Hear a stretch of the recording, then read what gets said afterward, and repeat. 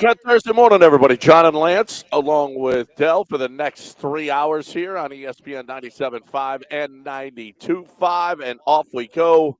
Man, what a game last night. I guess we should start with the Astros, but Hunter Brown got lit up. Man, you want to talk about when that wind is blowing out like that, just a crappy place to play for a pitcher. And I don't. Okay, is it Josh Lowe and Brandon Lau, or is it Josh Lau and Brandon Lowe? Whatever it is, Lau or Lowe hits a ball that he was pissed off leaving the batter's box. He's like, "Oh, I just popped out. I popped up," and it leaves the park, and you're like, "What the hell? What kind of place is this? What a terrible, terrible place." Thank you, Yankees. You suck. Your right field sucks, and everything about your organization sucks. So Hunter Brown gets lit up for the first time this year, and the Astros lose. They made a nice little comeback. Isaac Paredes now. Isaac is – I don't – okay, let me ask you a question. I'm not so sure that we're worse off right now with Isaac Paredes instead of Alex Bregman. It's honestly, I mean, it's better for right now. Yeah. Because Alex Bregman for April, May, I mean, Alex Bregman doesn't even show up until June most months, and sometime even later. So, yeah, Paredes is actually better right now than Bregman. Well, even with the start that he's had in Boston. Oh, well, yeah, I'd have to take a look at that. But I mean, Paredes certainly over the last 10 days has closed serious ground. I mean, three home runs and 4 home runs in 5 days, is it? Yeah. So, yeah, I mean, he's closed some serious ground in a short time. No one would have said that. You wouldn't have said that 2 weeks ago. So now, because of the recency, I mean, I'd have to look. It's probably pretty Bregman's close. 297. His OPS is 935. Pretty good. That's pretty strong. Good. He's got 11 homers. It's Bregman then. Yeah, but listen, it ain't that far off. And oh, by the way, dude is playing his ass off at third base. Yeah, he's been really good. He has not been a miss. It's been a good job so far by Dana Brown, finding him and implementing him. You like Walker to be a little better, but a little better. Little better. I mean, it is what it is. I thought he would be the one that after Paredes, but Paredes really played well before he got traded, and then he sucked after he got traded. And now he's playing like the player before the trade in 2024. So that's good. Walker should be better than this. So, I still hang my hat on Walker, Altuve, and Jordan at some point if you can get him out of where he's being kidnapped. But I still hang my hat on those guys coming around. I still worry about the pitching being able to hold up. And then, of course, I guess we better start with there's arm troubles in paradise again. Oh, my gosh. It is just ridiculous. Blanco is back in Houston to get his elbow checked out. You know what that means. I mean, well, he's going to get his elbow checked out. Oh, okay, 2 years. Okay, thanks. I mean, are you kidding me? This is ridiculous. This is ridiculous. The number of elbow problems that this organization has. And it's not even the most in baseball, but I don't get this. I just don't understand what the hell is happening here. Talk about. There's questions need to be asked. I mean, yes. something's got to be asked about this.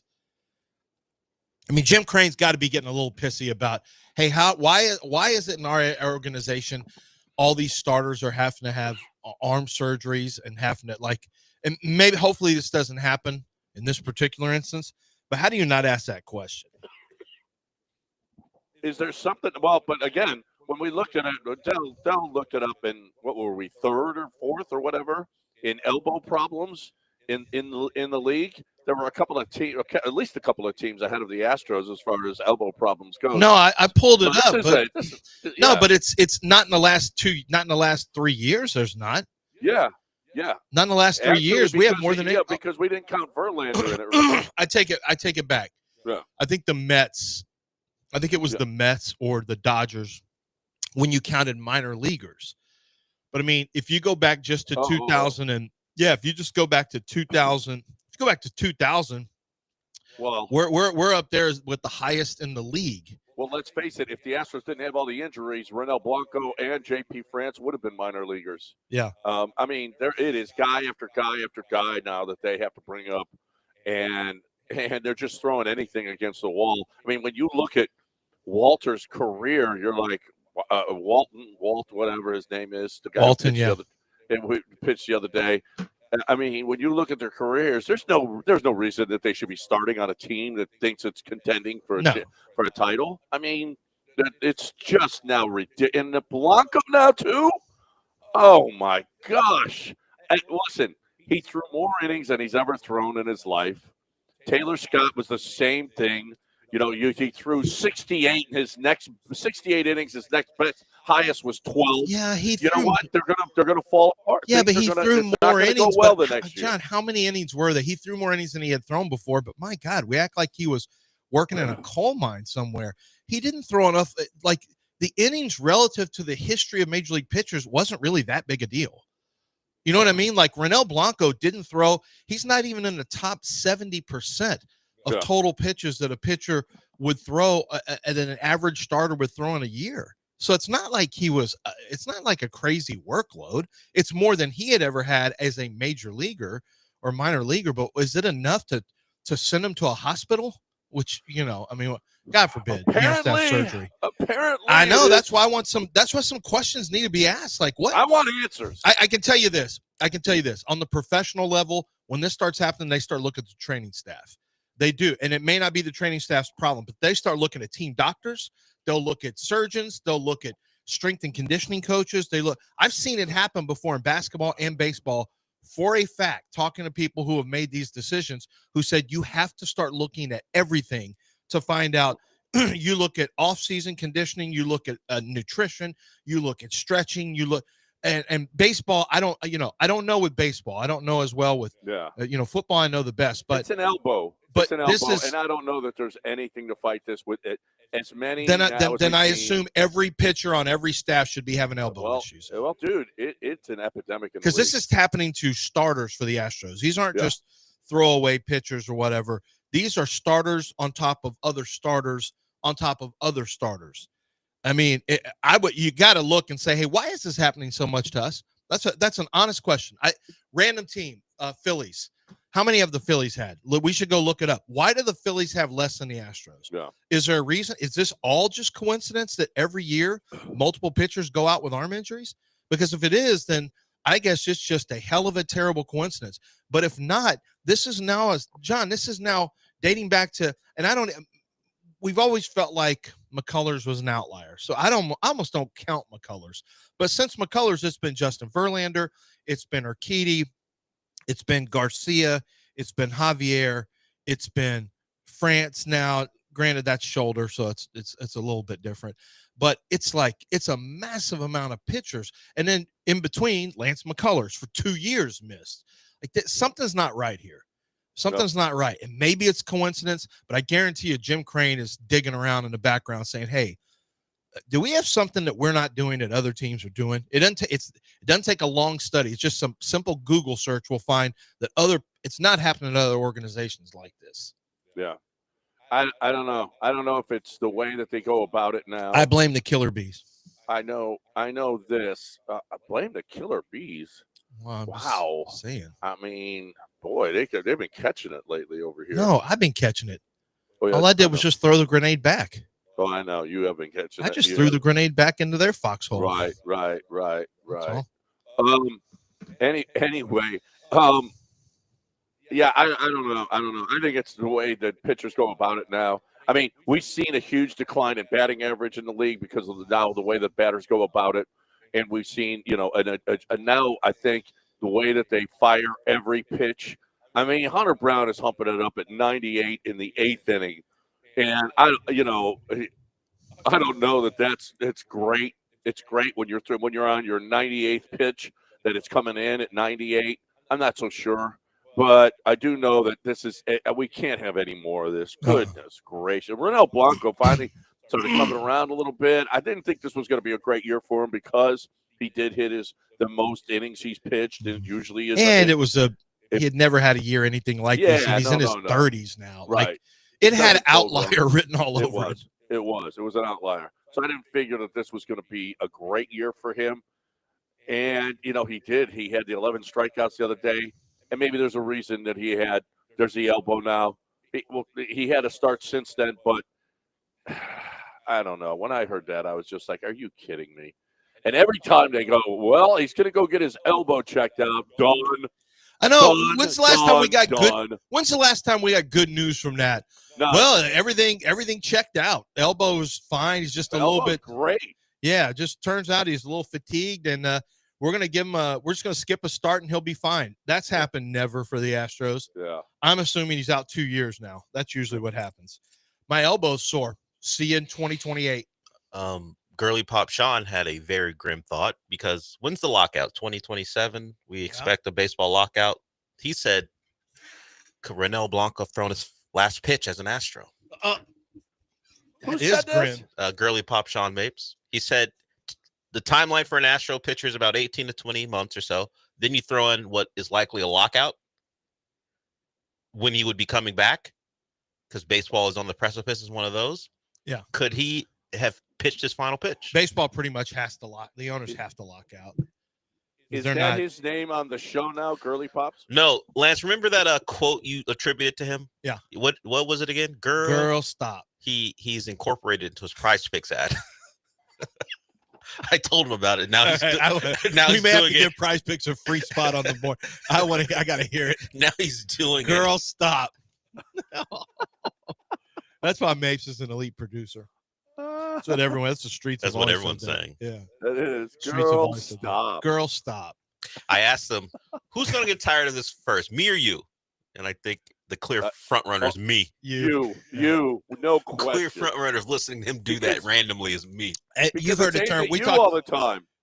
It's aimed at you. No, it's girl, not. Stop. He's not talking to me. He will just throw it in like Halliburton. Girl, stop. I want to see if he calls himself a big back because he's eating too much one time. That's a phrase, John, that I learned from my daughter that I had to ask Girly Pops, Sam and Abigail. I said, hey, have y'all ever heard this term, big back? Because it sounds like a pretty good term.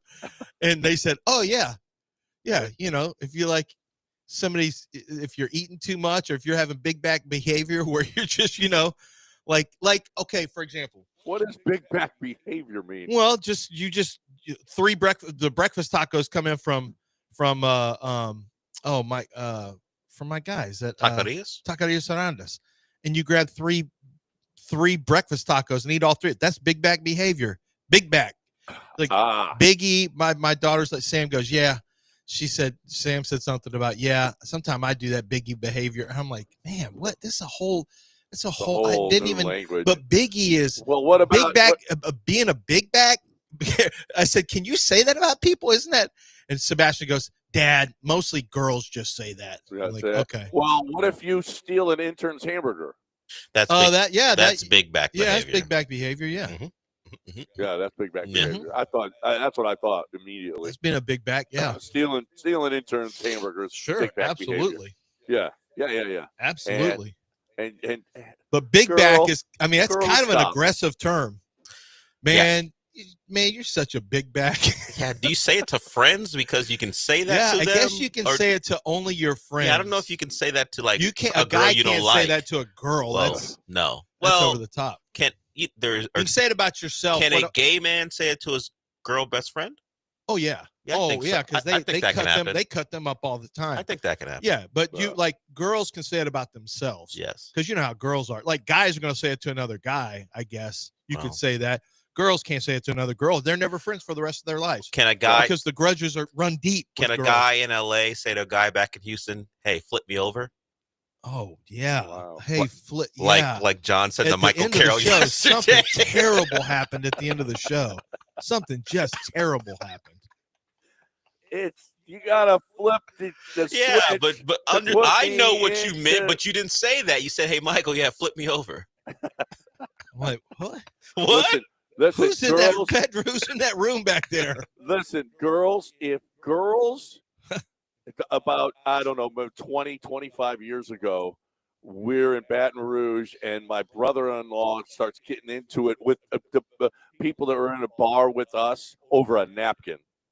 And he's what? over a napkin. How? And because he just took it. I guess my wife was drinking. She picked up her drink, and this dude just grabbed her napkin and took it. And it was a bar napkin. That would not like a dinner napkin. Yeah, he still shouldn't have done that. Yeah, probably shouldn't have. Yeah. So my brother-in-law gets out and they're going, and here they go, and it actually turned into a bad thing. Anyway, this girl comes up to my wife, and my wife starts yelling, and this girl goes, "Cow, shut up!"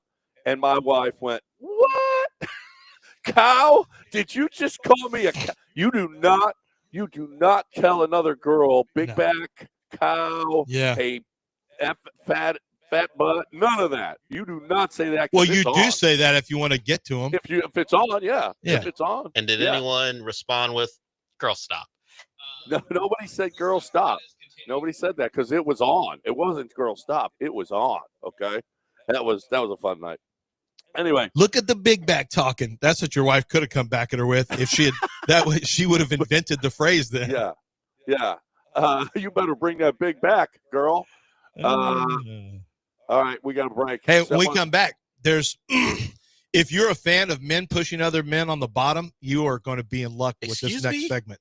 Wow. If you're a fan of big men pushing smaller men on the bottom forward as hard as they can, we've got news for you. Understood. Okay. We've got news for you. Okay. And if you don't like that, we still have news for you. Yeah, there's more news anyway. Okay, let's talk right now about GimmeTheVin.com. GimmeTheVin.com. John Clay Wolf. I don't know what the hell he's doing. He's just giving away $25,000 every month. $25,000 he gives away. Just gives it away. All you have to do is go to the website, GimmeTheVin.com. You'll find out how you can enter. You don't have to. No purchase necessary. You don't have to sell him your car. You just go and you mail in your entry, and you get 250 entries into the hopper. And then if he does buy your car, you get 1,000 entries. And I've seen that he put it out there on Twitter. Oh, this dude, I just bought his car, and he gets $14,000 on top of it. What? On top of it. So that is just crazy. So if you're going to sell your car, give yourself a chance to win some cash on top of it. Not only will you get the most for your car, but you've got a possibility, and a better possibility than others, to get cash on top of that, whatever you're getting. $25,000 a month out there. And if you've got a classic car, he loves that too. GMTV CC classic cars. You got to go to that one because he pays top dollars for those. But look, there's only one place to go if you're selling your car. GimmeTheVin.com. GimmeTheVin.com.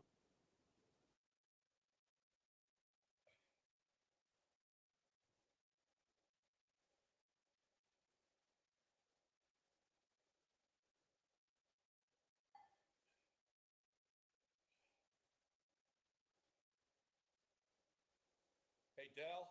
Dell.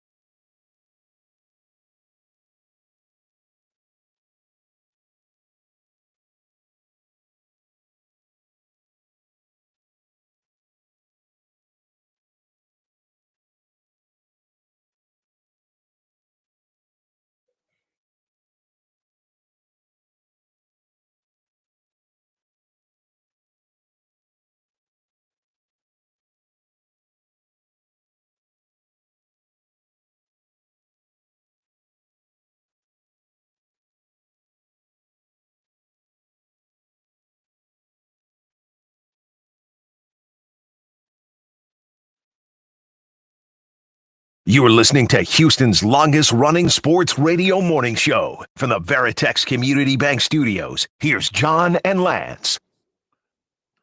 All right, welcome back here on ESPN 97.5 and 92.5. So you want to talk about the tush push? Let's do that. That didn't pass. We got to get to this basketball game too, because it was awesome. It was awesome. But okay, so I assume when you were talking about other men pushing other men from behind, this is what you wanted to talk about. I'm assuming that. I don't know. You could have some weird thing going on that I don't know about. But the tush push, a lot of people, I don't know. I don't really care. I mean, it is very rugby-ish, and I think that's the argument that it's not a football play really. It's a rugby play, and I can see that's where people have a problem with it. I think that's accurate. And not just because one team is so much better, because everybody catches up at some, right? I mean, you're going to find a way. They might find a way to stop Philadelphia, or you find a way to get better at it. Well, here's my big problem with it. This is where I think it's fundamentally flawed, but I get the idea that you still have to stop it. Here's my problem where I think it's fundamentally flawed. One side knows the snap count before the other side, so there's an inherent advantage when it's let's say eight players pushing in one direction, realistically 8 to 9 in one direction against the other 8 to 9, but one team has the snap count advantage. It's not like they have.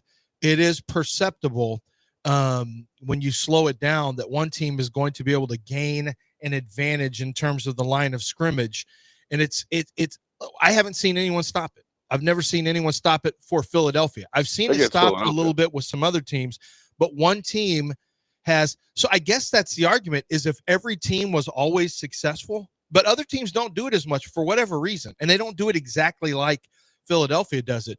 If every other team did it as often and it always worked, I think they would ban it. But I think they're having a hard time banning it, saying, well, I mean, but it's not a completely unstoppable play, because we have seen some teams fail at it. Philadelphia's success rate is, I don't know, John, what is it, 90%? Like higher than that? Higher, probably. Probably higher. I mean, because even when they have there are times when they have 3rd and 2, they do it because they know that in 2 plays they're going to get 2 yards. Right. And, well, it would be interesting to see. I mean, Saquon Barkley still had a huge year, even with the tush push, right? And touchdowns, both he and Jalen had. Can you imagine if they had abandoned what Saquon Barkley's value would be to that team? I know. He would have been last year. He'd have been close to 20. He'd have been about LaDainian Tomlinson territory, touchdown wise. And LT used to have sick numbers of touchdowns. Like, I don't think people realize or remember. Fantasy football players do. LaDainian Tomlinson probably is in the fantasy football first ballot Hall of Fame all time. I mean, here's his touchdown numbers, John. And I'm just going from his 4th year on 7. These are just rushing touchdowns. 17, 18, 28. He had a year with 28 rushing touchdowns.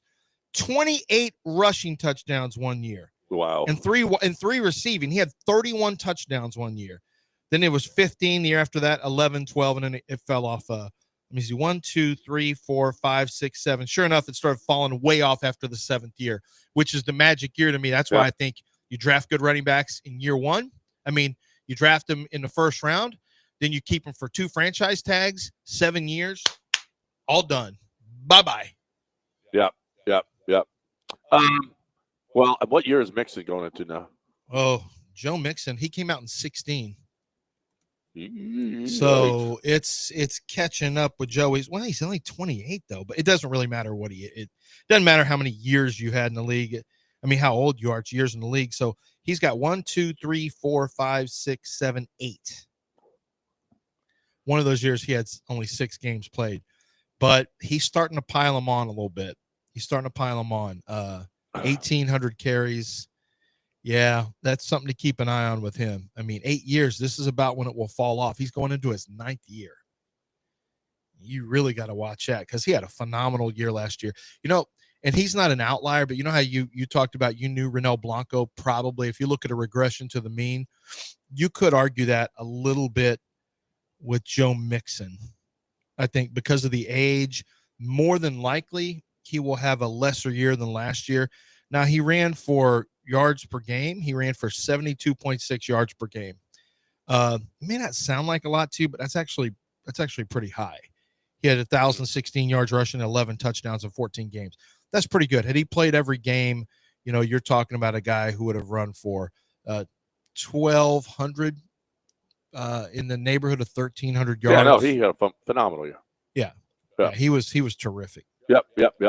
But I don't believe that you still got to have that guy behind him. So Yeah. I don't, it's going to be.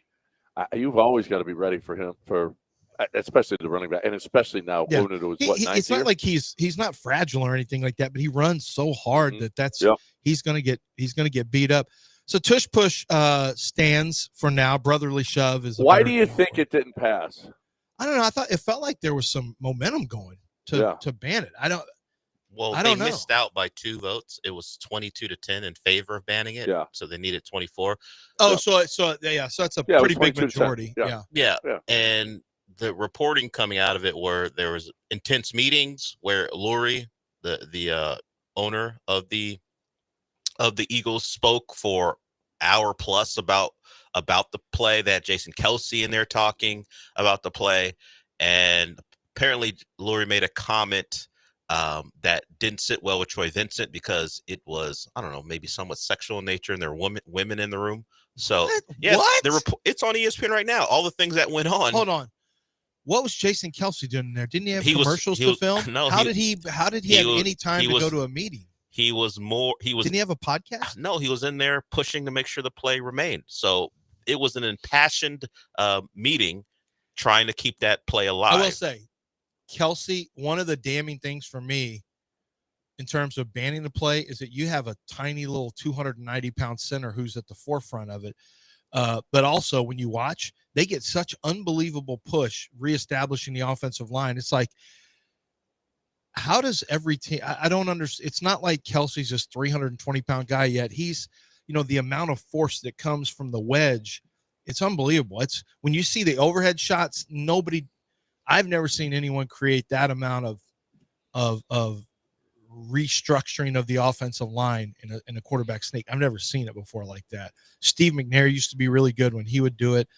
Tom Brady's one of the great quarterbacks. Isn't Brady that's the great quarterback sneak? Yes. Yeah. So it was written by Seth Wickersham on ESPN. Toward the end of a speech that lasted close to an hour, Lurie made an analogy telling the room that regardless of whether the play was banned, it was a win-win for the Eagles, adding that it was like a wet dream for a teenage boy to create a play that was so successful that the only way for it to be stopped was for it to be banned. And that was the comment that Troy Vincent had a problem with. But either way, it was a long meeting. Owners were bothered because Lurie wouldn't shut up. But he did enough. We get it, Jeff. Enough. In fact, an hour speech about the tush push. Give me a break. How does that happen? The owner of the 49ers, Jed York, asked Lurie, how much more bleep did he need to say? Because he had been going for about an hour. Who said that? The owner of the 49ers, Jed York. How much more bleep do you need to say? At what point? If I'm an owner, okay, it's enough. 10 minutes would have been enough. I've had enough. Okay, let's vote on this thing. Stop already. And it wasn't just Lurie. Like Jason Kelsey got up and spoke. They really wanted the play to remain illegal, and they did just enough to keep it so. Yeah. Oh my gosh. I you know what? I'd have voted against it just because you wasted an hour of my life. I know that would have literally swung my vote probably. Like, you know what? Let's get rid of this play. That was unnecessary. Yep. All right, we got a break. 713-780-37. When we come back, that basketball game last night was fantastic. The Halliburton, the most overrated player in the league, Halliburton by NBA players, is looking like one of the dumbest things that's ever been actually uttered. They don't like him. Again, he did it. They don't like him. It's simple as that. They don't like him, and in the meantime, he's busting their ass. Just bang, bang, bang, bang, bang. All right, we'll talk about it on the other side right here on ESPN 97.5 and 92.5.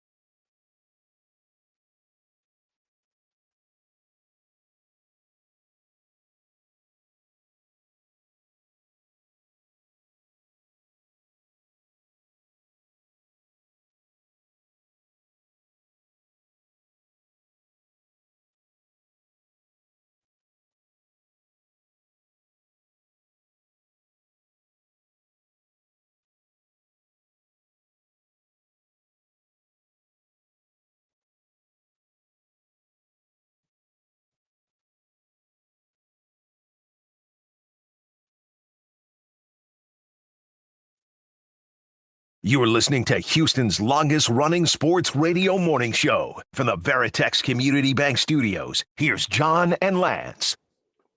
All right, welcome back here on ESPN 97.5 and 92.5. So we're going to tie this game last night into a Rockets segment. You're going to say, well, how are you going to do that, John? Well, it's interesting. The comeback was the fourth comeback that they've had, 15 points down or more in these playoffs. I mean, it's incredible. Three times winning. They've won 3 times down 7 or more with a minute to go. That's impossible. That's an impossible. That's impossible. It's like ESPN had the stat. It's like 4 over a certain amount of time. It's 4 and 1,539, something like that.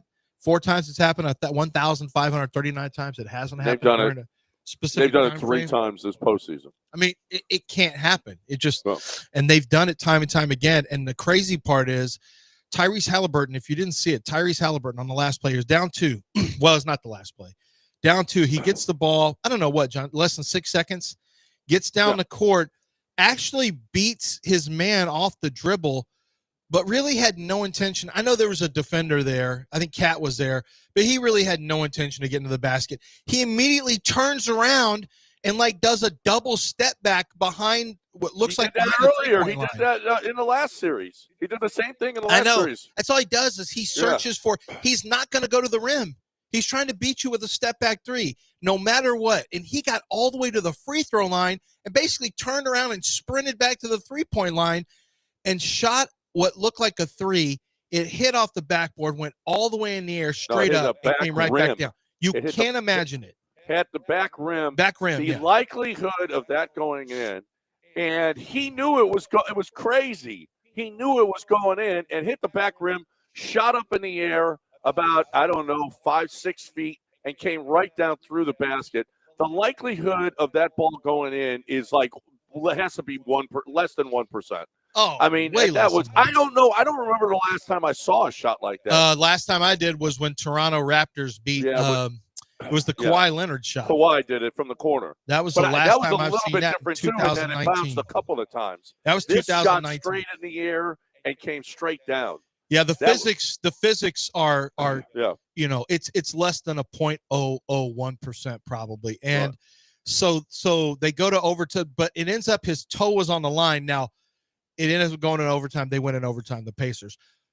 What was noteworthy from just us talking about this is he, after that makes that shot, he goes to the double choke, hands on the throat sign, looking at the sideline, just like Reggie Miller from the Knicks did the Spike Lee from the – Reggie Miller from the Pacers did the Spike Lee from the Knicks. The exact same scenario. Right. It would have been even better had it actually been a 3 to win the game, John. That would have been classic. Well, that's and I'm not. Are you supposed to do the choke sign anymore? Yes. I don't know. You can't do throat slash, but you can do choke. Okay. Yeah, you can. I was just wondering. You can't throat slash anymore, but you can do choke. I don't know if the NBA doesn't have a whole lot of rules, but was he looking at Spike Lee? Was he looking at Reggie Miller? I don't think Spike Lee was there.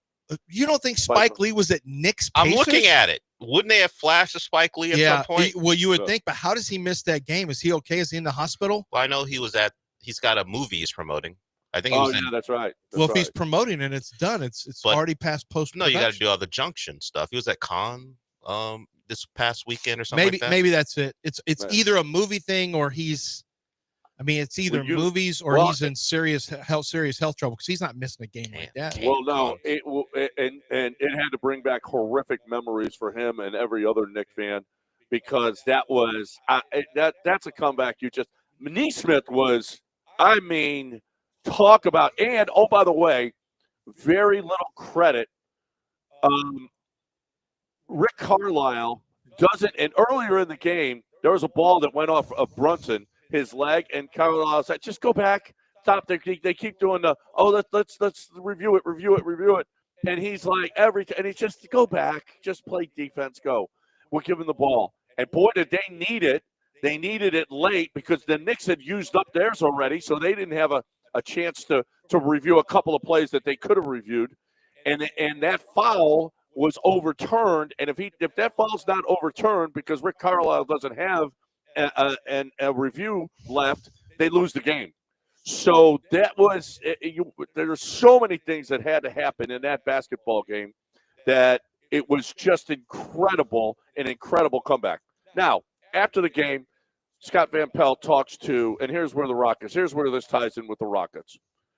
He talks to Tyrese Halliburton and asks him, how do you guys keep on doing this? And here's what Halliburton had to say. Well, I think the interesting part about this group is after last year, front office did a great job of keeping us together. We've played together in so many different, different situations, and I think that just keeps us poised. And we got a lot of guys who, are just willing to take the big shot, willing to make big plays. And I can't explain everything that happens at the end of these games. I would like to not get in these 15-point deficits, but I'm really proud of our fight, and I'm pretty proud of our fight, man. So we just got to keep going. Okay, so there's something there. There is something there. I mean, the Pacers hadn't won anything, and there's you start to get now. I don't know what the situation is there with their ownership and how committed they, whatever the case may be. They're doing a hell of a job. They've got players that know their roles. They can score. I mean, with Miles Turner and Neesmith and Nemhard and what's your connection? What connection are you drawn to the Rockets? Keeping the team together. Okay. So here is Vanessa sitting down with Rafael Stone, and listen to this answer about what this offseason is. Now the goal is to build a championship team. So what's the next step in making that happen?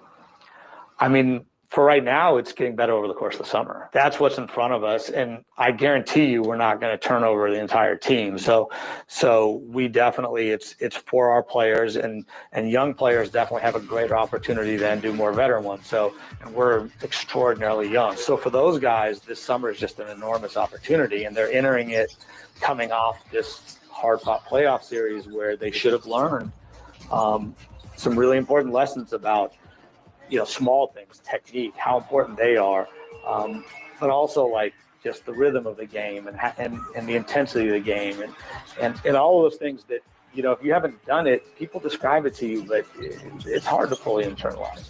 So our whole team has that under their belt. So to internalize that, come back with the renewed focus, those things that were a struggle in the playoffs, make sure that you're really working on those areas. Just generally the areas of weakness that you had last year, make sure you're bringing those up, and your strengths, make sure they're stronger. Yeah. Okay. I like it too. I like the answer. I like the answer a lot. Yeah, you don't just, it didn't work. Let's do. Yeah. Now. He did say. He didn't turn the whole we're roster. Keeping it. Yeah, we're not going to overturn the whole roster. I think there's going to be some changes, but there is no reason to panic here with this team. The question you have to ask, that's not a panic, is, do you project over the next 2 years, because we have a lot of contracts coming up, with guys on the bench or whatever? Do you think this team has the type of build? Or do you think something can be added to the build, something minor that doesn't require busting it up to win a championship? You have to ask yourself that. And I do have some questions about that, because Jalen has now – I've never been fully on board with Jalen, just haven't been a full believer. Man, I was starting to be okay with it. And now after the Golden State series, I'm like, man, I don't know. Well, I understand what you're saying, John. I get it, but here's the thing with the Pacers: they did trade 3 first-round picks plus players for 2-time All-Star. They did trade for Pascal Siakam and then made the playoffs last year, and then they're on this run this year. So they did make a big trade, right? But so Siakam is just a role player for him. He's averaging over 20 points per game. I don't know if you call him a role player, and he's a 3-time All-Star. They did go get a champion as well. So they did go acquire an All-Star and a former champ, but who was 29 at the time. So that would be the difference. They got an older player, older as compared to the rest of the roster, who had won something and was a big part in that playoff run for the Raptors. So that didn't rip their team apart, but maybe that's the type of move that the Rockets need to make. Exactly. That's exactly what I'm talking. Exactly what I'm talking about. You didn't have to tear the team apart. You gave up draft picks. Oh well, but you're going for it, and you got a really, really good player and a scorer. But man, they got scores all over the place. Holy well, crap. they're older too, though. I mean, Nesmith is 25. Miles Turner's 29. Nembhard is 25. Pascal Siakam is 31. I don't want to become an old team. Obi Toppin, who comes off the bench and scores 10 a game, is 27. Benedict Mathurin is one of their young players. Yeah. But the point is, they're a little more like, we're still an extraordinarily young team in Houston. Extraordinarily young for the best players. I mean, yes. That said, we've been together for a little while now. It's 4 years that we got LP and Jalen. So what are you saying then? I'm saying it should click more than this, or it no? should. I don't think we're that far. We don't have to wait till they're 31. I think this team has been together now, and yes, I think it's the foundation of a championship team. It's coming together. I think it's the foundation of a championship team. Yes, it's coming together. It could be the foundation. It's just the question is, I think there's a question about what it's not where it needs to be, but it's really it took an extraordinary jump in 1 year.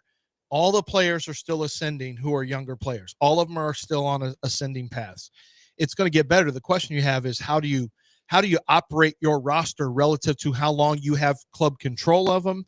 How do you move forward in a smart way to maximize this talent and I guess the commodity value? I mean, this is where Rafael Stone's got to maximize the commodities that he has, because it's not going to look the same in 3 years. It's going to look drastically different. Right. So how do you keep that core? He has accumulated. He's done a great job accumulating draft picks, and those assets can be valuable in a trade like a Siakam or someone similar. He can absolutely maneuver. He's got the number 10 overall pick this year. I just don't see them unless it's a backup center. I just don't see them using that pick. Ime just doesn't even. He won't even play him. What's the sense? What's the sense? And I heard something surprising because I was delighting in Boston's misery. So I listened to one of their post-game shows, and the prospect of Ime, the comp between him and Joe Mazzulla came up, and they weren't that complimentary of Ime, which was surprising to me. Now, really? He was only there. He was only there for the year. So as far as a head coach, so who knows what he would have grown into? Because John, you were pointing out all of Rick Carlisle's things. Now, Rick Carlisle has been around a long time. He's a champion himself. He was the coach of that Mavericks team who caused LeBron to fall apart, and they won the title. So he was with those Pacers teams who pushed LeBron as well. Actually, take that back. He was with the earliest Pacers teams, but now he's back. But either way, that's a guy who's won championships, gone through these wars over and over again, and he implemented a system that's pretty much a perfect fit for their best player, Tyrese Halliburton at point guard. So while we talk about the roster itself, what's the added value for Ime besides the toughness, the mentality, when it comes actually down to coaching on the court? I think there needs to be growth there from him as well, because it's not just about who you put on that roster. What is your coach going to do in situations like we saw last night where Carlisle pulled all the right strings? I liken him more to Tibbs than I do Rick Carlisle. Yeah, good call. Yeah, he's more attitude, hustle, hard work, play tough, defensively, being a willful physicality, team, all of those things. Yeah, being a willful team will get you through. Right. It's less about the. Well, and now Tibbs is there though now because he got the play. He's got the guys now. Mm-hmm. Tibbs is there, so I don't know if it's going to take as long as it's taken Tibbs, but I think Ime is going to win. I think the real problem with the Rockets right now is you're a young team, so you don't want to rely on a draft pick, another young player. But what you're looking for is you need to fight. If you really want to grow and win and compete for multiple championships, you do have to grow your own. Like, you can't just happen by unless you get players who are 24, 25, you can't just try to look at getting guys who are 30, 31, 36, like Kevin Durant. It's just such a little Band-Aid move. You really have to look like what they miss is they're really missing skill. Well, like they're not very skilled. How did the Knicks put together, Villanova? They did a lot of wheeling and dealing. They also got Cat. Yeah. They also got Julius Cat. Randle. They Cat. didn't grow their own with Brunson. They didn't know that to not. Well, but that's one team. But the teams that last for a long time, like Golden State, they showed you how. Well, Halliburton's not one of Pacers' own. Now he's been there long enough. They got made a him trade after 1 year, right? But so they saw an opportunity. They traded away a good player in Sabonis, and they saw an opportunity because they saw Sabonis wasn't going to elevate them, and then when they got Halliburton, and it's taken a while because he got there in 2022. 2 injuries, and he hadn't been great. Yeah. But he wasn't great then. But Siakam came around and things was flipped as Halliburton got older. So there are multiple ways to do it. But maybe what we should be focusing on is maybe not a superstar, but just a really good player who's an all-star who can score. Yeah. They need skill. They need a shooting skill. There's skill level stuff that they need. One penetrator who's got a mid-range game. What we're seeing in the NBA playoffs right now is the mid-range game never died. It was on life support, and it's really made a comeback. And you know where Minnesota went wrong the other night? They just got away from threes. it. They started shooting a ton of threes. They panicked in the third quarter and just started shooting nothing but threes. That is the Thunder's philosophy, and they played right into it. The Thunder are like, we will pack the paint. We got the 2 bigs. Go ahead. We will trust that your 3-point shooting isn't enough to beat us. And in game 1, it wasn't. All right, we got a break. 713-780-3776. Who's got thoughts on this? You're more than welcome to get in here. I want to talk about your air conditioning. It's 1 billion degrees now, every day. It's going to be it's never going to let up. It's not letting up for a long time, people. Man, November is a long way away. So if you're somebody that hasn't checked out your AC in a while, it's something that you have to do. I love what Air Team did for me. I didn't. I was stupid. I didn't check out my air conditioner. A small thing led to a big thing. Replace air conditioner. That turned into a big job. But Air Team made it about as easy as it possibly could, and I appreciate them, and it's great. I still didn't need to spend that money. I didn't want to spend that money. Do you want to spend that money? Because if you don't, get your air conditioning checked out. See if the Freon's okay. See if there's a leak anywhere. Clean it out. When was the last time you cleaned out the air conditioner outside? They do it all. Let them do this now before they're so busy putting in all new systems for everybody because they break down. Do it now. 713-936-5346. 713-936-5346 or airteamltd.com. Now you're going to combine here.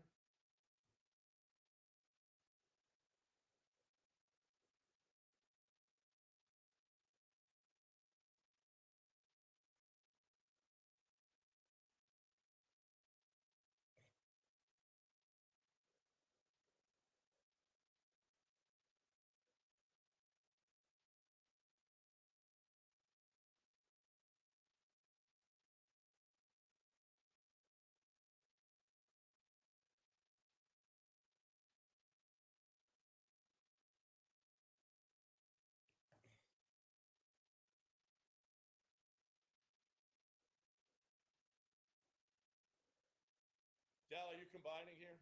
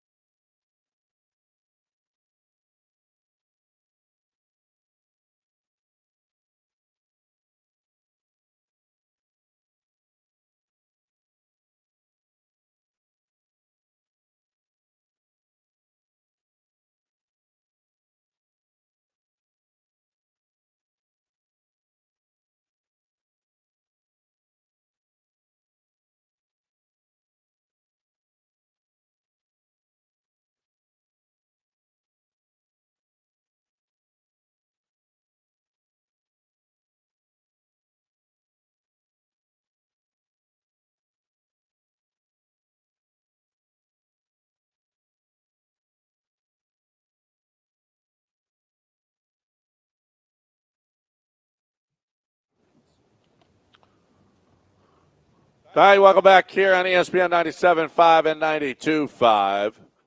We really haven't talked about the Astros much. They took one on the chin. They got how about this series this weekend now? Got a little Mariner. Going to marinate this weekend. Let's go. Seattle coming to town for 4, starting today. They continue this run of no days off, the 17th straight. These are the last 4. You got McCullers against Kirby tonight, Gusto against Hancock, Valdez against Wu, and then I don't know what you're doing on Sunday against Castillo because down goes Blanco. Down goes Blanco. And look at this rotation now. It is not Forrest Whitley. Forrest Whitley, yeah, he looked great yesterday.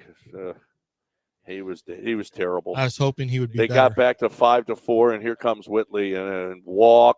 I mean, the dude hasn't pitched in like 17 years, so you can't blame him for being a little bit wild.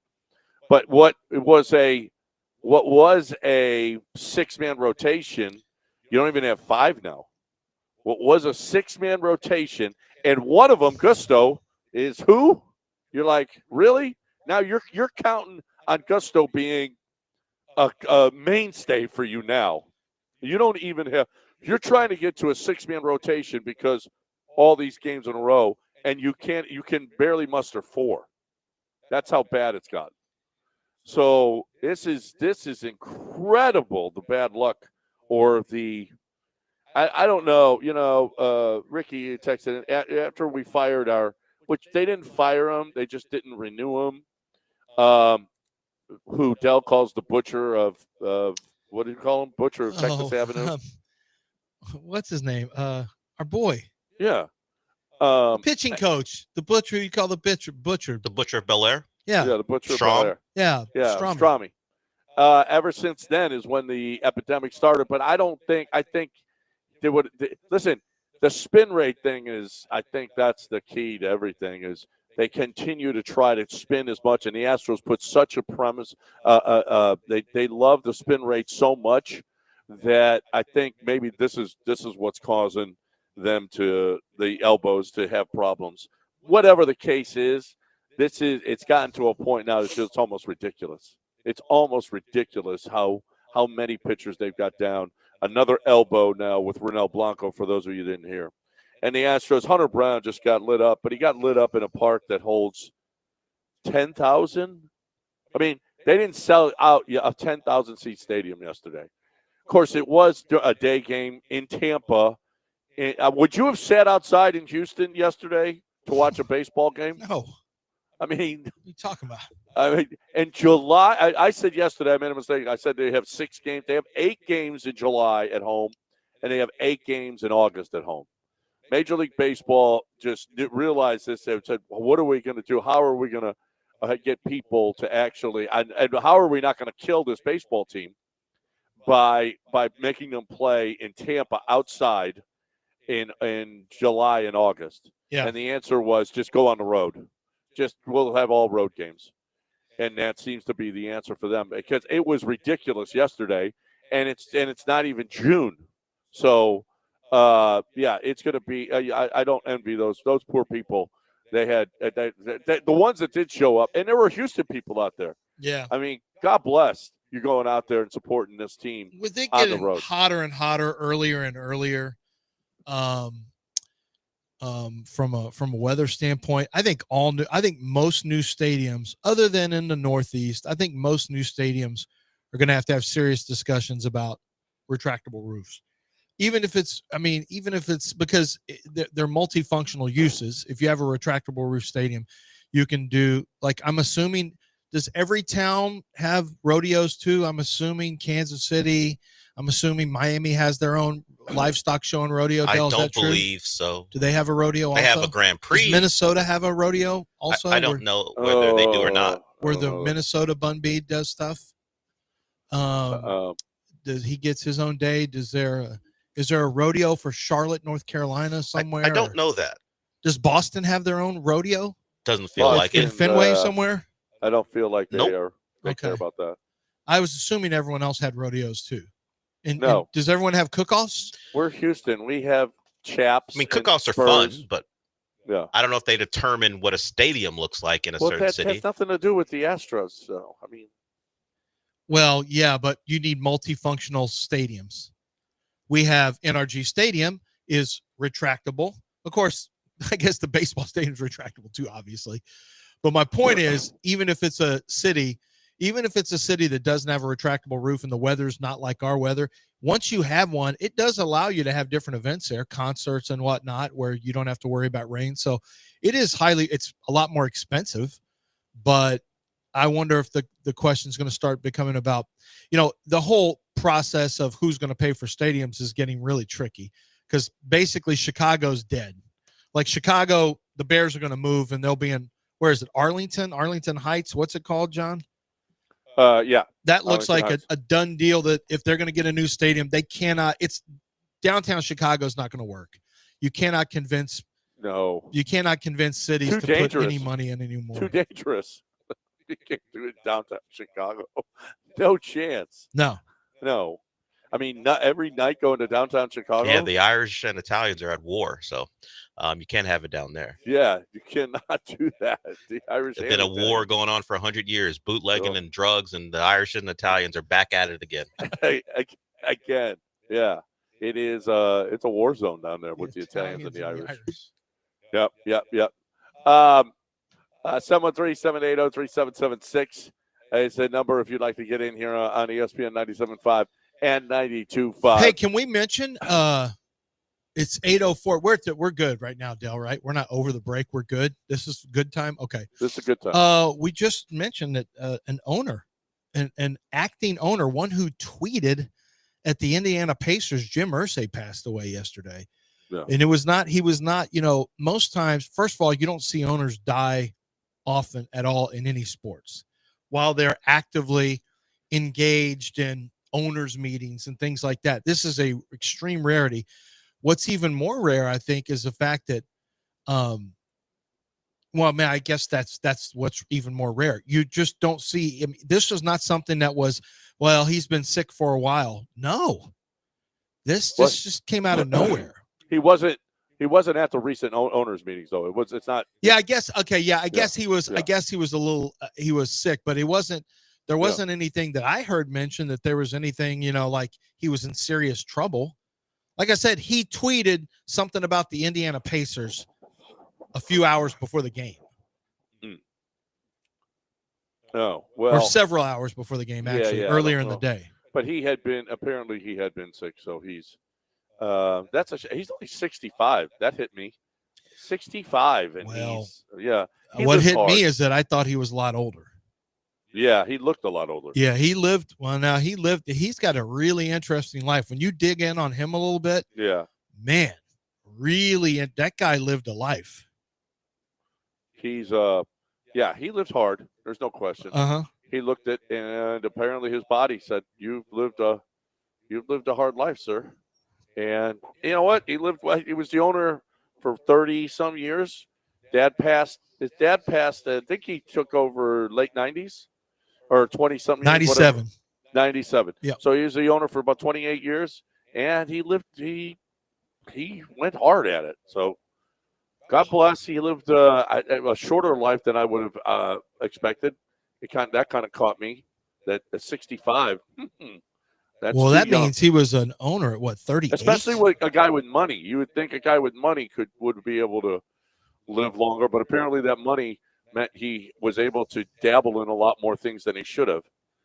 So, yeah, he was young when he took over the team. He was in his 30s when he took over his team, and now his daughter, and who's actually she's been active with the team for quite a while. So this is not going to be anything new. He's got his succession plan involves 3 daughters: Carly Irsay Gordon, Casey Foyt, and Kaylin Jackson. But Carly Irsay Gordon is active in the building all the time. So they do have a succession plan in place.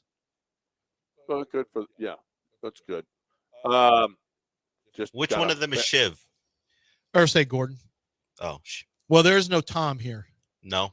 Yeah, there's no Tom. It's just a bunch of Shivs. And she's the one who Irsay Gordon is I mean, she's been a team vice president since 2008. Oh, So, yeah. Yeah, she's pretty locked in. Yeah, I would imagine. She's heavily involved. I've talked to people over there about it, and she's good. She's locked in. They really like her. So well, I think it'll be a smooth transition. The question is, are the children, are they serious people? We're about to find out. Probably more serious than the dad. You are not serious people. I think they're a lot more serious than what was their last names? Roy.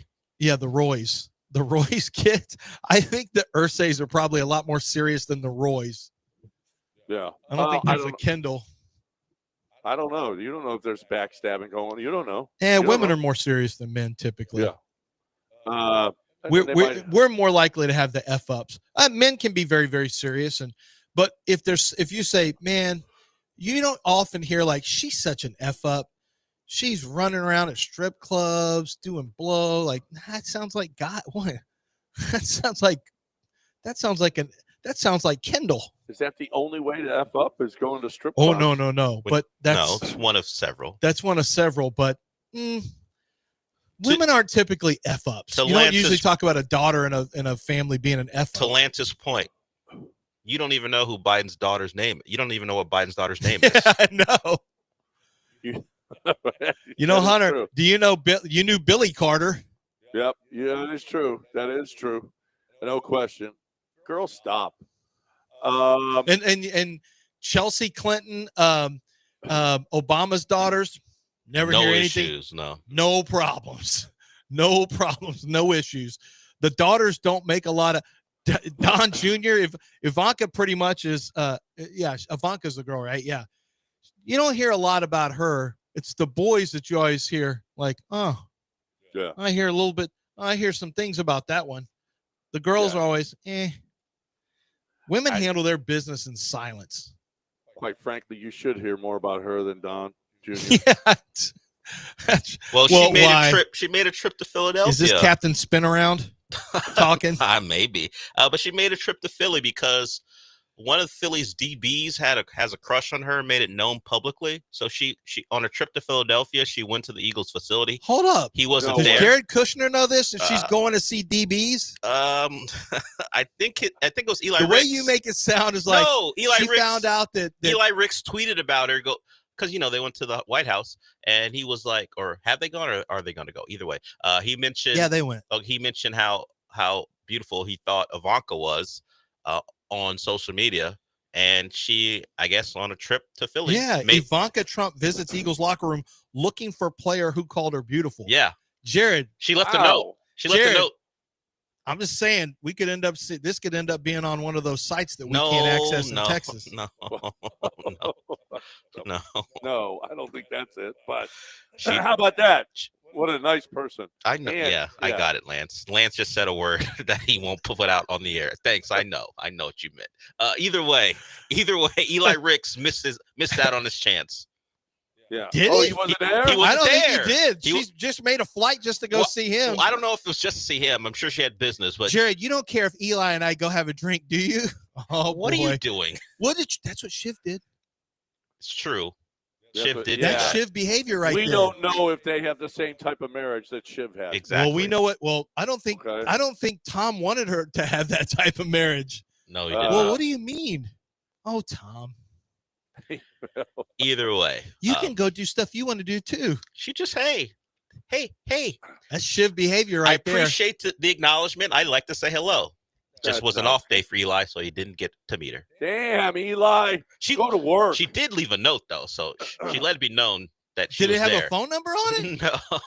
You don't know. No, the note maybe was on the back and they didn't flip it over, but on the front side, it was just a nice message saying, "I acknowledge that you tweeted about me. I was hoping to see you," so on and so forth. I cannot imagine what was said in that locker room when they found out that she came in and left him a note. Some ugly things. It is a locker room. Filthy Flarney. Yeah, it's a locker room. Like, you gonna bunch of questions if he's gonna do this or gonna do that. Yeah, he tweeted, "Donald Trump daughter's beautiful. Damn." That's what he tweeted. Oh, nice. And then she made the trip, and the note, she said, "Stop by to say hi. Sorry to miss you. Go Birds, Ivanka." And she tweeted that out. And she said, "Missed you today, Eli." That's like if Dua Lipa left something in my office. Yeah. I'm like, what the What the? I was gone. Dua Lipa left me some kind of empanadas. Why would she leave you food? Well, maybe I know, she brought you that's potato the love. chips. That's my love language. Empanadas, and she would know. Now she knows that. So That's my love language. Tamales, empanadas. Not that she's Spanish. She's Persian. she's Albanian. You might want to learn that about your crush. Albanian, yeah. Yeah. Oh, man, them Albanians, boy, they can go. Let's break it here. She Let's talk. doesn't want to meet you. Yeah. No. she Ooh, wants they to- can go. Yeah. Those Albanians can go. First time that's ever been said in radio history. Ooh, now those Albanians, they can go. Well, if they all look like Dua Lipa, holy. Well, that's pretty. There's a place you want to live. Yeah. All right, we got a break. Let's talk a little. Maybe you could. Well, you've already got a ring for somebody, so that's all. But Zadig. for other Zadig people, Jewelers. Yeah. I saw a picture yesterday. My girl Catherine Ross from Public Content, a PR agency. I was going through the little Instagram, and she had a picture with Amy Zadig, and she was talking about how she loves her. You know, the Zadig family is really well liked across the city of Houston. They've been involved in a lot of different charitable stuff, a lot of social events, it's a name that's been synonymous with jewelry here for over 40 years and continues to be family owned and operated. Zadig Jewelry is 28,000 square feet, and it's the largest you're going to find anywhere. 1801 Post Oak Boulevard is the location. They own that building. They've got Uchi right there. So if you're stopping in and having some sushi, why don't you walk right into Zadig and just check them out for yourself, because Zadig Jewelers, they've got something for everyone. They have got every type of gift that you can imagine when it comes to jewelry, and they've got experts in there to help you stay inside your budget if that's what you're looking for, or if you're looking for a specific design, if you're looking for something to show her thanks for the baby that you guys just had, or maybe it's an anniversary, a 10 or 20-year anniversary, you want to do something special, or a birthday. It doesn't matter, because they have experts who can help you find it, from luxury watches to tennis bracelets to diamond earrings, pendant, and of course, engagement rings, where they are the best in the business. Synonymous with the top jewelry in the city of Houston for over 40 years is Zadig Jewelers, Zadig.com, or head on down to 1801 Post Oak Boulevard.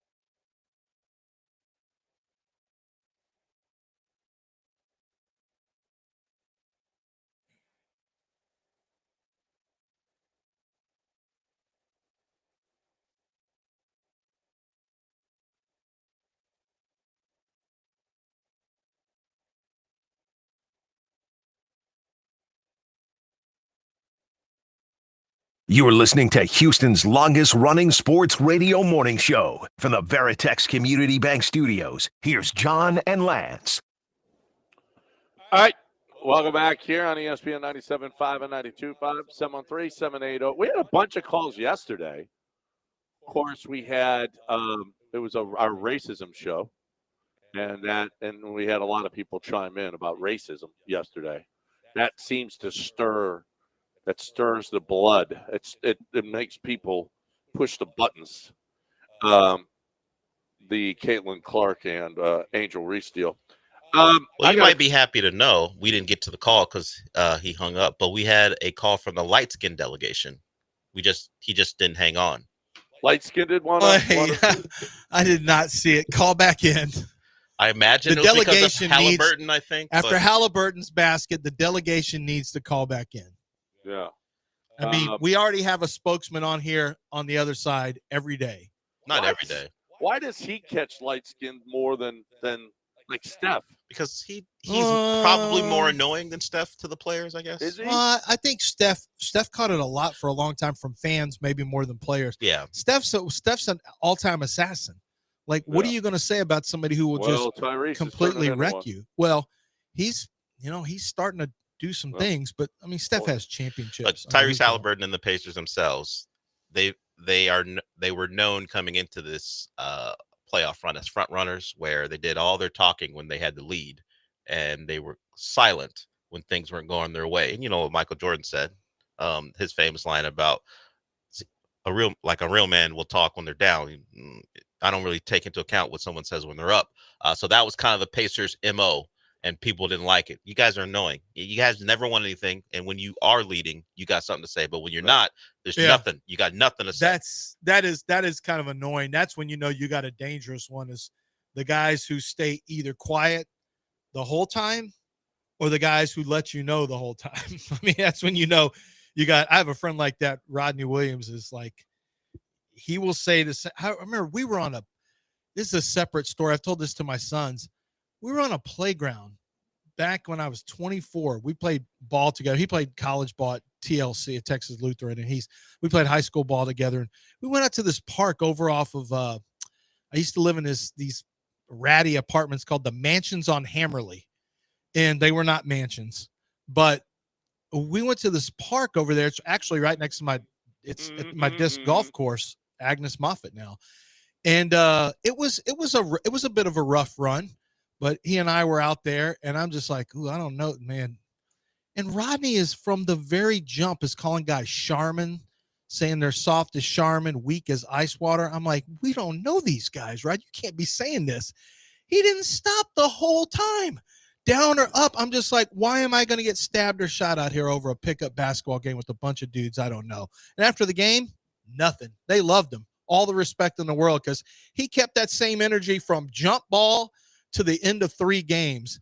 And that's when I realized, man, if you really live it, if you are all in and committed, as long as you don't cross certain lines, you can't cross certain lines.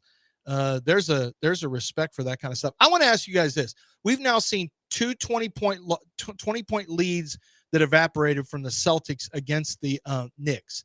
We saw a 14-point lead evaporate from the Celtics against the Knicks. We've seen a 17-point lead in the fourth quarter evaporate from the Knicks against the Pacers. And then I know we had some in the West. I know it happened in the West too, but those are the 4 in the East that just come to mind. What's the discussion? Like, what do we need to be talking about here? Because obviously, is it the style of play? John, you've mentioned this before. You keep shooting those threes.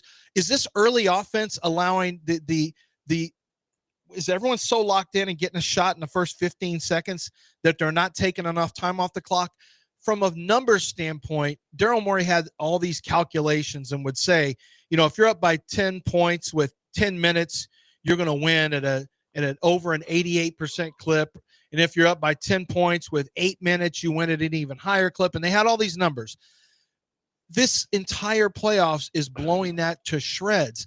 And at some point, from a time standpoint, you just don't have enough. You shouldn't have enough time.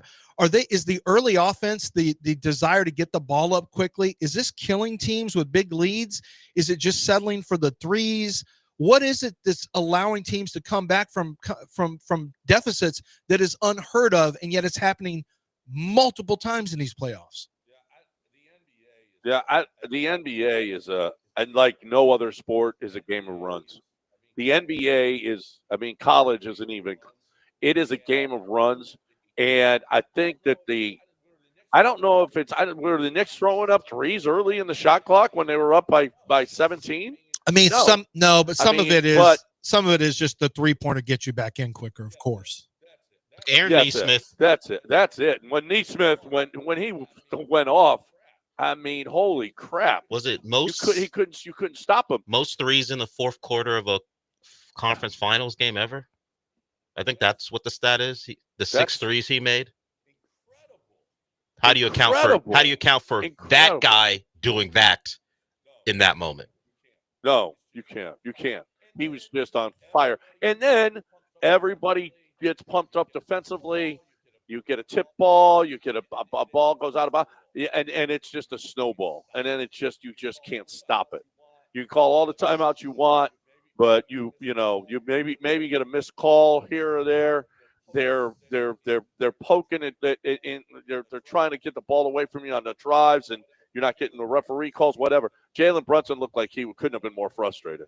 Could not have been more frustrated toward the end of that game. It was, it's incredible what these runs that Indiana's going on, and the Knicks went on against Boston. You're right. I think this is the NBA right now. Is that you got such good shooters that when it starts to get out of control, then you can't stop it. Yeah, but I feel like there's still a way to be better closers. I feel like there's the way to be better closers. I mean, some of it is being able to, one of the things that I always thought was incredible about the old school Utah Jazz with Stockton and Malone is you could give them 6 seconds on a shot clock and they could get to a good shot because they had a phenomenal understanding of how to run a pick and roll, and they created four options off the pick and roll. Like they knew Stockton was able to get into a good shot. Fred VanVleet does not get them into a good shot. When the ball's in Fred VanVleet's hands too much, he's not going to pass and he's about to take a bad shot. I think the ability to get a good shot with 8 seconds or less on the shot clock to create a good shot is an art form because you get a kill off 16 seconds in the shot clock, which is huge. And then I feel like that was a downfall. Yeah, that was a downfall of the Rockets. Of the Rockets, yes. It was a downfall of the Rockets. So I'm looking at the final 3.5 minutes or so when the Pacers were down 14. Now the Knicks missed the free throw by Brunson, but Brunson made a three with about 5 seconds or so, if I'm just going by the last Pacer shot to a Knicks shot. Yeah. And then again, Towns shot a three and missed it probably with 19 seconds off the shot clock. So they were not jacking up shots early. They did miss free throws that gave the Pacers a chance because Nesmith kept knocking down threes. But the Knicks were taking their time, relatively speaking. It wasn't like quick shots, bad shots. What are you guys doing? It was just the small mistakes they did make, like a turnover here or a missed free throw there, were taken advantage of because Nesmith could not miss. Yeah. So the Knicks didn't go scoreless in that stretch. They played a relatively, let's say, average last 3 minutes. It was just the Pacers were spectacular, and any mistake they made was capitalized on. So I don't think the Knicks are going to get they lost, so they're going to get crushed. But I don't think their handling of the last 3.5 minutes was a conversation at all, because I don't think you can point to anything other than, hey, if you don't miss your free throws, Halliburton doesn't have a chance. Yeah, making free throws is how you close games. It's huge. I mean, honestly, making free throws and getting good shots in the last 8 seconds of a shot clock. But this is one game we're talking about. This has been it's turned into, I don't know about chronic, but this is unheard of to lose leads by 14 or more 4 times in a playoffs, where the road team, and every one of those times it's been road team winning, right? I think. Because Boston screwed up twice. Boston was at home. Yeah, Boston's 2 were at home, and then the 14-point lead that they had that they blew, I can't remember if that was at home or not, but these are all happening at home too. It's crazy. There's got to be an explanation. I bet if you really look and dug in on it, I'm sure missed free throws are a big one, and being in the bonus and letting the other team get to the free throw line because of a stupid foul where they're scoring points without the clock moving. That's obviously a huge one. Yeah. All right. 713-780-3776. We right now are into the meat and, well, the highlight of the big Texas Card House Atlas Poker Series. That's a mouthful. So what is that about? Well, there's $300,000 on the line. $300,000 that you can get a piece of if you go get on over to Texas Card House. Texas Card House has the biggest events in this city. I don't know when it's going to get, another 300,000. I'm sure there will be some more, but this is huge. This is huge. And if you're looking for a great way to get in on that money, let's go. Get to Texas Card House. If you don't like to play live poker, you got hijack poker, and you could go to Texas Card House and deposit the money. Maybe you can't use your credit cards to deposit the money. You can go to Texas Card House on Westheimer and Green Ridge or up in Spring, and you can deposit the cash or whatever you want up there and do that live if you don't like to be around people. But if you like to be around people, if you love to play poker, Texas Card House is the premier facility now in the city of Houston. Well, in the entire state. They're in Austin. They're in Dallas. They're everywhere. And it is just getting bigger and bigger. And it's the biggest that they've been right now. So if you're looking for a game, Westheimer and Green Ridge, you want a piece of that $300,000 that's up for grabs right now at TexasCardHouse.com, TexasCardHouse.com.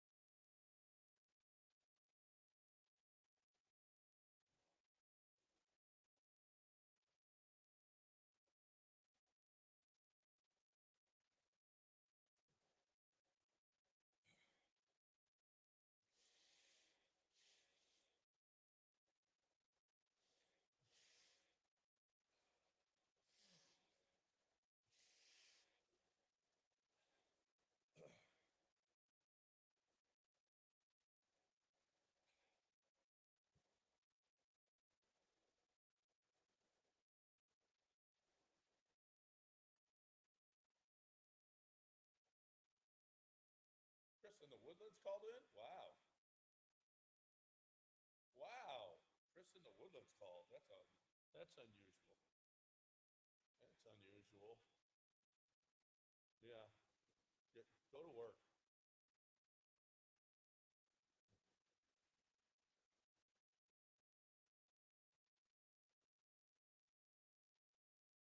Probably not that hard. Love the show, guys.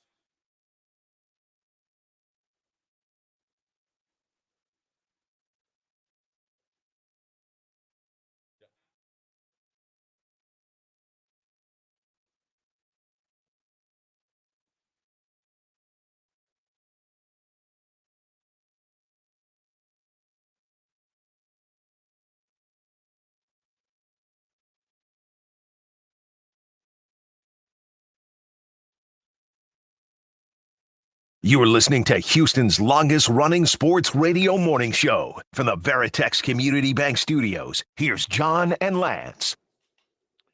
All right, welcome back here. ESPN 97.5 and 92.5. We got a couple of callers in here. I forget who the first one was, Del. Who is it? Biscuit. That's right. Biscuit is on the line. Let's get Biscuit in here. What do you say, Biscuit? Hey, what's happening, my brothers? Man, I don't know about you guys, man. The first thing after watching that game last night, I think I saw the T-Mac at the Summit against the Spurs. I don't know if you remember that, Lance. Yeah. Oh, yeah, obviously. It was an 8 points.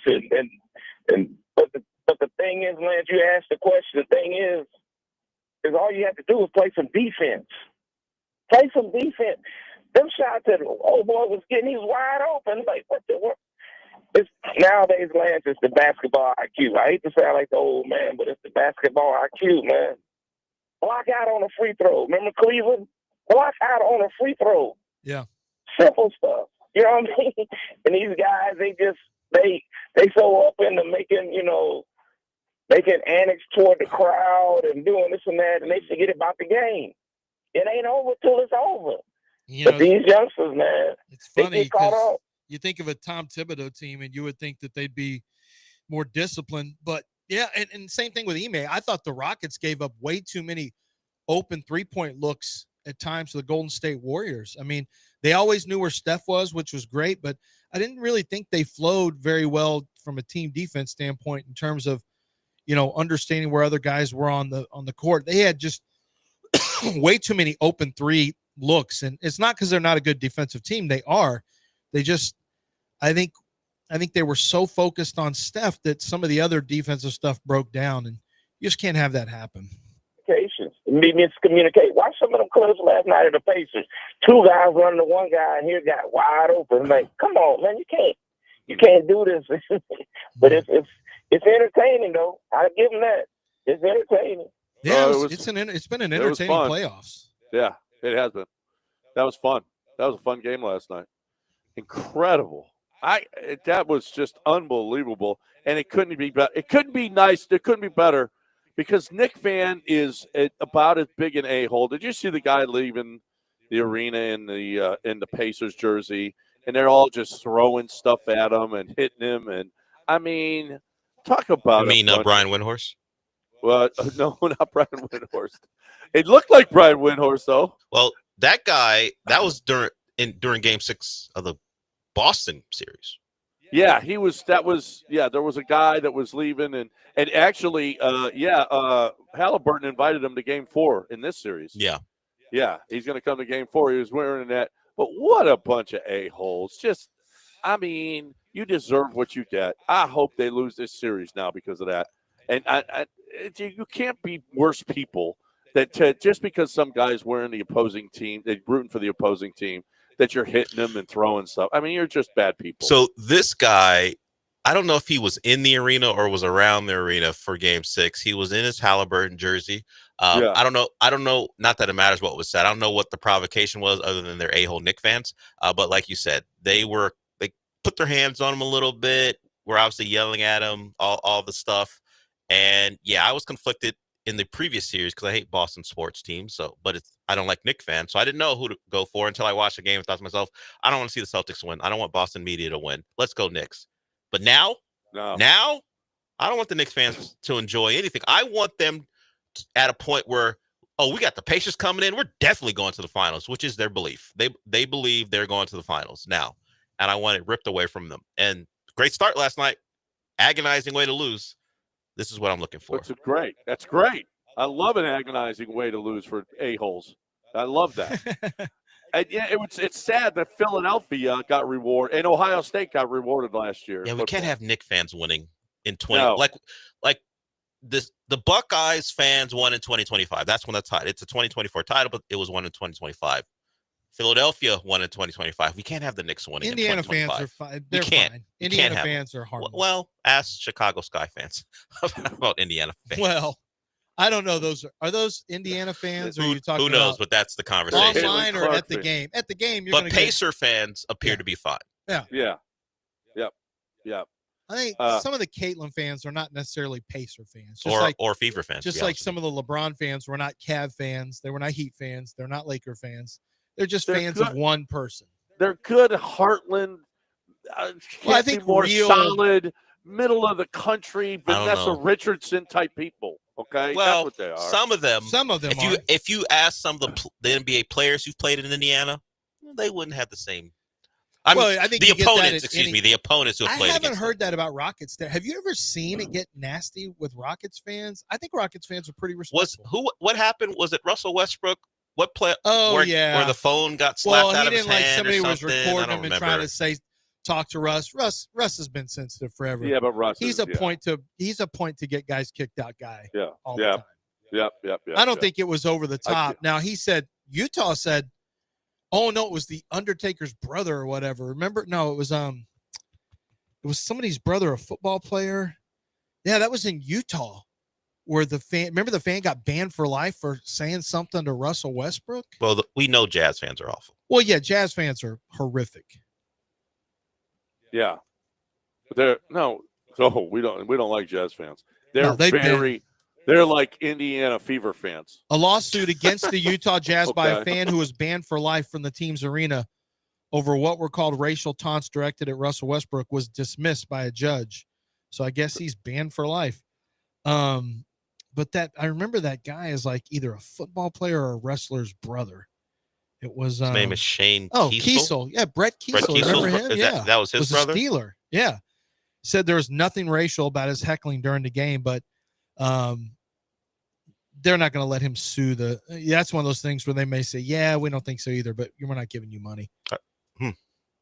But Brooklyn Mike says best fans in the world. You suck. Your fans suck. Oh, he's talking about Knicks fans? Knicks fans. Oh. Yeah. Well, Knicks fans are a little full of themselves. Well, I think in general, New York fans are really, really good. How are you going to be full of yourself when you haven't won since 1973? And that's the problem. That's the thing. They still are. How are you going to be full of yourself? Problem. I can see being excited about it, but don't be a-hole about it. Yeah. Be excited about your team. That's great. But when you start beating on other people, the other team's fans and stuff, it's just gotten it's crazy. I mean, but we got to outdo Philadelphia. Philadelphia was yelling at that Green Bay Packers girl, right? That guy. That was one guy. There was one. He was terrible, and he's typical frankly, of Philadelphia fans. Most of the Eagles fans, thankfully, spoke out against that guy. Most of them online were pretty negative about him. Except they're all there's a lot of a-hole Philadelphia. Yeah, fans. No, there are, but it's because they buy into their own hype, like they think they've got we got to outdo. I think the Knicks fans are pretty much just like that, but the younger Knicks fans, they think they have to be like they have to live up to some kind of certain standard, probably. But in general, the New York fans are pretty good about really getting by. Like their sports talk, they would hate this show. Too much foolishness. They want to straight down the fairway, Charlie Palillo style hardcore sports talk when you're bashing on your local players some and going after coaches, and that's what their sports talk is. Don't be coming with this foolishness. Well, that's because Charlie's from New York. Yeah, I know. Yeah, he does sports talk like New York sports talk. That's right. Like sports talk should be done. Like the way it's supposed to be, not like this. Yeah. I mean, Hall of Fame. Girls, stop. You think that's all they're about? You think the Knicks fans who roll into the street to do their man on the street bits are not about foolishness? That man on the street bit. So, KD, don't you regret not coming to the Knicks? Don't you regret not coming to the Knicks? You think that guy is a bitch? And you can only do one because everything is okay. Earphones, but not earmuffs. I'm gonna say Nick. They're saying "suck my Nick" on there. Yeah. And then girls are saying things that are way worse about things they don't have on their They do bodies. the bing bong, though. Yeah, bing bong's they'll okay. do the bing bong stuff a little bit. But I had to explain to my wife when we were in the subway before we got food poisoning. And all of a sudden it stopped at whatever, 43rd, and it goes, or 42nd. And he goes, bing, bong. And I said, bing bong. And she just kind of laughed. I said, you don't know about bing bong, do you? She goes, no, what does that mean? I said, I don't know. It happened a couple years ago where the subway noise of bing bong somehow entered the sports fans' lexicons, and it took over everything. And there's one guy doing it nonstop now. Do you know who that is? Jerry O'Connell. You know who Jerry O'Connell is, Del? I'm sure. John, you would know him if you saw him. He's an actor who used to be in a lot of stuff when he was younger, and he's still in some stuff. You can go find a video of Jerry O'Connell going after one of the guys from Barstool. Like, he does stuff at Barstool parties, too. I think he's just friends with some of those guys. And there's some Boston Celtic fan in there who always he was like so dismissive of Dave the Portnoy? Knicks. No. Some other guy. Different Celtic guy that's with Barstool. from, yeah, Okay. I mean, because they did get started in Boston. And all Jerry O'Connell is just does bing bong, bing bong, bing bong, bing bong, bing. Everything he does is about bing bong. But that's I don't know. John, have you heard this? Did you hear this a couple years ago? No, that's the first I'm hearing so about Knicks bing bong. fans, so Yankees fans were doing it all the time. Bing bong, and it would be on the radio, and it took over the whole city a couple years ago. It was if there's somebody from New York or a fan who wants to call in and talk about it, 713-780-3776. But yeah, it was a whole thing, this bing bong, but it's a very specific sound to the subway. If you're on a subway, you hear it, you're like, oh yeah, that's right. Yeah. You hear it all the freaking time. Yeah. Every stop, bing bong. I'm gonna have to do that to Frankie. Bing bong. Bing bong.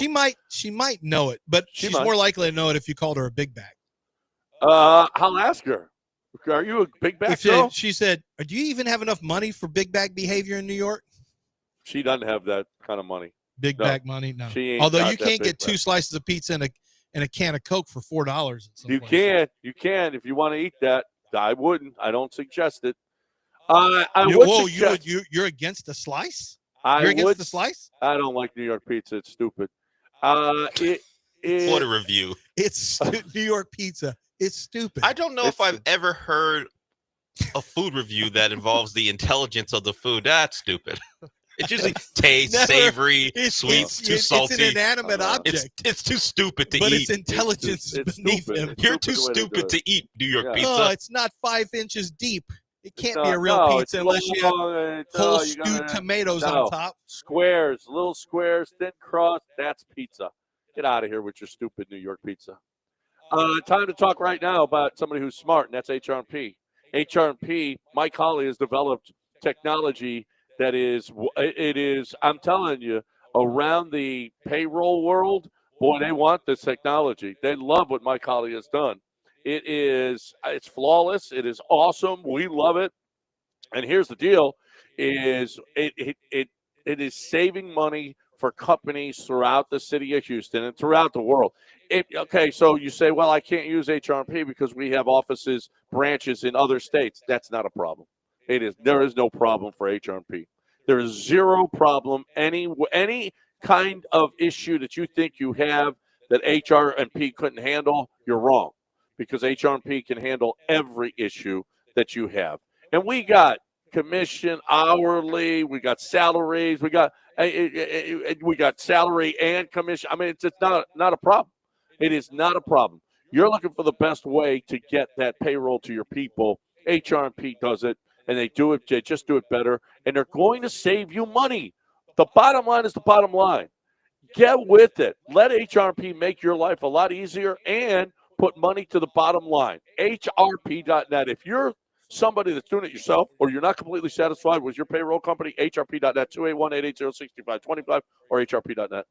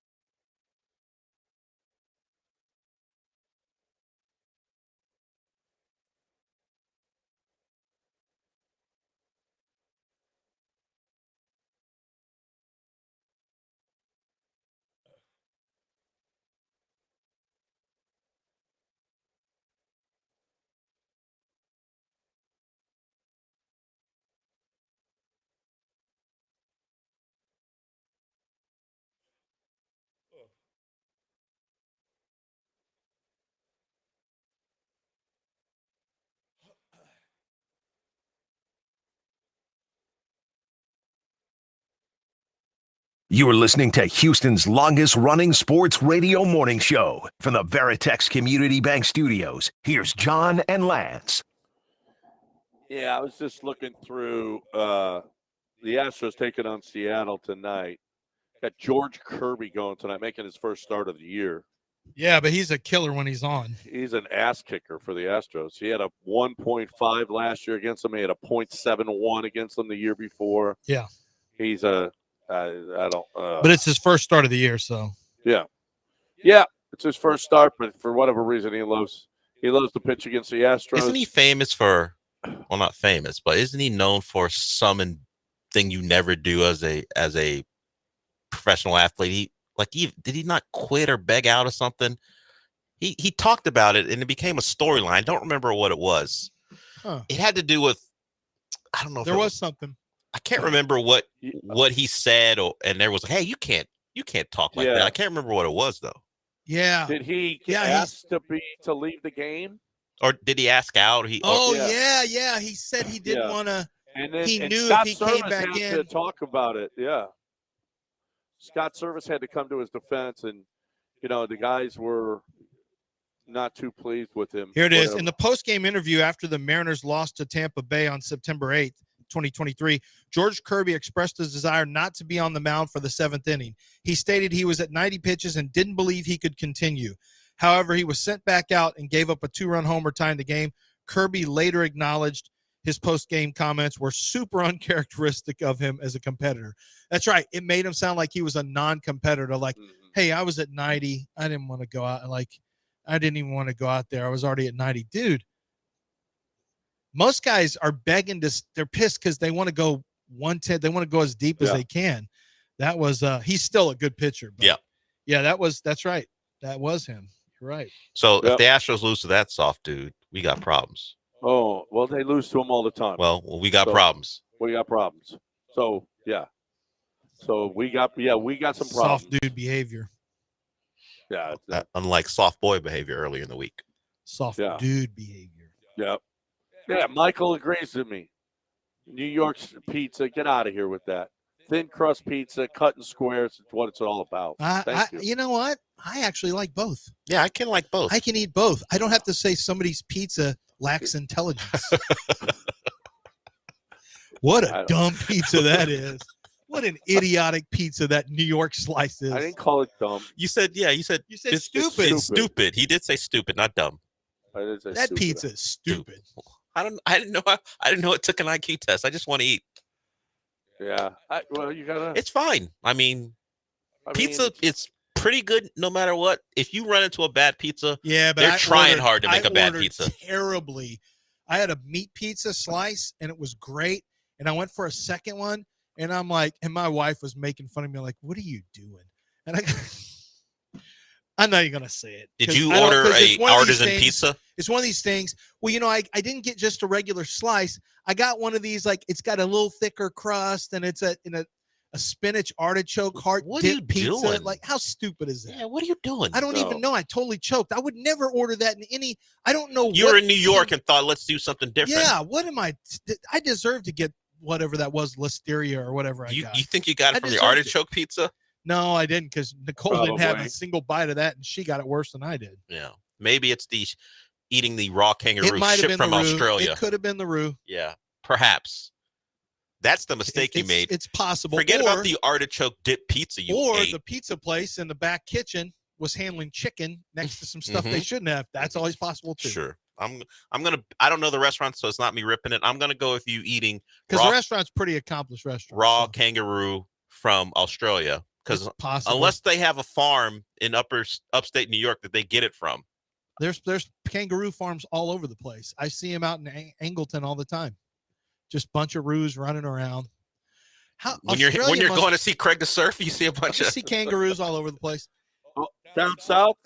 Yeah, it's the further south you go, Angleton Victoria, tons, Port Aransas, tons of kangaroos over there. I didn't know that, huh? Yeah. You've probably never been there.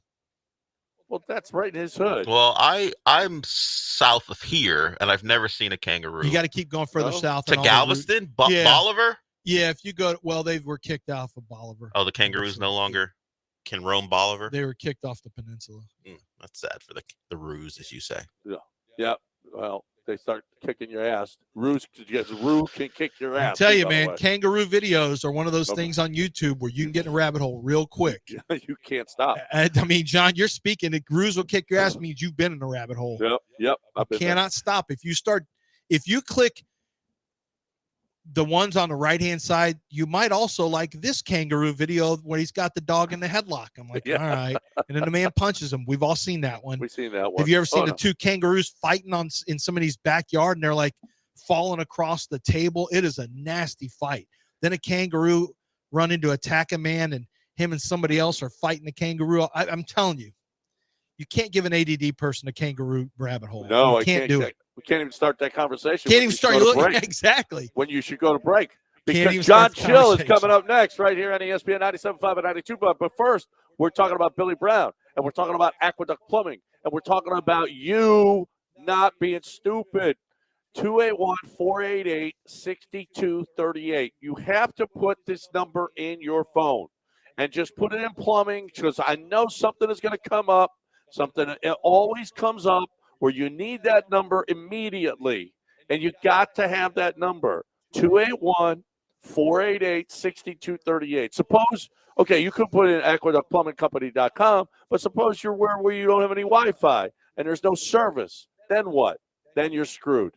But you got the number in the phone, 281-488-6238. Right, Lance? John said it all. aqueductplumbingcompany.com.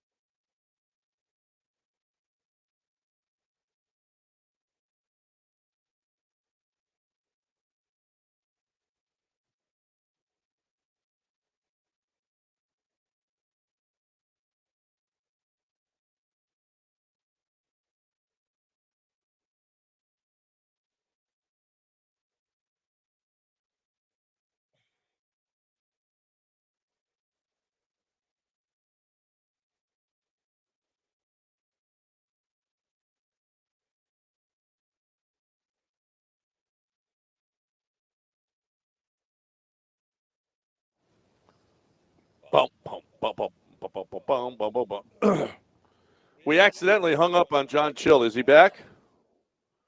Okay, I'm texting him to call back. John Chill going to join us here shortly. Talk a little Golden Nugget Lake Charles DraftKings Sportsbook.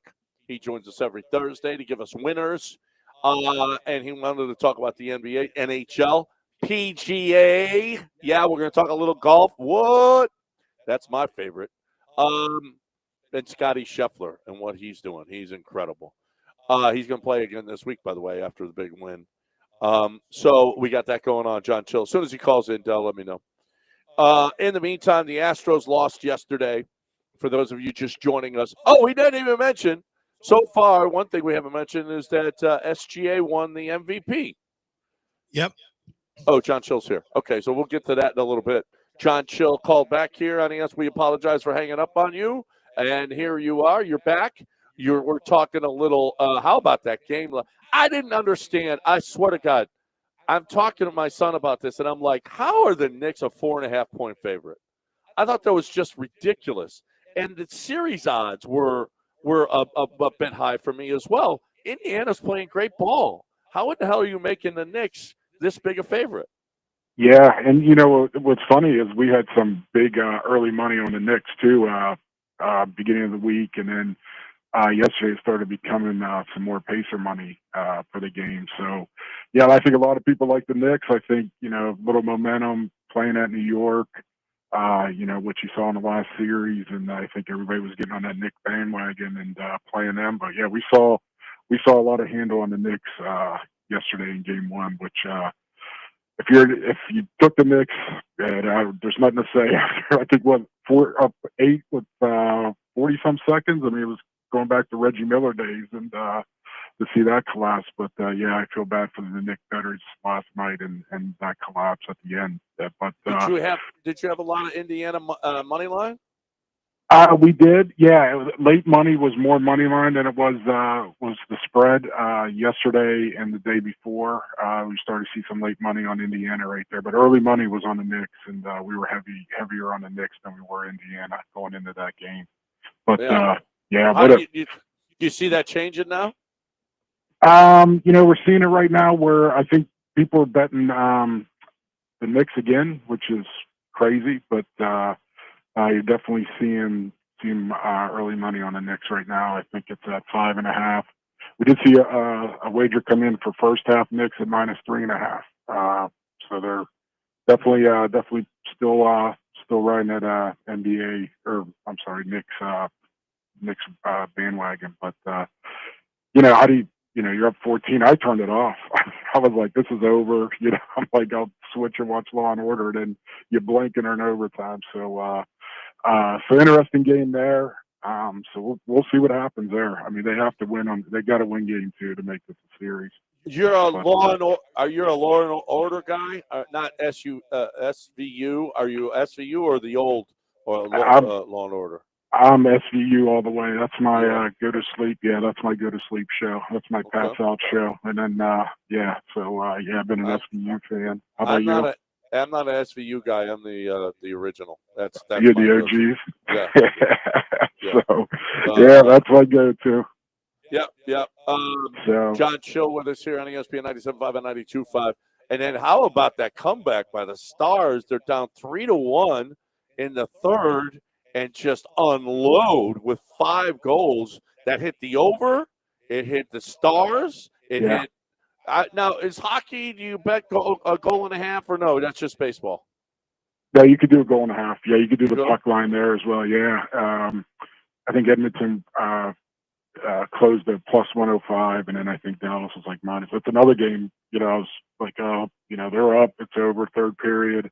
Yeah. And like you said, the explosion just came in the third period. So, again, if you're an Edmonton or a Knicks fan, or better yesterday, that's definitely some bad losses there. There's some bad beats right there. But it's interesting there. We're seeing Edmonton money there for the next game. Handles up. I think they're getting like 80%, even though they're still playing at Dallas. You're still seeing a lot of people wanting to take an Edmonton here in game 2. We got tonight's a good game. I like the Panthers again as an underdog. I think they might go in Carolina and take 2 from there. They're at +110 tonight too. So yeah, hockey's interesting. This is probably a playoff where you've seen big leads just erode in the third period, and that's not usually the history, but definitely seeing in the playoffs here where people just explode in the third period because usually they tighten up and they play defense. They got the lead and don't take chances, but it's just been a different playoffs for the NHL, which has been fun there to watch. So yeah, I mean Carolina, Florida, Tampa, they've just owned the East for I don't know how many years now. It seems like forever. It's these same teams that are there every year. And Florida and Carolina, to me, are almost that's the same thing. It doesn't matter who comes out of there. It's the same team. Yeah. Right? Yeah, they just grind it out. I mean, being from Pittsburgh, the Penguins are there every year. We've kind of, got old here in the last couple of years. But, yeah, usually the cream of the crop rises here in the playoffs. And even though, some of the regular season wins and losses, but, these teams know how to play playoff hockey. And it's a different style. The NBA is kind of that way, too, where, the NBA playoffs and the NHL playoffs is a different style of hockey than the regular season. And, you start seeing these same teams start rising to the top here at the end here during the playoffs. Do you go over a lot in the NHL, or are you an under guy with the intensity that they have? It was interesting. You've seen more of 6.5 over-unders this year in the last couple years. You probably never used to see anything, above 5.5. But I stay away from the 6.5. I mean, that's a lot of scoring, in the playoffs. But like I was saying, this playoffs, they're scoring. Yeah. And you don't see that, usually in playoff hockey. They usually tighten up, and especially in the middle of the series, and, people are getting tired and wearing down, and, they don't want to take the penalties. But, this playoffs, you're just seeing a lot of shootouts and a lot of overs, which is interesting. Like I said, the books are moving these up to a lot of games at 6.5, which is, for me personally, I just stay away when it's 6.5. And then you're just begging for empty netters. You're begging for the goalie to be pulled with 3 minutes and a couple empty netters, or something like that. But it's definitely has changed there. And so both of the playoffs have been good. And got the T-Wolves tonight again. I kind of like them, but 80% of the money's on the T-Wolves tonight. Really? Yeah, which I was shocked when I looked. Yeah, that's bad for you. Then I'm going the other way if 80% of the money's on the T-Wolves. Yeah, I mean, I think OKC had their struggles with Denver. They might be rolling now.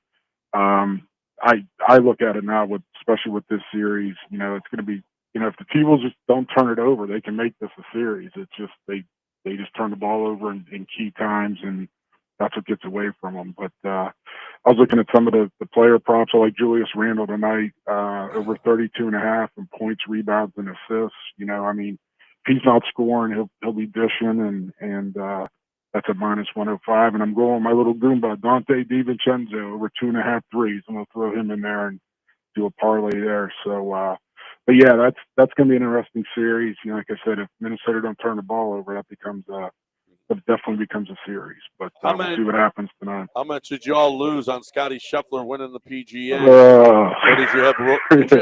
I would imagine you had some early Rory money before the tournament started. Yeah, it was a mixed bag. We had Rory and all that, so we didn't really take a beating. It was spread throughout, and golf is, you got to watch, some of these people play these long shots. That's kind of what we watch here and monitor. And they get hot. But when Scotty wins, it hits us a little bit. And that's another one. I mean, I think, was he 2 or 3 back? I think I went out and watched the car come back, and he's, up 3, and within an hour and a half. And that was crazy. But it's interesting for the Charles Schwab. So to show what a big a favorite he is, he's 2.5 to 1. The next favorite's Tommy Fleetwood at 20 to 1. That's how big a gap there is right now in this tournament. Yeah. So, this is definitely a week where you could, play some odds, and, just hope Scheffler, has a little bit of a hangover from the win last week, and, take some. You got Jordan Spieth at 30 to 1. I kind of like him, and Siwoo Kim's at 20 to 1. He ain't close. Jordan isn't closing ever. Jordan, I don't know. He's not the same guy. That's not the guy that's one win away from the Grand Slam. He can't finish anymore. He just can't finish. Yeah. But there's definitely odds. Tommy Fleetwood, 20 to 1, like I was saying. So yeah, definitely opportunity if you can grab some odds here, and hopefully Scotty doesn't do what he does and goes through there. So that's the golf, and see what happens there. So let's go. Let's do it. That's John Chill every week right here on ESPN 97.5 and 92.5, giving you some winners from the DraftKings Sportsbook in Lake Charles. John, as always, man, we appreciate it. Thanks for hanging with us. All right. See you guys. Have a good Memorial Day. Thanks, John. You too. Happy Memorial Day. Time to talk right now about the Golden Nugget Lake Charles. You got the DraftKings Sportsbook. You got a sportsbook there, right? And I think it's as good as any sportsbook that you'll find in Vegas. It's different. It is. I mean, the TV setup is awesome, awesome, awesome. Any big event, you've got the football season coming up now. You want to go watch the NBA. Okay, you want to watch, even if you want to go watch college baseball, the softball tournament, you want to go watch the NBA playoffs. Right now is a great time to go. We're going to be there June 9th and 10th to talk NBA finals there at the Golden Nugget Lake Charles, and of course football season. How about having your fantasy draft there? You do a couple of days there. You still go out by the pool, or you could do it in the DraftKings Sportsbook. They'll put it up on one of the TVs. Your draft, it's awesome, awesome, awesome. We have one of my buddies, Houston. He did that last year. Had his whole draft over there, and it can't be better because the guys have all got, then you go gamble, whatever. You go to the casino, you go play poker, whatever you want to do. You want to go at the pool, you do that as well, whatever it is. They've got restaurants. It's just to me, it's perfect because it's just 2 hours and 15 minutes down the road. You're looking for the best way to get your gamble on. It's better than going to Vegas because it's so much closer, so much easier, so much cheaper to get there. GoldenNuggetLC.com, GoldenNuggetLC.com.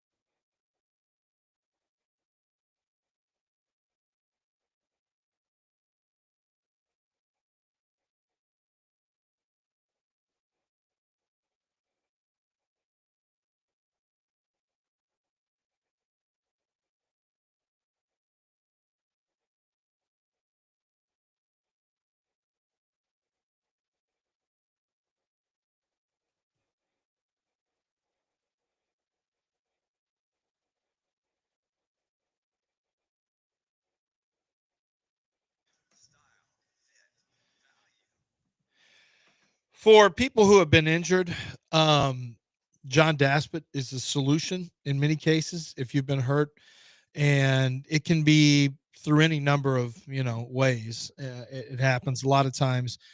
What will happen is you'll be at the workplace and something is not done properly, and the insurance is there to protect the companies when these things happen, but also to take care of you when you have all these hospital bills pile up.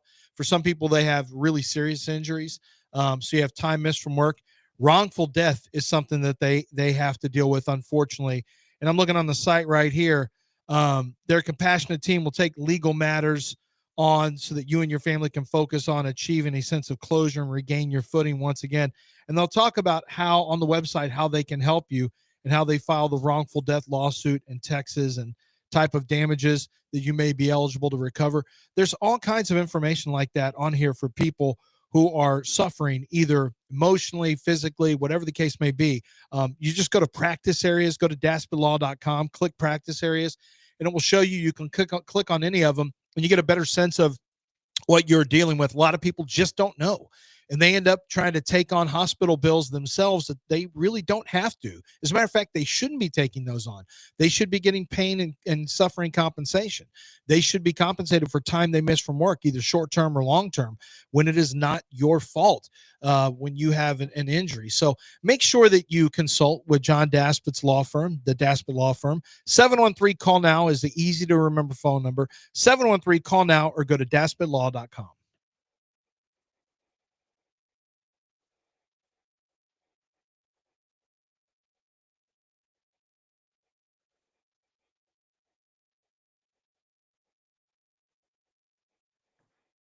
You're listening to Houston's longest-running sports radio morning show. From the Veritex Community Bank Studios, here's John and Lance. All right, we knew it was going to happen. SGA wins the MVP. Got a little emotional there. I think all the guys get a little emotional with their first one, except maybe Jokic. He doesn't get emotional. He just talks about, did you see his exit press conference? He said, what are you going to do this offseason? Well, I think a lot of beer over the next 3 days. This is his thing. Do you think he leans into this because he knows? Like, this is, he famously acts like he doesn't care about the offseason at all. Right. And we'll tell you about it, too. Look at him. No, I mean, he lives it. He lives it. I believe him. Yeah, I believe it, too. I'm going to take him at face value. He's going to have a lot of beer. There will be a lot of beer these days. He loves his horses, right? Do you remember the movie with Daniel Plainview called There Will Be Blood? There should be a movie about Nikola Jokic called There Will Be Beer. If he says he's a beer man, I think you will believe him that he's a beer man. I mean, look at him. He is the Daniel Plainview of There Will Be Beer. There will be beer. There will be beer. Yeah. The bastard in a basket. I don't know who maybe Jamal Murray. I don't know who he's talking about when he says that. No, it would probably be, well, it was SGA. SGA took all of his hopes and dreams. He drank away. He drank his milkshake. He drank his milkshake. Drank his milkshake. He did. And I've got a straw that goes way over there. It's such a I watched it again about 2 months ago. Golly, is Daniel Plainview a mean guy? Woo! He hates person. Eli. He really hates Eli's religious stuff. Really hates it. Well, when he beats him to death with a give me the blood. When he's just trying to get everyone's just trying to steal everyone's land. Give me the blood. He tells him he has to come in and get baptized. And Eli's trying to grandstand. He goes, all right, give me the blood. Give me the blood. and then they slap each. Yeah, by the way, they say he gets in character so much that if you've got a physical scene, he expected to be slapped and hit by the actor Paul Dano, I think his name is, because he's going to hit you back. When it's time for him to hit you, you are going to get hit hard. Like, he will slap your face hard when he gets his chance. He gets into character so much. Remember, you had to call him Mr. Lincoln when they were off and the drivers were driving him there. They'd have to say, Mr. Lincoln, do you want us to drop you over there? Golly, that guy's locked in. Mike Stanton just confirmed that he's off the set of the Astros pre- and post-game. What? For whatever reason. Yeah, no Mike Stanton anymore. Huh. Yeah, I don't know why. It was in the Chronicle. I don't know I wonder what happened. I don't know. Whatever the case may be, no more Mike Stanton. We've been seeing a lot of, there's a new female on it. This weekend, apparently, no Todd Callis and no Julia. That Blummer's the only one that's going to work. Kevin Eschenfelder's going to do the play-by-play. And then the other girl that I don't know her name, she's going to do it, the smaller blonde girl. She's going to be doing it. Yeah. Yeah. No more. That's funny. That's interesting. No more Mike Stanton. I thought he did a good job. Yeah. I thought he was pretty good. Yep. I got a question for you guys. We did, and this one, okay, look, college football, since, let's break it up a little bit. This is an ESPN. They're putting into tiers, and I kind of have a little respect for this one. quarterback tiers, top of the class, tier 1. Here's who they say. Clemson with Cade Klubnik. LSU with Garrett Nussmeier. Oklahoma, John Mateer. Yeah. And Michael Hawkins Jr. Penn State with Drew Aller. South Carolina with Lenora Sellers. Those are considered the Big Five. Yep. Those are exactly all the Big Five. Well, I like it because everybody is, well, first of all, DJ Lagway's not in there. Well, okay, so those are the draftable guys. Right. By the way. Michael Hawkins is a draftable guy? No, Hawkins No. is year Small Oklahoma quarterback? No, but he's Well, not. but But Michael Mateer is the Hawkins guy, isn't right? even. He left, didn't he? Did he leave? Because somebody else is at Oklahoma now. John Mateer is there. Yeah. So Hawkins I think Hawkins stayed, but He stayed, Mateer Yeah, he's there. is the starter this year. Is he the one from Washington State? Yes, Mateer, yeah. Yeah, his numbers were kind of crazy. So the second tier is Lagway, Carson Beck, and Arch Manning. It's funny because the second group could end up being outshining the entire first group. Although my guess is Drew Aller gets a lot better this year, and I know NFL teams already like Sellers from Ohio State, so South Carolina. South Carolina. So it's going to be pretty And Nussmeier they like too. interesting. Yeah, but Nussmeier makes some stupid does. decisions. Right. God, he did not take care of the football. So did at all. Drew Aller. So did Yeah, Drew but Aller. I mean, Nussmeier is kind of makes meathead decisions. Yeah, I listen. I told you. No, I last know year, you were. I don't get it. I I mean, he's got great arm talent. There's a lot of physical stuff to like about it, but man, he turned me off with the stupid stuff he did late in games at the end of the year last year. Oh man, that was a turnoff. Dumb interceptions. The tier 2, that was 1B. Tier 2 is Arizona State, Sam Levitt. I like him. Guess who his backup is? Doesn't get any better than this. Jeff Sims. Doesn't get any better than this.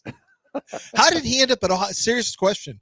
How did he end up at Ohio State? His athleticism. That guy sucks. He's terrible. I don't know. You remember how bad he was at Nebraska? And where did he go after Nebraska?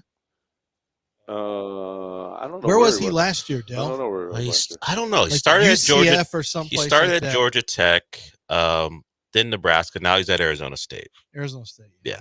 Now he's at Ohio State. No, is he? Wait, did you No, say it's he at was a backup? Arizona He's State. still backing up Levitt. Oh, he's a backup to Sam Levitt at Sam Arizona Levitt. State. Yeah. Sam Levitt. Who's at Ohio State now?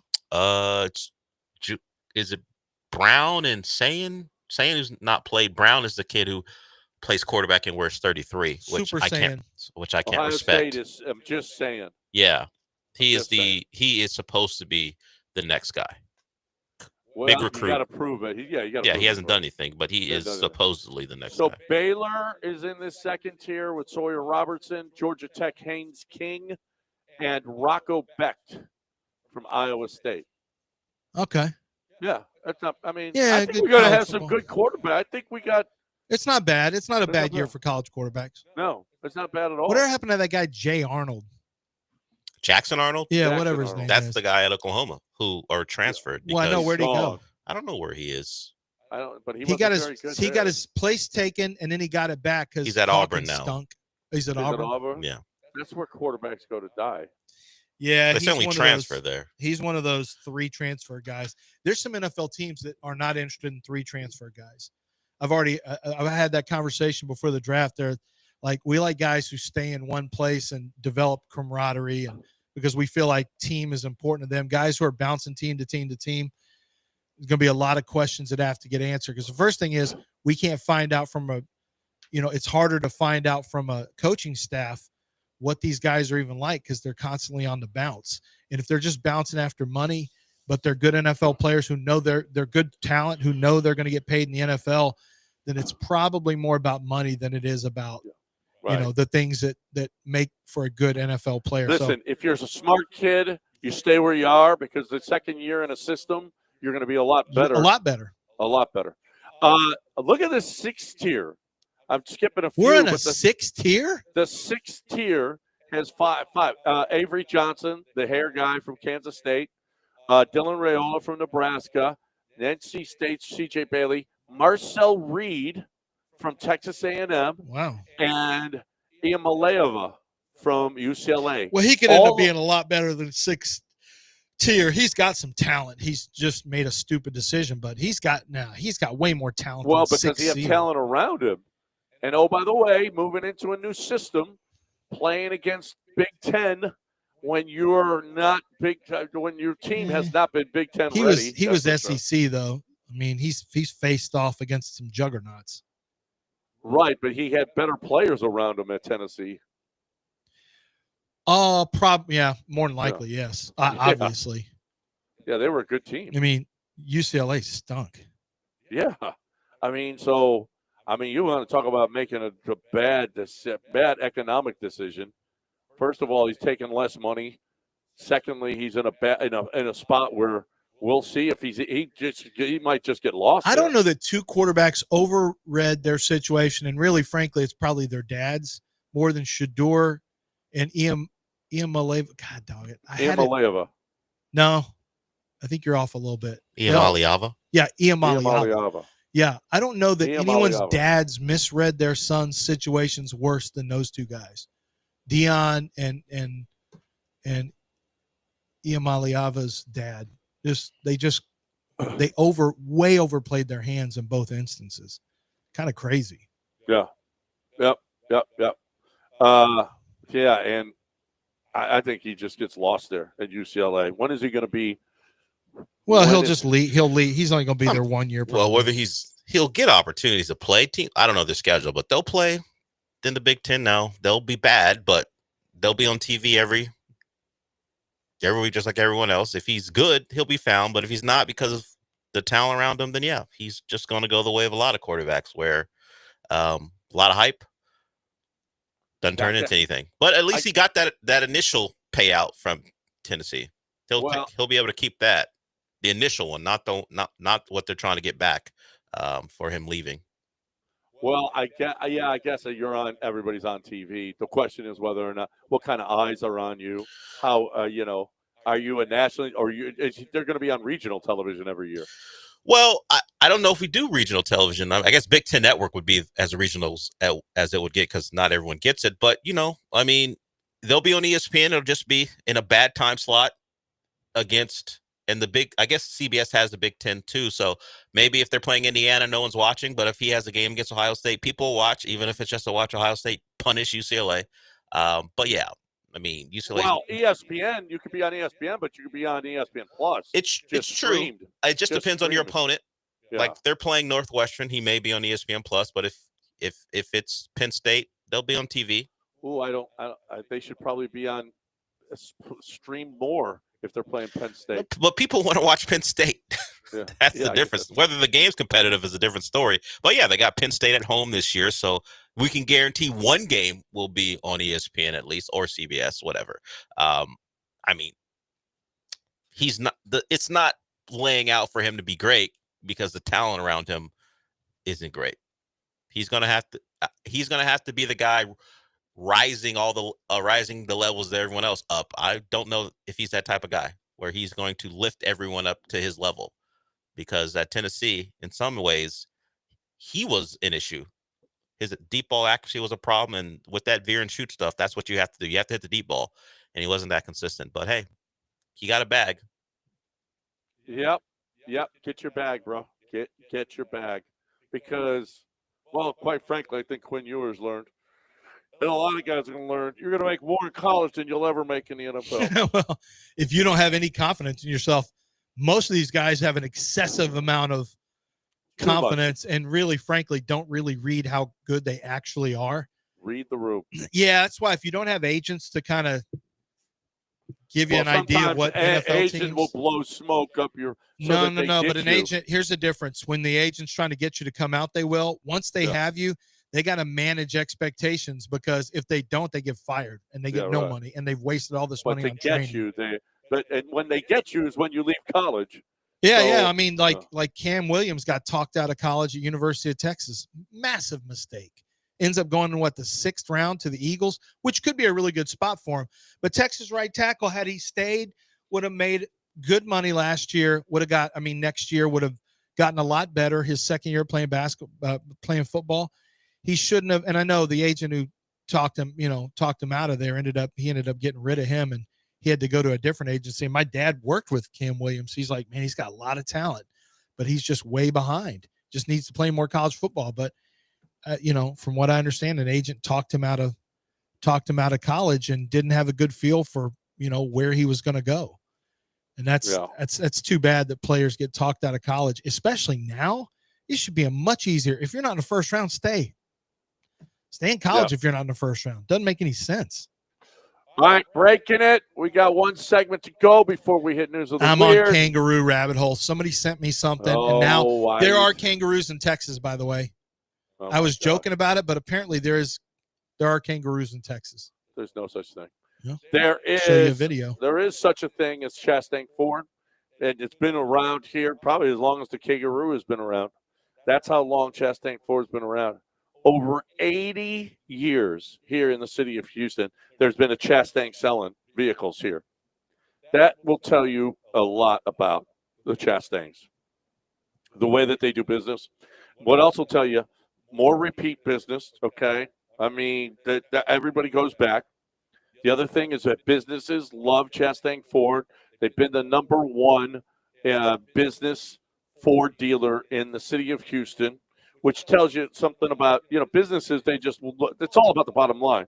Getting the best service, getting the best price for your vehicle. It's all about the bottom line. And trusting that the vehicle is going to be customized exactly how they want it. And then, and with us, it's employee pricing. Employee pricing with transparent pricing. That's important too, because you can have employee pricing, but then they're adding on, marking up. Oh, well, there's this charge and that. Chastang Ford ain't about that life. Chastang Ford, the first thing they're going to ask you is where do your payments have to be, because they want you to have the best car buying experience you can get. And if you're looking for that Ford car or truck, I'm telling you, I feel like there's one place in the city of Houston that you need to check out.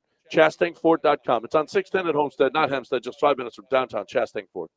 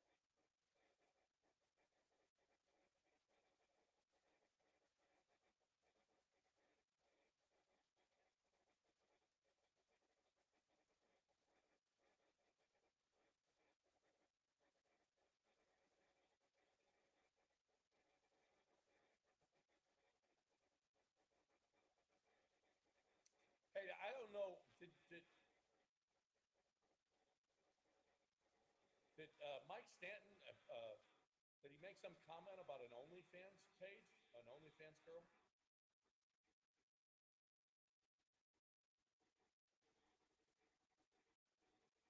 What do you do?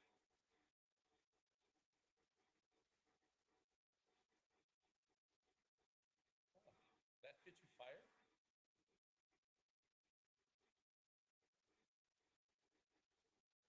You are listening to Houston's longest running sports radio morning show. From the Veritex Community Bank Studios, here's John and Lance.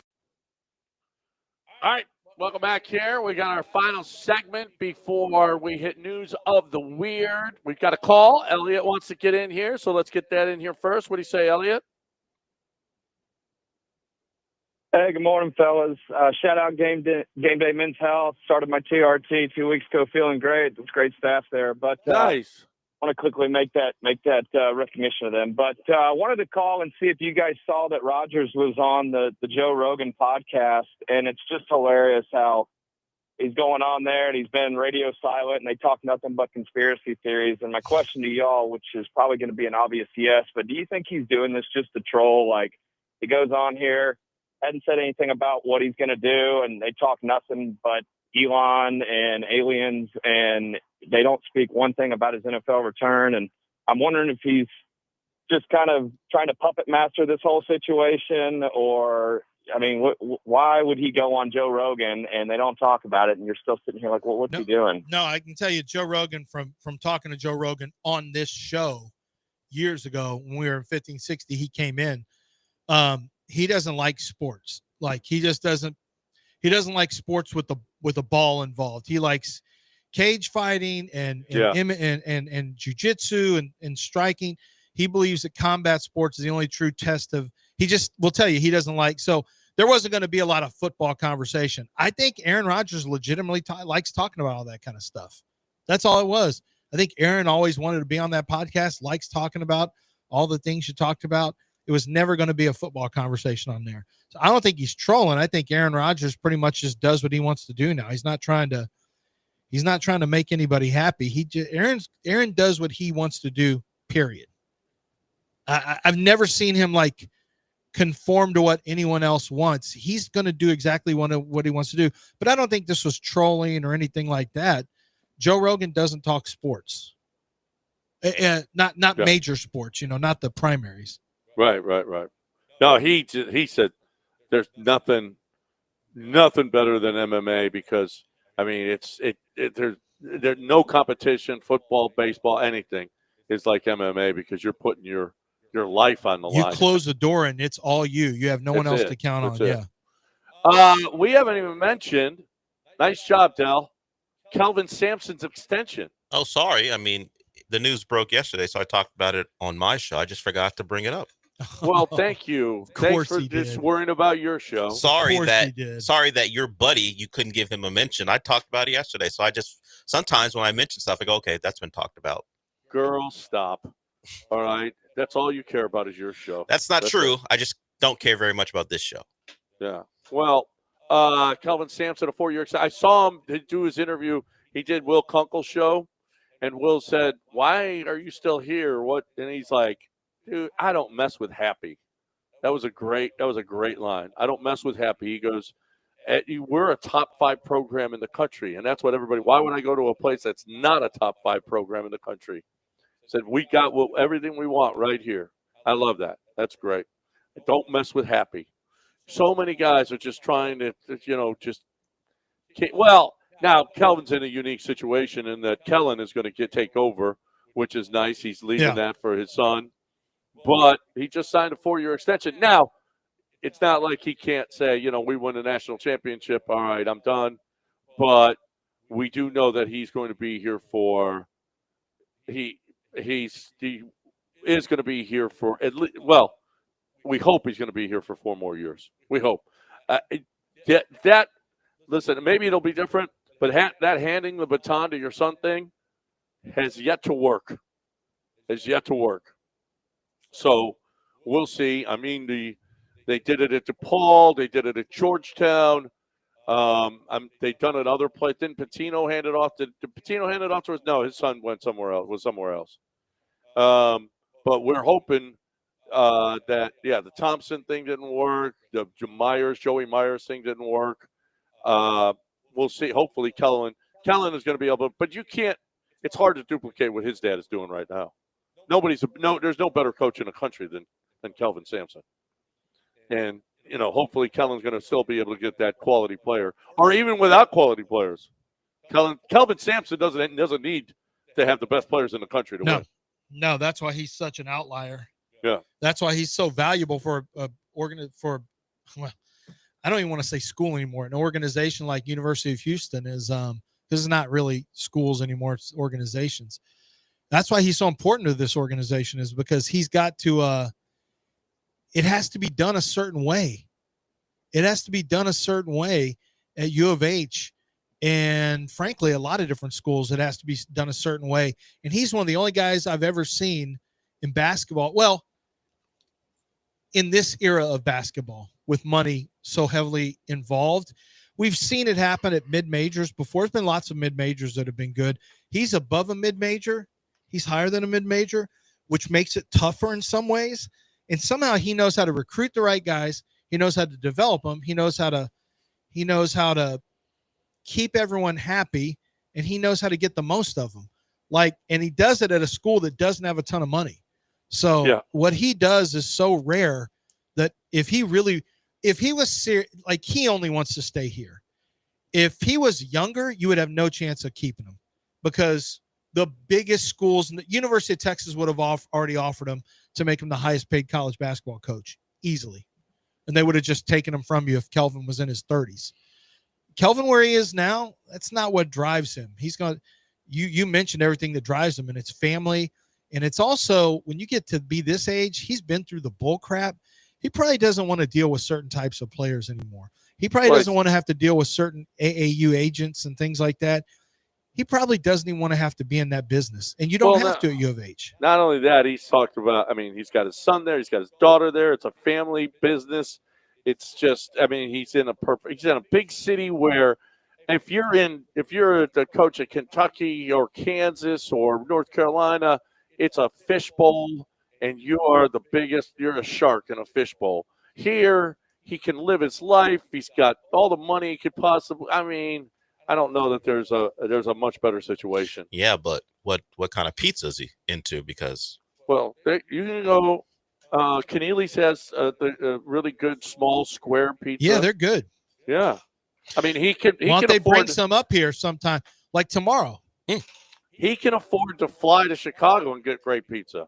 Well, maybe that's the problem. He has to pay for it. Where's his PJ? One transition from dad to son that did work. Dick Bennett to Tony Bennett at Washington State. Washington State wasn't very good under Dick Bennett, but he handed it to his son, and Tony turned that program into a tournament team a couple of years. Then he went to Virginia. So, like you said, and I talked about it with Sean, there are not a lot of success stories when you hand it off to the son, but that there is one in relatively recent history. I forgot Dick Bennett went to Washington State. Yeah. Okay, a couple other things that we haven't talked about. This just came out. I don't know if this is breaking news. The NFL is introducing the Protector of the Year award. I saw that. Given to the league's best offensive lineman. That, you know why? Because offensive line can't win any awards. That's a good award. That's good. Name the last offensive lineman that won an award. No, in the NFL. they don't have an award for that. So Protector of the Year. Is it strictly going to be when it evolves into a tackle award then? Yeah. Best offensive lineman. Yes. I don't know. But can a guard? what it is could, Protector of the Year like? Sounds like you're pass pro. Doesn't sound like. It sounds like it's a left tackle award. Yeah, it sounds like you're a tackle. Doesn't sound. It didn't. If you just lifted it off the lineman, I could assume. Doesn't sound like a run blocker. If you're a great guard who mauled people, I'd be like, oh, sounds maybe. like Texans have no chance on this one. Well, if it was a guard award, they'd have no chance either. Yeah. They have no chance at any of the positions. There is no O-line award the Texans are winning this year. How you don't know? John, who's most likely on the Texans' current O-line in their current O-line room? Robinson might have like the most improved player, Protector of the Year award. He could do it all. Protect the Year award just sounds like a vengeful father whose daughter's been kidnapped and he goes on the rampage. That's what this sounds like. Protector of Yeah, the it's year. like the Liam Neeson from Taken. That's what he should win it. That's what it sounds like. I don't know. Back in the day, Quentin Nelson could have won the award, right? I mean, because he was considered the best offensive lineman. Yeah. No, yeah. I mean, if it's just the best offensive lineman, the Protector of the Year, they just had a hard time coming up with a name. A name. That's all. How about Offensive Lineman of the Year? Okay, that'd be great. And then Gallant, big deal. Christian Pulisic is not playing in the Gold Cup. There's no big deal involving the Gold Cup ever. So No. It's just the Gold Cup. How about Modric is retiring? Oh, isn't he like 40 now? He is. He is a Croatian legend and a Real Madrid legend as well, but he turns 40 in September. It's not a surprise at some point. You got to pack it up. He was. Come on over. How many? Come on over and join Inter Miami. Well, they've got their own problems. Javier Mascherano, their coach, who's Messi's friend from Barcelona, is not doing a great job, so he might get fired unless Messi says, no, you're not firing my friend, which is. How many World Cups has Modric been in? Not only him, but the who's the bald guy from, not Belgium, from talking about the Netherlands. The Netherlands. You talk about him. I forgot it. He played for Bayern Munich. I forgot his name now. He was a winger. I mean, how many World Cups do those guys have? What's his name? Gosh. Now I'm going to get bothered by that. But Modric himself, he has played in, I don't know how many now it is for him, World Cup appearances. He was part of that. We like to call our guys a golden generation, but he was really part of that Croatian generation who turned kind of what we think about them as a soccer playing country around, playing in World Cup finals, playing in semifinals, playing in Euro finals and stuff like that. He is a legend. Arjen Robben. Yeah. Ian Robben. Yeah. Ian Robben. Yeah. That's who you're talking about. Yeah. Robben. Yeah. He's been around. Those two. I think he's Belgium's Zinedine Zidane. He's Netherlands. Netherlands. It's the same thing. Different countries. That's what I said. Different countries. Orange. One country's got orange. One's got red. Red and black. Yeah, but I mean, it's in the same palette. Okay. Yeah. If you want to do that, yeah. I don't know how many World Cups he's been in, but he's been around since like 2006. So just say a lot. A lot of World Cups for Luka Modric, and he's saying goodbye. That's funny. I saw a comedian. He did a bit where in Norway, I guess the word for stupid is Texas. It's Texas? And in Texas, the word for Norway is sometimes the Netherlands, sometimes it's Belgium, sometimes it's Sweden. Denmark. Yeah. That's the word for Norway. Yeah, I kind of Yeah. I mean, I feel that way. I feel like all of them are really pretty, probably. Yeah. Sweden, Switzerland, Norway, I'm sure. Denmark. I mean, don't they all have the tulips and the clogs and the girls That's and clogs mostly and Netherlands the again. And the windmills and everything. That's all Denmark and Switzerland, Sweden. And Norway, they all too. have that, right? All of them. Yeah. Blondes with pigtails. It's cold. Yeah. Yeah. That's pretty much it. Yeah. I think I know what they are. Yeah. I haven't been there, but I've got a good feeling of what they probably are. We know who you are. Yeah, and they think we all have cowboy hats and boots and ride around on horses around here. And they're right. No, they're not right, Dan. Oh, okay. They're not right. Sorry. They are kind of. They're a little bit right. Well, the rodeo determines what type of stadium we could have, as you talked about earlier. So that maybe they are the kind of rodeo right. is the boss of everything. Anything else we missed today, Dal? No, just your general lack of research, but overall, not really. What do you mean by general lack Oh, of that research? wasn't directed strictly at you. It was at Lance, too. Well, what research didn't we do? It's just your general lack of care for facts. But other than that, you didn't miss much. No, I mean, if I wanted to point that out every day, this show would never end. Why we weren't factually incorrect at all today. Yeah, I thought we were dead on. I think we hit everything we needed to hit. I mean, how many countries did Lance get wrong as far as where people are from? It's fine. Girl, stop. He's not here today, by the way, so he can't take it. AJ's in today. Oh, damn it. Today's signing so day? AJ's got to say girl, stop. No, it's not signing day.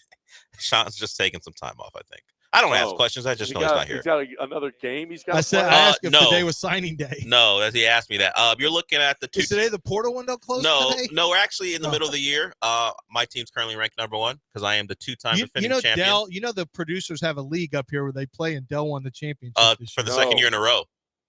I'm a 2-time defending champion. Anymore. Who's the worst? No one is the worst. I mean, everyone currently right now is in the top 5. But if we're talking about the current dynasty, it resides in Orlando with UCF with me as the head coach.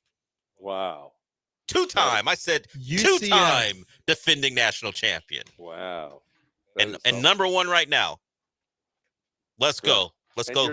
Your dad said you'd amount to nothing. I mean, what? Everyone play. A lot of people play video games. It's during my off time. What do you want from me? I could be doing other things, I guess, but I decided to play video games. That's all. No, that's all. No, why is that? You look, John. I'm proud of you. You call yourself a Hall of Fame. I know he's not. You call yourself a Hall of Famer. You don't have to. You don't have to. Can't be prouder of you. You don't have to filter through John's things for me. One thing he's proud all of. grown up, winning championships. Just let you know you're Hall of Famers, but I am a dynasty in the making. Dynasty in the making. All right. Yeah, I'm done. I'm no longer. I don't even care anymore. So, time for me to talk about. I do care about this. Elliot called in and said he joined Game Day Men's Health. He went there, got a free consultation. Right. So there's a lot of other places that are doing this now, but I'm telling you, the top testosterone replacement therapy place in this city is right now. It's Game Day Men's Health. And Elliot called in. I don't even know. Never met Elliot. And he just, without any provocation, said, hey, I just want to shout out. I went to Game Day Men's Health, and I feel great. And I'm telling you, and it's the care factor. It's that. It's a whole lot more. It is a bunch of stuff that is going to make you feel great. And that's the most important thing. You go in there. You got to be honest. What's going on? What's going on with your energy? What's going on sexually? What's going on focus? What's going on bouncing back? What's going on with your body? You want to lose weight, gain weight, muscle, whatever it is. Tell them what it is, and they're going to have a solution for you and whatever issue that you have. You're looking for the best way to get that testosterone replacement. Listen, I know. Been there, been doing it for years and years, and I like Game Day Men's Health better. They're the ones. So you're looking for the best way to get that testosterone replacement. No cost. The testing. Let's go get there. Labs on site. GameDayMen'sHealth.com.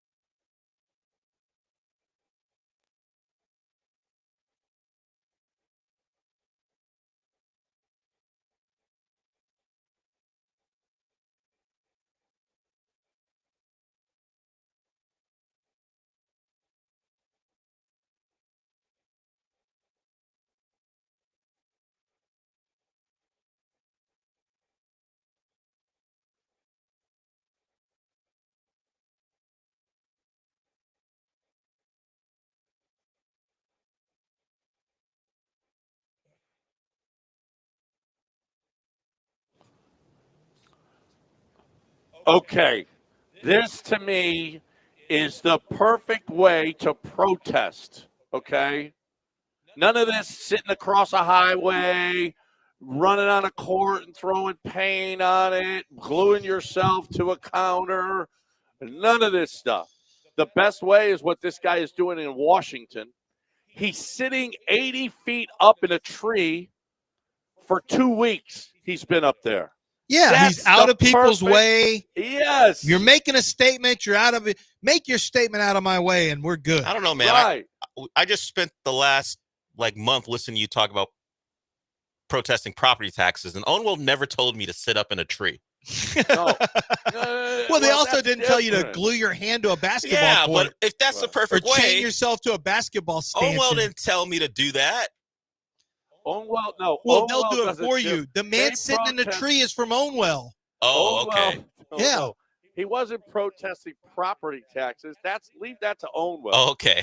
I was like, wait a minute. protesting- Yeah. Owenwell will send somebody to protest on your behalf in a tree. I swear to God, these people that sit across a highway, I better not be the first car. I better not be the first car. I'm telling you here and now, because it will not go well for you. I think that's I swear to God, Chicago came out just there. You better swear. I swear to God, if I'm the first one that comes up on these people.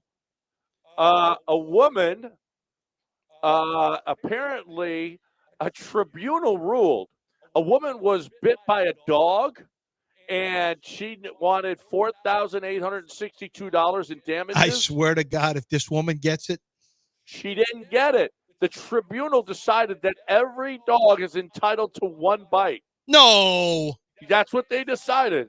Every dog is entitled to one bite. Well, it does make some sense. I mean, if the dog had never bitten before, and we don't know that she didn't maybe just did she cause try to it? kick, maybe she slapped it for fun across the face. You never know. Well, okay, or kicked it when she was walking by it. Right? You don't know. I don't know. Do you feel like every dog is entitled to one bite? I mean, if that's what they're saying, if the streets are saying that, I guess. What is as the long bite? as it's not my family. What does the bitee look like? What is the what? What does the person who's getting bit look like? That'll determine whether the dog should be able to bite that person or not. Dale, I think you got. Aren't those the rules of this show? Yeah, that is kind of, you did set those rules up, John. I did. Well, and if I was on that tribunal, I'd be like, sorry, girl. Depending on who the girl stopped, depending on what the girl looked like, sometimes you deserve a bite, sometimes you don't. Right, John? What did she look like? The girl who got bit. That's gonna depend. That's gonna determine. That will determine whether or not you get damages. Look, there's a thing in television where the rules of the universe have to be consistent. The rules of this show's universe are right. The looks of the person determines punishment or whether they deserve something or not. What does she look like? You got a point, Del. I mean, that's how we're going to go about it here and continue to go about it every day from here on out. Mopey and Mapes, only it's not. It's Mopey and AJ next, right here on ESPN 97.5 and 92.5. Hope you enjoyed the show. We will talk to you again tomorrow, everybody.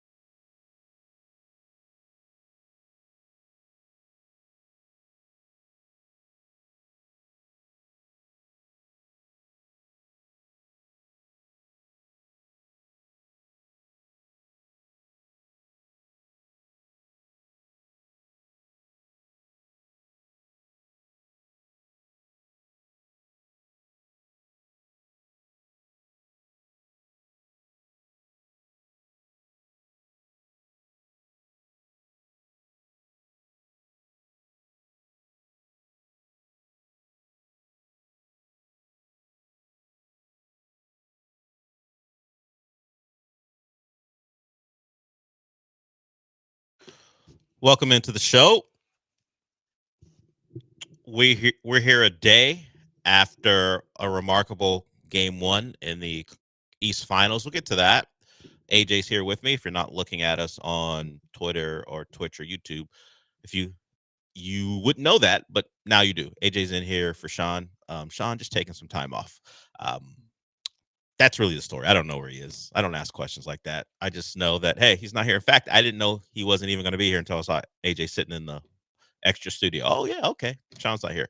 So Sean, I think, will be back on Monday. I just have not looked at the schedule. But beyond Sean's absence, let's get into what happened right after this show ended. The Astros go or finish their series in Tampa, and they have Hunter Brown going, and it goes unexpectedly poorly for Hunter Brown, just based off of what he's been all year long. You see him out there on the mound. You expect we're gonna get a good showing. I don't know if we're gonna win because the Astros bats are hit or miss, mostly miss for a lot of the lineup. Not Paredes. He's now hit 3 home runs in 2 days. He loves playing his former team in that minor league ballpark. He hit 2 home runs to help in the comeback, but it did not work out for the Astros. But Hunter Brown, after being staked to a 2-0 lead, because the Astros' poor starts in the first inning were nothing compared to how Taj Bradley, the Rays pitcher, does in first inning. So it was 2 forces that felt unstoppable, and it turns out the Astros won that one. As far as, or maybe in this case, Taj Bradley's won it because how bad he is won out over how bad the Astros are early in games. So they were up 2-0, and then Hunter Brown, in some ways, you could say, got ballparked. Dubon didn't help him either. Dubon misplayed a ball. I think he got charged with a throwing error as well, although, yes, it was off the plate, but it felt like Yiner could have kept that ball from rolling behind him and leading to the runners advancing. That didn't come up to hurt the Astros, I believe. Hunter Brown was able to get out of the inning, but he did give up the 2. And then later in the game, you could see his frustration with some of the home runs, thinking those are pop-ups, but the ball just carries in that place, and it carried out to right center, and that was the one I believe that frustrated him the most. Felt like that was going to be a medium to deep fly ball, and turns out it gets out of the ballpark, and it played a factor in the Astros' defeat. So Hunter Brown doesn't get the win. Clearly his worst performance of the year, and the Astros lose the series in Tampa, and they're back home to face the Mariners, a Mariners team who currently leads the division. And the news broke yesterday, but if you missed it, Ronel Blanco was sent back early with elbow discomfort, or excuse me, the Astros deemed it or termed it soreness, because discomfort automatically leads to, oh, this guy's going to have major surgery, at least as far as what the timeline has been for Astros pitchers. But right now, it is just soreness. We will see when we get a further report on it, but it doesn't feel good, doesn't make you feel good, as it appears at the moment, at least, the Astros have lost another starting pitcher for a while. But you know what? You never know. Maybe we go positive, and Ronel Blanco's not going to miss a lot of time. It's just precedent has been set when it comes to the Astros. But the good thing is Paredes is hitting the ball well. We talked about it this morning, how the Bregman start to the season, and certainly in comparison to his Astros starts, was bothersome because he had never started this well for the Astros in recent memory. He was getting it done for the Red Sox. He slowed down a little bit. Still, the OPS is good. But Paredes, he's picking it up. And now that he's hitting home runs on the road, it's even better. He had peppered the Crawford boxes a bit early in the year. Now that power is, at least when he's playing in a minor league ballpark, that power is picking up. So he has responded, and he's been good with the glove and at third all year long. And he's going to be needed because the Christian Walker thing continues to be a problem. I was trying to think back. I did look this up because I was trying to figure out the last time the Astros had a good performance from a first baseman at the plate. We got to go back to Yuli. And is the curse of Jeff Bagwell when he started making decisions about the team? Now, I'm not putting Christian Walker on him. Dana Brown's the GM now, but what I'm saying is, did it start something when Yuli left? And they certainly needed a replacement. They went with Abreu, which was deemed Bagwell's guy. That went poorly, and of course, you bring a Singleton in to get spot starts because you want a left-handed option, and it turned out he just became a more permanent option because of how bad Abreu was in that second year. And now Christian Walker. Christian Walker expected to be better than both those guys. He is just as poor as those guys. You can say a better defensive first baseman, but woof for Christian Walker. I'm going to, just to make myself feel better and take it off of Christian Walker, blame Jeff Bagwell. Since he made that first move to get Abreu, it's been nothing, absolutely nothing from first base for this team, and it continues.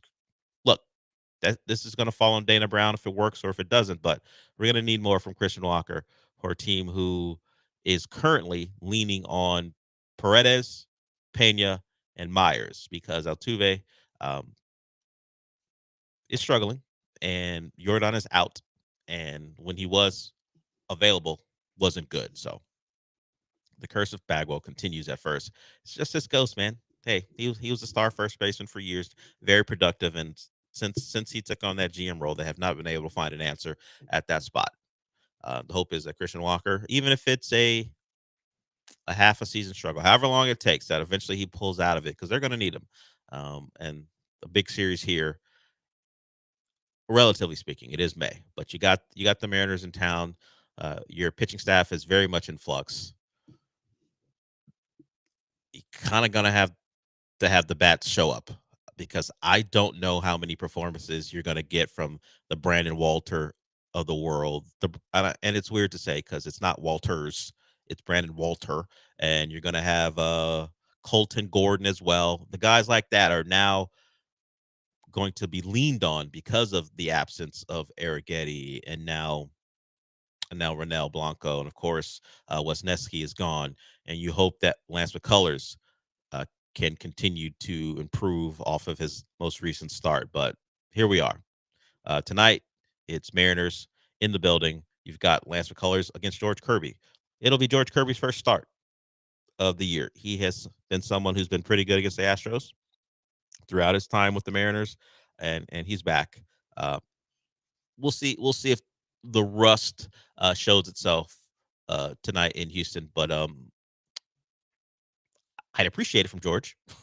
I would hope that you maybe suffer the same fate as far as rust that Lance McCullers has in particularly his first couple starts.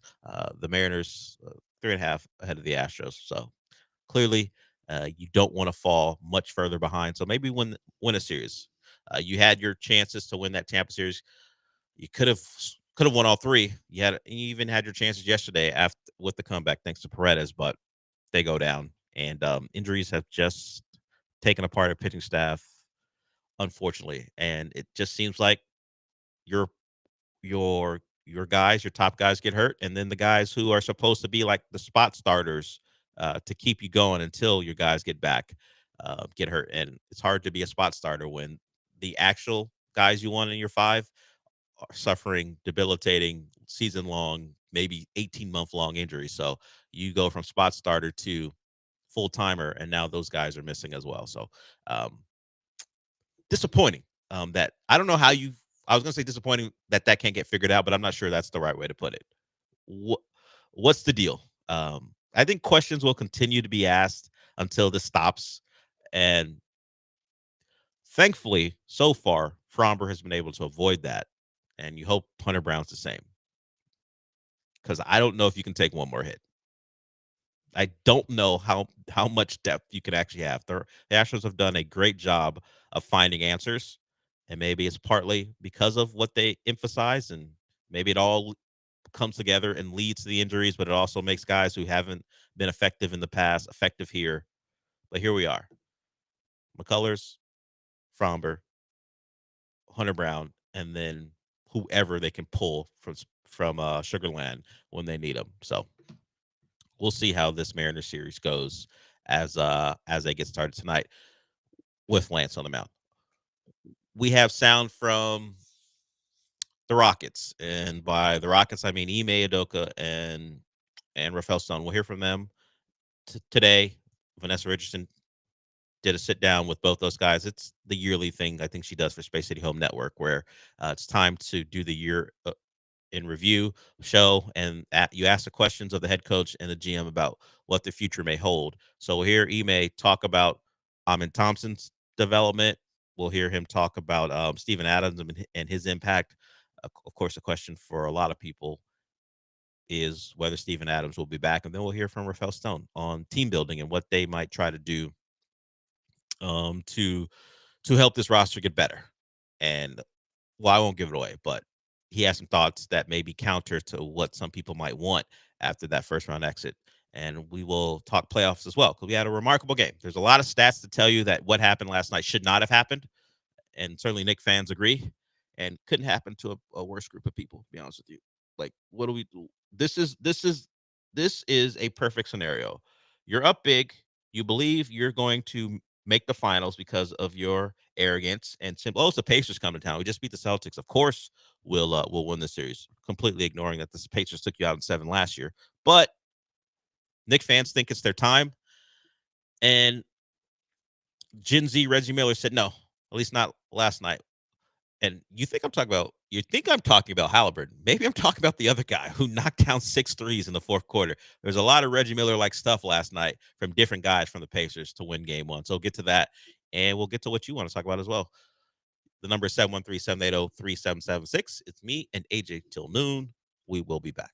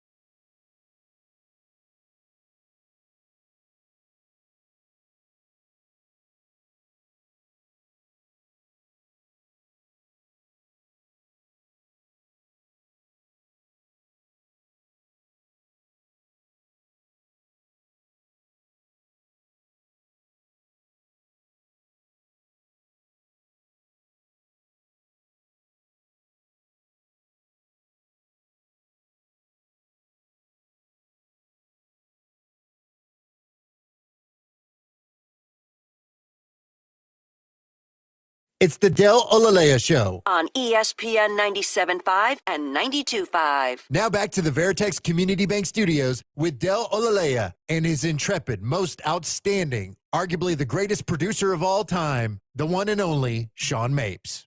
I half expected you to go AJ Russ just to speak over that final part.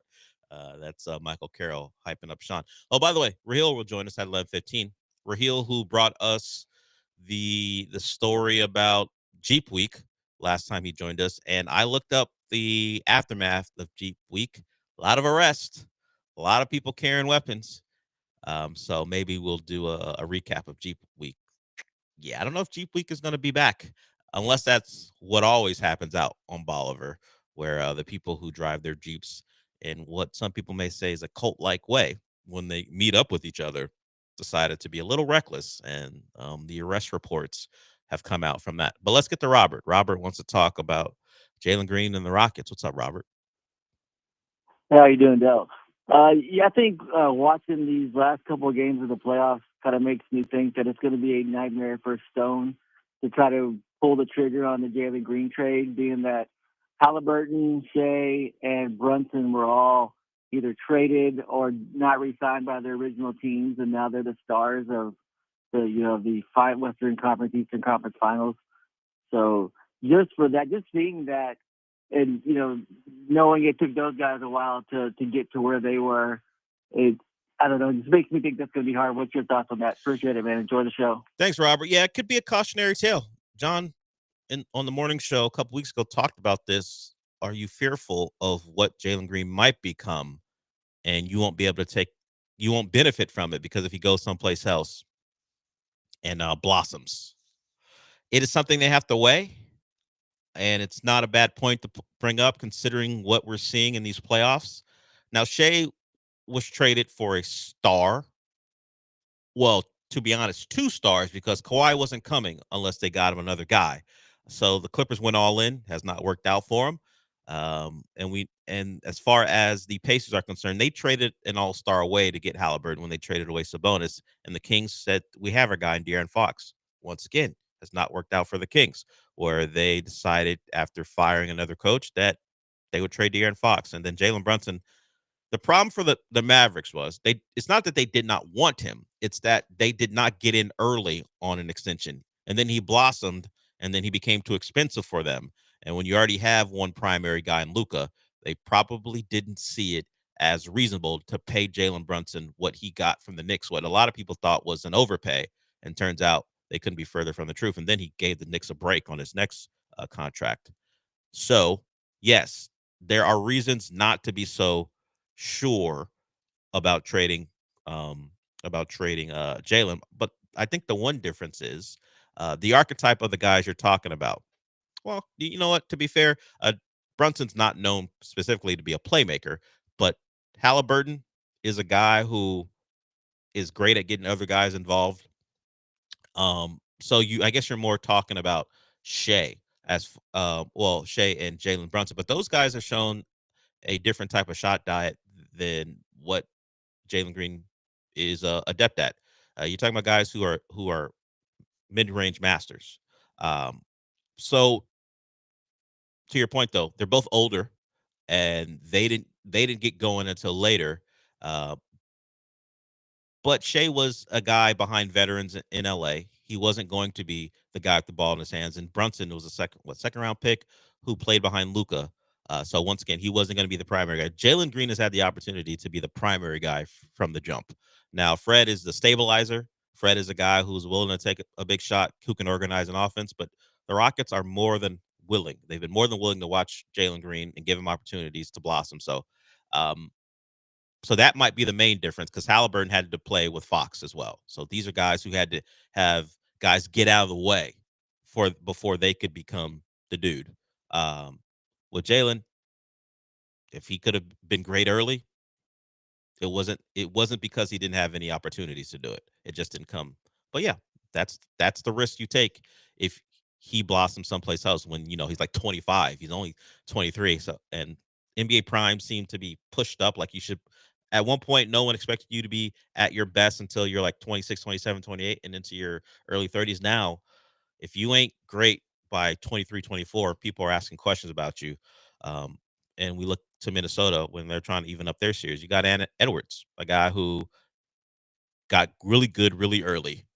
And you look to Detroit and Cade Cunningham, Jalen Green's contemporary in that draft, another guy who got a lot better really early in his career. Jalen simply has not gotten there yet, but we'll see. And speaking of that, we'll get to some of this Rocket stuff here. One of the things we're not going to play is them talking about Jalen Green, and it was Ime Udoka.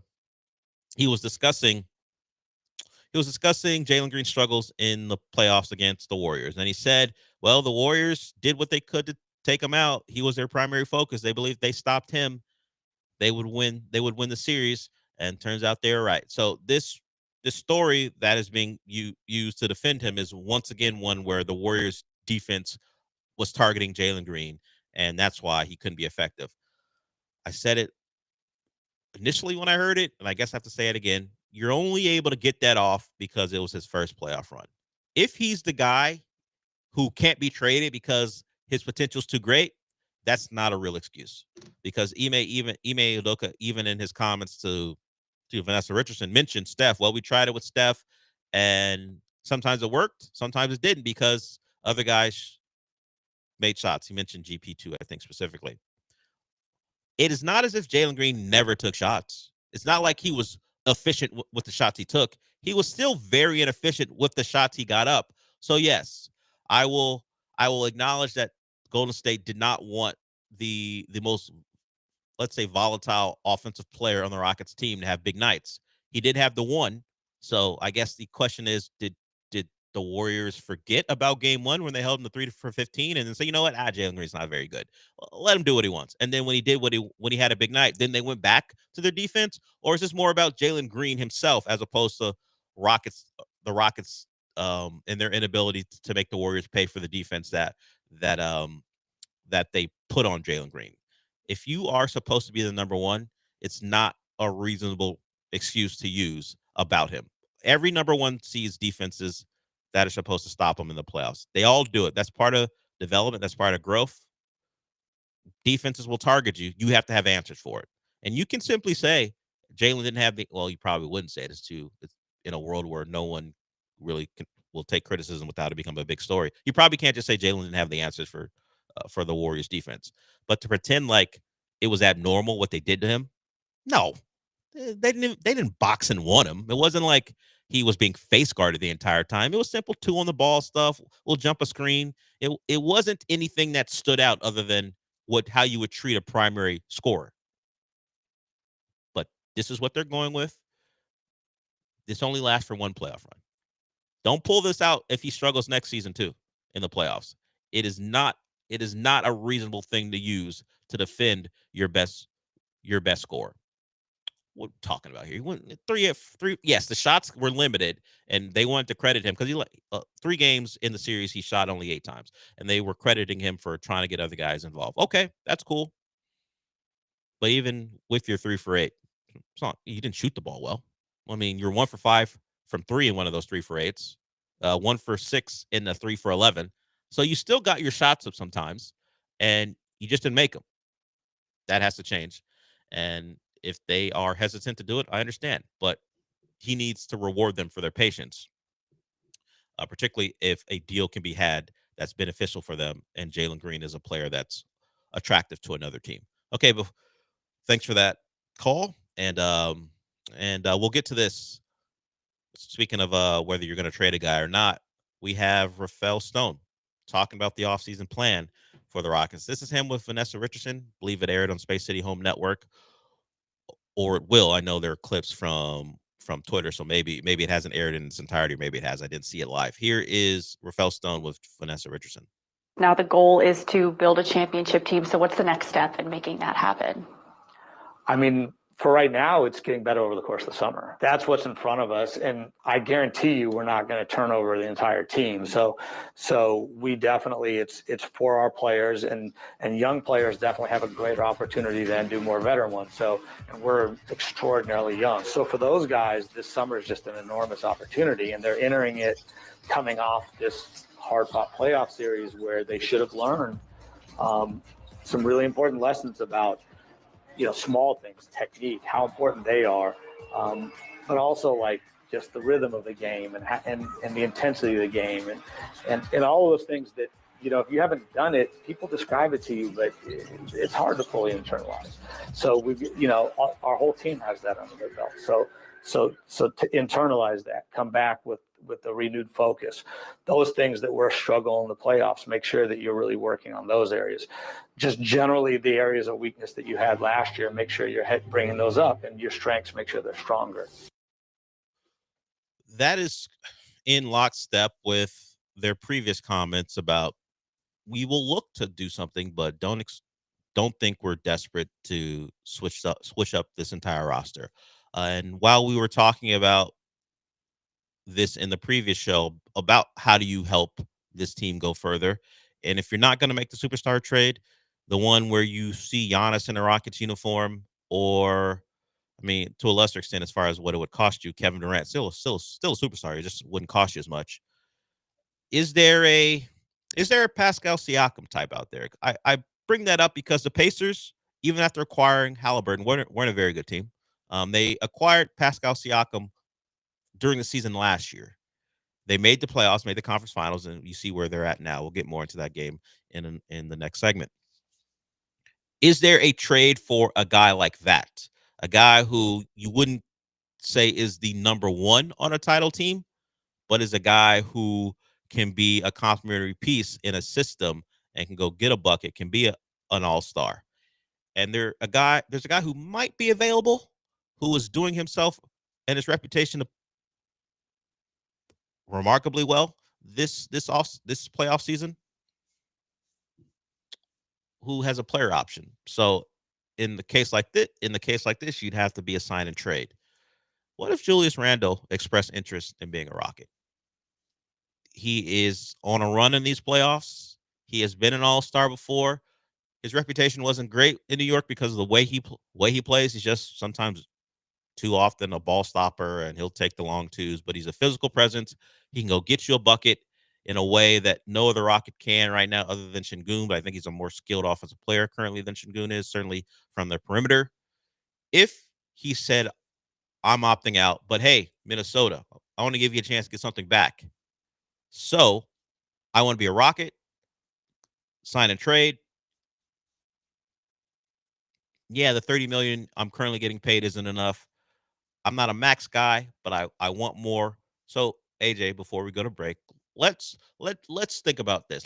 Let's have you think about this. If Julius Randle in a Pascal Siakam role, as all the problem for the Rockets are they don't have a Halliburton, but still in a Pascal Siakam role where he can on a night-to-night basis maybe be your best scorer, but isn't the reason you're gonna be a great team.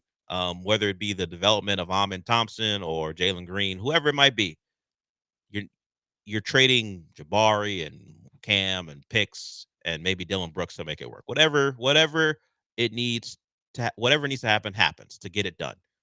Would you be comfortable giving this version of, not the one but this version of Julius Randle 4 years, 160? So an average the AAV of 40 million. I guess maybe if he continues to play like this, my hesitancy to that, like we haven't seen him play at this level that he's played at the playoffs yet. And it's a contract year. Right, for him, exactly. That is very true too. And then it also depends on how he plays in his Thunder series too as well. Because I mean he played good in the first half, but obviously in the second half it wasn't as good. So we'll see tonight as well. But yeah, I could see if he continued to play at this level and elevate in the playoffs. But if he played like that New York Julius Randle, then he is 30 years old. So you have to take that into account. Let's say so at the end of it, the contract, he'd be 34, and it's not prohibitive as far as 31, 32, 33. He can still be a really good player, even though you're paying him the 40 mil or whatever it might be a year. And you look at what he's done in these playoffs. Since game 1 against Golden State, where he wasn't good, none of the Wolves were. 24, 24, 31, 29 to close out the Lakers, and then another 28. Most of that happened in the first half, as you mentioned. And he was good in the first round as well. Game 1 against the Lakers, only 16, but shot the ball well. Then 27, 22, 25, 23. In this postseason, Julius Randle, as I look it up, what is he doing in this postseason right now? I'll bring it up here. In this postseason, I would say he ain't Ant Edwards. That's their most consistent. That's their best player, but he's maybe their most consistent. Over 24 per game, nearly 40% from three, shooting over 52% from the floor in this postseason. And this is not what he was with the Knicks, because you go back to the postseason with the Knicks, the year he was healthy, going back to a couple seasons ago now, just under 17 points per game, 25 or 26% from three, under 40% from the floor. His postseason time with the Knicks was not good. He has taken a step at 30 years old with the Wolves. So, like I said, if you're getting this version, it's not an overpay. But that Knicks version, that's the one you have to be worried about. So maybe you're not getting Kevin Durant because maybe there are too many suitors and you don't want to compete for him the way the Suns would like you to compete for him. Maybe you're not getting Giannis, but maybe you're getting someone in the Pascal Siakam tier, and Julius Randle, at least right now, is playing like that. All right. We'll go to break. We'll have more Rocket sound to get to. We'll talk about the series that Siakam is in, because what a remarkable night. And the misery for Knicks fans was pretty special, and they deserved it considering their antics over the last 3 or 4 days. Really, it's their entire lives, but the last 3 or 4 days, whether it be getting after a Pacer fan or Brian Windhorst. So we'll get to that when we come back.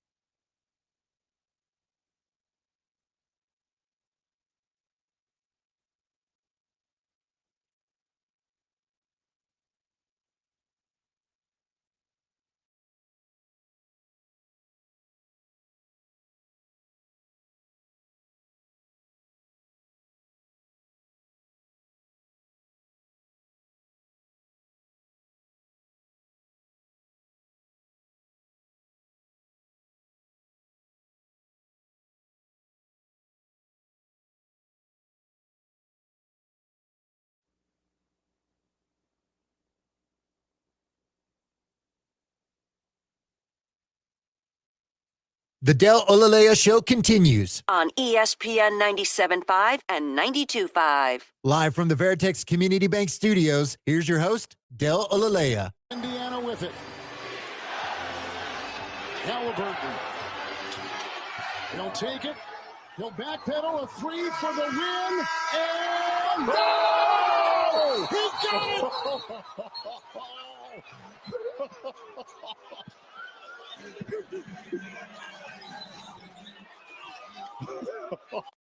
So that's Reggie Miller and Kevin Harlan on TNT calling what we thought was the final shot. You heard Kevin Harlan talk about Halliburton's choke,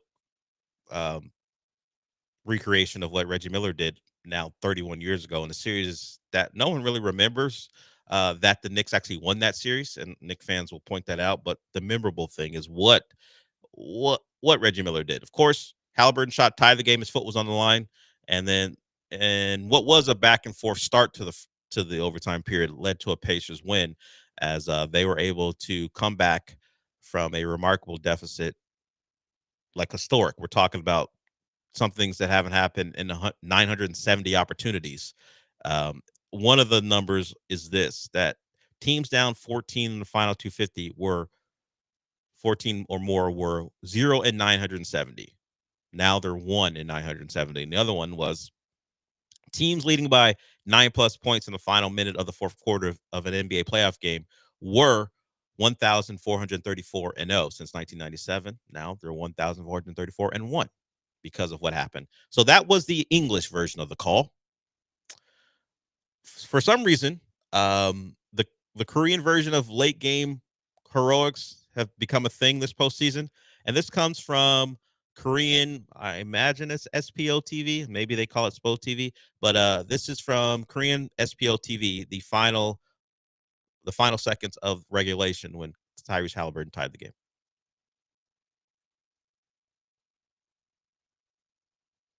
이 점을 노리나요? 자, 빠져나가면서 할리버튼 쏩니다.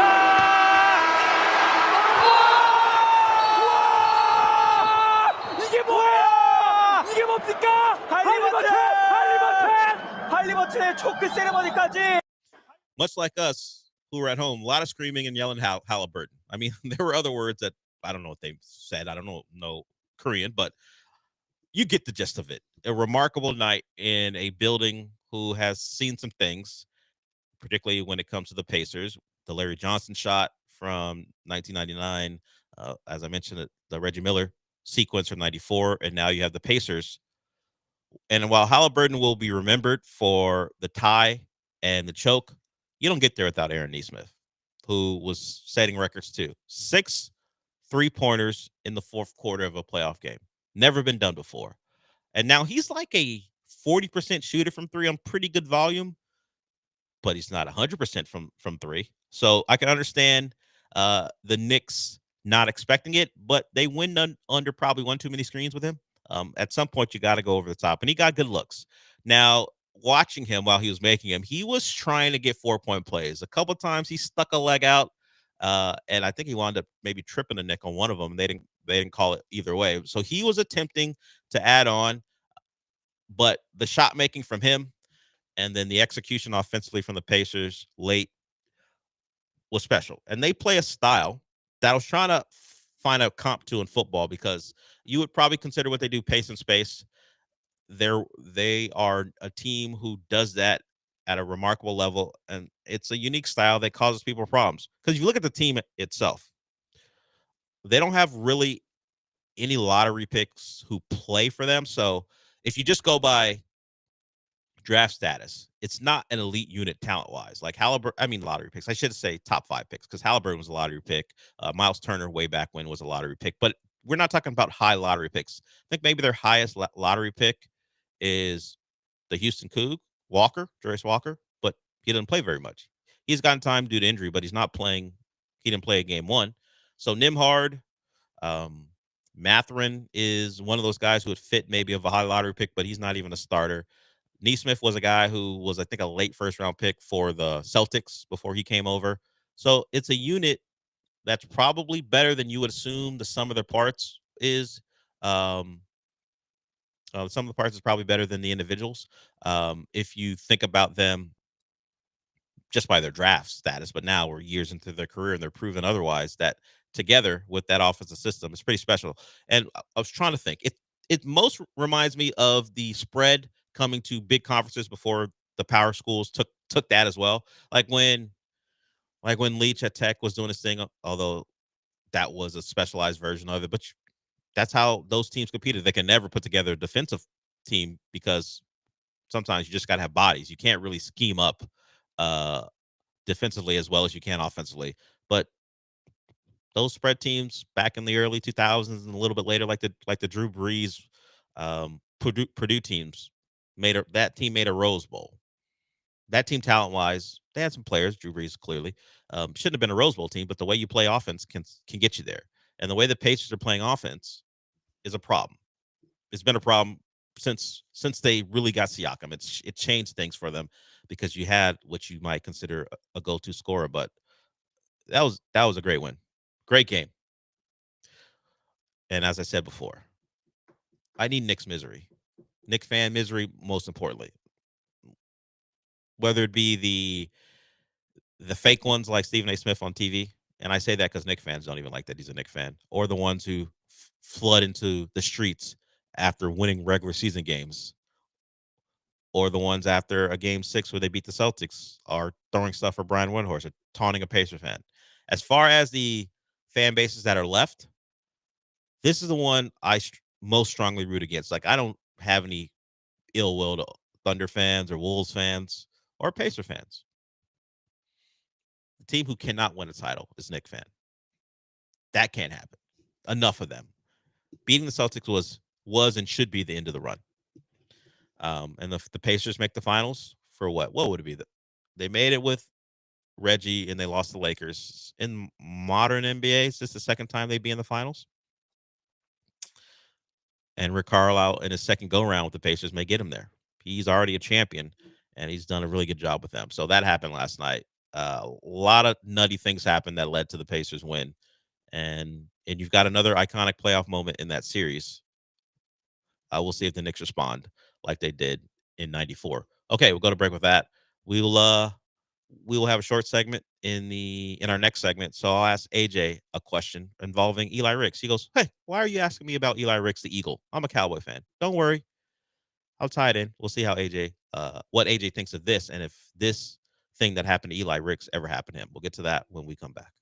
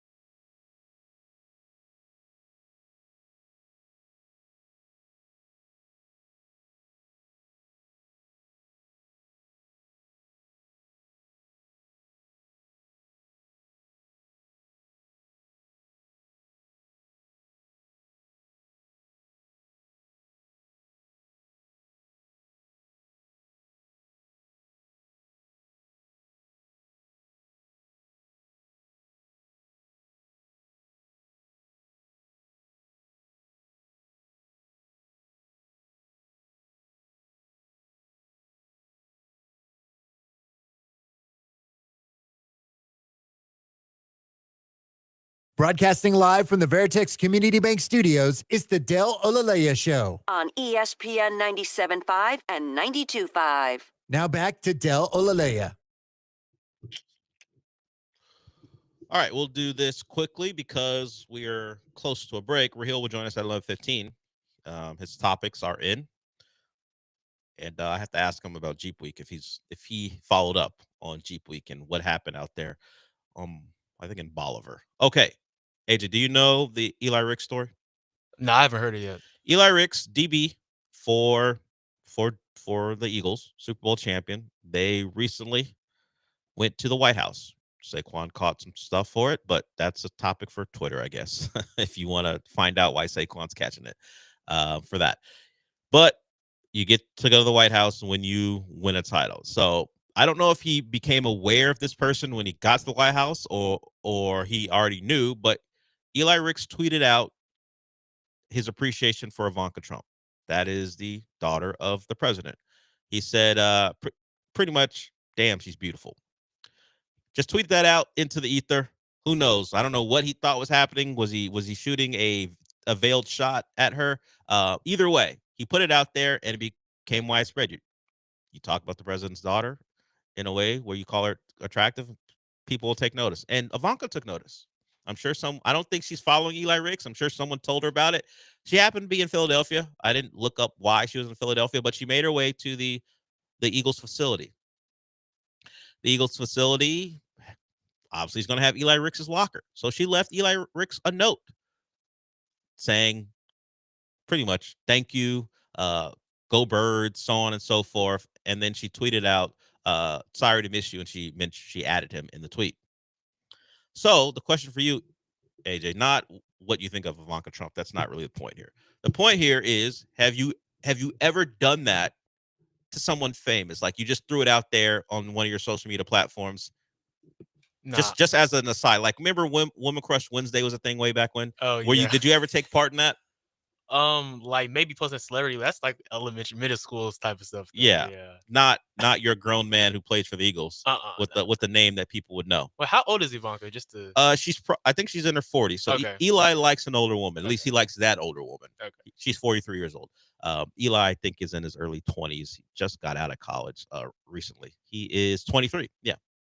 Played at Alabama. I think he was at LSU at one point as well. So yeah, he transferred through the SEC. He's a Super Bowl champion and an admirer of Ivanka Trump. But he did not meet her because he just happened to not be in the facility. So he missed out. So you've never done that before. No. You've never just shot it out there. I don't know who would be the crush for you at the time or even at this point. You maybe just want to keep that to yourself. I haven't either. It's not because you don't expect it to do anything, but right. Because he is who he is and she happened to be going to Philly, he missed out on the shot. So that's a rough beat for Eli. Yeah, you did that thing. It worked out for you, and you don't even get to meet her when she, in some ways, came looking for you. Yeah. Like, as I said, I don't think she specifically made a trip to Philly for him because then her husband might have a question or two.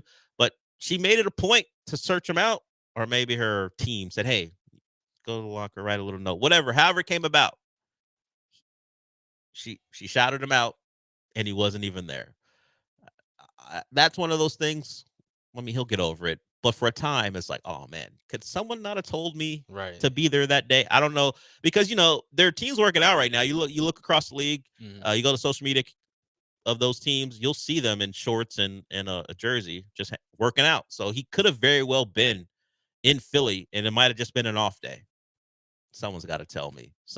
Hey, she's a daughter of the president. Those things are pretty much planned out. Someone tell me to show up.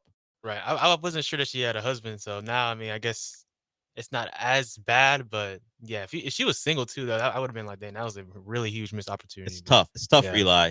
I just got to talk to the people in the facility. Hey, no, you guys knew this was happening. Ivanka Trump doesn't surprise show up at the facility. Someone's got to tell me I'm going to be there. Like for this place, it's like when food comes in and people get pissed when no one tells them. This is a different way of going about it, different example. But whoever handles the facility there, just shoot a man a note. Hey, this is happening. You might want to be in town for this. Just a little heads up. Yeah, that's all. That's all. Eli, maybe because Eli's young, he ain't got one of those people in there who say, like, to be clear. If, let's say, Jordan Mailata said it, I don't know, Jalen Hurts, unlikely. It would have been him. But if someone of more claim, Saquon definitely. If Saquon had said the same thing, Saquon's getting a note. Hey, Ivanka's going to be here this day. If you want to be here, for sure, you need to be here. Eli, maybe make a couple more plays. Yeah. Maybe if you make a couple more plays, someone gets the note. Because I don't think, I'm thinking about their depth chart. I don't think he got me because it was Slay and obviously Cooper DeJean and part of that DB room and Gardner Johnson when he was there. So I don't know if Eli Ricks got enough time to get a note, but maybe next year, Eli. Maybe make him a couple more plays. If your crush that you shouted out, who happens to be very famous, shows up, you'll get a note. Missed opportunity, but hey, make a pick or two. All right, we'll go to break with that. We'll get to hour 2. All right, I can't read this. It's in reference to what would have happened if Eli and Ivanka met.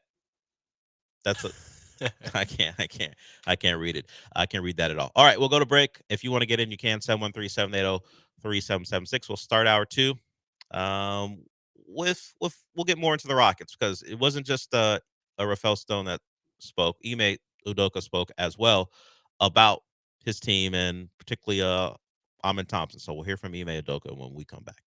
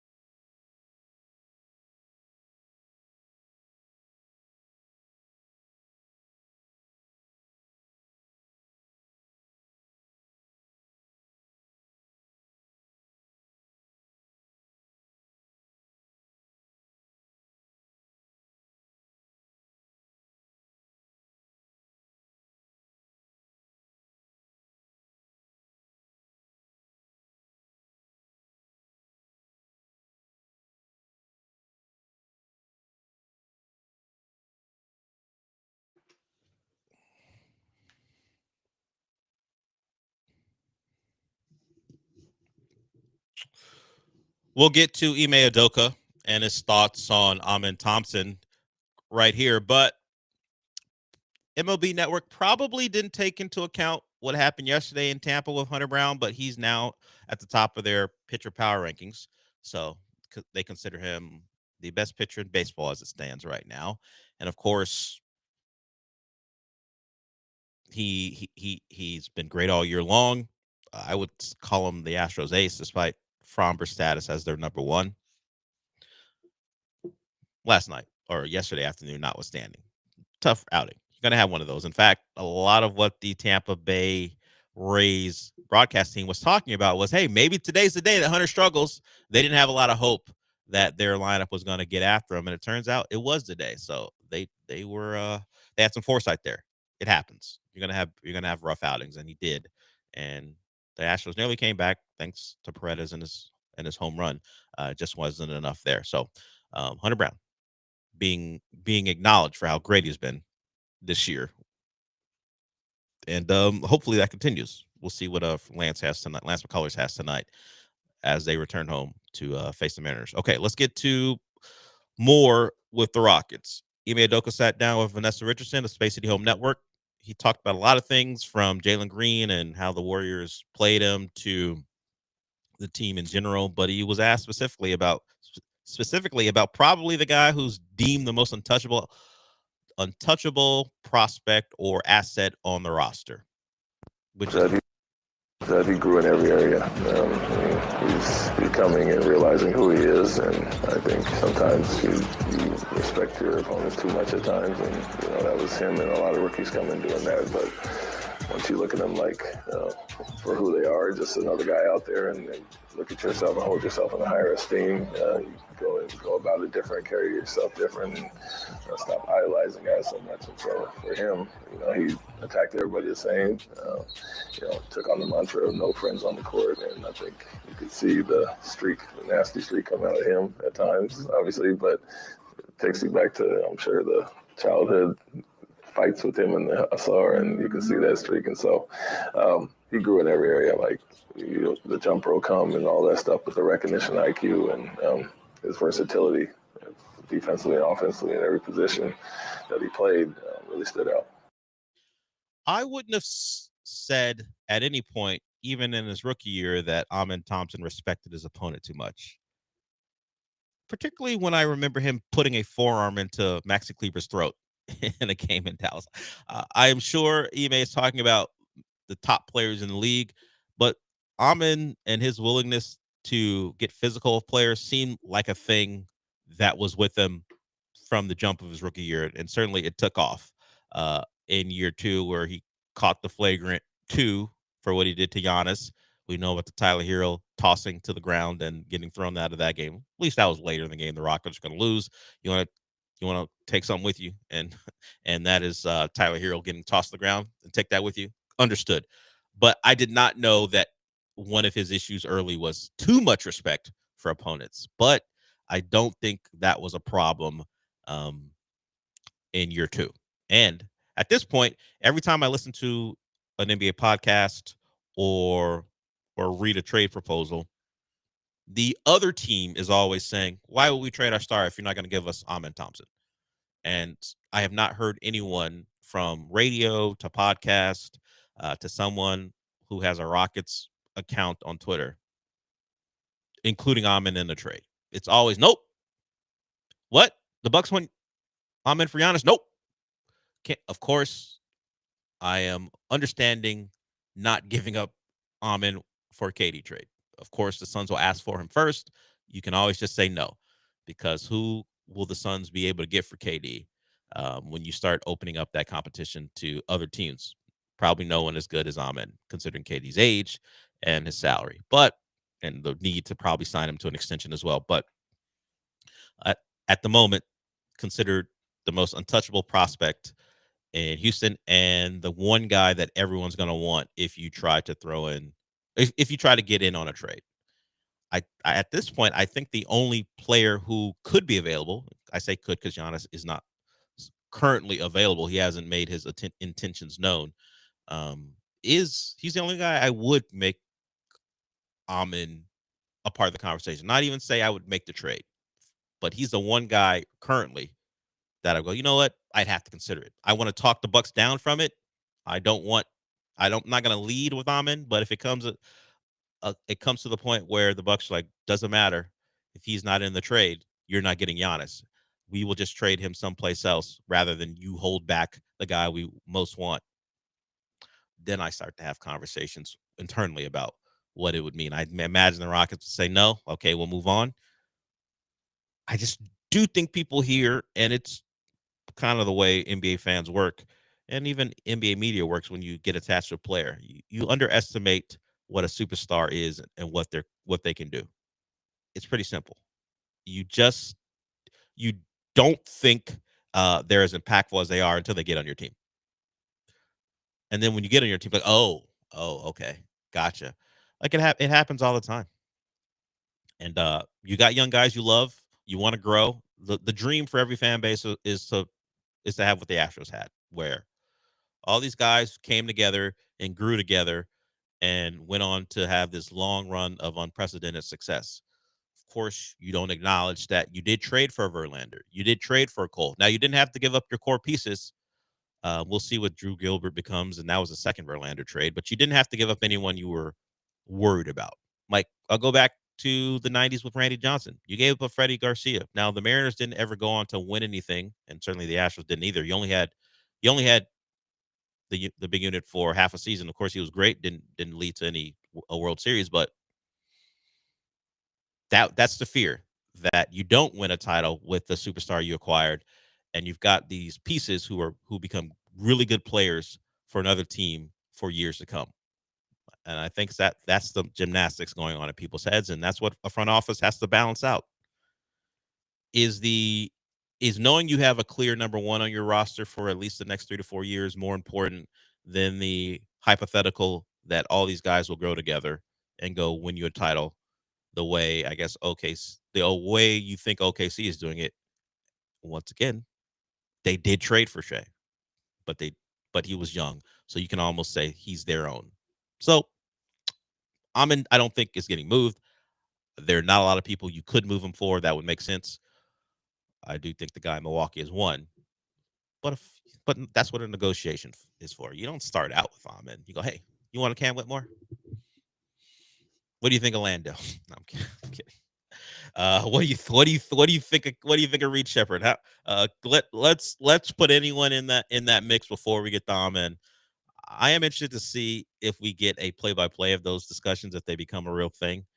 If we start to hear that the Rockets are lowballing the Bucks because Amen's not in it and Şengün's not in it. The Rockets are only offering picks and Jalen and Jabari. And maybe not him. Maybe it's just Cam. So we'll see. We'll see if it gets to that point going forward. Coming up in a couple minutes, we will hear from Raheel Ramzanali. He'll be here with us. He's got some thoughts on King George. If you don't know who King George is, we talked about him yesterday, AJ. He is the founder of the Renfest. Have you ever been to Renfest? No, I haven't been, but I've heard great things from friends that have went. So you have friends who have been to Renfest? Yeah.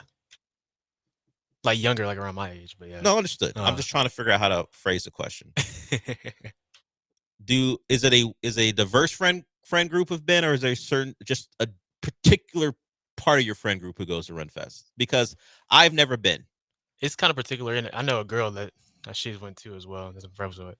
So, because there was a listener who suggested it's only for people of a lighter complexion who go to Renfest. I don't know that that's true or not. I've just never been myself. AJ, what about your friends? Is it it doesn't matter? You could have a black friend or a white friend. Is it a diverse group who goes to Renfest in your friend group? Well, the ones I knew, they were white. I don't want to agree with the guy. I didn't have any real proof, but anecdotal evidence suggests he's right. I just don't know that it's a big thing for people who look like me to go to Renfest. I'm sure it is. People who go, but I've never met anyone who said they went to Renfest.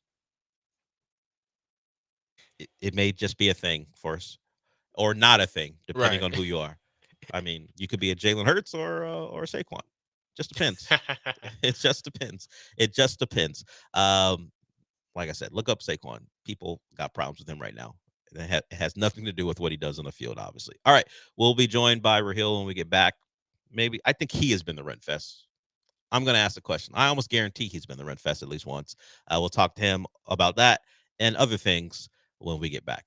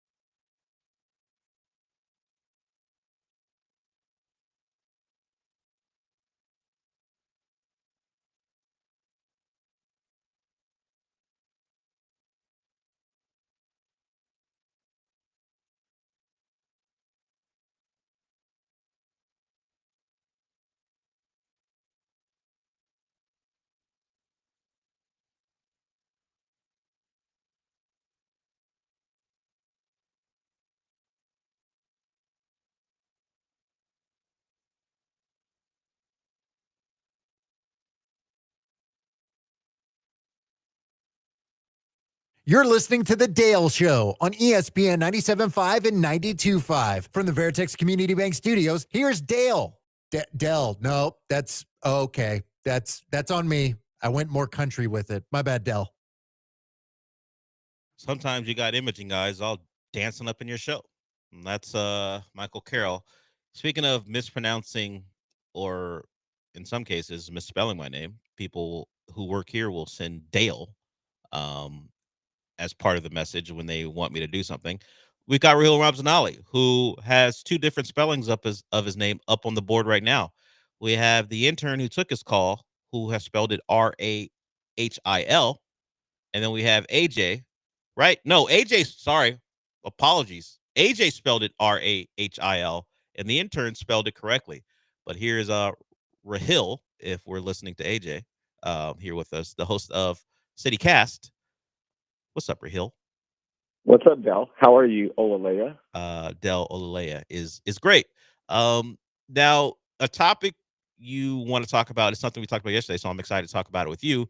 But I would like to start with an update on Jeep Weekend in Galveston County. Did you see the number of arrests for Jeep Weekend this year? I did. I saw the arrest numbers, and they were about the same as last year, but they started arresting people a little bit earlier this year as well. So, and traditionally that weekend arrest number is like Friday to Sunday, but they included Thursday as well, I believe, this year. But did you hear what happened? Like how the Jeep people did the old flipperoo on Galveston County? No, what do they do? Okay, so of course we talked about the new rules and laws that they put in place, right? So you can't stand on the beach, you can't post up, you just basically drive and make a U-turn and come around. It's a free flow of traffic, right? Before it was Jeep goers would just post up like you're allowed to on Crystal Beach and set up their tents, party, do all sorts of crazy things. So when this new rule was put in place, or new law, I don't know what to call it, I'm going to rule. So all the Jeep goers, what they did was they're like, okay, if you guys aren't going to let us post up, then we're just going to go to Surfside instead. So everyone went to Surfside, and all the law officials were in Bolivar on Crystal Beach. So the Jeep goers did the old, switch on them, and it was fine. I think Surfside was prepared as well because they kind of, got a heads up from some of the Jeep goers. But yeah, it was a little flipperoo. So as I look at the numbers, we were at 280 arrests, 40 plus guns, about 52 felony charges for the weekend. You said the numbers kind of correspond to what they always are, but yeah, the Jeep weekend was full of many things, including gun confiscation. I didn't hear anything about any violent activity as far as major stuff. Either. So thankfully, it went off not without a hitch, but without a major incident. So it almost served as a warrant roundup. It seems like why would you go there? they just got. I don't know. Everyone just walked into a trap. Yeah, it's like when they set up stops on July 4th. You slow down and they pull you over if they catch you doing something. In this case, just a bunch of people with their Jeeps, and it worked out for some people. In some cases, it did not. Something that we discussed yesterday that you brought up as a topic is the death of King George. That's what George Kummal went by. He is Coolum.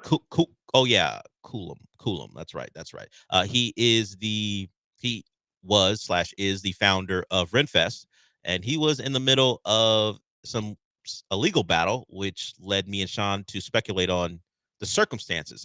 Now, right now, at least as of yesterday, the sheriff said they didn't have a reason for his death. But King George, the founder of Renfest, passes away. Yeah, he passes away in those legal troubles, as you mentioned. He was ordered to pay $23 million in damages. He was ordered by a judge. He had to sell the Renfest, and the entire thing has been a saga. There was that documentary on Max or HBO. What is the official title? Do we call it Max or HBO? I think it's now back to HBO Max. Okay, HBO Max. So there was that documentary, and that really thrusted him into the national spotlight. Did you watch that documentary? I have not. Okay. My tolerance for cringe, right? We've known each other for almost 20 years now. I can handle cringe, but Del, I was out after the first episode in that documentary. It was just too much. Really? King George, King George is too much. The characters around the Renfest and their whole dress up thing, and I don't know, it was just too much, man. It was too much. There have been a lot of stories about King George, right? I know he just passed away at the age of 87, but he had an affection for picking up women. Okay, let's just leave it at that. And there have been lawsuits as well. So there's actual legal cases about this, including sexual harassment by former festival employees, including one who said that she was forced to search dating websites for King George as part of her job duties. So there's, there's actual legal implications here and all that, but it was just a hard watch for me. And I didn't know anything about King George until this documentary. We all know about the Renfest, right? Because it's part of our Houston upbringing. But I didn't know anything about the founder until the documentary, and it wasn't a good documentary for him. Yeah, it's called Ren Fair. You can find it on HBO Max currently. Have you ever gone to? I feel like I should know this. Have you ever gone to Renfest as just a paying customer? No, I've never gone.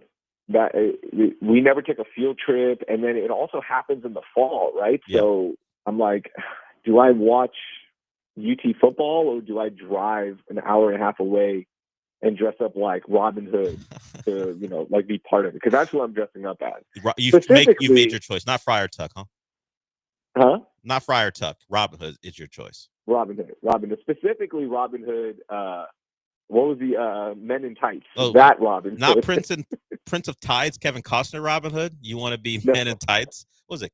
Okay, Yeah. okay. I want to be that. And then maybe even Achu. Maybe I dress up as Achu, Dave Chappelle's character. I remember. I remember. That movie was, speaking of HBO, that movie was a staple on HBO when I was growing up. It came on all the time. Robin Hood. Bless you. How stupid that comedy was, but it was so good. That was one of my first comedies I remember watching, and I still watch it till this day, and I crack up because it is so good. It was so ahead of its time. Now I'm looking to see where you can find it. Carrie Always is in it. And he was in there's another movie that was similar to that time frame, at least the costumes where I can't remember what it was that he was in. That's pretty famous. Oh, Princess Bride. He was in the Princess Bride. Yeah, Princess Bride. Yeah. So Robin Hood Men in Tights right now looks like you can watch it on YouTube TV. And other places you have to pay like a rental fee or whatever if you're looking for that. Okay. So there that is. So King George not alive anymore. Renfest will continue. In fact, reading the article yesterday, it said we are going to honor the legacy of Renfest. And now his legal troubles beyond what you brought up was that he had promised and agreed to sell the rights to Renfest and the property surrounding it, and then pulled back on it. And so he got sued for that. So he was in the middle of that while he passed away. And frankly, he allowed people to call him King George. So you knew something was wrong. Oh, yeah. Yeah. Anytime you tell somebody to call you King George. No, your name is George. I don't know. But, I'm calling you George, yeah, okay? Just call me George. Yeah. George of the Jungle is fine.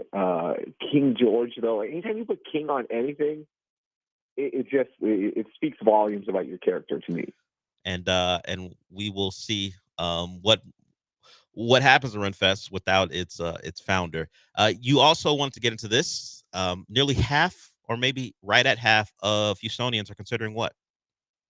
They're considering leaving Houston, or have at least thought about it. Okay.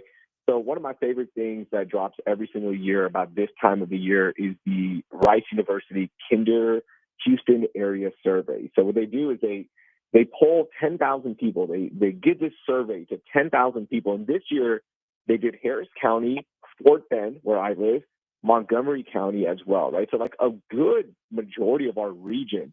And they'll ask them questions about, their income, their how they feel about the city, the biggest problems they face. And there's just a whole lot of information in there. It's a good snapshot of like understanding what people in our region are feeling about our region. And one of the questions was, have you considered or have you thought about leaving Houston or the area that you're in of Houston? And 50% of the people said, yeah, I've thought about it. But only 16% will actually do it. So like it's a weird thing. Like, yeah, we're all thinking about it, but one of the reasons is, and this is a good thing for our region, is that like 80% of the people feel like, they like this area and it's a good place to live, even with the income discrepancies, right? There's a question on there, Dell, about if there was a $400 emergency that you had to pay for, could you pay for it? And a large amount of people said, no, I can't. Like that, it would be a burden on me, right? So that is the income inequalities I'm talking about. But this survey, there's just so much information here, but it's weird. Like 50% of people have thought about it. 16% will actually want to move. But then you take a step back and you go, actually, there's a lot of economic opportunity here while we have income inequalities. And at the same time, we actually do like living here because it's more affordable compared to other cities. So there's a lot in here And it's always a fascinating read. Like, I've been following it now for 4 years, where I literally read the whole thing, 39 pages long. But there's just so much information. It's a weird time living in Houston. Real Ramsnali. He is the host of CityCast. You can find that wherever you listen to a podcast, and go to the website, houston.citycast.fm. And if you do, and scroll down just a little bit, there is Raheel dead center in the middle, as he went to Cactus Music. It's turning 50 years old this year. And there's a new photo of Raheel repping Houston in Cactus Music. How is that going there? Man, it's awesome. Cactus Music, one of my favorite places. I got into collecting vinyls right at 2019. Oh, I remember that. You were so into Remember vinyl. that? Yeah, I got into vinyls, and I was collecting like old school. Like, I have a vinyl collection from 1956. So like, I really got into it, and Cactus Music is the place. Like, it is a Houston institution, and I would go there during the pandemic all the time, and pick up new things, just hang out, like talking to other music heads. It's just a cool place. If you've never been, go check it out and learn about the history on our website at houston.citycast.fm. But yeah, that's me holding the Krungbin album, which is one of my favorite bands now. Found them during the pandemic as well. It's a Houston trio. I saw them perform at Cactus Music in front of 200 people. They're a Grammy-nominated band that played at Cactus Music. The last time they played there was 2011, and now like they're a worldwide touring sensation. So pretty cool stuff there. Speaking of that, do you know what the All-American Rejects are doing? Where they're doing? I saw them popping up at like frat houses or something. They're just playing at random houses across the country. Oh my God, I love that. A full, like from those movies we saw in the 2000s where there'd just be a house party and some up and coming band who was real or fake depending on the movie would show up and play, and of course the party goes crazy. In this case, they, in one of their last shows, it got too big because the address got leaked. So they told everyone, sorry, address got leaked, we can't play. And then they showed up, hoping people decided not to. And I'm telling you right now, I know I'm at the point in my life where that's not appealing to me, because if I'm the neighbor, get this stupid band out of my neighborhood. Like, of course they're playing at night and all those things. So I don't know how they secured the ability to do it. But if I'm a neighbor, I'm like, because you see a kid like ripping a piece of a fence down so people can see through it and see what's going on. I'm like, all right. I don't even like when the neighbors open up their windows and play their music out. I can hear it. I got to deal. I like the All-American Rejects for what they are, and I got to listen to them. And the other thing for me is, what do those kids love the All-American Rejects for? They were big when we were in college. Yeah, but music is cyclical, man. Like, people find music and you still like old acts, right? Like, the Beatles were still around today, and they just popped up out of nowhere. Are the All-American Rejects at the level where they can? No, they're not. Where they can hold the attention of people in their 20s when we were in our 20s, and the music still translates to, look, I love pop punk. I'm into all that emo, so whatever. I'll listen to that still today. But I didn't know the kids of the day, like the kids of Lance's kids' age, are looking for All-American Rejects. Hey, we got one kid, not a kid, he's a grown man, but he's older than Lance's kids, but he's in college, just out of college. Yeah. AJ, were you aware of the All-American Rejects before I even mentioned them earlier today? Maybe you heard of them once, but I haven't. Yeah, this is what I'm saying. I didn't know. Have you heard "Move Along" before? If you look that up right now, have you heard it before? We'll get your answer once you listen to it and play it. But there it is. Oh, you had it ready. Yeah. Because I told him to have a song ready. You heard this song before? No, I just looked it up and then just picked one of their songs. Oh, by the way, you got to, if it's in program 3 or 4, we got to take that out of program 3 or 4 because of we don't want to get defunded or whatever they call it, demonetized, whatever. So you had not heard the song before. I would imagine that most kids or most adults his age wouldn't have heard it, unless they're really into pop punk. At the show, are you sure it wasn't guys our age? No, I looked at the video. That's a good point, but I looked at the video. It was like high school kids, college age kids at the show. I didn't think they had it in them to get people of that age to the show. I mean, even because this is a song that would have been featured during the TRL era. I didn't know those kids would have seen that show or even knew what it was. So there it is. Still a banger. Yeah, by the way. I'm not knocking the song. I was just surprised. It's like if That's so cool that they're doing that. Yeah. I love intimate shows, man. Like that. Concerts are great. I enjoy going to concerts when I can, but intimate shows, that's where it is. Like I'm at that point in my life where I want to watch my favorite band with 200 people, and that's it. Yeah, like I'm spoiled. Yeah, I went That's a to 1%, baby. House of Blues a month or two ago now and watched a Fanagram there, and it was much more enjoyable. Now it was more than 200 people, but it's much more enjoyable than seeing them It's a like smaller venue. It's more outside intimate. someplace. Yeah, what? Yeah, hey man, at the point, hey, I want to sit down. Let me sit in the chair, and that's what I did. Yeah, and the cool thing about like the smaller venues, it should be the opposite. But at the smaller venues, people are less likely to talk to you as opposed to the big venues. Very true. At least in my finding, because I guess everyone's closer, so it's more awkward. So you don't want to talk to them. In big concerts, like when you go there, everyone's like, "Hey, man, what's up? Hey, yeah, good to see you." I'm not here for wanna you. do that. I don't know if you've heard, sir. I'm not here for you. I didn't pay I'm the not here for ticket to you. talk to you. I don't want to know how your drive was. Nope. to the Woodlands Pavilion You had to drive all the way from Lamarck to get to the Woodlands. How was that? Trust me, bro. Your traffic conversation, I ain't looking for it. Yeah. But yeah. So All American Rejects, and of course they're promoting. I think some new music as well, and they're just going around the country, showing up at people's homes, which is cool if you're looking for them. If you're not, get out of my neighborhood. That's all. Yeah. That's all. All right, Rahul. Thank you for joining us. What's the latest before we go? What's the latest on CityCast as far as the podcast is concerned? Yeah, tomorrow's episode, we're breaking down all the big news from the week, including King George's death, and we have, a reflection on George Floyd 5 years later. There was actually a mural that was demolished this week in Third Ward, so we're talking about that. And then we're off on Monday, but Tuesday's episode, we're talking about, the Trump administration's immigration crackdown and like who's actually being deported, right? Like the rhetoric was it's going to be all criminals.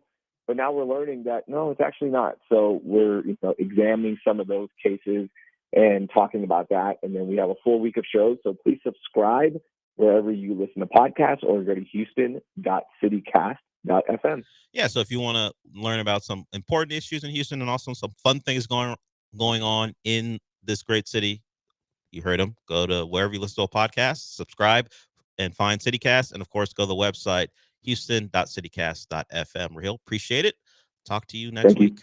All right, Rahil Ramzanali, host of CityCast. He joins us when he can on Thursdays every week. Coming up next, we're open phone, so if you want to get in, you can. I'm not going to call him by the name he wants to be addressed as, but we got a caller who wants to talk about Trevor Lawrence, one of my favorite topics. We'll get to that when we come back.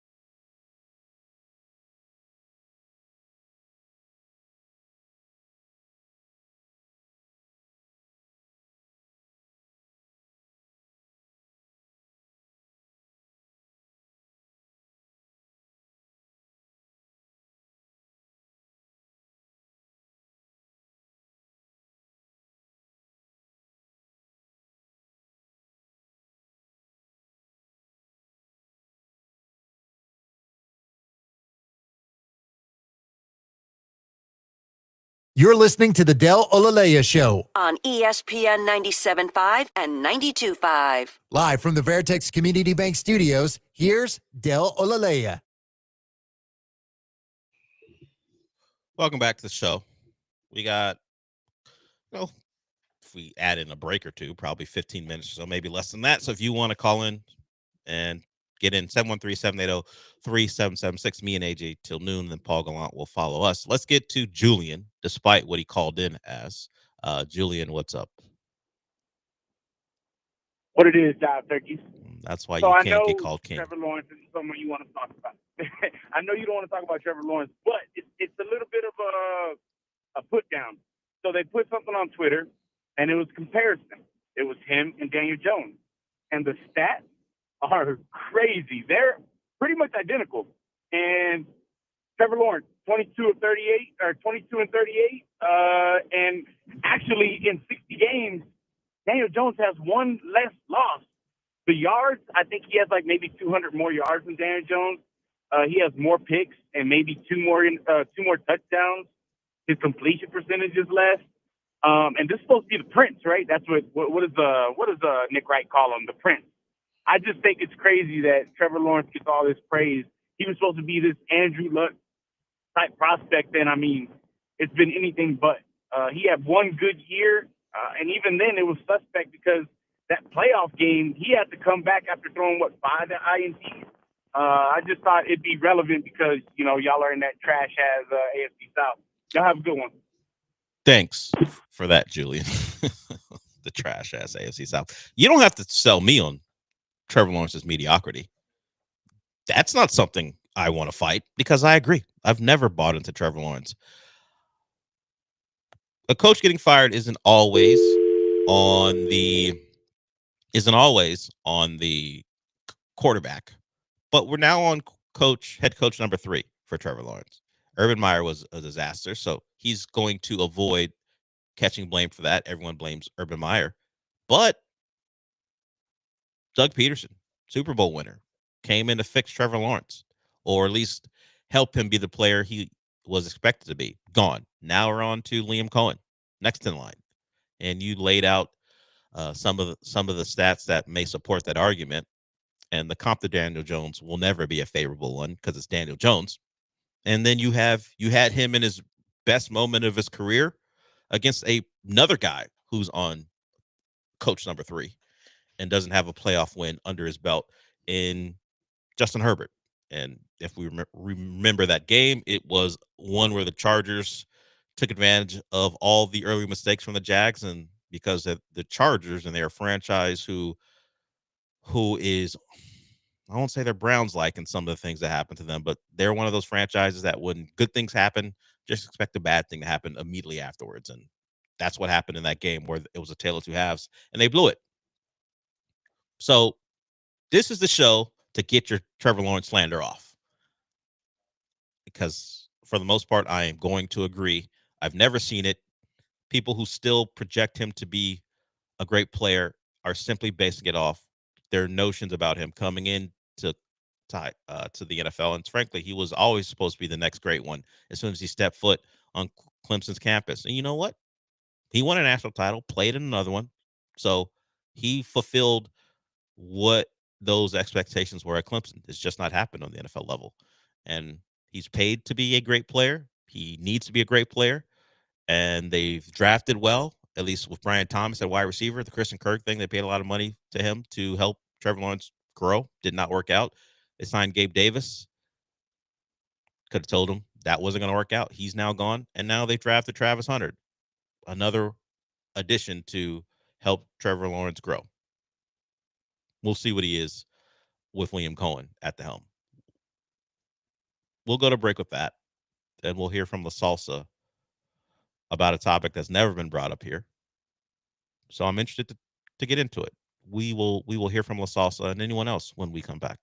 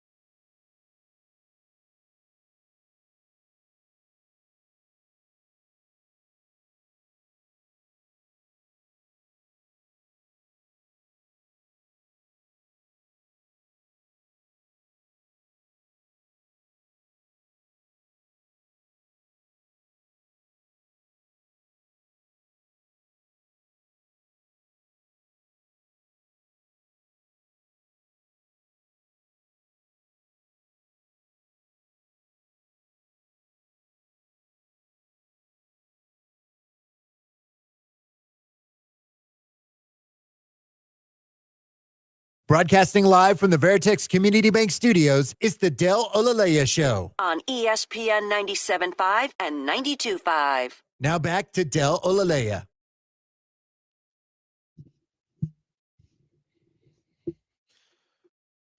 All right, let's get to this.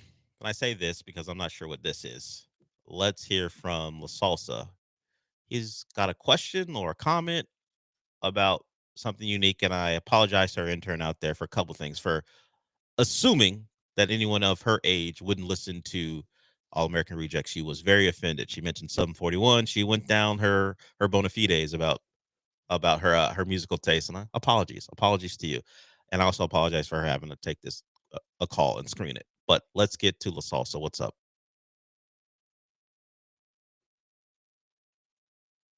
And look at that. All that build up for no reason.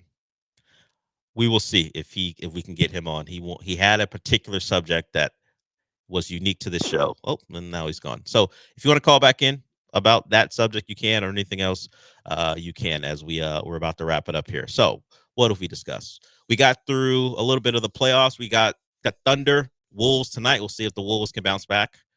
They were not great in game one against the Warriors with a rest, with the Warriors coming off a long series. Same thing happened, at least after the half, against the Thunder, who just finished up game 7 and then turned it on in the second half to beat the Wolves. See if the Wolves can go get a game 2 and even that series before they go back to Minnesota. So we'll get to that. We talked about Hunter Brown's struggles in Tampa in a game where, in a different ballpark, it might go differently for him. Instead, a couple of balls flew out of there that, in a different situation, maybe are just deep flyouts or maybe even less, kind of cost them, as the Astros did try to fight back, but didn't get that one. So they lose that series in Tampa. They've got the Mariners tonight, trying to stay connected to the Mariners. Mariners are up 3.5 games now. George Kirby is on the mound for the Mariners. It's his first start of the year. And I mentioned earlier that he has been good against the Astros. It's not just good. He's been very good.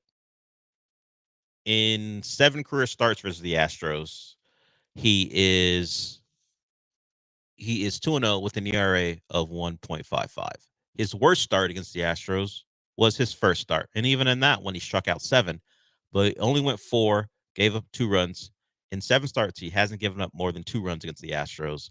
And since that first start, he hasn't gone less than 6.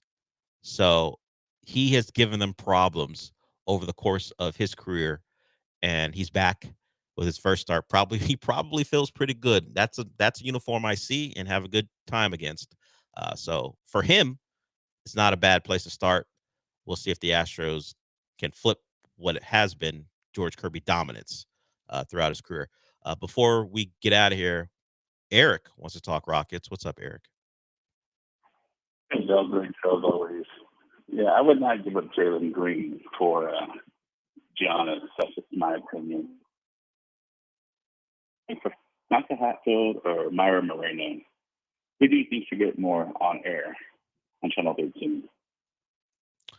Well, thank you for that, Eric. Once again, your affinity for local news anchors comes to the forefront. I don't know. In fact, if you put Micah Hatfield and Myra Moreno in this room specifically, and didn't give them name tags, I couldn't identify them. I don't watch a lot of local news, if at all. So I appreciate it. You tune in at certain times of the day to watch those women do their jobs. I'm not one of those. I'm not you. I don't know. So hopefully, whatever happens, it's about merit. Although I'm not sure that's what you're looking for. As far as the Jalen Green thing, I would trade Jalen Green for Giannis plus whatever else the Bucks needed. Whatever Jalen Green is going to become, I will say this with almost certainty.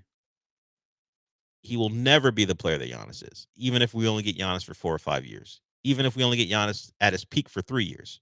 And in the 4th or 5th year, because you've given him an extension, you're wondering, I don't really want to pay this guy $60 million a year, whatever it might be. I'm going to say Jalen Green at his peak will never be Giannis.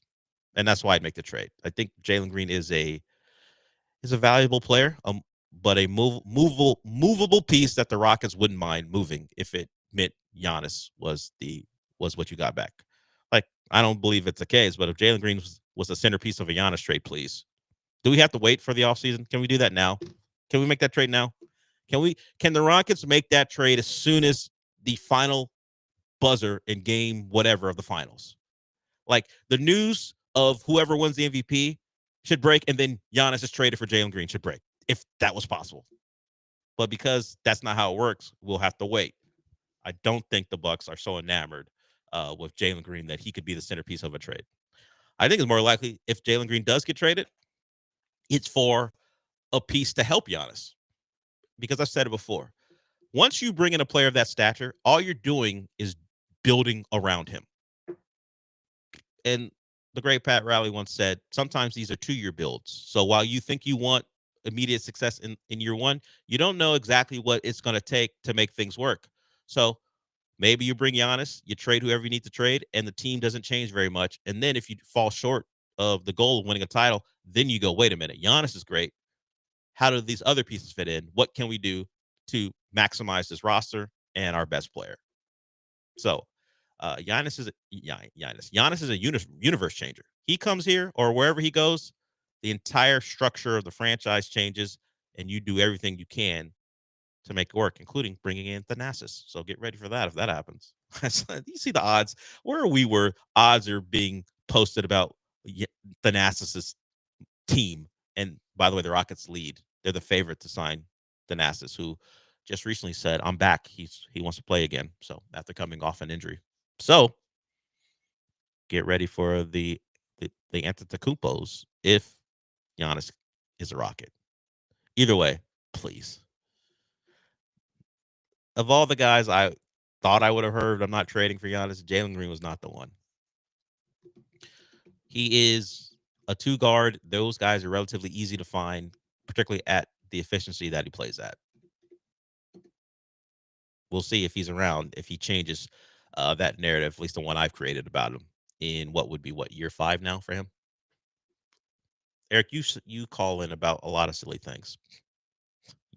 Toxic Avenger, local news anchors, but not trading Jalen Green for Giannis.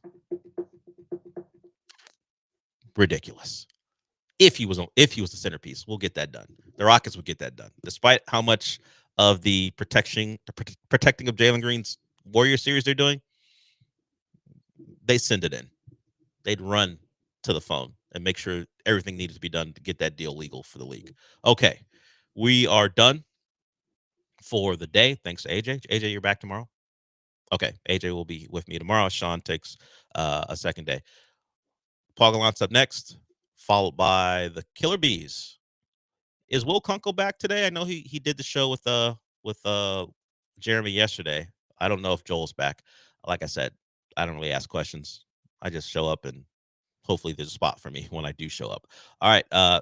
With that being said, since we're done for today, what does that mean? We did it! Sean is getting a little queasy playing that, considering the unavailability of Jason Tatum for the near and maybe somewhat distant future. We'll see what AJ comes up with. This one? That's fine. He likes that one.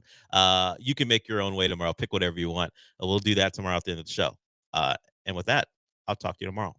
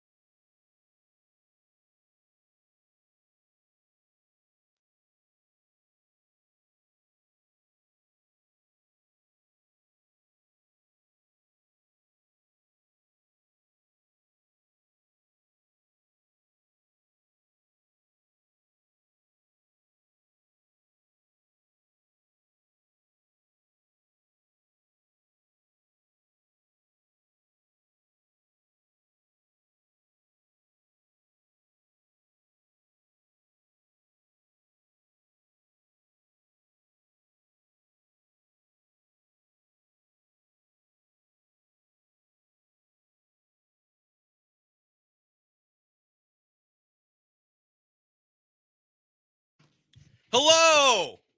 I'm not Paul. Joe and Brian here with you and AJ the next 2 days as Sean and Paul are both on vacation. So we will be hanging out with you from 12 to 3 over the next 2 days. You find us on Twitter at Joe George Radio, at Sacked by BMAC. You're welcome into the show. 713-780-3776 for the HRMP listener line and text line as well. We got a lot to talk about today with the Ronald Blanco injury that we are still waiting official word on. We'll talk about what happened last night in game 1 of the Eastern Conference Finals, SGA being named MVP, bunch of stuff from the Texans as they had a season ticket event that I didn't want to go to. I could have gone. So you could have gone and chose not to? Yeah, I could have gone, but like I didn't want to stand there and you just didn't have enough swarm in your spirit. No, not enough swarm in my spirit right now. I mean, it's the off season. So swarm dies when the season's over? It's just like it lessens. There's no swarm between March and August? No, I guess like now that the players are like actually showing up and getting ready to practice and partake in things, like I like to take a swarm break. I can't believe from the draft until OTAs. I can't believe you didn't want to show up and hear Cal McNair talk about jerseys and yeah, New Jersey's coming, all the new stuff. No, because the questions that I have about like how our season tickets will translate to a new stadium, they're not going to answer those questions. So they're just going to ignore you and pretend like that didn't happen. So can I tell you, not a dime. I don't care what the proposal is. I will not vote for anything that requires me to pay a dime for a new stadium. I'm with you on that one. They pay billionaires pay. That's one of Paul's longest things that I agree with him the most on anything is billionaires pay for their own stadiums. Yeah, you're worth $6 billion, whatever it is. Yes. Pay for your own damn stadium. And if you can't pay for it, then you probably shouldn't own the team. Then you're a poor and you can't afford a stadium. All right. Well, relatively speaking. So we know Wisniewski is having Tommy John. We were tipped off by Todd Callis on accident, it seemed, the other day. And then we got the official word from the Astros. We know Spencer Arrighetti is still coming back from injury. But then we got the news that Ronald Blanco was coming back to Houston due to elbow soreness. And we await the official word, but we all kind of know how this goes, right? Like, how often do you hear elbow soreness and it's not a big deal? So it feels like this season now is done for Blanco. In yesterday's game, we saw Hunter Brown get lit up a little bit in a Mickey Mouse baseball stadium. So I don't care about the result at all. I cannot believe that we have two teams playing in minor league ballparks.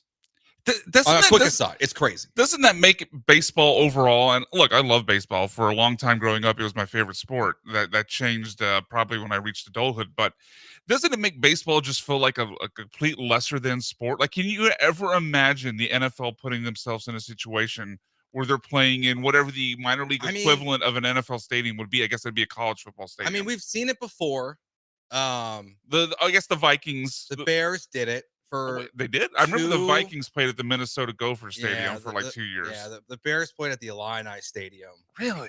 For a year or two as they made it look like a spaceship. So we have seen it before. Obviously when the Oilers moved, they played at Vanderbilt Stadium, and I also think they played at the Liberty Bowl for a little while. But here's the thing. They're still 100-yard football fields. Yes. They're not 320. I mean, that home run that Cam Smith was going after, that was 320 feet. It was a 1 of 30 ballparks. It's not even a home run in Sacramento's minor league ballpark. Like, it's ridiculous that you know what's crazy about that? You mentioned it's 1 of 30, right? So that would imply that it wouldn't go out at Yankee Stadium. Yeah, it's the exact same dimensions. I know of Yankee Stadium, but because it doesn't have all the things like the stands and the scoreboards and everything in outfield, the ball travels differently than it would, even though line to line from left to right, it's actually the same dimensions. Yeah, so I have whatever. Like, to me, it's like you throw that start from Hunter Brown, you throw it in the trash. It means absolutely nothing because of what he did. Now on the flip side, congrats to Isaac Paredes for just like hitting tanks left and right. He's on a heater right now at 6 home runs over the last week. He's been absolutely on fire. But the story is like what happens now, I think, with the rotation. So we've seen Colton Gordon come up. We've seen Brandon Walther come up. Colton Gordon will be back this weekend. But there's a large TBD for Sunday. And I think the question really is just like, can the Astros, deal with this throughout the year? That, you're going to get Arrighetti back. Like, what is the concern level about the rotation? Because it's really been the strength of this team through 50 games of the season. Basically. Well, what you just said there at the end is why it's a big concern to me, because they're a team that, despite really good pitching, is just 1 game over 500 because the pitching has been having to carry the offense. We know, obviously, I mean, Jeremy Pena has been great, but Jose Altuve has been terrible in May. Started off the season hot, but it's completely fallen apart. His numbers are like lower than what we would expect from Dubon. Christian Walker hasn't done anything yet. So the offense is struggled and had to been carried by this pitching staff. And now piece by piece, this pitching staff is starting to fall apart. So my concern level is pretty high, and it kind of goes back to a criticism that I had about their offseason when the season began, because especially with the Astros, and how many times in a row we've seen this where they start the season, oh, they've got 7 pitchers, and then Luis Garcia gets hurt, and then Lance McCullers gets hurt, or he's been out, and then Jose Urquidy gets hurt. No, last year Verlander gets hurt, he leaves. Like, they went into this season with really 5 major league starting pitchers. That's it. And there were, I heard people say, oh, well, there's no reason to add depth. You have your 5 starters. Why add a starter if there's not a spot for him to start? Because you're going to lose 2 or 3 of them before we reach June. This happens every single year. And okay, you can turn to the minor leagues. You could turn to the Gustos and the Blue Balls and the Colton Gordons, but it's just a complete unknown, especially with the farm system doesn't have a bunch of top 100 prospects, that I felt like they took a big unnecessary risk by going into the season with such little protection behind their initial starting 5. Especially because when you think about the start of the season, right? Like, you pencil in Hayden Wesneski in there. A, you don't really know what you've gotten him. Sure. B, he's coming from the Cubs, in which he was going back and forth between the bullpen and the rotation. So you've already seen him in his major league career be used in both those scenarios. So in the perfect world that you add a starting pitcher and you have Brown, Fromber, Arrighetti, and Blanco to start the year, you also have Wesneski, who can come out of the bullpen. So you could add a starting pitcher, but instead they don't do it. And it's funny because, like, 2 years ago, going into the season, I was adamant that the Astros did not need to add anyone. But that's really when things started to unravel for them. And I was like, nope, it's fine. No big deal. They have 7 guys, like we talked about, like you just said. Like, it's not a concern. They didn't do it. Kind of bit them in the butt last year. They didn't really add anyone until they had traded for Kikuchi. And the same thing this year. I totally agree with you. Like they should have looked at what's been happening to them, what's happening across baseball, because it's not an Astros problem. No, it's a baseball thing. It's not the Astros' fault that all these guys are having Tommy John. I know the injury stuff sucks, that we don't ever get straightforward answers from the medical staff, that the players dodge the media when they're trying to be asked, like Yordan Alvarez has been doing since he's been hurt, finally speaking for the first time the other day. But, like, it was pretty obvious to me that they needed to add a starting pitcher, like we're saying. And I agree with you. Like, it's a huge miss. And now you have to withstand this with a struggling offense and just hope that by the time you get to the deadline in like 60 days, roughly, that you're in the race, A, and B, you can find a Kikuchi level deal that's on the table somewhere. Yeah, I mean, they're not going for anything bigger. The problem is, though, I mean, their minor league system has improved a little bit, but I mean, obviously you gave away, what was it, 3 pieces? It was Will Wagner, Loper Fito, and Jake Bloss. So, like, eventually you run out of those pieces to give up. But yeah, it just speaks to me, and it's weird because I think Dana Brown, is a pretty good GM overall. But it speaks to poor planning, and maybe his hands were tied because Jim Crane was only going to let them go so far with the amount of money they spent out. We know they've had some, I guess, hesitancy, to put it nicely, about, surpassing the competitive balance tax, things like that. And maybe they didn't want to go too far into it, but they went into the season knowing they wanted to try Jose Altuve in left field, right? And they backfilled second base with Brendan Rodgers, who they added during spring training, I believe, and then Mauricio Dubon, who we know is a below average hitter. And then same thing with the pitching. Like, you knew with Verlander leaving, with Lance not going to be ready initially, you knew Jose Urquidy wasn't coming back. You knew Christian Javier was best case probably August coming back. Like, you knew all these pieces, and JP France wasn't coming back. Like, you knew where you had lack of depth. You knew where you might have issues, and they didn't backfill it at all. And it's seemingly like the only thing I could take away from it, because I don't think Dana Brown is someone unprepared enough or short-sighted enough to look at that starting rotation and say, okay, that's completely good enough for 162. I don't think he's, to put it less nicely, I don't think he's that dumb. Yeah. I think he's being held back, unfortunately, by the salary restrictions given to him from Jim Crane. No, I agree. And you have $17 million locked up in Lance McCullers. You have, $10 million or whatever the AAV is for Christian Javier that you're not using. You have a lot of injuries that are causing this. To be honest with you, like I don't totally buy the idea that like also when all these contracts just like magically come off the books in a couple of years, that the Astros are going to start spending a ton of money again. I think that this is kind of who they are, and they will spend to a the point. luxury tax. Yeah, to a point. And they won't go above that. Now we'll see how that changes, because by the time that most of these contracts are off the book, I think we'll also be coming off a year lockout potentially, to where maybe we're seeing a totally different salary structure for the players at that point. But yeah, I agree with you. It's probably a limitation more of Crane than it is a reality of what the front office can do, because we know that Jim Crane will go over, but he only goes for over splash. Exactly, for splash, for a Josh Hader level starter, for Verlander. Yes, and who's injured. And also stop with the stupid jokes. People on Twitter that they're going to trade for him again. He's washed up. He was washed up before he left. He's washed up now. He was washed up last year. Yeah. But they're now in a position where they're going to have to, again, to advance put themselves in a better position in the playoffs, because they're going to make the playoffs. They need to be in a better position. They need to add a starting pitcher, because with Fromber and Hunter, you have a great 1-2, but that third guy is really what is really in question, because you already in the season were banking on a Blanco, an Arrighetti. I don't think people were banking on McCullers, a Wisniewski, someone to step up and fill that void. But there's been all these injuries, and I just don't think you can be confident that Spencer Arrighetti yet is like that dude that you want on the mound for Game 3 of a playoff series.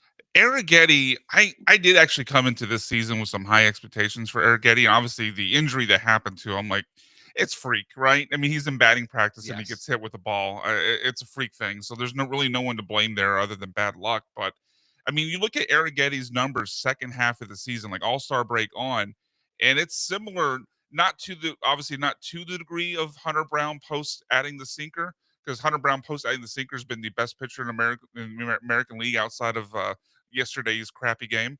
But Spencer Arrighetti's second half of the season was fantastic. The ERA was there, the strikeouts were there.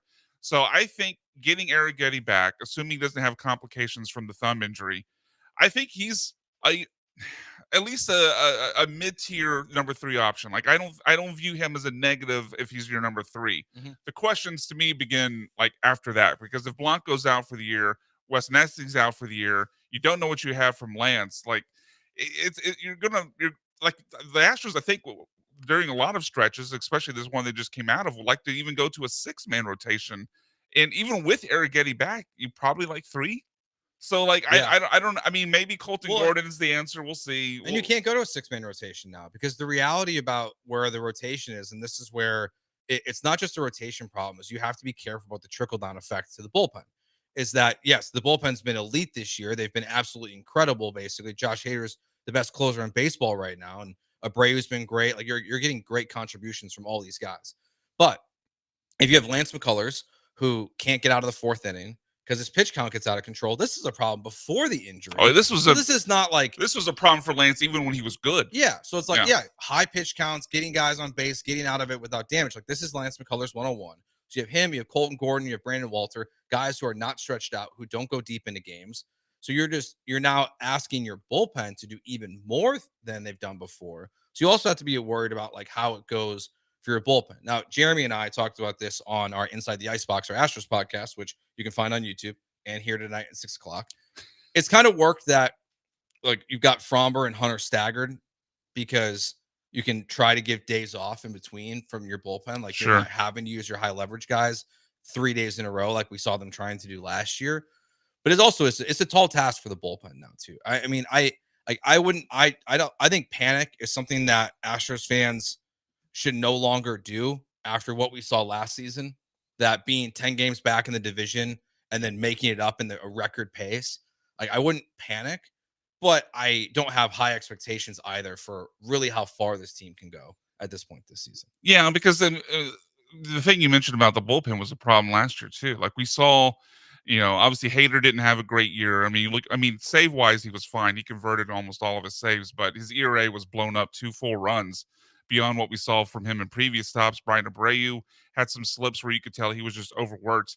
And that was a real problem last year. Like you had 3 guys with Presley, Hader, and Abreu were there near the top of the league in usage for bullpen arms. And if you're going to run out there a bunch of guys that can't get out of the fourth inning as your 3, 4, 5 or 4, 5, 6 or whatever it happens to be, you're in danger of probably doing that to the bullpen again.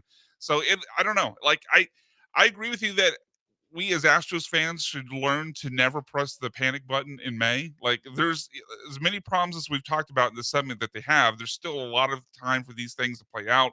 There's time for Christian Walker to turn around. There's time for Jose Altuve to turn around, for Yainer Diaz to turn around.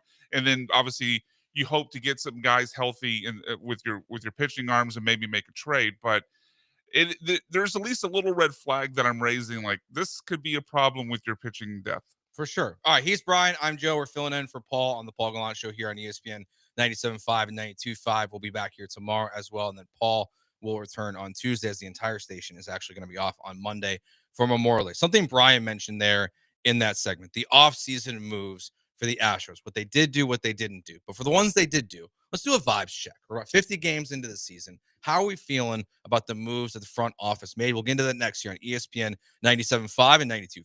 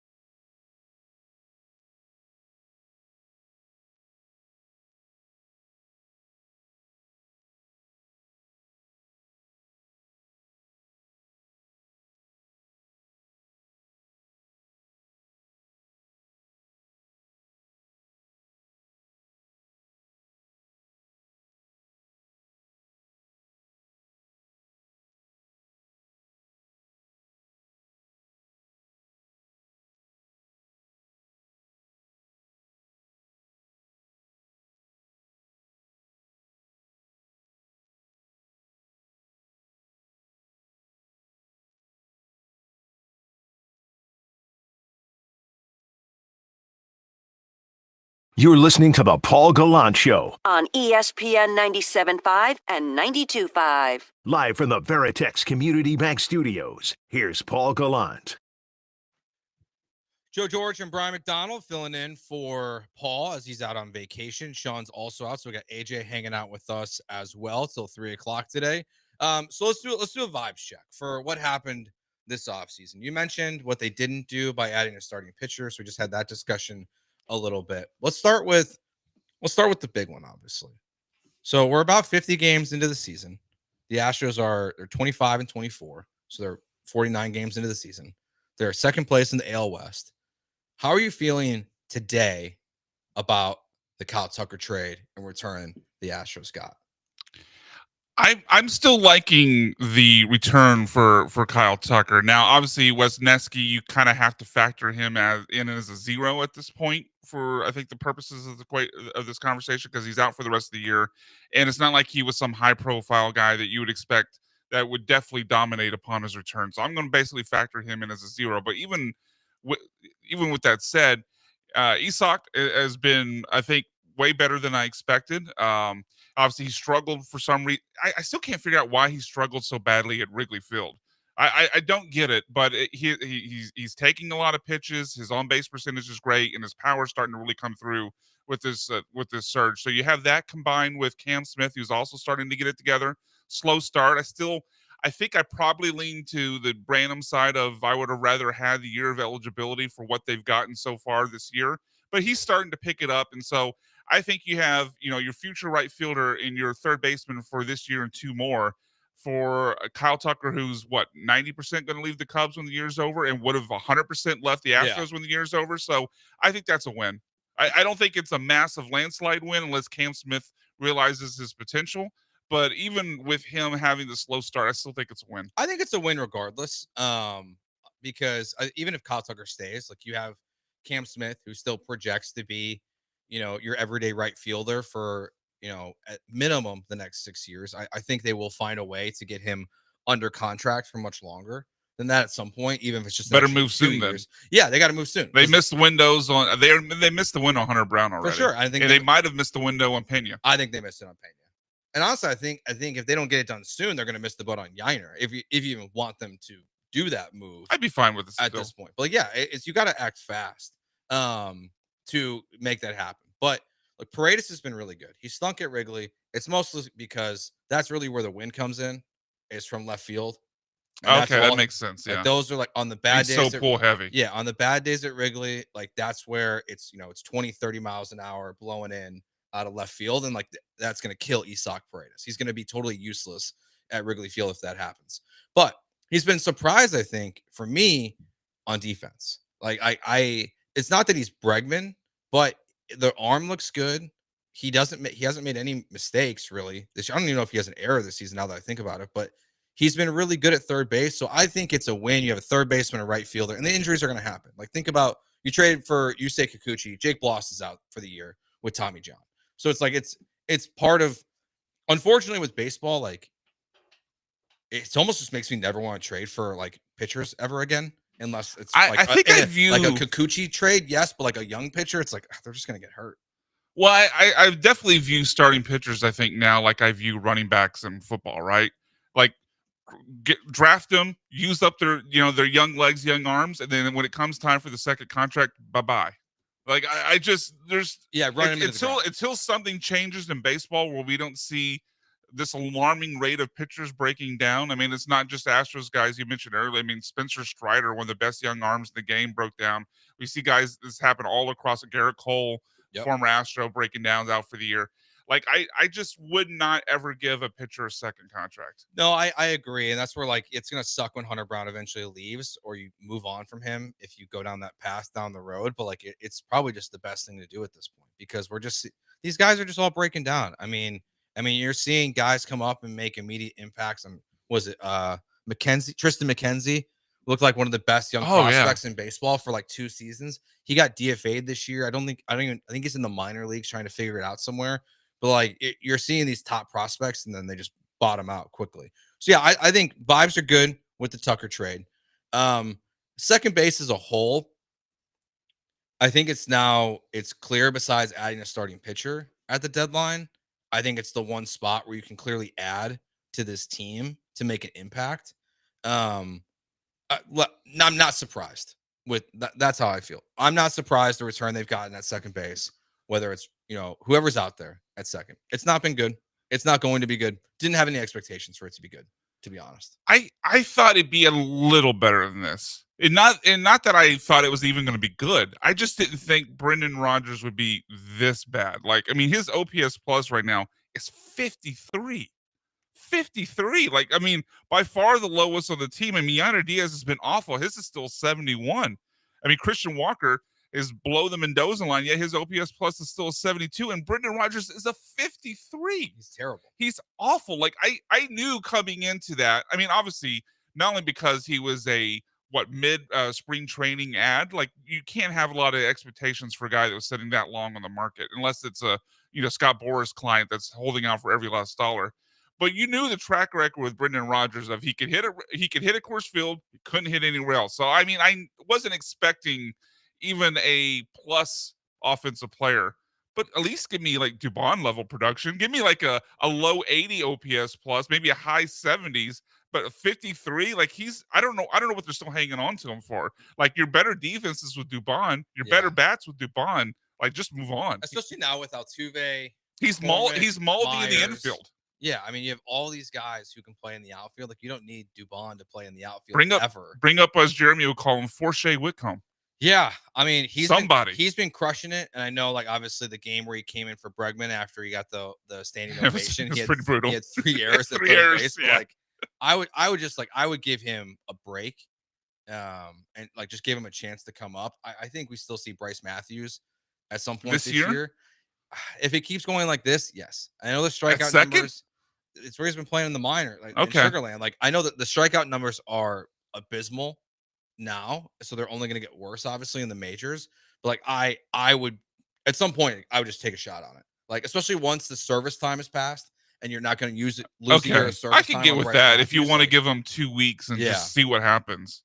But yeah, I'm definitely not losing a year of service time for it. And then the other move would be Christian Walker. Eesh. He's an interesting one because I think the defense has been as advertised. Yes, agreed. But the splits when he's hitting the 3-hole versus when he's batting somewhere else in the lineup, very different players. I mean, he's one of the worst players in baseball when he's hitting third in the lineup, and he's pretty good actually when he's hitting not third. But I would say the overall return is largely negative with Christian Walker. I still wonder, and it's impossible to know, but that oblique injury that he had during spring training that obviously delayed his well, he obviously set out for the rest of spring training. I still wonder if there's an element of that that's lingering. Because you look at his baseball savant page, and some of the, it's kind of giving me Jose Abreu vibes, not only because there's first base and because they're older. I believe Christian Walker's 34. But a lot of the conversation that we had to talk ourselves into Jose Abreu is like, oh, the barrel rate's still good. The hard hit percentage is still good. Forget that the power, dropped off and he fell down to 15 homers. We'd have been a 25 plus guy his whole career. Like, all the nerdy metrics are there.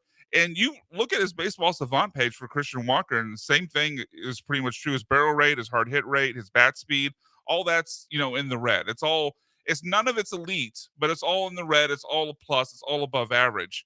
But everything else, like his expected on base, his expected batting average, his chase weight, his riff rate, all K percentage, all very, very blue. So I'm having a hard time trying to figure out, okay, is this just the natural decline of an aging player, which, my God, the luck of getting back-to-back on those, of two guys that have been great right up to the time that you signed them in a row. That the bad luck of that would be amazing. I think I would never sign a first baseman over 30 years old ever again. So I don't know if it's just that, or if it's a slump, because we're still 49 games of the season. We're not even 1/3 of the way through, or if this is an oblique injury that's lingering. Because remember what happened with Jose Abreu. His first year here, he started off so slow. Then they gave him that, I don't know how real it was, but they gave him that IL stint in August. He came back on a tear, and that tear continued through the playoffs, and obviously the following year he fell off a cliff. But when he got a chance to sit and relax, he actually came back and played at a super high level from like late August through the end of the postseason. So I wonder if there's a fake 10-day IL stint in the future for Christian Walker, but it's been pretty bad so far. I think it's I think we're getting close to that happening. But the thing is the defense is much better. I mean, the defense is like keeping his, if you look at, this is from 8 days ago, but like 8 days ago, basically the same amount of stretch of the first Jose Abreu's last year and Christian Walker's first year. He's a 0 WAR player, but Jose Abreu was a negative WAR player. Jose Abreu, before they sent him off to Miami, was on pace to be have the highest negative WAR ever. Yeah. So Christian Walker's defense is balancing out some of the offense, but not enough to where Jim Crane will never pay someone over 30 ever again if this keeps going. Honestly, I don't know, man. Rightfully so. The dude looked like Splash. Christian Walker was, Jose Abreu was the biggest name. I guess you could say Anthony Rizzo that year too, but I think everyone knew he wasn't coming here.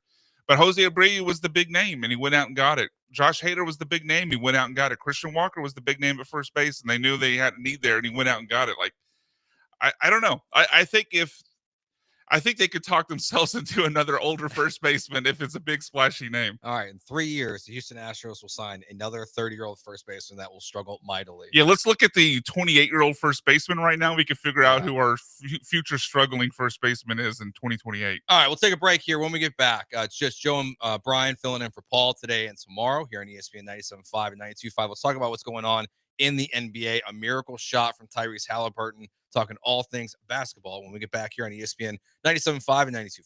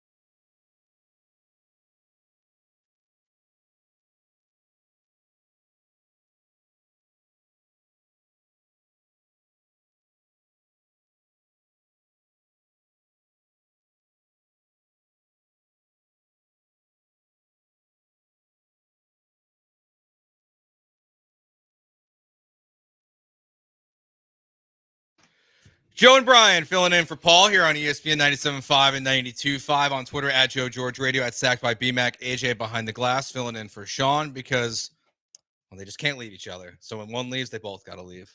Is that in their contract? Apparently. Okay. Except for Tuesday. Sean's still gone, and then Paul's back on Tuesday.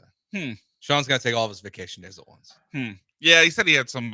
He said he was going on some sort of road trip. I don't know. All right, let's talk about what's going on in the association. Last night was crazy. Good Lord, that was a game. What Like a- I was what a so collab. excited. I think I told this to AJ when he came back last week when we found out it was going to be Knicks Pacers. Like as a kid of the '90s, and I know I'm speaking to someone who wasn't even born yet in the '90s. Across the glass from me, and you were there, but you were too young to Very remember. young. But Knicks Pacers was such a a big part of '90s basketball. I was so excited to have it back, and holy crap, did it live up to expectations? Yeah, I mean, it was, a huge, a sizable, 9-point lead for the Knicks. Well, it was 14. So I don't know if you saw this stat, but NBA teams were 970 and 0, 970 and 0 in playoffs when over the last 27 years when they had a 14-point lead with 250 or less in regulation. 970 and 0, now 970 and 1. Yeah, it's a collapse. Unbelievable. Well, obviously they had to play overtime, so it wasn't as cool. But I love that Halliburton hit the choke sign with Reggie there courtside. So the only problem was that if they would have lost the game in overtime, yeah, it would have been real bad. But that because they would've went been through, they came such through. a disaster. It would have been. It would have But been. I loved it. I said that before the series. I think I was working with Dell one day, and I was like, I hope someone delivers it. Now I might have still waited. So you knew it was a 3-pointer and your foot was on the line? So maybe you hit the 3-pointer in game 6 when you've won the series. Yeah, because if you lose the next 4. Game 1, yeah, you're a joke now, Tyrese Halliburton, if you don't win this series. Not just the game last night, but it was a great game. I mean, Tyrese Halliburton. One of the best games I've seen. I can't remember the last game I've seen better than that one. Honestly, it was unbelievable. It's been the best game. It was probably the best game of the playoffs, and I know that the score in the Timberwolves Thunder game wasn't great, but I feel like the NBA playoffs have delivered. They've been very good, really with few exceptions. Except for that embarrassment the Miami Heat put up on their elimination, where they lost by 50 or whatever it was. Grizzlies and Thunder too. That was bad. Yeah, Grizzlies and Thunders got pretty bad at times, but other than that, it's been a really good playoff. It's just unbelievable what these Pacers have done. The Underdog tweeted a graphic of these huge comebacks they've had. So first round against Milwaukee, it was they were up 3-1 in game 4, down 7, 118-111 with 34 seconds to win. They win the game. Down 7 with 34 seconds to game. Next series against Cleveland, 46 seconds to go. In game 2, they were down 7, 119-112. Came back and won. And then of course we know what happened last night with the Knicks. Were 52 seconds left. They were down 9 and they won.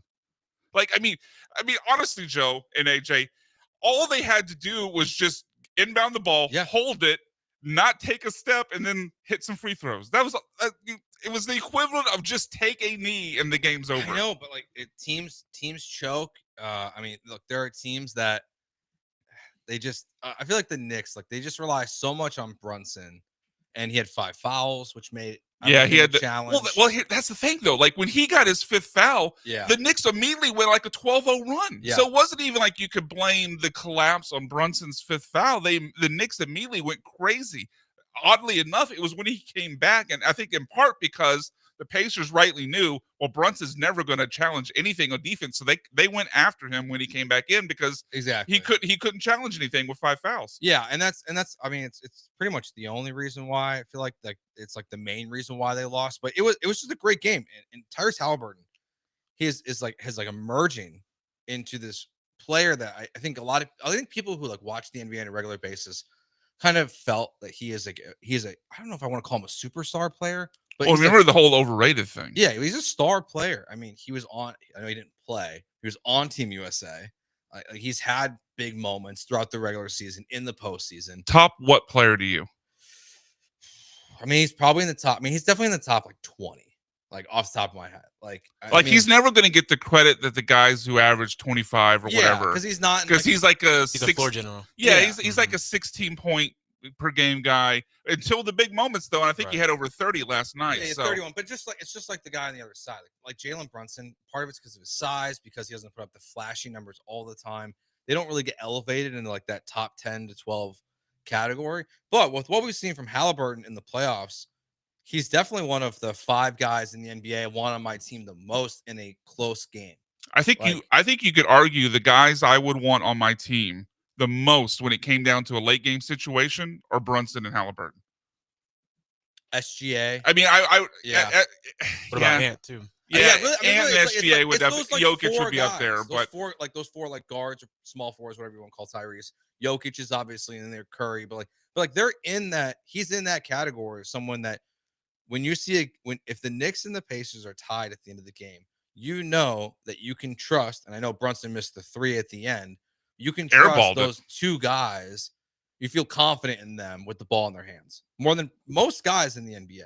Now, we've gone too far into the segment without mentioning the name of Aaron Nesmith because holy crap. That guy was a heater. 6 3-pointers in the fourth quarter, Joe. I believe it was 6 in a row that he made. Not only 6 in the entire quarter, but it was and half the time, I think half of his threes were not necessarily like super contested, but he was kind of off balance or he was fading away, or I think, frankly, a few times was trying to stick out his leg and draw the Reggie foul. So it wasn't like he was just clean spot up for all of these too, and he was just drilling every single one of them. Yeah, he was incredible. Unconscious. He was if not for Halliburton I think the drama of the Halliburton shot not only is that it went in at the last second, but the fact that it bounced so high up and also that then fell through. He could have done like a floater to try to tie the game. Yeah. Instead, he runs into the lane. He circles back out. Turns back around to take the 3. And people would have killed him for it if he missed that. Oh, I mean, it's a crazy move. Yeah. To do that. And I know he lost the ball a little bit, so he must have just felt like this is my best opportunity. And to his credit, he got separation. Yeah, he got separation. He got the shot up, and the bounce was it was movie like. If the Pacers were to win the NBA Finals and win a championship this year, that's the shot that's going to start all of it in slow motion. Just the ball going up into the air and then going back through the hoop. It was awesome. It was incredible. It was a great play. We also found out that Shai Gilgeous-Alexander is going to won the MVP yesterday. Well deserved. Still think the funniest thing of the playoffs right now is Jokic's former coach Mike Malone going on television saying that SGA is the MVP, not Jokic. I know you're not his coach anymore, but I didn't hear him say that. Yeah, wow. he said SGA. He said SGA is the MVP. Wow. I mean, maybe it was a little sour on the way out. Probably. I find it odd that it seems like in sports, not just basketball, we do this in baseball and football as well. It feels like voters tend to always want to anoint the new person instead of just anoint the best player. Because you could have argued through Jordan's prime, he should have won every single MVP. Mm-hmm. You could argue through LeBron's prime, he should have won every single MVP. But it's like, oh, well, this guy is now. Because, I know Shai led the league in scoring, but I would take Jokic's numbers over Shai's. No, I totally agree. And I think the Thunder, if you do the old game of, well, if you remove this player for the team, you move the Thunder are better off without Shai than the Nuggets are without Jokic. I don't personally. I would have voted Jokic, but it feels like we always have to give the crown to the new guy or the newer guy. Yeah, I think they also just a lot of it's storyline driven a lot of times too, and people get tired. I mean, this is the 5th straight year. It's a record. Right. To have top 5 straight years of finishing top 2 in MVP is what Jokic has done. Oh, really? I didn't realize that. So the last 5, so he finished second behind SGA and second behind Joel Embiid in 2022 and 23. Last American to win the MVP was 2017 to 2018. Harden? Yep. Wow. The last American to win the MVP. That's crazy. I was trying to think of. Wow. Okay. Because SGA, Jokic, Embiid, Jokic, Giannis. And the one before Harden was Westbrook. So and then I think Curry won it right before that. Yeah. So it had been a while since a non-American had won. The last one between when Giannis won his was Dirk. Wait, well, SGA, he's from Canada. Yeah. Okay. Yeah. That's what. Yeah, last American was Harden. Yeah. Dang. Not last North American. Right. Yeah, that's true. North American pride, baby. We don't really care about them. I wonder if this is going back a ways, but I remember people had backlash when Steve Nash won the back-to-back MVPs. I think people wanted Kobe to win one of those, and I wonder if that's some of the backlash. But people seem to have a problem. Well, even if the numbers say a guy should win a second MVP, a third MVP, whatever it is, there feels like there's been voters, because this was the argument against Nash in those days. They're like, well, if we give him the second MVP, then this is putting him in this group of players, and we don't think Nash is that group of player. 100%. Like, well, okay, but if the numbers dictate it, give him the award. No, I mean, I think obviously I have everyone listening and that knows me knows I have a large bias to this, but the fact that D Rose won the year he did, and by the margin he did, he got 113 first place votes. I don't, how many are there? 16, 20, 121. Wow. 113 of 121. Mm-hmm. Dwight Howard got 3, LeBron got 4, and Kobe got 1 in that year. Crazy. But like, if you look at the numbers, LeBron's the best player. It's not even close. But People just get bored votes. if it's the same story. Like, well, because LeBron could have easily won 6, 7, 8 in a row. Same thing with Jordan, but people just get bored and want to anoint the new one. All right. Speaking of the NBA, the rumor mill is hot. We saw I saw some interesting betting odds for the Houston Rockets and a player that they are favored to land. We'll get into the next year on ESPN 97.5 and 92.5. Joe George and Brian McDonald filling in for Paul Gallant.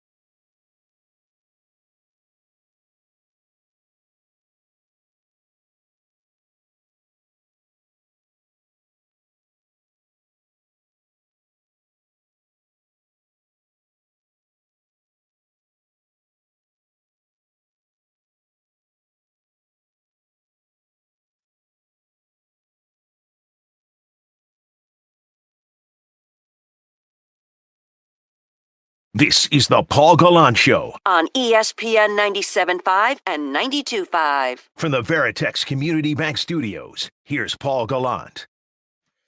Joe George, Brian McDonald here with you the next 2 days, filling in for Paul while he's out on vacation, probably getting tan, drinking. Is it Yacht Week again? Is that what's going on? I don't think so. What island country is he in drinking mixed drinks? I think he's in with Mexico. his shirt I half. think he's in Mexico With his shirt half unbuttoned. Yeah. No, he's not. I think he's in Boston. Hold on. It's Those Paul. are two It's very Paul. different places. It's Paul. He's either going to Mexico or he's going to Florida or Boston. Like there's like 3 locations for him. I take Mexico. Those options. Yeah, for sure. Boston, hard pass. I mean, it's probably nice this time of year. Like, I would imagine. Quick aside, like I can't think of a major American city I'd want to visit less than Boston. I mean, maybe I take one. Maybe I go once, take the history tours, and then I'm done. I would like to go. I want to go for the marathon day. I think that it'd be a zoo, though. I know, but like that experience of like where like the early morning Red Sox game ends as the marathon is really wrapping up seems like a really cool experience. I think it'd be a one-time thing, and it would be a nightmare. I could be talked into a one-time Fenway, take the Freedom Trail tours or whatever, but that'd be it. All right, so Bovada put out some odds about a current NBA free agent and what team they're most likely to end on. So it's not a player currently on a team, but it might give some hints. The Rockets are the betting favorite to land Thanasis Antetokounmpo, Giannis's little brother. How many brothers are now in the NBA? I think there's 2 there brothers. there was another brother that was on the Bucks, right? Yeah. With him? I know that's Thanasis. Oh, it is. Okay. Yeah, You're talking about Thanasis. Okay. Yeah, Thanasis is the one that was on the Bucks. Okay. I think the other one might have been there too. It's hard to keep track of when you're just making your brothers be on your team. But what's interesting about it is that shout out to Derek it Watt. does feel like that's some kind of signal that, hey, you signed Thanasis because you know that Giannis is coming here. Because you know that that's what Giannis wants. He wants Lil Bro to be on the team and be here in Houston with him. Like if Thanasis signs somewhere first, I'm putting as much money as I legally can on that team acquiring Giannis. Yeah, I overall agree with you, though. I do hope that there's a possibility of some shenanigans here, because I advocated for this when Bronny James came out. Mhm. Like, if I was a team with a second-round pick before the Lakers, because second-round picks for the most part are complete, not even coin flips. I mean, I don't even know what odds you would put on a second-round pick. Hell, it feels like we get past pick 8 or 9 in most drafts, and it becomes less of a coin flip in the NBA draft. So I was always in favor of, well, you got the, 38th pick or something, some pick right before the Lakers.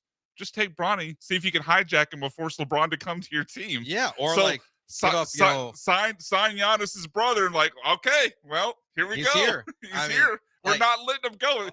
I know that's technically kind of a hostage situation. I don't care. All's fair and love in sports. But could you have gotten a first-round pick for the Lakers if the Rockets drafted who was just to because LeBron's gonna want to happen so bad? Oh, it was Drew Henson. Remember, this is long ago. I know I'm going back into the olden days. I think AJ was 2 years old. But the Texans kind of did that where they drafted Drew Henson. I think it was the 5th round, and then ended up flipping him to the Cowboys for a 3rd round pick or something like that. Yeah. Because the Cowboys thought they were going to be able to get him as an undrafted free agent. So yeah, absolutely. Even if it just turns out you flip Giannis's brother into a draft asset, absolutely do it. Yeah. So but right now, besides that, those odds, the rumor mill it's been pretty quiet. We've seen Giannis be super active on social media, doing some questions and answers, and he said his favorite team in the NFL besides the Packers was the Cowboys.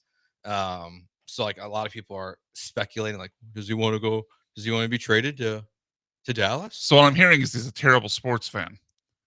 What time? I don't say that just because AJ's a Cowboys fan and he's in here. But seriously, you're from Greece, so you have no ties to NFL football growing up. You moved to Packer country, obviously, because you get drafted and play for the Bucks, and your team is the Cowboys. Yeah, it feels like super. He said Cowboys and Packers. He didn't just say. I know, but why would you even bring the Packers into the equation? Not only because it feels like bandwagoning for a team that doesn't deserve to be bandwagon for, but it's also a team that your team, the Packers, have had a lot of playoff games against. Yeah, I think I have a couple rules for this. If you're gonna have 2 teams, they cannot be in-state rivals. Agreed. And they need to be in different conferences. Agreed. There needs to be, because I have no conflicts. I have none. For 3 games this year, when the Cubs come to town, I will be conflicted. Besides that, they're never going to play in the World Series. It seems like I thought at one point they would. It's never going to happen. The Bears and the Texans play once every 4 years. Right. There's no conflicts. They pretty much don't exist in the same universe. They might as well be Marvel and DC. Yeah, so you can have two teams depending on your living situation, but they can't be in the same conference. No, I agree. They can't have playoff history. You can't be a Cowboy and a Texans fan. You got to pick one. Yeah, there was a time when the Oilers left that I adopted the Packers as my team. I liked Favre growing up. Now, obviously, things of Favre have turned sour. I know. No, this was me in 1996, so I didn't know what was going to happen down the line. And by the way, if you haven't seen the documentary on Netflix, buckle up. It's I know the girls in it. Yeah, Jen Sturger. Yeah, she's in it. She's in it prominently. Anyway, Brett Favre not painted well in that documentary. It's an hour takedown of Brett Favre. But there was no conflict when the Texans came across because I don't really seek out Packers games or root for them anymore. But if they happen to be on in prime time or something, I'll watch for them and mildly hope that they win. Right? It's not. I wouldn't even say root for. You're off the show tomorrow. I didn't know that about you. I've known you for how long now? For 8 years? I didn't know that. Yeah, 7 years. 7 years, something like that. It's changed our entire friendship. Look, it's a very mild rooting it. This is mostly a 90s thing when the Oilers are gone. But if it's given the choice of Packers and they're playing, just some random other team, I prefer that the Packers win, but that's as far as it goes. But Giannis, but again, it has to be separate conference, you said. Giannis can't be rooting for the Cowboys and it's weird. And for the Packers. No, you can't do that. I'd like to figure out what his other rooting interests are. Who's his baseball team if he has one? Well, I guess the Brewers, but outside of the Brewers. Probably the Brewers. Probably just doesn't care like most people. Yeah, that's true. I don't think Brewers fans care about the Brewers. All right, we'll take a break. When we get back, we'll continue this conversation. Who is untouchable? Who do you want the Rockets to trade for the most? We'll get into that next year on ESPN 97.5 and 92.5.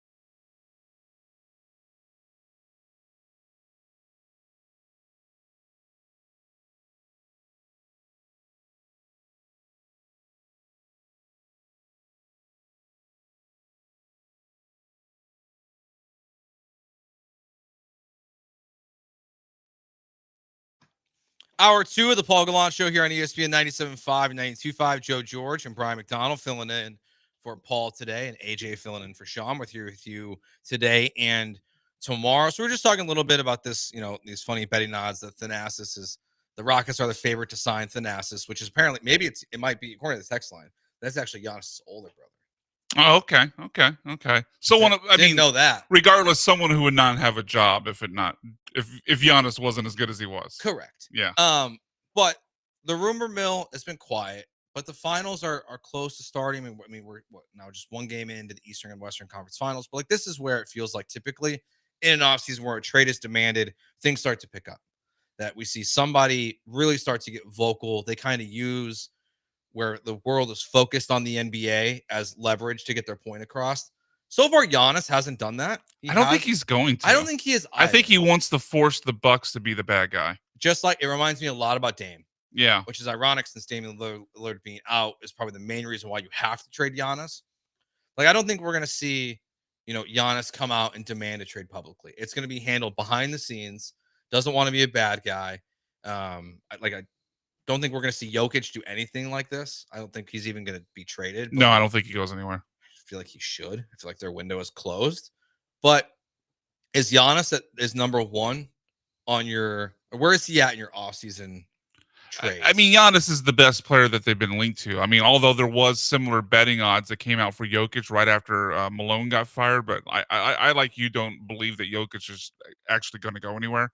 Giannis is the best player, though, but it's not really, to me, a question of who's the best player as much as it's a question of getting the best player when factoring in what you have to give up to get him. Mm-hmm. And so because of that, some of the packages that I've seen thrown out there for Giannis include 2 of the 3 of Jalen, Şengün, and Amen, plus picks, plus salary fillers to get there for Giannis. And I know Giannis is great, but if you the Rockets, I mean, I hate to say superpower because they're a team that got knocked out in the first round, but their best thing right now is their depth. If you completely crush your depth and you have Giannis and a bunch of okay role players around them, have you really taken that big of a step forward if you're trading 2 of your big 3 away in order to get them, plus guys like a guy like Dylan Brooks or Fred VanVleet?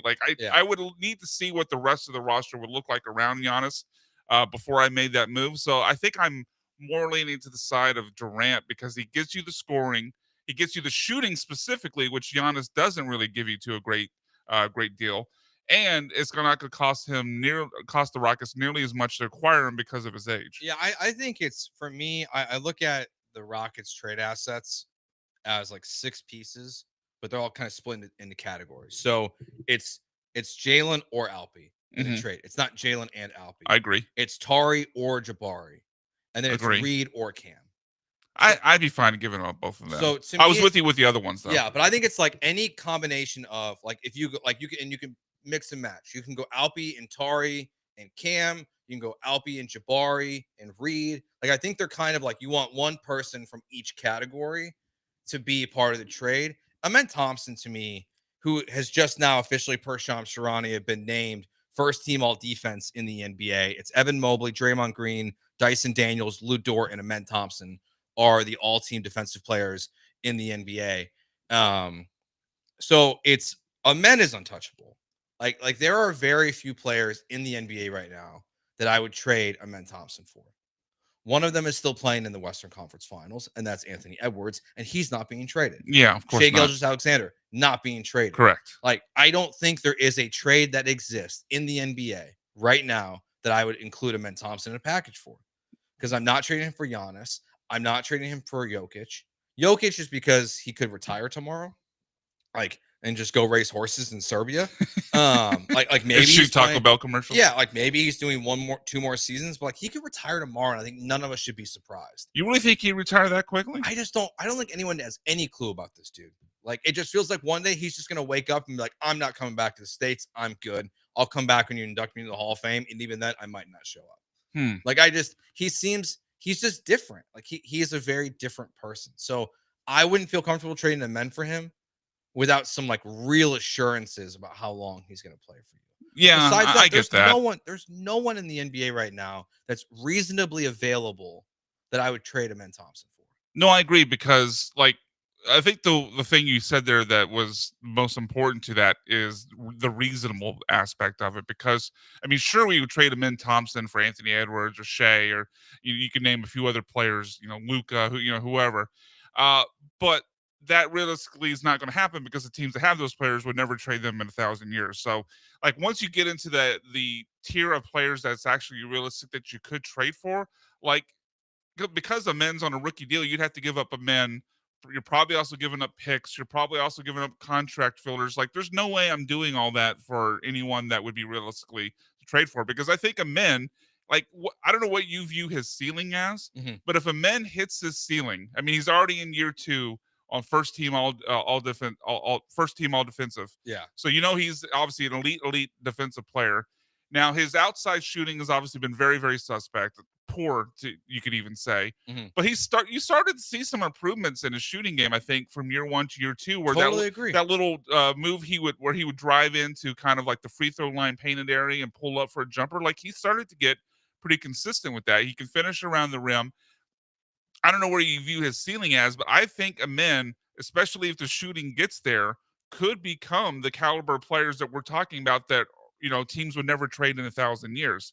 And so there's no way I'm giving up that type of prospect plus picks plus contract fillers to get a guy that's older than Amen and then obviously or potentially impact your depth along the way. Yeah. So he's completely untouchable for me. Everyone else is a conversation, but Amen's off the board. Yeah, I don't think there's anything.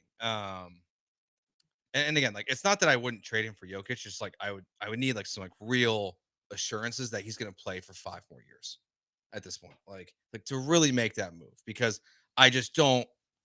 If he's only going to play for 2 more seasons, I would rather have a man. That's the only reason why. So he to me is the only untouchable.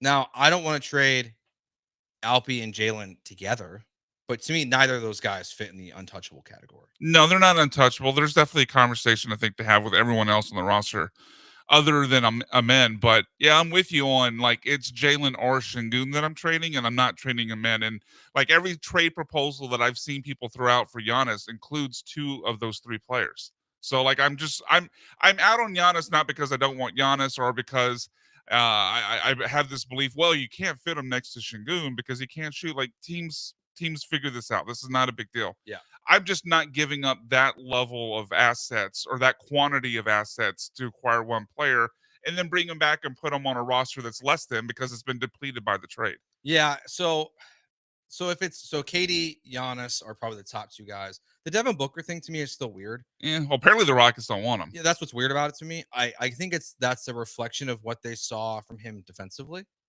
I could see that, because offensively, obviously, the numbers are incredible. Yeah, he's a better player than. I mean, he'd be replacing Jalen, and he's way better than Jalen. But you have to play defense to play for Ime Udoka. Like, there's no question about that, and that's one thing that Jalen Green did do very well this year. If you look at him defensively in the pick and roll and all these different things, like, he did step up in that way. So yes, he couldn't shoot in the playoffs when it mattered most, and he choked. He still played defense, and if Devin Booker, they must not think that he has that in him. And like, yeah, Kevin Durant's not going to play defense either, but there's a difference there, I think, because KD's not a long-term future of this team. You're giving up a lot fewer assets to get KD. Like, I think you could get KD because you own Phoenix's picks and Phoenix is looking to tank.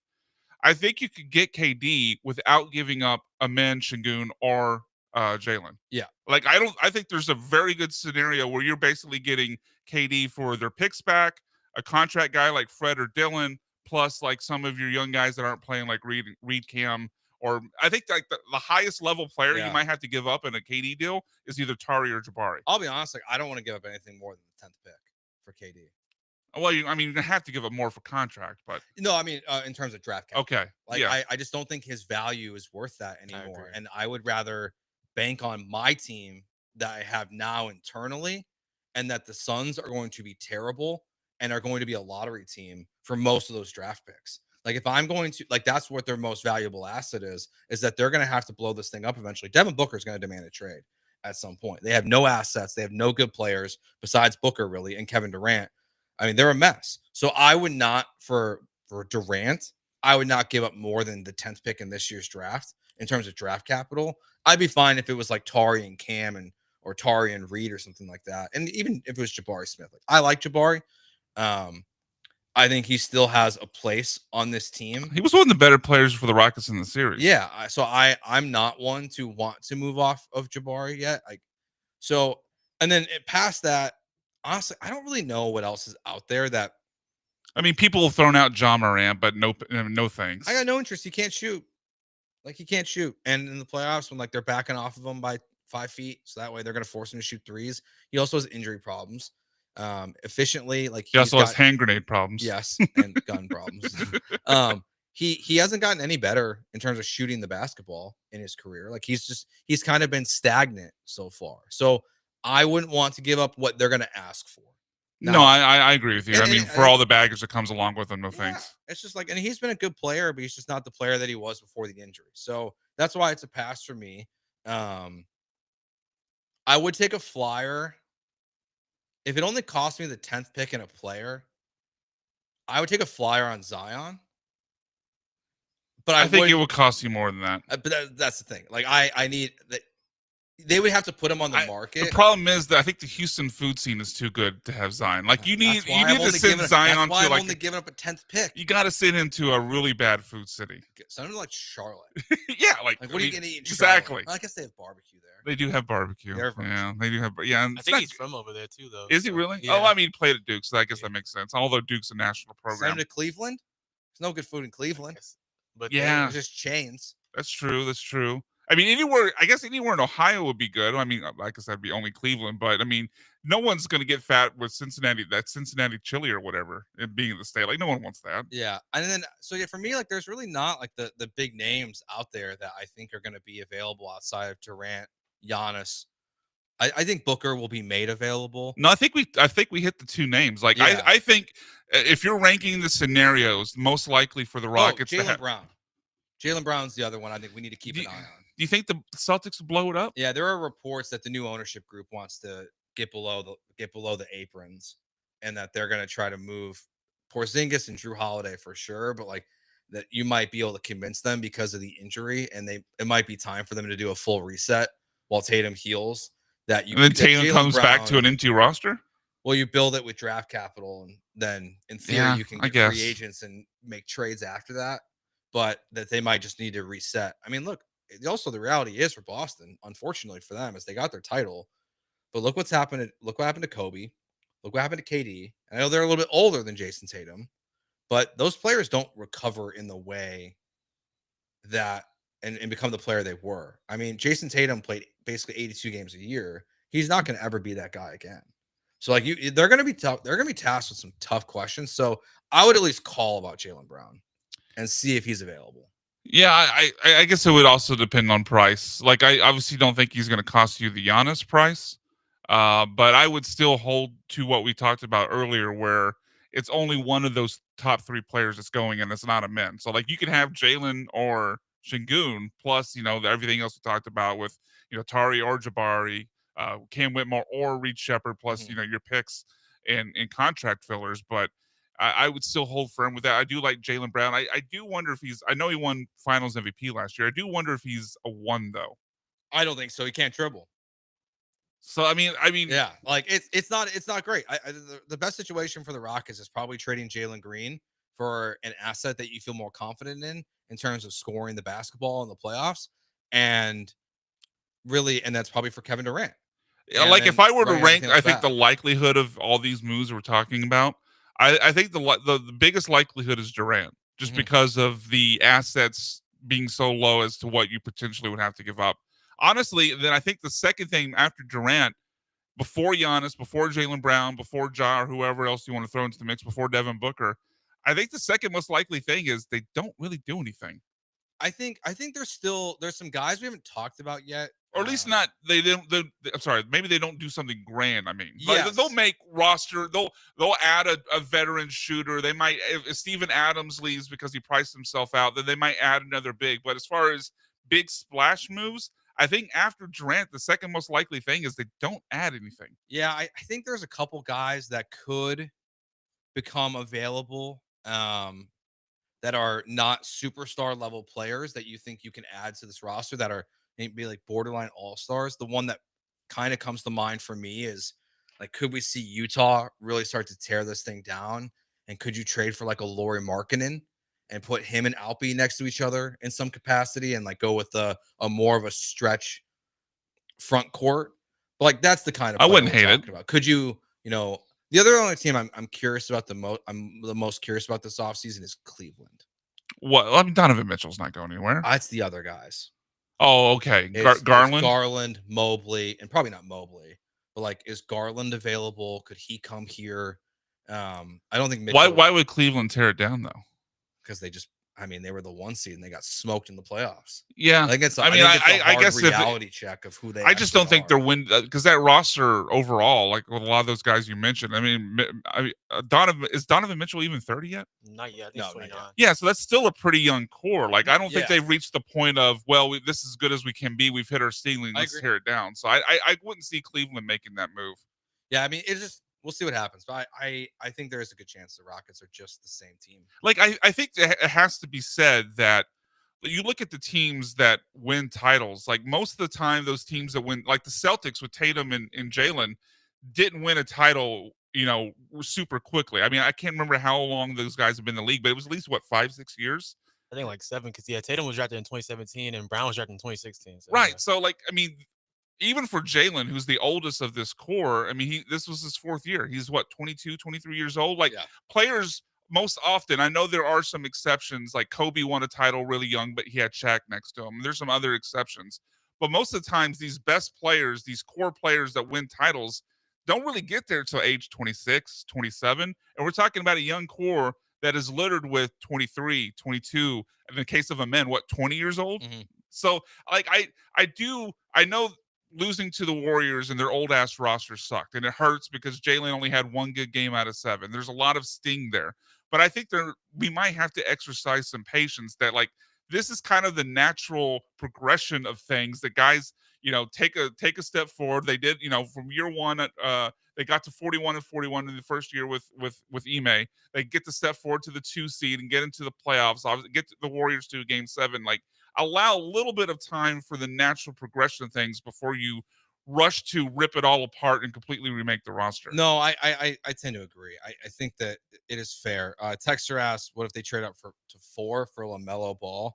No, thank you. Nah, I'm be out on LaMelo. He puts up good stats, but I think they're garbage stats. I think LaMelo would fit in a Steven Silas system. Yeah. I don't think you fit with Ime. I agree. I just don't think would ever play defense. I don't think he would really work in a system like this. I like the idea of LaMelo Ball, but I like his overall talent. I just don't know if you'd fit. Yeah, and he's also got huge injury problems for sure. All right. Sure. He's Brian. I'm Joe. We're filling in for Paul here on the Paul Gallant Show on ESPN 97.5 and 92.5.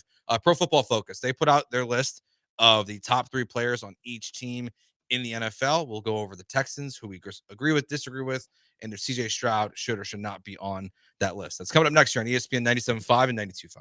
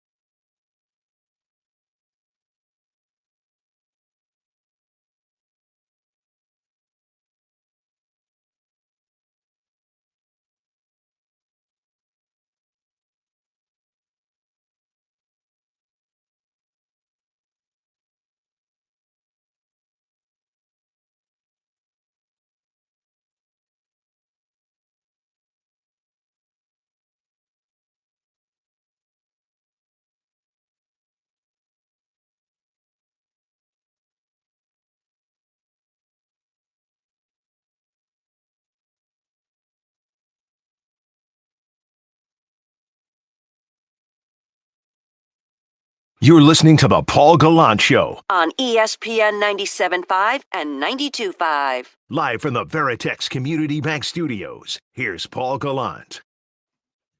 Joe George and Brian McDonald filling in for Paul today and tomorrow here on ESPN 97.5 and 92.5. Pro Football Focus does this pretty much every year.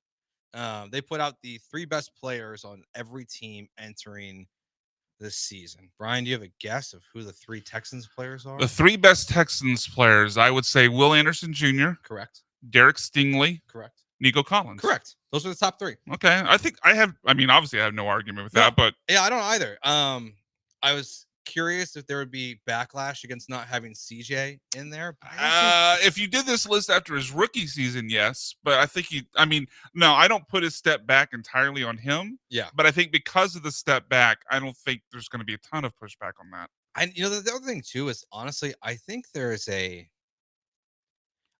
pretty sizable gap from those 3 and CJ right now. And it's not necessarily a reflection of CJ Stroud not being one of the 3 best players on this team. I think it says more about those 3 guys, and Derek Stingley Jr., Will Anderson, and Nico Collins.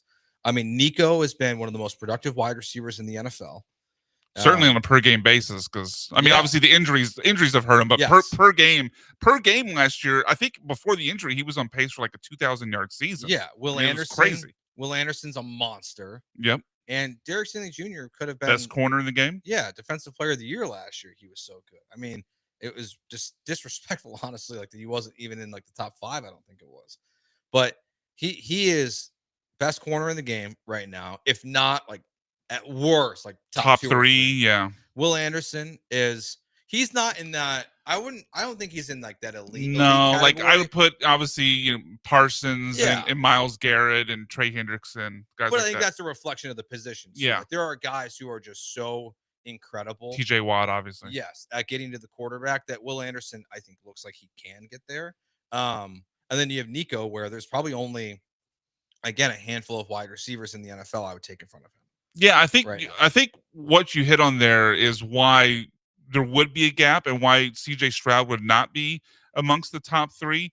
Because when I think about Nico, Will Anderson Jr., and Derek Stingley, I could see a path. Now, some are more likely than others, obviously. Some are the odds are longer for some than they are for others. Mm-hmm. But I can see a path for each of those guys to where they could end up being the number 1 player at their position this year. Mm-hmm. There's a path there for Nico. Now, Totally I think Nico's the longest one because, Jamar Chase and Justin Jefferson are, generational guys.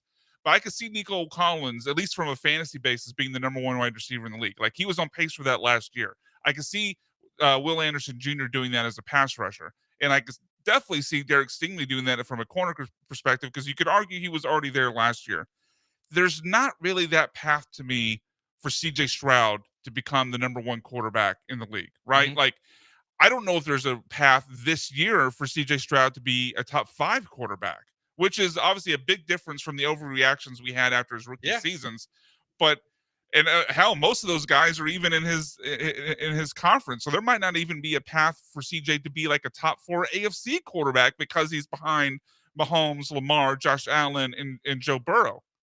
So like you're right. Like the path to get to the top spot is so much longer for CJ than it is those other 3 that I think it makes the case pretty clear that those 3 guys deserve to be ahead of him on this ranking. No, I totally agree. And honestly, it's even if CJ won a Super Bowl, I don't think it would elevate him into that category. Well, people love to make wins a quarterback stat. What's interesting though is like I don't feel like Jalen Hurts has gotten that. I was just about to say that. You don't think he's gotten the quarterback? No. Because you know how people do that. Like I know you're right. I mean, remember the arguments people would make about Jimmy Garoppolo because oh well he's been to a Super Bowl and he's got like whatever win-loss records. Like there's 22 starters in an NFL game. Like I don't even think wins are a pitching stat in baseball. Much less, and there's obviously far less starters there. So I just hate when people make wins a quarterback stat. But yeah, I think if they win a Super Bowl, unless he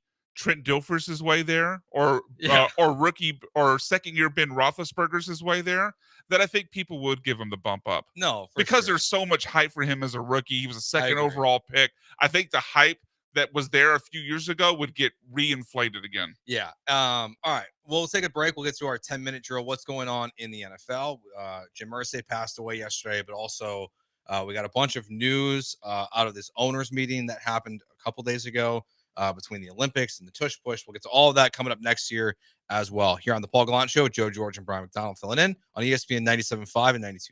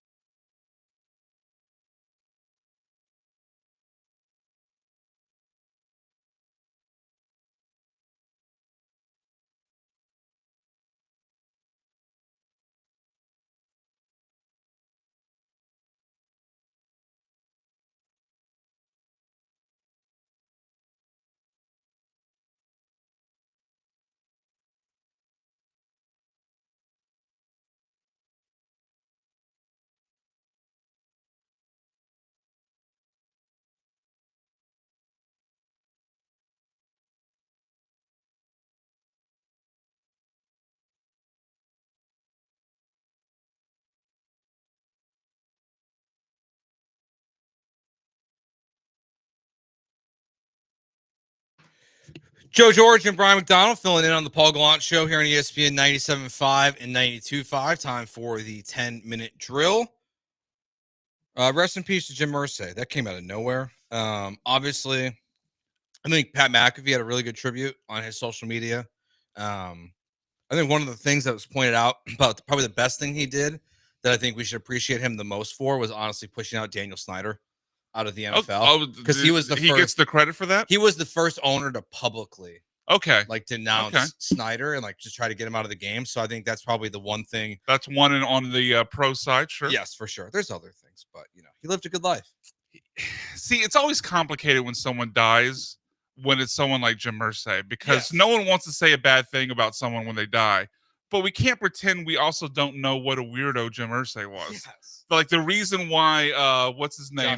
Josh McDaniels didn't end up the Colts head coach because apparently Jim Irsay was in his bathroom for hours and completely creeped out his wife. Yeah. Like we can't forget about all the pill addictions and just the weird stuff he says. That hanging the AFC finalist banner. Oh, I love that he gave that to the guy. Yeah, the guy is a part of. Yeah.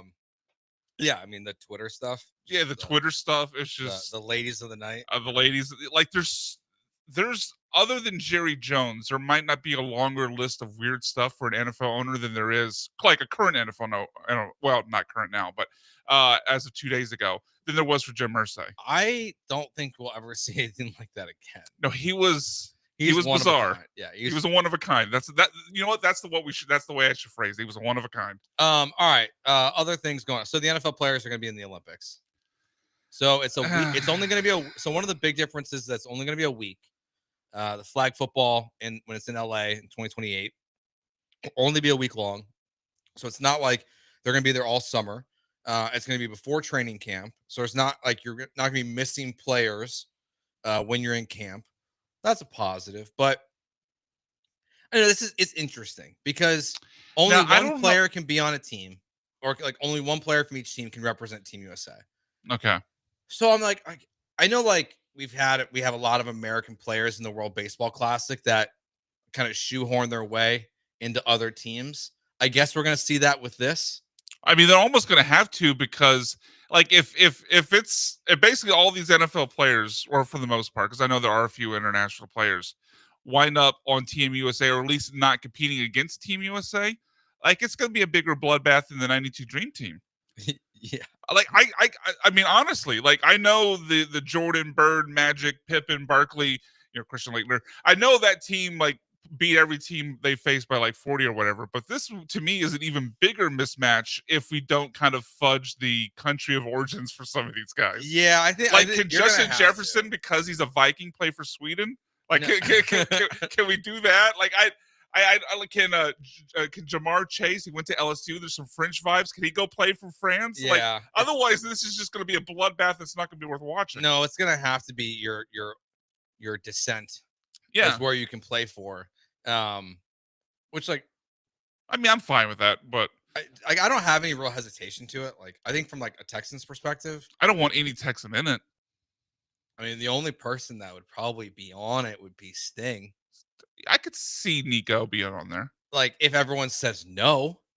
Yeah, no, he wouldn't be their first invite. If it's only Team USA. If they start doing this, like, where your family's originally from, there's going to be Texans players involved. But if it's just straight up, like, CJ ain't the quarterback. No. Not a chance in hell he's the quarterback. He's not one of the first 7, 8 guys I was going to say it was Lamar Jackson. I want a guy that can run, man. Like, you try, like, I don't know what the rules will be for the Olympics, but you get to 7 Mississippi and all of a sudden he can run. Yeah. Give me Lamar Jackson against anyone in the world. People said Kyler, too, just for that. Yeah. I get that. I kind of want an accurate quarterback, though. Yeah. I don't want to be worried about seeing over your center because there is one offensive lineman. So, actually, that helps Kyler out because he hasn't had to see over an offensive line. That's true. No, I think it's gonna end up being Joe Burrow, though. I'm sorry. I'd rather be Lamar. I mean, I'm fine with Burrow, but I'd rather be Lamar. Would be like 33 at that point, probably. I think like 30. I think so. He'll only be how old is Lamar Jackson? He'll only be the third fastest person in the world. So that's true. I mean, what are we saying? Yeah, I mean, you also you want to make sure. No, we need to fill this with Chiefs, Ravens, and Bills. Oh, so if the injury bug happens, and it will, then we can help out the Texans. He said he actually apparently has already shut it down. Lamar? Yeah, he said, I doubt it. I'm a professional NFL player, so I'm just going to stay over here and let those guys have fun. So it looks like I do Lamar kind of Jackson, feel bad for because there are already like Team USA flag football players and have been for a while. Those guys finally get their sport into the Olympic, and we're like, nah, we're gonna let the pros take this over. Yeah, I mean, I yes. But also, this is a grow the game opportunity. I know. I'm not saying I'm against it. I have a slight bit of feel bad for those guys who have been trying to get this, quote unquote, sport into the Olympics. Play. Like let's put the NFL flag football team out there and put that schmuck who was talking trash. Oh, said he was better than Mahomes. Yeah. Put that team out there. Put the NFL team out there. And whoever wins represents the Olympics. Yeah, let's see that guy trying to complete passes against Sauce. Now, that's what they really should do. That's what I really A play-in? I need a play-in That'd be tournament. good. All of all the American like, teams? let Joe Burrow pick his team. Let Lamar Jackson pick his team. Like, let the quarterbacks draft their own team, bring their own guys in, and that team represents the country. That's what we really need. I don't need the other countries to be part of this. Yeah. Like, just do it. Team USA wins the gold. Which Team USA team wins? No, I don't Is need it the red team, the white team, the blue team, the gold team? I don't That's need to way better. see Lamar Jackson thrown to Jefferson and Chase competing against some scrubs from Portugal. Like no thanks. I don't need to see that. It's a bloodbath. The other thing that happened at these owners' meetings that took place, the tush push ban was killed. There was for now, yes. They needed 24 votes. They got 22. The Texans were part of the group that did vote to ban it, which is interesting because that contradicts what Nick Caserio. I don't know if you guys, Jeremy and Will, actually talked about it yesterday. But Nick Caserio was pro keeping it, but they voted against it. You know what I think that means? I think that D'Amico's against it. Because there's no way you could tell me from what I know of Cal McNair and his Tommy Boy type mentality and behavior that he actually made the vote on his own. I think he went down to D'Amico's office, said, "Hey, D'Amico, how do you want me to vote?" D'Amico told him, "Vote no." I think it's more like the or good vote boys, to ban it. I think it's more like the Good Boys Club, like who you're friends with in the NFL. That's possible. Like I guess. it's like if like the ownership groups you're aligned with, how they're voting on it. Like I think it. I'm glad they didn't ban it. By the way, me too. Like I think it's soft that we're even having this conversation. I think the Packers are obviously the softest because they're the one leading it. But I think it's soft of the Texans to ban it, especially when you have a defensive head coach. Like, if you don't like it, stop it. Like, if Derrick Henry, like, to me, I see no difference with banning the tush push. Then, okay, Derrick Henry's a 230-pound running back, and we can't stop him at the 1 yard line, so we're going to ban that now too. I see no difference between the two. No, I agree. How far does this go? Yeah, because I think that's the thing. It's like it feels like it opens Pandora's box. And now I remember when Mel Kiper said that stupid thing on television about banning the cover 2. Oh God, yeah, that's right. But see, I feel like but that's the same mentality to me, right? That's why I think like this kind of starts to open the door to conversations that we shouldn't be having about what is and what isn't banned, what plays are and are not allowed. Like it's within the rules of the game. So to me, it's like, and there's semantics here. If all they're really removing is the pushing of the quarterback, you can't just ban that. You have to ban when Joe Mixon gets stopped at the 9 yard line, right? And he needs to get to the 10 yard line to get a first down, and Titus Howard pushes him across the line, and they say that's momentum. That's the same thing. Like that to me is where like you can't remove all of that from the game, and that's why the whole conversation to me was stupid. And yeah, I think it sucks the Texans voted for that. I don't like what you just talked about. Like I do get annoyed sometimes when a running back gets completely stood up and then 4 offensive linemen, in some cases, literally pick him up off the ground. Yeah, it's rugby. And then drag him. Yeah, that's rugby to me. Like maybe I'm drawing a thin line where there's really no separation. I could be guilty of that here. But I do see a difference between the tush push and what I just described. Like I would be, if they want to say the thing about like you can't like pick up and carry a running back downfield, or maybe they're quicker with the what was the thing that almost got Eli Manning? That wasn't in the grass, but where they blow a play dead because because forward momentum to stop. That's the one I'm thinking of. Like I could see the argument on that, but I mean tush push. I mean stop it, or better yet, run it yourself. I mean it's not that.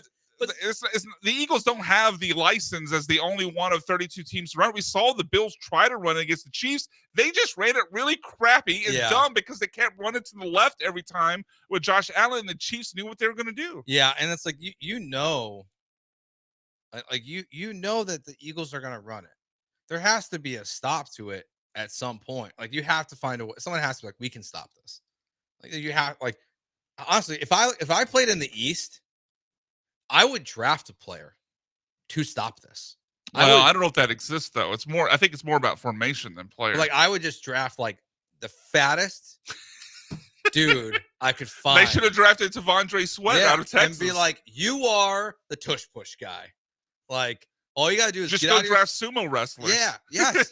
Like just look, we got The Eagles got a rugby player playing left tackle. Right. Why can't the right. Texans have a sumo wrestler play nose guard? If we could teach a sumo wrestler to long snap, that could be his spot on the roster, and then he comes in for the tush push. Yep. That There- sounds. with Joe, we solved it. Yep. Solve the problem. We don't need to be banning. We made jobs for sumo wrestlers, and we solved the tush push. Yeah, we're expanding. We're working on the Olympics. We're growing the game. Yeah, we are doing what the NFL wants to do with the Olympics. You're welcome, Roger. Yeah, we're doing it for you. So the Olympics thing is gonna be interesting. I want 0 players of mine in there. I know you mentioned the thing about. So you said they won't miss any training camp. Yes, because usually the Olympics are like last week of July, first week of August. The way that timing works is the flag football is gonna take only a week.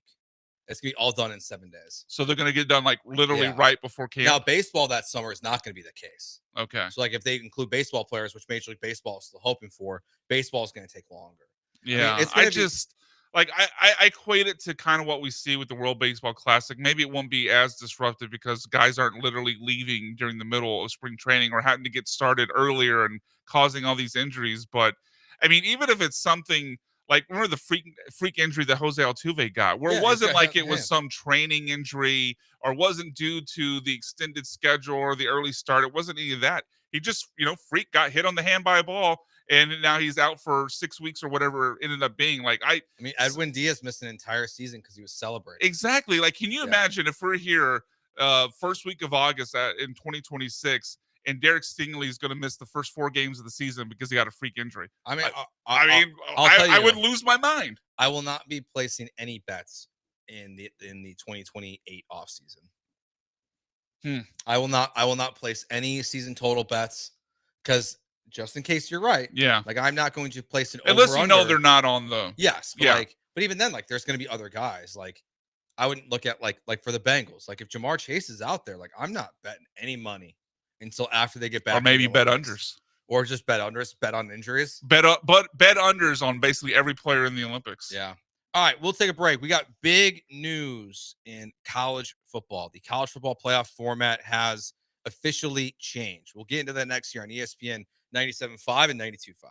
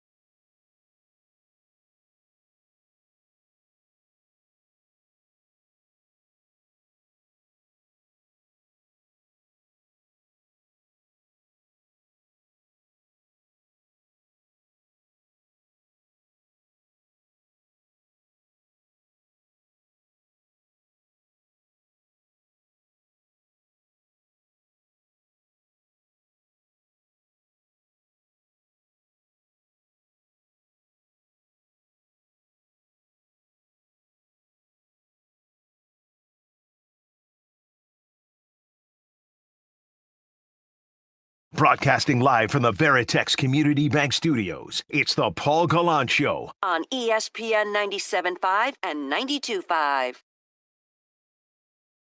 Joe George and Brian McDonald here on ESPN 97.5 and 92.5, filling in for Paul. We got roughly one more hour to go, a little bit more than that, I guess. And we'll be back here tomorrow as well. The entire station will take the day off on Monday for Memorial Day, and we all will return, except for Paul, on Tuesday. So, college football playoffs. We knew there was a lot of annoyances, I would say, with Boise State and Arizona State getting buys in the first round because they had won their lower level conferences. They were ranked much lower.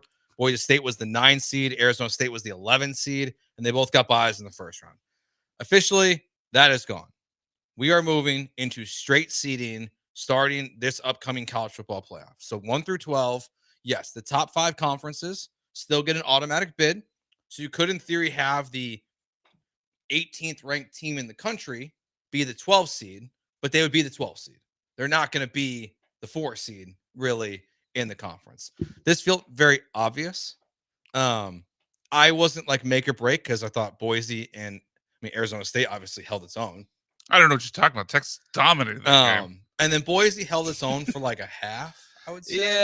Yeah. But like I didn't feel like they were undeserving as the game played out. But I think for the I thought they were undeserving of a bye. Obviously, they're deserving of being in the playoffs. Yes. But so this is the change. So we're going straight seeding. I think it's the smart move. It's the easy move.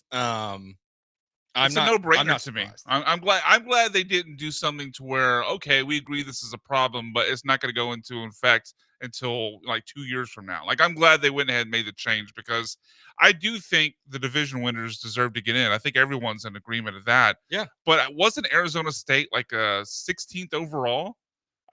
They were in the teens for sure. They might have got bumped up by the Big 12 title win, but I think they were 16th in the country coming into that game. So you're talking about a team that's, let's say, best case probably 13th in the nation. Yeah, being gifted a top 4 seed because of the conference winner getting a bye. So that makes no sense to me. Like, and honestly, I would make that change in like the NFL as well. I don't know. That'll probably be a few more years behind. We saw what happened to the Vikings last year. I think that's got to change. But yeah, I'm glad college football made that change to where, okay, you win the Big 12, you win the ACC, you win you Mountain West, whatever, you're in. Yeah. But you're not going to be gifted a bye. So this is my issue with the NFL version of this is they base the schedule based on how you finish in your division. So last year the Texans would have had to go on the road in the first round of the playoffs. Yeah, because they were 5th based on record, right? I don't think that team should then be given a first place schedule. I think like if you're going to do that, I'm open to the idea, but how you format a team's schedule for the next year to me has to change. Like if you're not going to reward them with a home playoff game in the first round or a home playoff game, then you shouldn't be held to that standard. So then it's like the Chargers would have a tougher schedule than the Texans next year, like outside of your division games. I just think you have to make that tweak with it.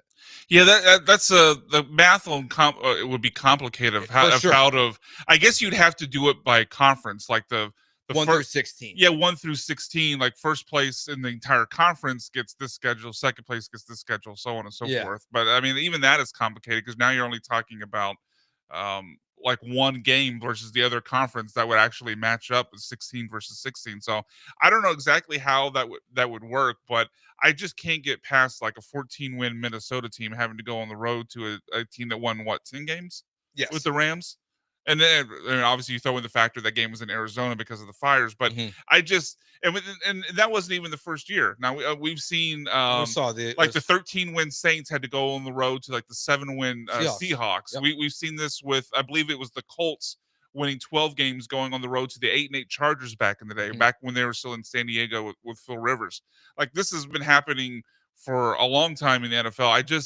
I get it's complicated because of the schedule, more complicated than it is in college football. Yeah. I just would, like, if we're going to lean on the side of not rewarding someone for something, I'd rather lean on the side of not rewarding the division winner than not rewarding the team that won 14 games so now has to go on the road. No, I agree. And the thing with the NFL too, though, where like I would rather see them make the change is, again, it's complicated. You have to really change the way you do the schedule. But like if you were the 7-9 Seattle Seahawks, and there were 6 teams or 7 teams in front of you, I wouldn't have a problem if a below 500 or a 500 division winner was left out of the playoffs completely. I wouldn't go that far. I get what you're saying because straight record they wouldn't be deserving. Yeah, because that's how it is in college football. And that's how that's how I do our fantasy leagues. Like, Yeah. there's no divisions. It's just your best record, most points you're in. So I get the fairness of that. I still, if we're going to have divisions, I think the division winner should get in. Now, this gets into going even more down the rabbit hole, which I don't think anyone will agree with, but I would honestly be okay with just not having divisions.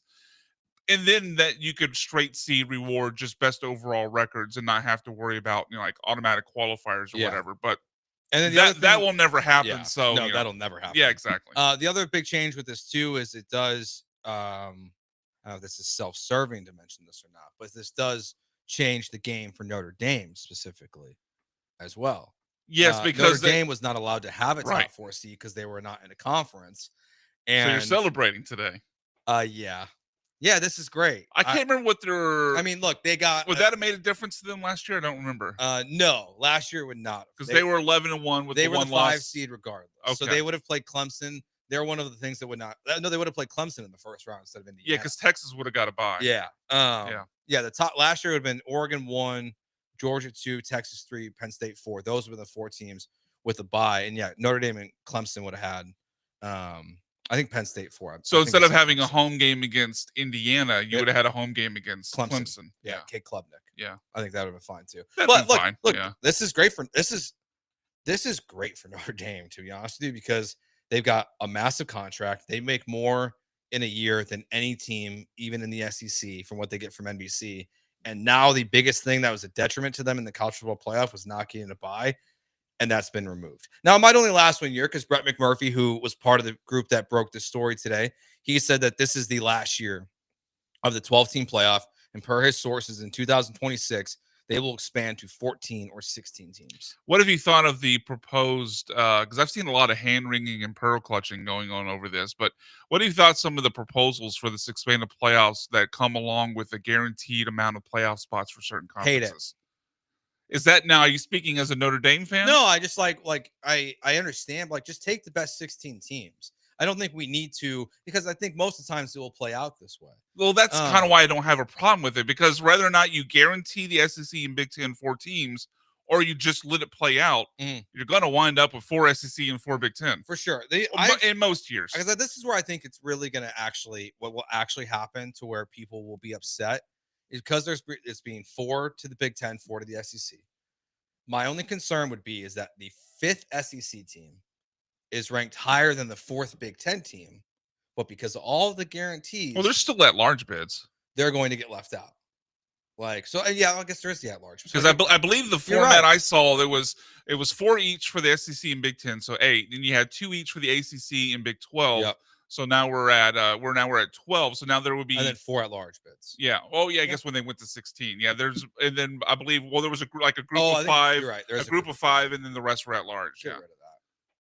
You don't want the group of 5? I mean, that would have left out Boise last year. I know, but I really, for me, in a perfect world, I would just, because I think it would make it better for college football. It would make the conferences more competitive. I would like to see the SEC exist, the Big Ten exist, and I would like to see teams that want out of the ACC and the Big 12 to be allowed to leave, and I would just like to see those conferences merge. I'd be fine with that. Like, even if it make things more competitive. Yeah, like I just think having 3 major conferences, having 4 teams each from those conferences, and then the other 4 are just the highest qualifiers. So that could be Boise State, it could be Tulane, it could be any of these teams that are in lower level conferences. But I struggle with the Big 12 getting 2 teams in. I just don't. Yeah, I don't think they're worthy of it this or the last ACC. year. So it's that's where it's same. and even if you made it one big conference, it doesn't make it any better. But that's where, to me, it's I kind of want them just to take the best 16 teams. I wish weren't guaranteeing extra spots. I think because I had this conversation, because as you might expect, Jeremy hated this idea as a Big 12 guy.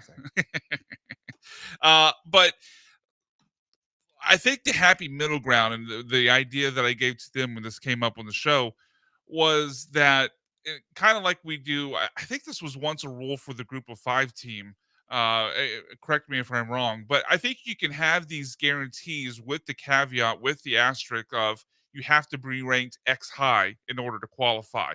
Like, okay, SEC, you get 4 teams. Big 10, you get 4. Big 12, ACC, you get 2. But your teams but in order to qualify for that, your team has to be in the top 16, has to be in the top 20. And if they aren't, then that spot reverts to a at-large bid. Yeah, at least in the top 25. Like you have to be in the top 25. I would probably go higher. I would say top 20, especially if it's a 14-team playoff. That's not asking too much in my opinion. Yeah, I think they're gonna go 16 eventually, and hopefully it stops there. I would not be a fan of anything over 16. No, yeah, I think they're just gonna go 16 next year or in 2027. It's too clean not to do it. Yeah, I don't think there's gonna do unless they really just want to follow the exact NFL model, which just makes sense that the top 2 teams in the country get a bye, just like the top team in the AFC and the NFC. But now in college football, it'd be the winner of the Big Ten, the winner of the SEC get a bye.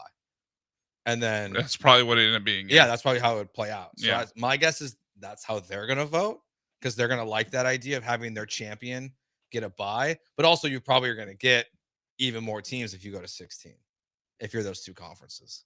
Yeah, I mean, if it's 16, I don't know how many guaranteed spots they'd be asking for, but we could see 6 each at some years. I don't know Maybe Jeremy not. Doesn't like this. Well, I mean, I think one, there's obviously some self-serving with UH. I don't think that's his biggest thing though, because obviously, I mean, UH likely not getting it anyway, so it's kind of a moot point. Exactly. No, I think his point was what your point was initially with the just the fairness of you got to earn it. Like if you other than conference champion, like no automatic bid unless you actually earned it, which to me is why the caveat of, okay, you get 4 bids, but your teams actually have to be within a certain, rank or range of rankings, like top 16, top 20 to qualify. I think to me that solves the they didn't earn it aspect of it. He's Brian. I'm Joe. We're filling in for Paul Gallant here on ESPN 97.5. We'll get back into what's going on with your Houston Astros next year on ESPN 97.5 and 92.5.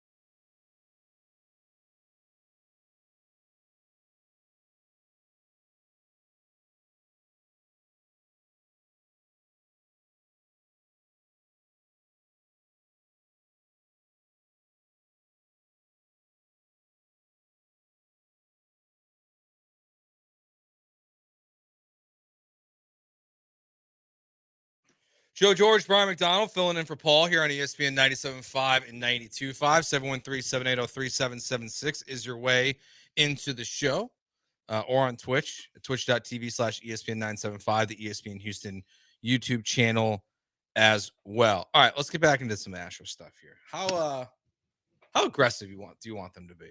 Like if they can make a trade right now, would you be open to it? Yeah. Or do you want to see how the young guys play out a little bit first? I'm kind of torn. In this, I think I've been triggered by something Granato said weeks ago. Okay. Granato, and I think he was right in saying this. So this is not a shot at Granato. This is him opening my eyes to something. But he referred to this year's Astros team as entering their Carlos Lee era. And as I started to think about it, I was like, this does kind of feel like the Carlos Lee era. Now, obviously, you don't quite have the same thing with like a Bagwell and Biggio at the end of their run hanging on. But that team did have, you had the Hunter Pences, the Michael Bournes, the Berkmans, the Oswalds that still had, time left. I mean, Berkman won a World Series after that. Oswald still had a few good years after that. So there wasn't like this team was completely depleted of, either young or still, near their prime players to compete. But you could just feel it slipping away. Like they tried to, put bandages on gunshot wounds, and the Woody Williams of the world. That they trade for Aubrey Huff. They get Miguel Tejada, and he ages 2 years overnight. Like there's a lot of those types of moves. I mean, Ivan Rodriguez was here for a year. Weirdly, I don't think anyone remembers that. But it just felt like Drayton was having a hard time of letting things go and refusing to see that the end was there and that he needed to rebuild. Instead, he just ejector seated out of the ownership completely and handed it over to Jim Crane.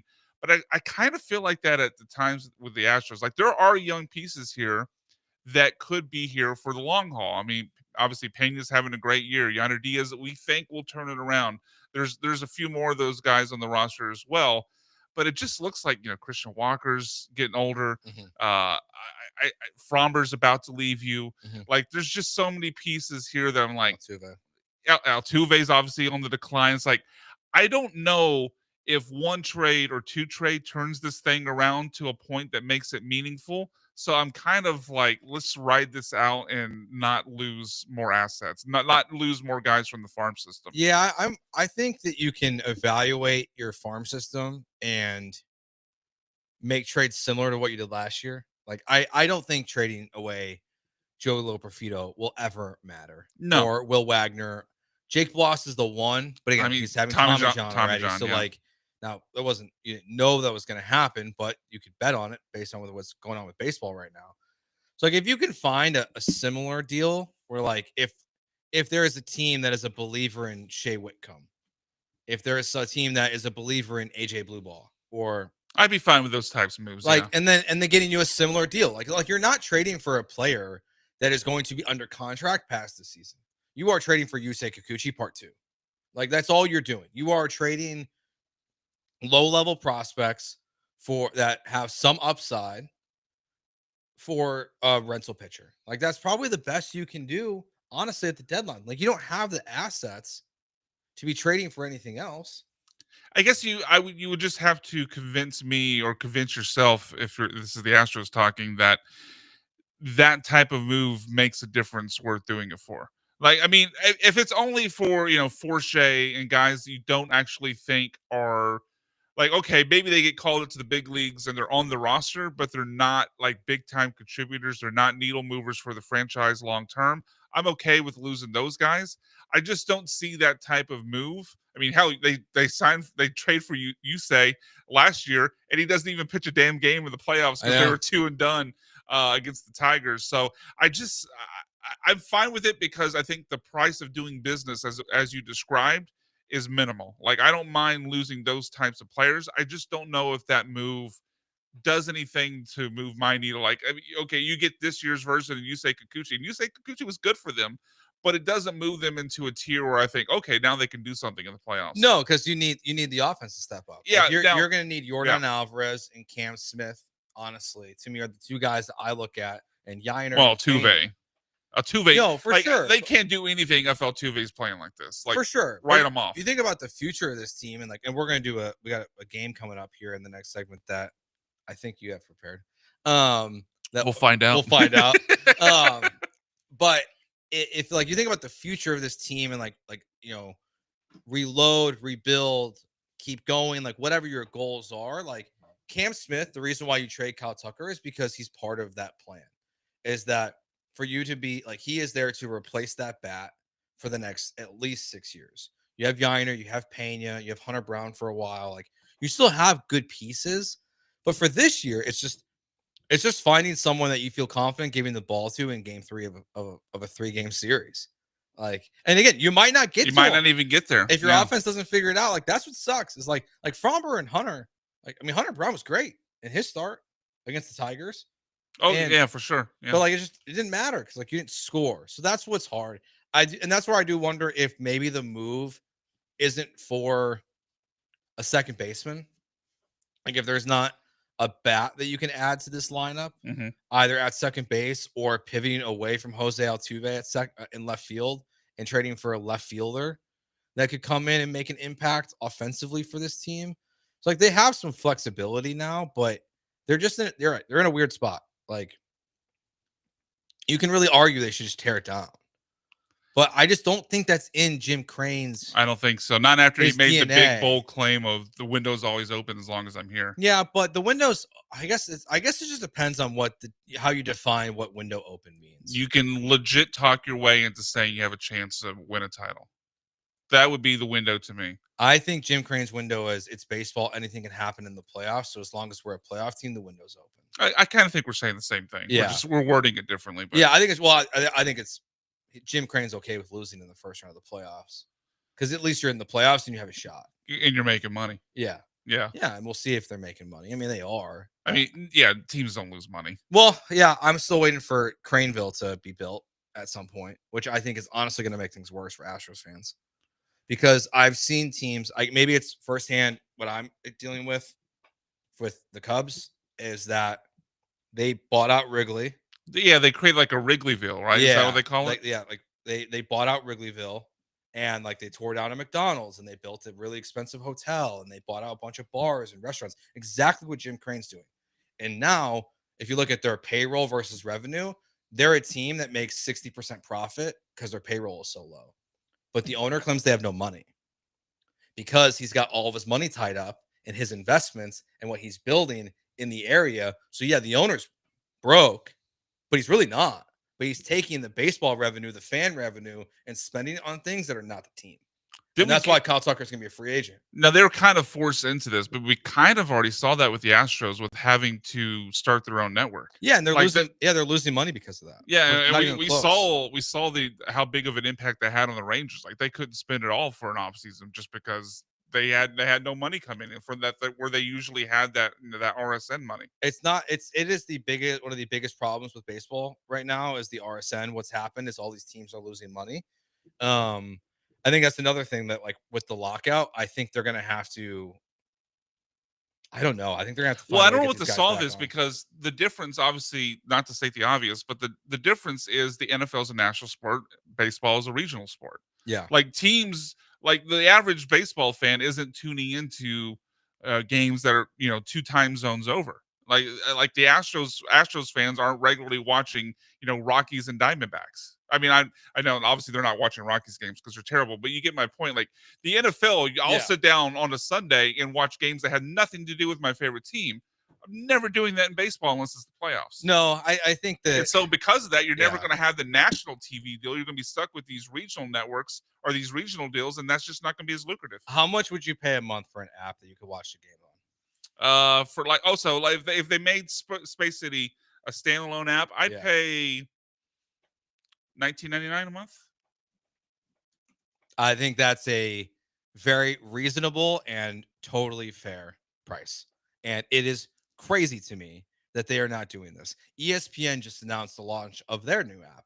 It's going to be $30 and you get everything. Every ESPN channel, ESPN, ESPN2, ESPN News. The entire library. You get everything. I think you get ESPN Plus too, right? Yep. And then they're going to bundle it with the Disney Plus stuff. And Hulu, yeah. I think it's crazy that the Space City Home Network has not made an app or website just available. It's killing me. I hate, unless they ever want to sponsor us, Xfinity. Like my Yeah, contract having to have that or Fubo or it's crazy. Like yeah. I hate how limited it is. It's not really them, honestly. It's more like I can't believe how limited it is.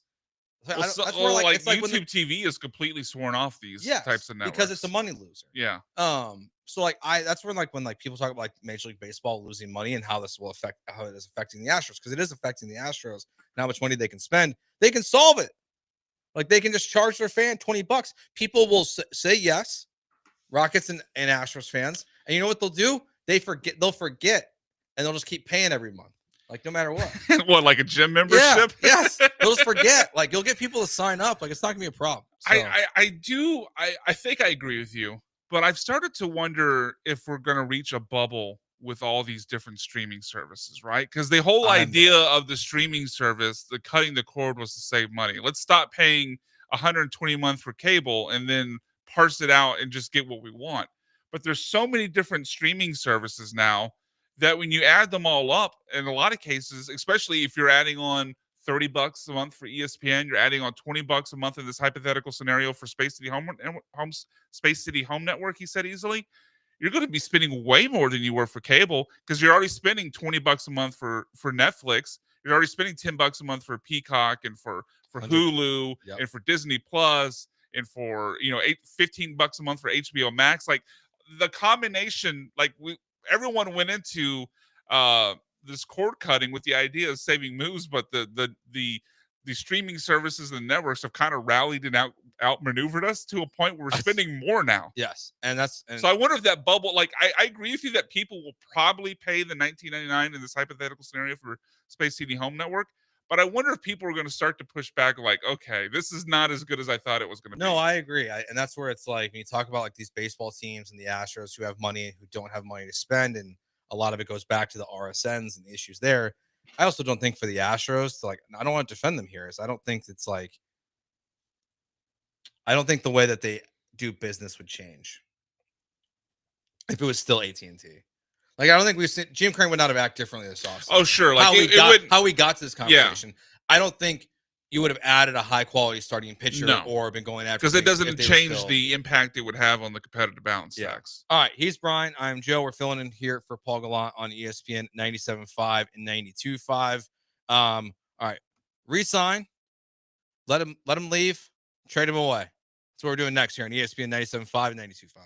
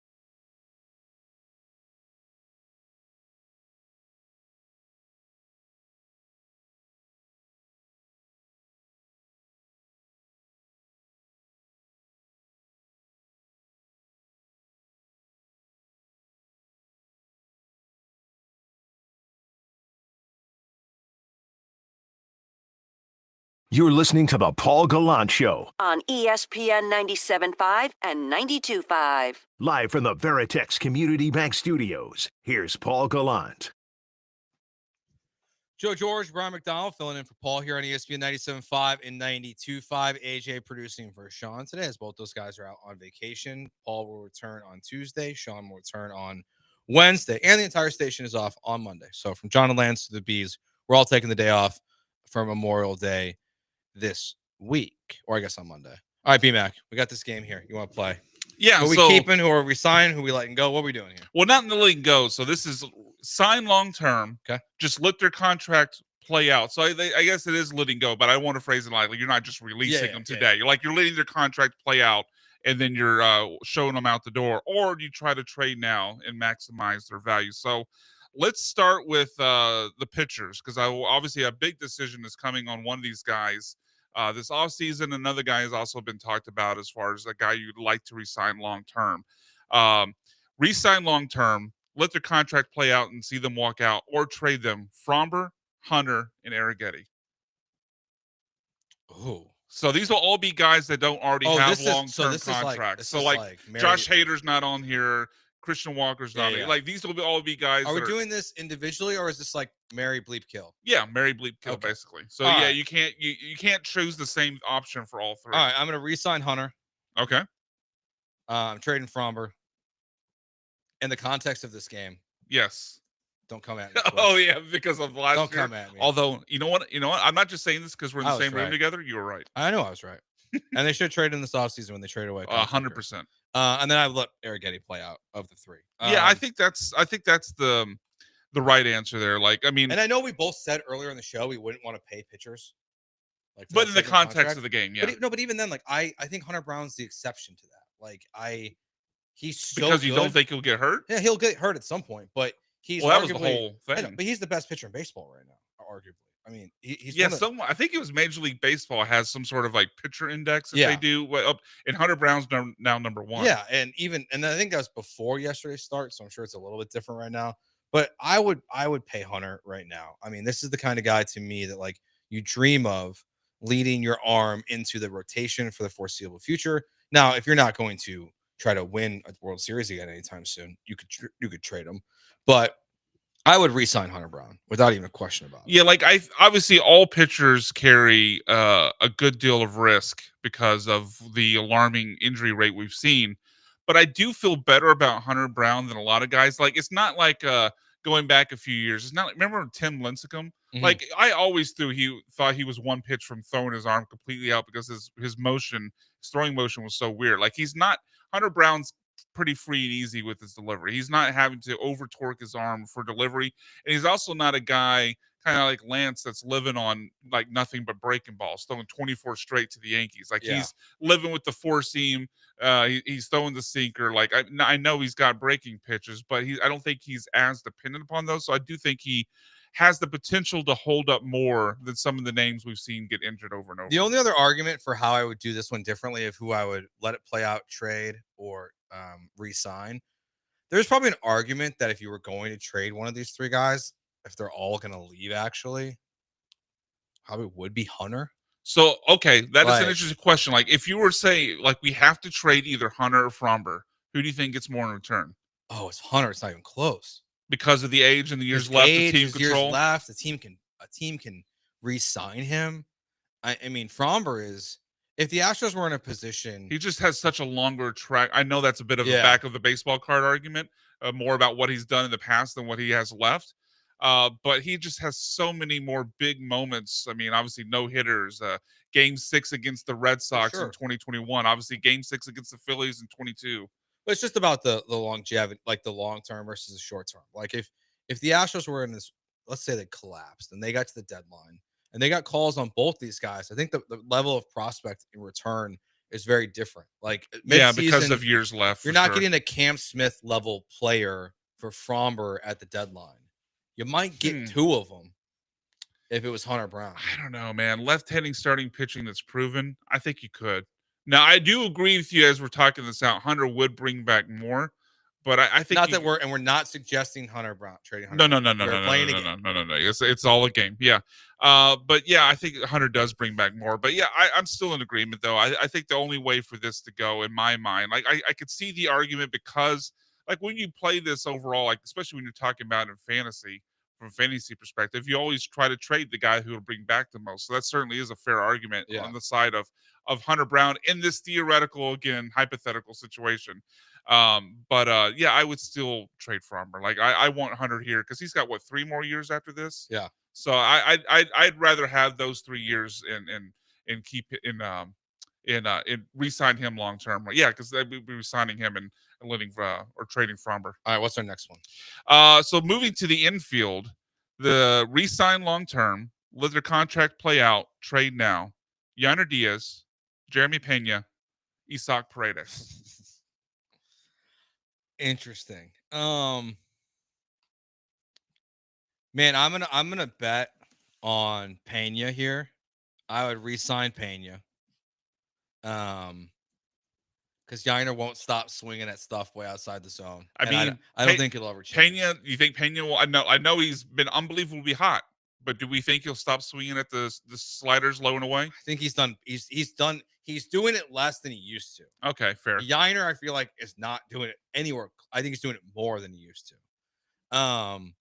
I would let Yainer play out, and then I would trade Isaac in this game. Interesting. And the reason for that is because, I mean, part of it is like the way that Yainer is playing right now. Like you wouldn't get a lot for him, so I guess it's kind of in the moment here. But also, I would expect him to bounce back. Like if I was like being forced to do this move. So that to me is where like if the Astros were out of contention or into a point where they felt like they wanted to do a soft reset, honestly, trading Isaac at the deadline would probably make a lot of sense. Like I think you could get if you're out if he's having a good year. Yeah, if you're out of like if you feel like you have to make a move and you want to kind of reset part of your roster, like that's probably the one guy who I would keep my eye on the most if things were to unravel. Again, I don't think they're going to. I think the way with the expanded playoffs have changed in baseball, like it actually makes the deadline really challenging. Yeah, because so many more teams are in it for the long run. Yeah. And it's like, how do you tell like Jose Altuve and Yordan Alvarez like we're giving up on a season? Like that's not. Well, they told him Alex Bregman's not coming back. They've already been bad guy to him. I think the difficult thing about this one is I can make a case, I think, for all 3 guys as being the guy that would bring back the most in trade value. Like, I know you don't think Yainer would bring back a lot, but he's a guy. I mean, I know this is back of the baseball card, but rookie year, he hits, 22, 23 home runs. Like, he shows really good power. Last year, he hits over 300 with his batting average, which, for a catcher is crazy. And I mean, I went on I gave a casher to trasher that Yainer would be the best offensive catcher in the American League, which I don't feel great about right now. I kind of want to take that one back. Stinks, so yeah, I still want to take that one back. But I mean, obviously, Pena plays, if not the second most important defensive position, is having a hell of a year. And then Paredes has shown great power, and like you talked about earlier in the show, although maybe his range is not as good as Bregman, he doesn't get to as many balls as Bregman. He's still, I think, a plus defender overall. So I think all 3, because of the years of team control left, and because of their play at different parts in their career, would warrant maybe the most trade value. Yeah. I guess we're talking about repeatable. So that's where this comes down to. Be like, what do I feel is the most repeatable? To be honest, I think it's Paredes. That's the one I might decide to resign long term because I believe it's the most repeatable. I feel like he is just built for this ballpark. Like what happened at Wrigley. And we've seen him do this before. He's had a 30 home run season in the past. He had like a 27 home run year, like the year after that. Like I have some doubt of how much longer Jeremy Pena will be able to replace this. I think I would lean to trade Pena, re-sign Paredes, and then let Yainer play out. All right, we're playing a game here. Who are you trading? Who are you letting it play out? Who you re-signing long term? We've done the pitchers and we've done the infield. We'll just keep going here. We can break it. Yeah, I've got one more for you. We can split it in the next segment. Go outfield? It's a mixed bag. It's a mixed bag. Let's do it right now. It's okay. Okay, we'll keep going. All right, so this is a bit of a mixed bag. We got an outfielder. Actually, we got 2 outfielders and a relief pitcher. So we're kind of mixing things up. I kind of ran out of guys that didn't already have like long-term deals and things like that. So We talked about one of these guys recently, but Cam Smith. Okay. You could jump the gun and re-sign him right now. Jake Myers, who's been on a hot streak to start the season, and then Brian Abreu. This one's the easiest one. Is it? Okay. I'm giving Cam Smith as much money for as long as many years, or as little money for as many years as I can, and re-signing him. I'm trading Jake Myers so fast, it's not even funny. Do you think you get much in? I know he's a center fielder. No. Because I'm with you on re-sign Cam Smith, but if you're talking about between Jake and Brian Abreu, what gets you more? I think it's probably Brian Abreu. 100%. But Jake Myers, this is exactly what he did last year. I know. It's probably fool's gold. And, I hope it's not, but this is exactly what he did last year. And he started off hot. The numbers were great. Everyone was all in. Say sorry, Jake Myers forever. And Pay that man. And then he sucked. Yeah, most he of did. the season. He did. I hope Jake Myers has turned a corner, but he is an elite defensive center fielder. Mhm. He's probably one of the top 5 defensive center fielders in all of baseball right now. I don't believe in the offense at all. It looks exactly like last year. So if I could trade Jake Myers today for a good pitcher or a solid starting pitcher, I would do it. I would trade him immediately. So I'm not a believer. So Isaac Paredes right now has the highest OPS plus on the team, 143. You know who has the second? Probably Jake Myers. Jake Myers, 127. Yeah. I just don't believe it. Higher than Pena, who was obviously in the previous conversation here, who's at 125. So, yeah, I mean, I think it's probably fool's gold with Jake, but I don't know because of that fool's gold though, and because he's 29, I don't know when he turns 30. Like, I just don't think you're going to get that much in return. So if we're talking of playing the game of Cam Smith has to be the resign because he has the long-term value. Sure. He's the jewel of the Kyle Tucker trade. Like, he has to be the resign.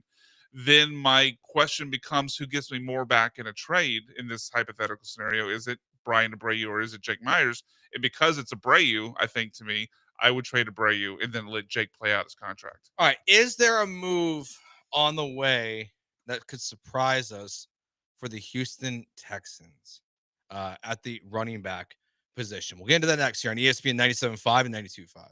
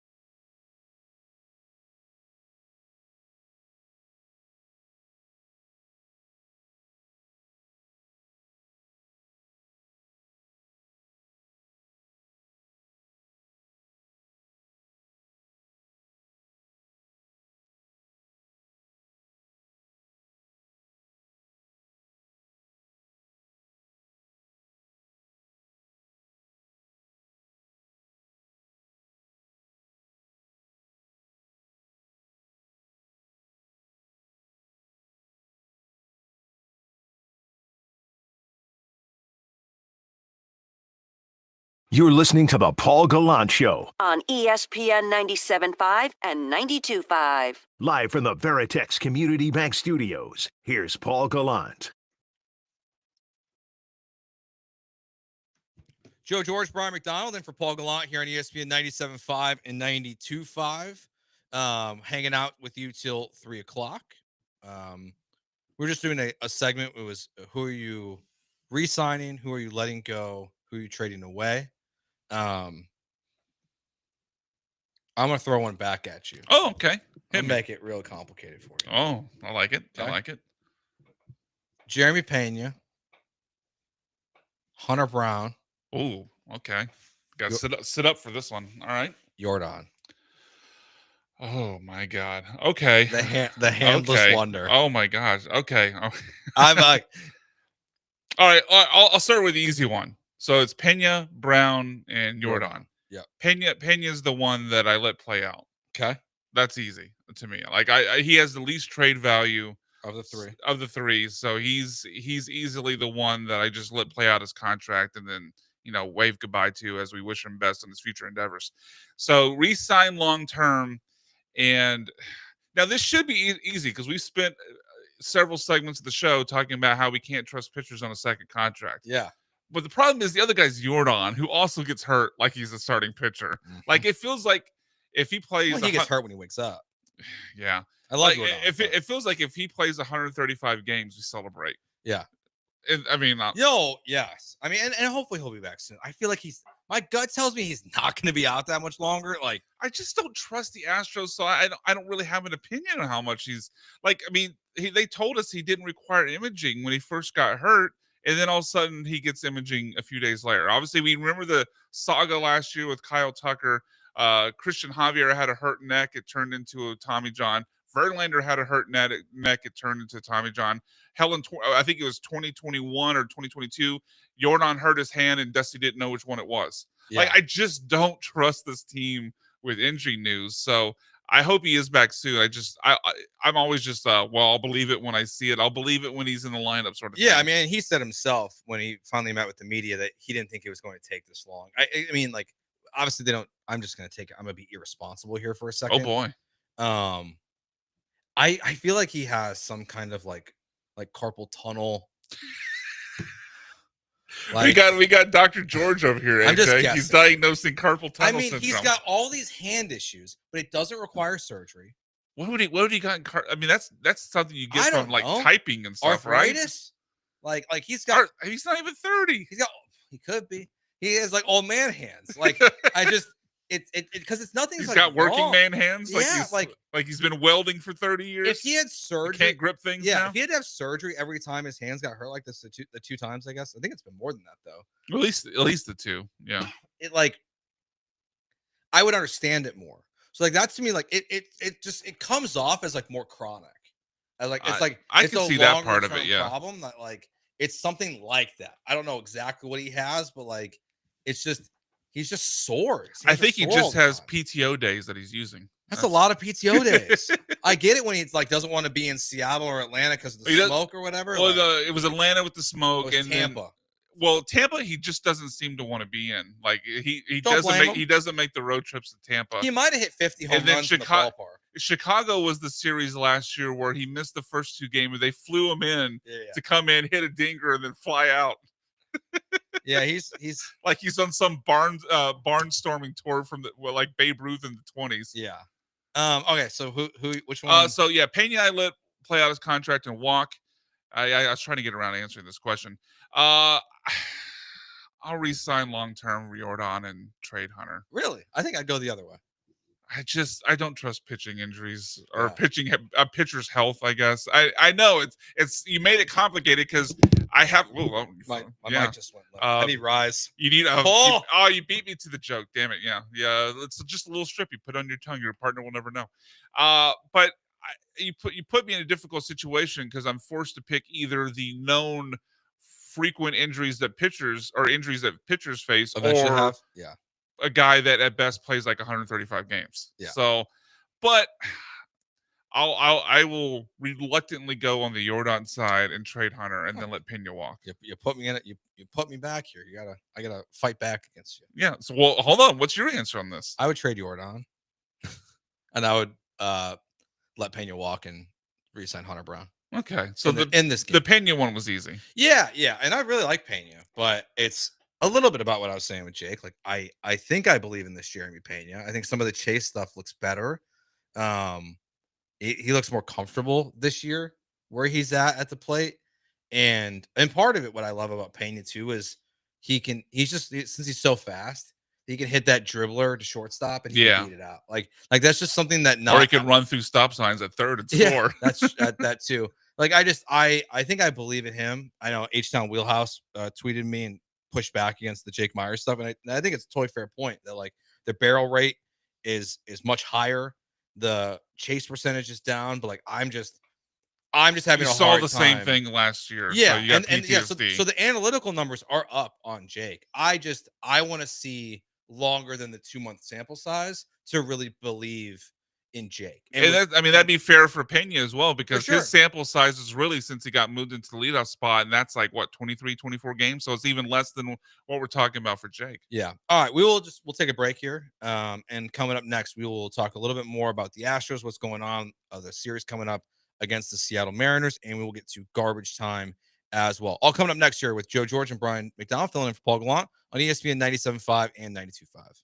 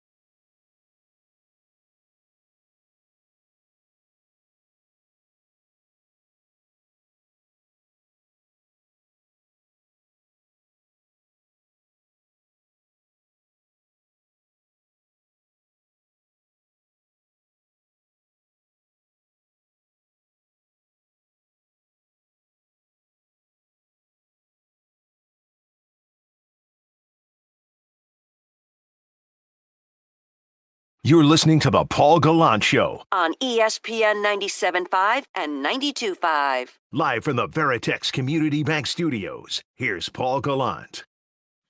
Joe George and Brian McDonald filling in for Paul here on ESPN 97.5 and 92.5. We'll be back tomorrow from noon to 3, and Paul will return on Tuesday from his vacation. Sean Mapes also out right now. We got AJ behind the glass. We'll have Will Kunkel back in today with Jeremy Branham as well coming up at 3 o'clock. All right, before we get to garbage time today, let's see, Brian. The Astros got 4 games versus the Mariners, 2 versus the Athletics, then a 4-game series versus Tampa. So that's their schedule at home through June 1st. Okay, so all that was 10 games you mentioned. So those are 10 all games, at home? All Okay. at home between now and until June And it was 4 against Seattle, 4 against Tampa, 2 against Oakland. Yeah, 2 against Oakland. 2 against Sacramento, Ocramento. Ocramento. Okay. The Athletics. It's weird that you would face Ocramento on only a 2-game series. Like I get that when you play like an AL or like an NL West team. Yeah, I get that, but positive but for a the division Astros, a division opponent. The positives for the Astros offense is that means they get 4 games from June 16th to June 19th at the minor league ballpark. Okay. So, okay. Yeah, that's fine. I mean, that also hurts your pitching though. So yeah, well, hopefully Fromber and Hunter go at least 2 of those games to make it a little bit more competitive. So the next 10 games, what should we decide? What's the goal for the Astros here? You got the Rays, who are 3 games below 500 as of this moment. The A's, who are 6 games below 500, and then of course you got Seattle, who you're playing now in an upcoming 4-game series. You're 3.5 back. They're 8 games above 500. It's like 6-4. I was not enough. I was going to say 7-3. Yeah, I think 7-3 is fair. I wouldn't, like say the sky is falling over 6-4, but especially because it also depends how that 6-4 came. Like if you were to, win 3 of 4 against the Mariners and make up some ground directly, then that maybe allows you more wiggle room against the Rays. Like I think you got to take both games against the A's, and you got to win the Mariners series, or at least split it, and then we can negotiate what happens against Tampa. Although I know Tampa just won the series against you in Tampa, that baby ballpark, but I still think the Astros are a much better team than them right now. I don't think that I agree. Tampa's hitting's not that good. I mean, and let's be honest, I know Hunter Brown had his worst start of the season, but there was a lot of unluckiness to the runs they allowed last night, yesterday afternoon. Other than that massive home run hit by Yandy Diaz, that was a monster home run.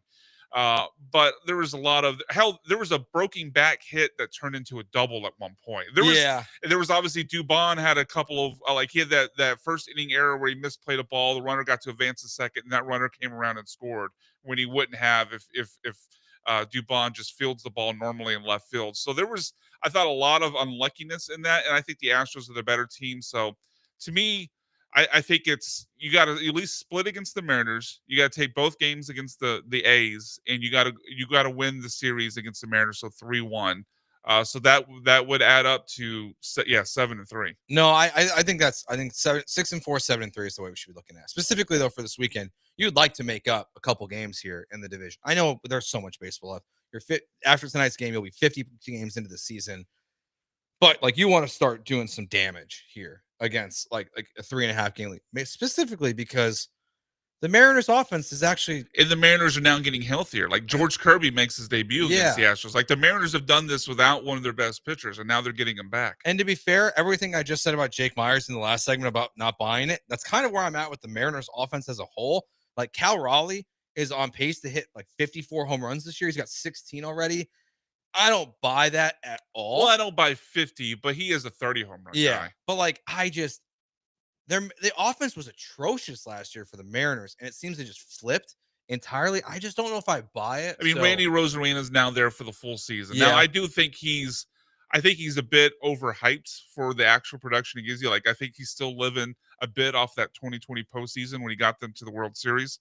And how incredible was it? Like 8 home runs in that postseason that he hit. He was incredible. He's obviously not that sort of offensive player. I think he's more of a mid-tier offensive player. But that they now have him for the full season versus getting him in, I guess, late July or whatever it was last year. Yeah, it's just so. I mean, look, even if they don't make up damage this weekend, we saw what the Astros did last year.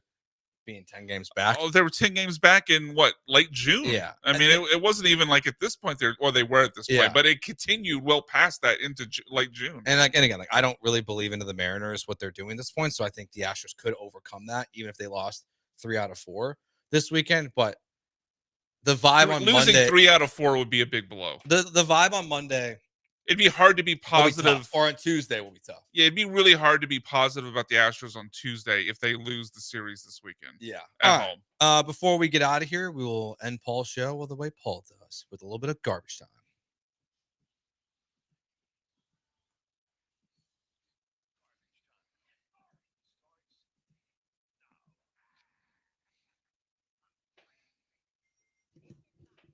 All right, Brian, do you want to start with a 24-year-old being arrested out of high school or wieners?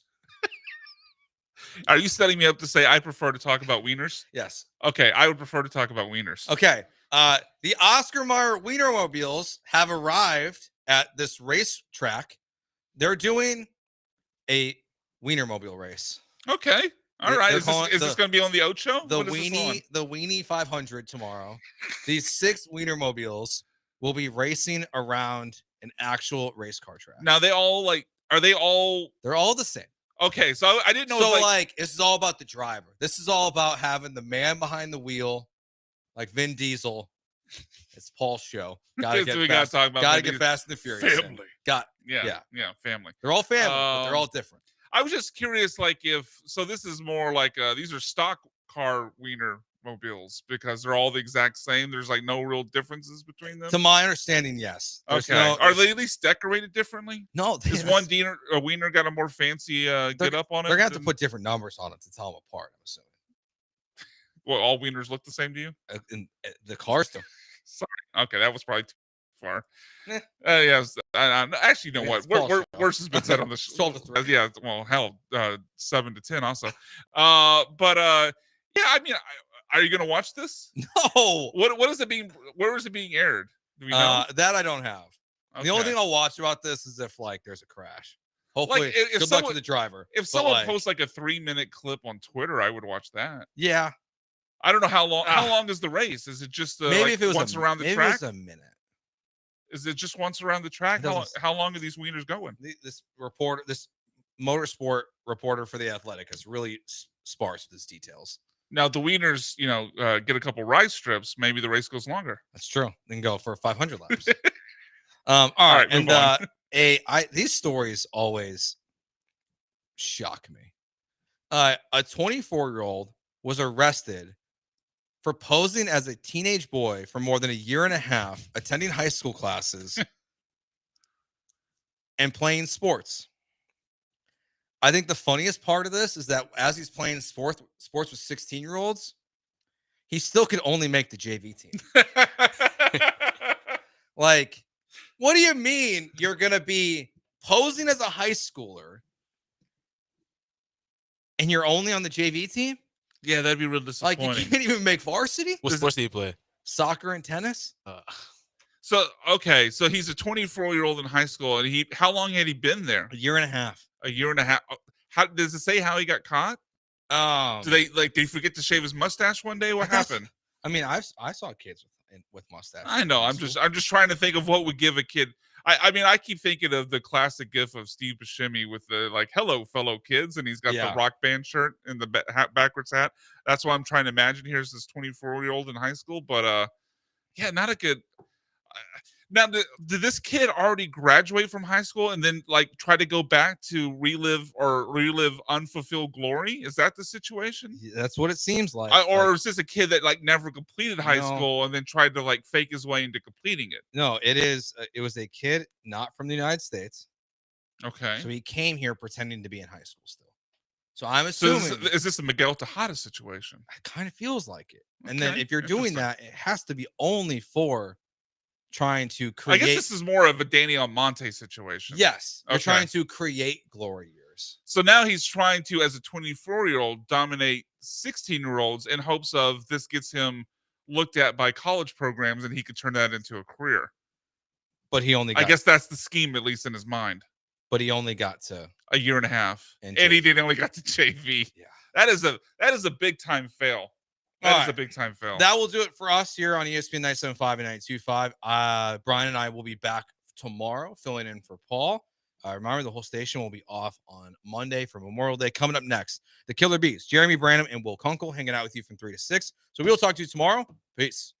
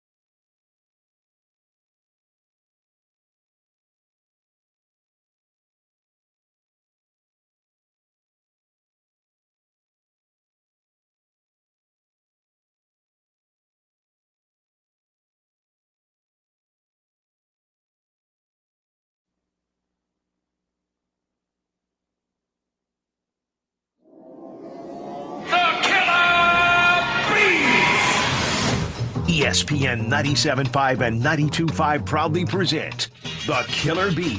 Definitely a fan of the Killer Bees. Don't sweat the technique. Now from the Veritex Community Bank Studios, bringing you the fastest 3 hours in Houston sports radio. Here's Joel Blank and Jeremy Brent. What do you have to say to everyone who still considers the Astros cheaters? Ooh, what a big down. Hey, how we doing? It's Blanker's postmortem. He'll be back tomorrow. He's not dead. He'll be back tomorrow. Will Kunkel filling in for Blankers. You can follow him on Twitter at Will Kunkel, Fox 26 Sports Director. We didn't scare you off, huh? You're back. I'm back, Dr. J-Bone. I'm back. I like it. Good deal. You must Things have had good? a late night, huh? I fell asleep ninth inning last night. Oh, really? Man, that was a long game. Yeah, tournament baseball for you. What time did I go to bed? I think I went to bed around like 3. Now, did you get home and eat in your hotel? I picked up something on the way home, yeah. What'd you do? I picked up Hawaiian Bros. You ever had Hawaiian Bros? No. They're But open late. They're I'm trying to figure good. out where that is out there in Arlington. They have there's one pretty close to the ballpark, probably 5 miles away. It's not far. And I've noticed, like, there's actually one in Houston. I didn't realize that. I usually eat it in Kansas for whatever reason. When I go to Lawrence, when I go to Manhattan, I get Hawaiian Bros. Like, I don't know why, but it's pretty good. It's like, I don't think it's not as bad as like McDonald's. Well, that's still, a ringing endorsement. I mean, it's not as bad as McDonald's, but I did wake up at like 6 a.m. with a really bad stomach ache. So I don't know if it was Hawaiian Bros or if it was the coffee I was pounding during the game. Probably the combination of the two, I would say. Body's a temple, baby. Mine's a piece of art. But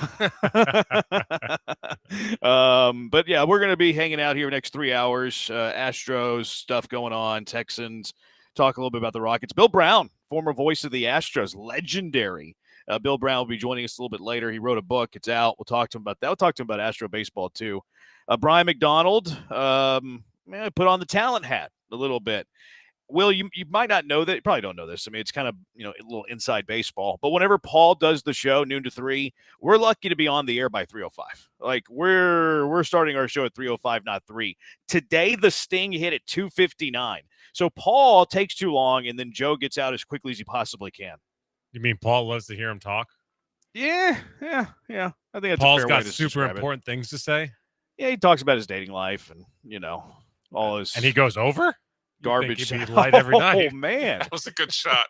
Sheesh. How well do you know Paul? I'm curious now what y'all's relationship is like for you to fire a shot like that. Well enough, I guess. Okay, y'all talk? If I see him. Okay. Yeah, I mean, he's around. He probably gets out. I like Paul. Paul's awesome. Paul's the best. He probably gets to games more than anybody else at the station, I think. Yeah, I see him all the time. At Rockets games for sure, and at Texans games. Like, shout out to all the radio guys that go to games, by the way. Like, I don't go to any. You go to go to Cougs. That's it, because they pay me. I'm not going to games unless you pay me to go. That's a loss for the rest of us in the press box. Doubtful. I'm sure that whenever I walk, I'm a black cloud that brings everybody down. We had an argument the other day. I'm curious what you think about this, because I consider you media. Like, you're around a lot. You go to all the games.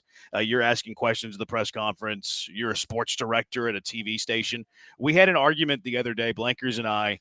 I don't believe strictly sports radio talk show hosts. Like, you might do things on the side that makes you a journalist. I don't believe that sports radio talk show hosts are journalists. Where do you stand on that? I agree entirely. I think I actually chimed in on that on X. Oh, that's right. You did. And I said, I agree. Like, I don't think, because y'all are certainly more entertainment and fodder and barbershop chatter than journalists. Now, like you said, some can dip their toe in that journalistic water sometimes if they want to show. Like, I think Paul does from time to time. Oh, for sure. Yeah. Yeah. Paul's the most journalistic person at the station, I would argue. Like, or not Lance too, because he does his NFL. I mean, I don't know. That's kind of different because Lance doesn't go to tons of like media gatherings. He has his side job with NFL.com where he breaks down NFL players. Like, I don't know if is that media or is that just like a side hustle? I think that's media, not journalist. Yeah, that's probably a good way to put it. Granado, I mean, when Granado goes to games, he's sitting in the suites and in the Diamond Club. So, like, he's not going to go ask a question at a press conference. You kidding me? He's way too cool to do that. Dell, no chance. Paul, for sure. Blankers, no. Blankers would argue that he is a journalist, though. I think he likes wearing the journalist hat, takes pride in it. And then, of course, I am not. Unless I'm doing play-by-play. Play-by-play, I think, is kind of – even then, I don't know if that's really a journalist. I would actually argue even stronger against it. I would argue you're more against it. Yeah, for sure. I mean, which raging is fine, homer. but that's just not a journalist. No, yeah, you're right. You're right. I take that back. I recant. You're 100% right. I'm not a journalist in any, and I love it too. Like, whenever people get mad at me on Twitter, they're always like, "You're a journalist. You should have integrity." And I'm like, "Why? Like, why should I have integrity? I just talk crap for 3 hours on the radio. Like, the integrity part of it would actually make me worse at my job. I think it's better that I have none." But to be fair, even on my side, the line is being blurred more and more every day because I can editorialize on Kicking It with Kunkel. Watch now on YouTube and Fox Local. But on maybe the 6, 9, and 10 shows, less editorial but maybe a little for, entertainment purposes because it's still sports within a news product. But every day, you're just having to entertain more and more than ever before because you're no longer really presenting the news as much anymore because everyone's got it in the palm of their hand. So at the time that they watch you, they really kind of want your reaction in response to what they already heard. Then that's why they're watching you. I would say the line has been blurred more than ever for sure, too. Like more of it has gotten to entertainment, and I think a lot of it too is like clickbait. Like, hey, look at this. Come look at me. Kind of like, a showman. Like, hey, look at this illusion that I have over here. Come watch me, which is kind of scary. If you start to get into news that matters, like we're in sports, whatever, we're the candy shop of the world. But you get into some serious news and it's like, okay, what do you believe? And all that stuff. All right, probably going too far. But hasn't it, just to put a bow on it, it's always been like that. I mean, before the internet existed, newspapers, it was a headline. It was, kid falls down well, read all about it. Yeah, true. It's just a different form. I guess you got to grab the attention somehow. Yeah, for sure. You got to grab the attention. And like they teach you, like whenever you make speeches and stuff too, like you need your attention grabber. But maybe the reporting of it was more accurate, or at least down the middle than we see now. It was fact-based versus, here's the way I see it based. Yeah. I think it was more fact-based than opinion-based. You're right, though, about the headline and the clickbait. Now, you didn't have anything to click back in the 40s, but it was like, hey, look at this cool headline that's right here at the top of the paper. Yeah, the spinning newspaper on the TV screen. Read all about it. See? Yeah, that's a good point. Jasper, to be fair, Paul kind of opens himself up on his dating life to be made fun of. I mean, he'll pretend he's gay or pretends not to be gay. I'm not really sure what it is. Paul doesn't pretend. He's just metro. Like there's a difference between gay and metro. So what's the definition of metro these days? Because I remember growing up in like the Northeast, it was like guys that were straight but cared about the way they looked. Yeah, I think that's a fair way to describe it. Or like you like girls but you act kind of gay, I guess. I don't know. Like I don't know. I'm not metro. I have Paul zero call fashion. in to defend himself? He's on vacation somewhere, right? He's probably listening. I saw him griping about his airplane. He asked for like something bougie on the airplane. And, Pringles. He asked for Pringles on the airplane, and he was upset that they didn't have it.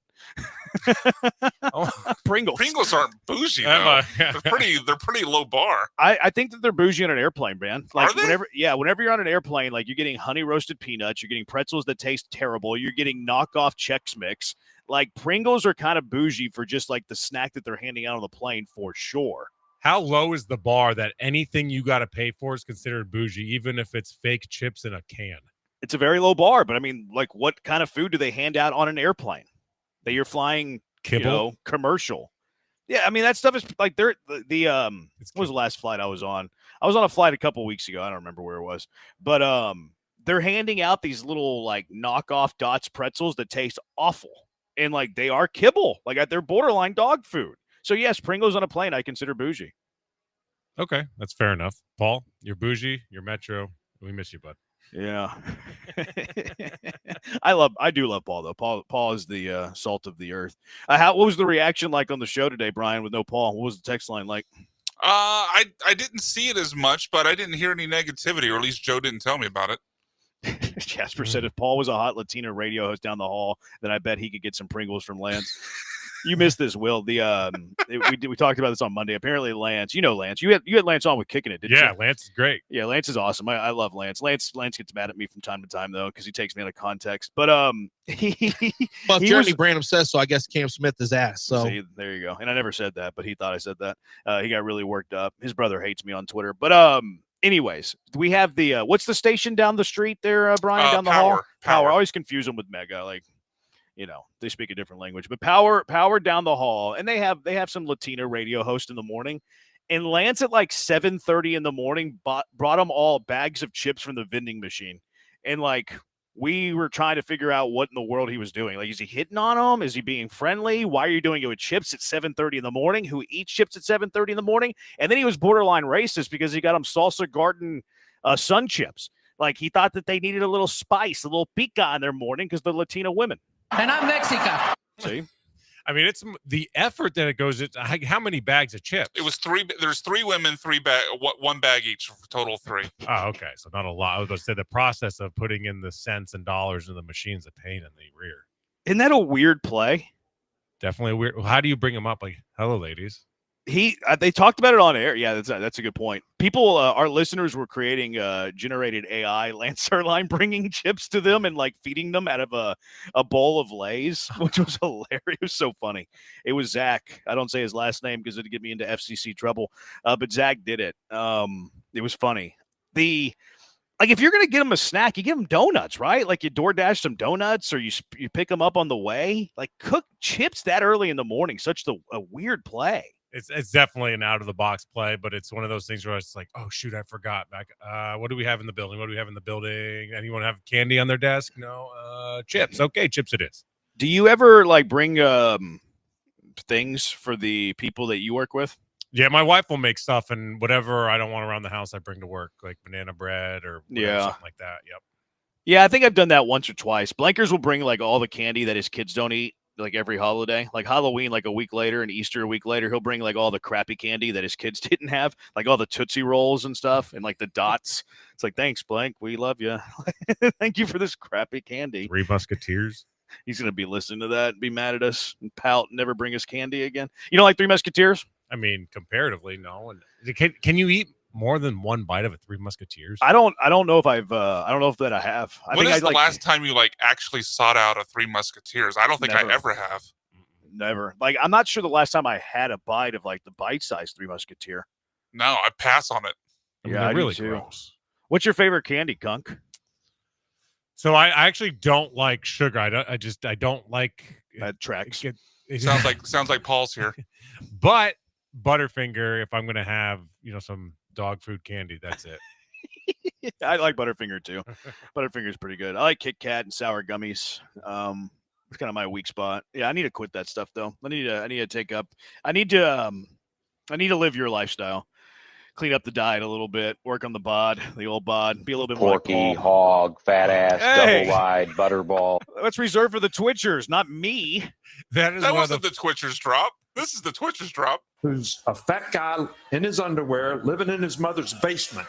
Touche. You can see I can confuse the two, though, right? Yeah, they overlap. It's like touche. You're right. I'm wrong, but you can see how they sound. The Venn diagram has some common space there. All right, this is what we do when the Astros don't play the day before. But plenty to get to today. 713-780-ESPN. Bill Brown joining us at 3:45. It's a Thursday, so Bad Take Boulevard. Who makes the list with the worst takes of the week? I saw a stupid tweet yesterday on the Twitter. We'll talk about that. In NBA conference finals, NHL conference finals, are these two things moving your needle? With Dallas in the NHL conference finals, kind of an interesting conversation there. But when we come back, we've all seen the negative with the Astros over the first 49 games. What has to change for you over the next 110? 713-780-ESPN, the HRP listener line, 713-780-3776. We're on YouTube at ESPN Houston. We're on Twitter at ESPN975. Will's at Will Kunkel Fox on X. Brian's at Sag by BMAC. I'm at Jeremy Branham. We are the Killer Bees on ESPN 97.5 and ESPN 92.5.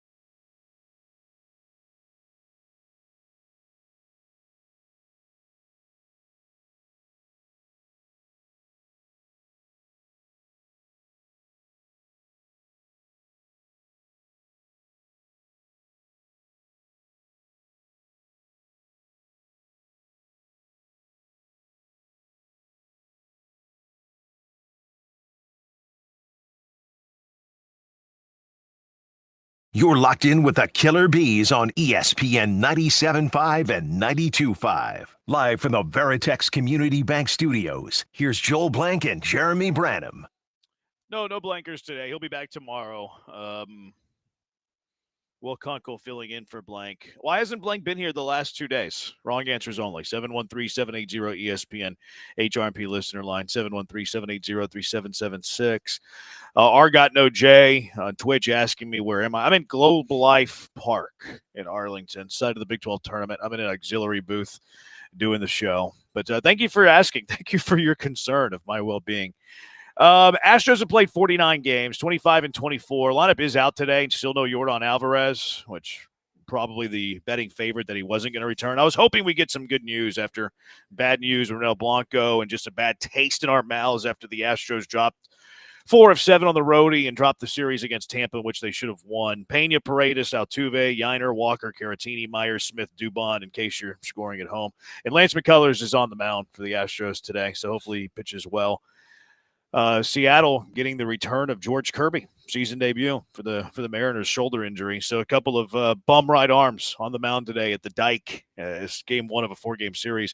So the Astros have played 49 games, 25 and 24. Right now they're on the outside looking in of a playoff spot, not too far away. I mean, they're in the thick of a race, if there is a race, such thing, less than 50 games into the year. But what has to change, 713-780-ESPN, for the Astros to get to the promised land, at least the promised land of the playoffs? What is it for you, Will? The lineup has got to hit, but it's got to hit consistently at least 1 through 5. I'm not asking 6, 7, 8, 9 to actually produce on this team because I don't think that's a realistic ask. Mm-hmm. So I think they just got to produce 1 through 5 in order to be, a threat come October. Yeah, I mean that's the top thing for sure. Like we got into it a little bit yesterday. Your top players have to be your top players. Yordan needs to get healthy, and then when he is healthy, he can't be producing like he was prior to the injury. And maybe the injury had something to do with his lack of production. I kind of hope it did, because it's like, okay, well, if that was the reason that you weren't productive and now you're healed, we expect you to produce like we expect Yordan Alvarez to produce. I don't think it's fair to assume that Jose Altuve is going to be Jose Altuve of the past, but Walker needs to, make his money. Yiner Diaz can't just show flashes and ebbs and flows. He has to be a consistent hitter for you as well. Like, they have to score more runs, no doubt about it. It's baseball. You always have to do that. And then also stability in the rotation. Like the Ronel Blanco news, we touched that a little bit yesterday too. But like, even if he is out for a while, like, you have to find some guys, some way, somehow, that give you a chance to win every time they touch the baseball. Because you believe in Fromber and you believe in Hunter Brown, but outside of that, there's currently not anyone who's healthy that you don't think can go out and win you a game, Yeah, in the best teams, if they don't pitch, they maybe hit on that day in order to win. And most teams, the best teams, always throw the glove well. The problem with the Astros right now is if they don't pitch well, they're really probably not going to win. So they've got to have you got to be able to win in a multitude of ways. And right now the Astros just don't have that ability because you're without Yordan, and your best players are literally your worst players right now. I saw some Christian Walker angst building, and look, I get it. Like, he's hitting below the Mendoza line, OPS plus of 72, and you expect him to be middle of the order type of guy that's going to hit 25 home runs and drive in, 90, 95 runs, maybe even more than that. How long's the leash for Christian Walker in your mind? Next year?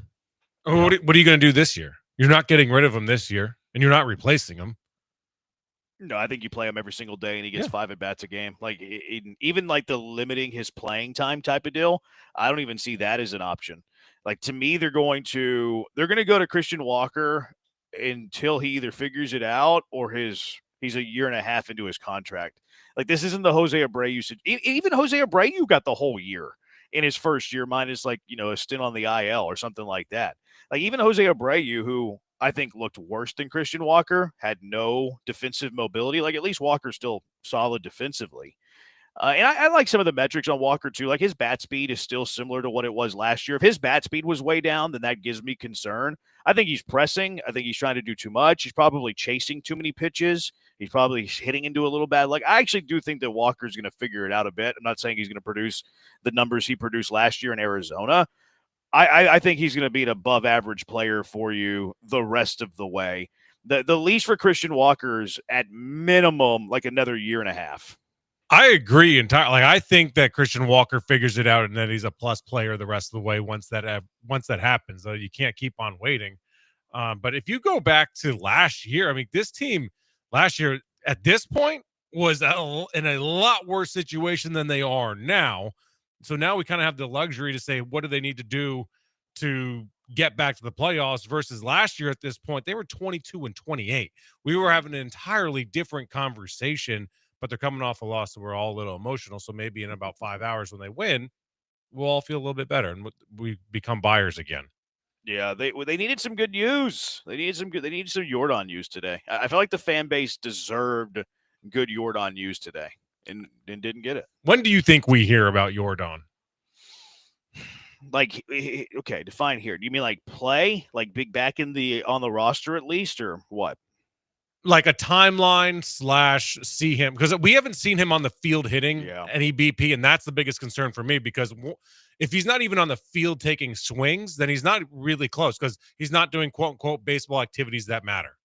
So if that's not happening, then we're at least a week away in my mind every day until that happens. Yeah, you're probably right. Like, he has to hit on the field at least once, maybe more than once, probably, maybe twice.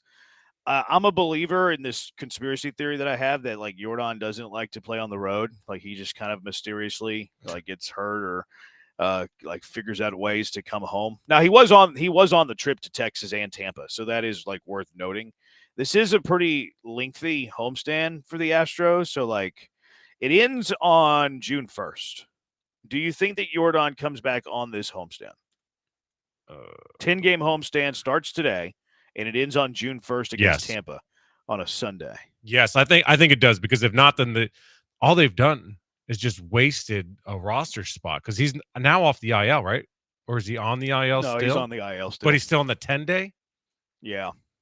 So squirrely how that works. But, yeah, I think he's got to come back. He has to come back in the next 10 days, especially if he's traveling.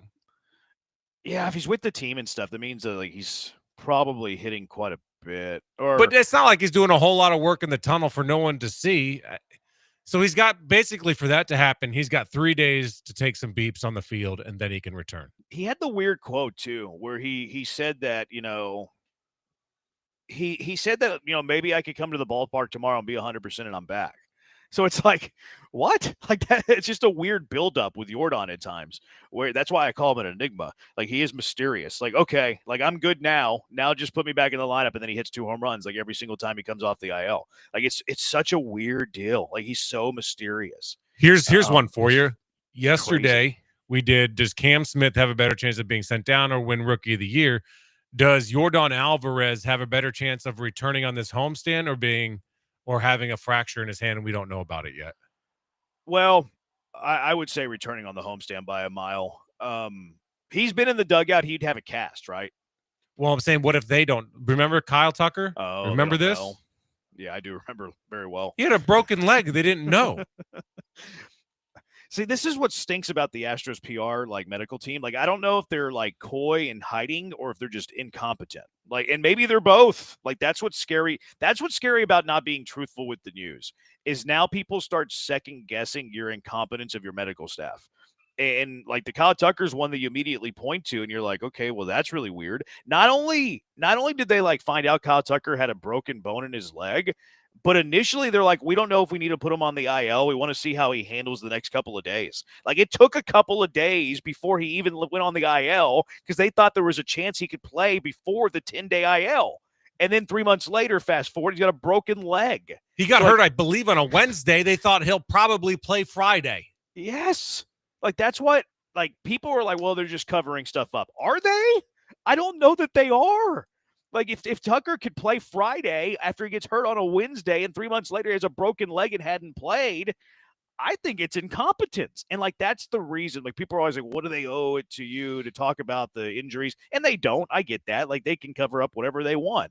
But whenever you do that, it opens up your medical team to incompetence in situations like that. Yeah, but this isn't a contact sport. This isn't hockey and football. There's no benefit to not talking about it. He's got a broken leg. See you in 2 months. Okay, done. Bye.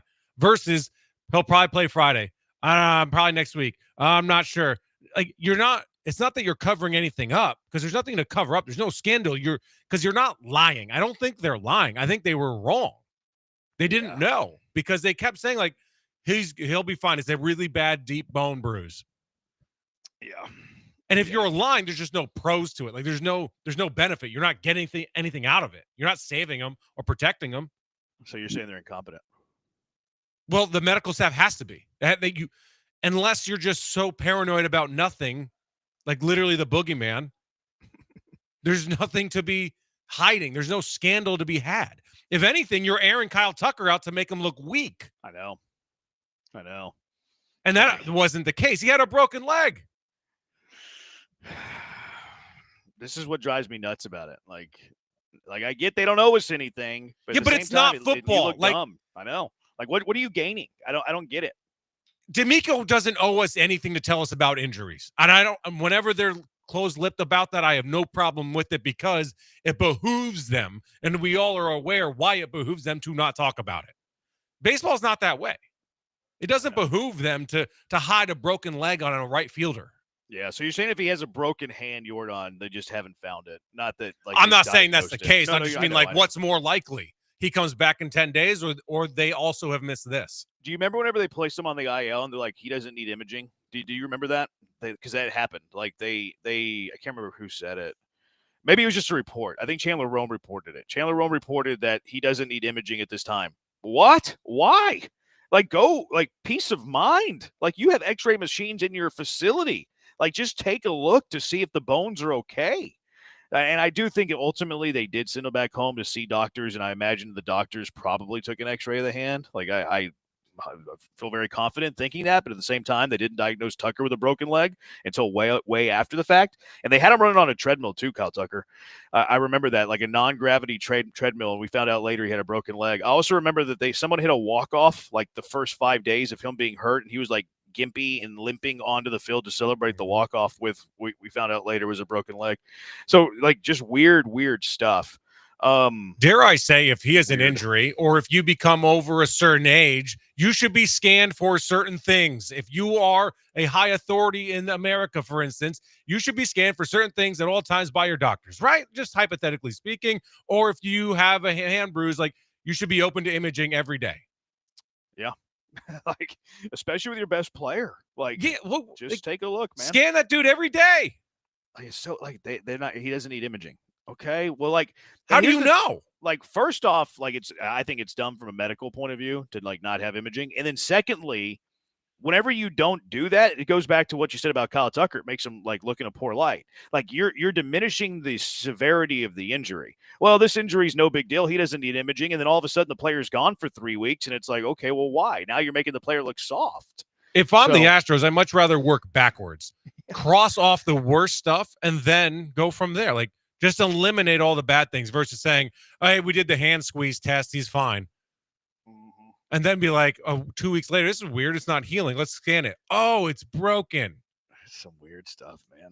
Weird stuff. What do you need to see change for the Astros over the first 49 for them to be legit contenders for the rest of the year? Angst with training staff, angst with Forrest Whitley. I'm seeing a lot of get rid of this bum with Forrest Whitley as well, and it's a radical take. 713-780-ESPN, the HRP listener line, 713-780-3776. It's the Killer Bees on ESPN 97.5 and ESPN 92.5. Radical take, too, is if you don't have a goal from Pro Dunk Hoops, you should have one of these things, whether it's for you, work on the jump shot, throw down some jams if you want to. If you have kids, your kids are going to want to be outside and play some basketball. Like, you don't want them on the tablets. You don't want them inside the house playing video games all day. Get a goal from Pro Dunk. Have them out there working on their shot. Maybe it's the significant other in your life. Maybe you want them out there exercising and getting into good shape. Well, get a goal from Pro Dunk. They have the highest quality basketball goals you'll find.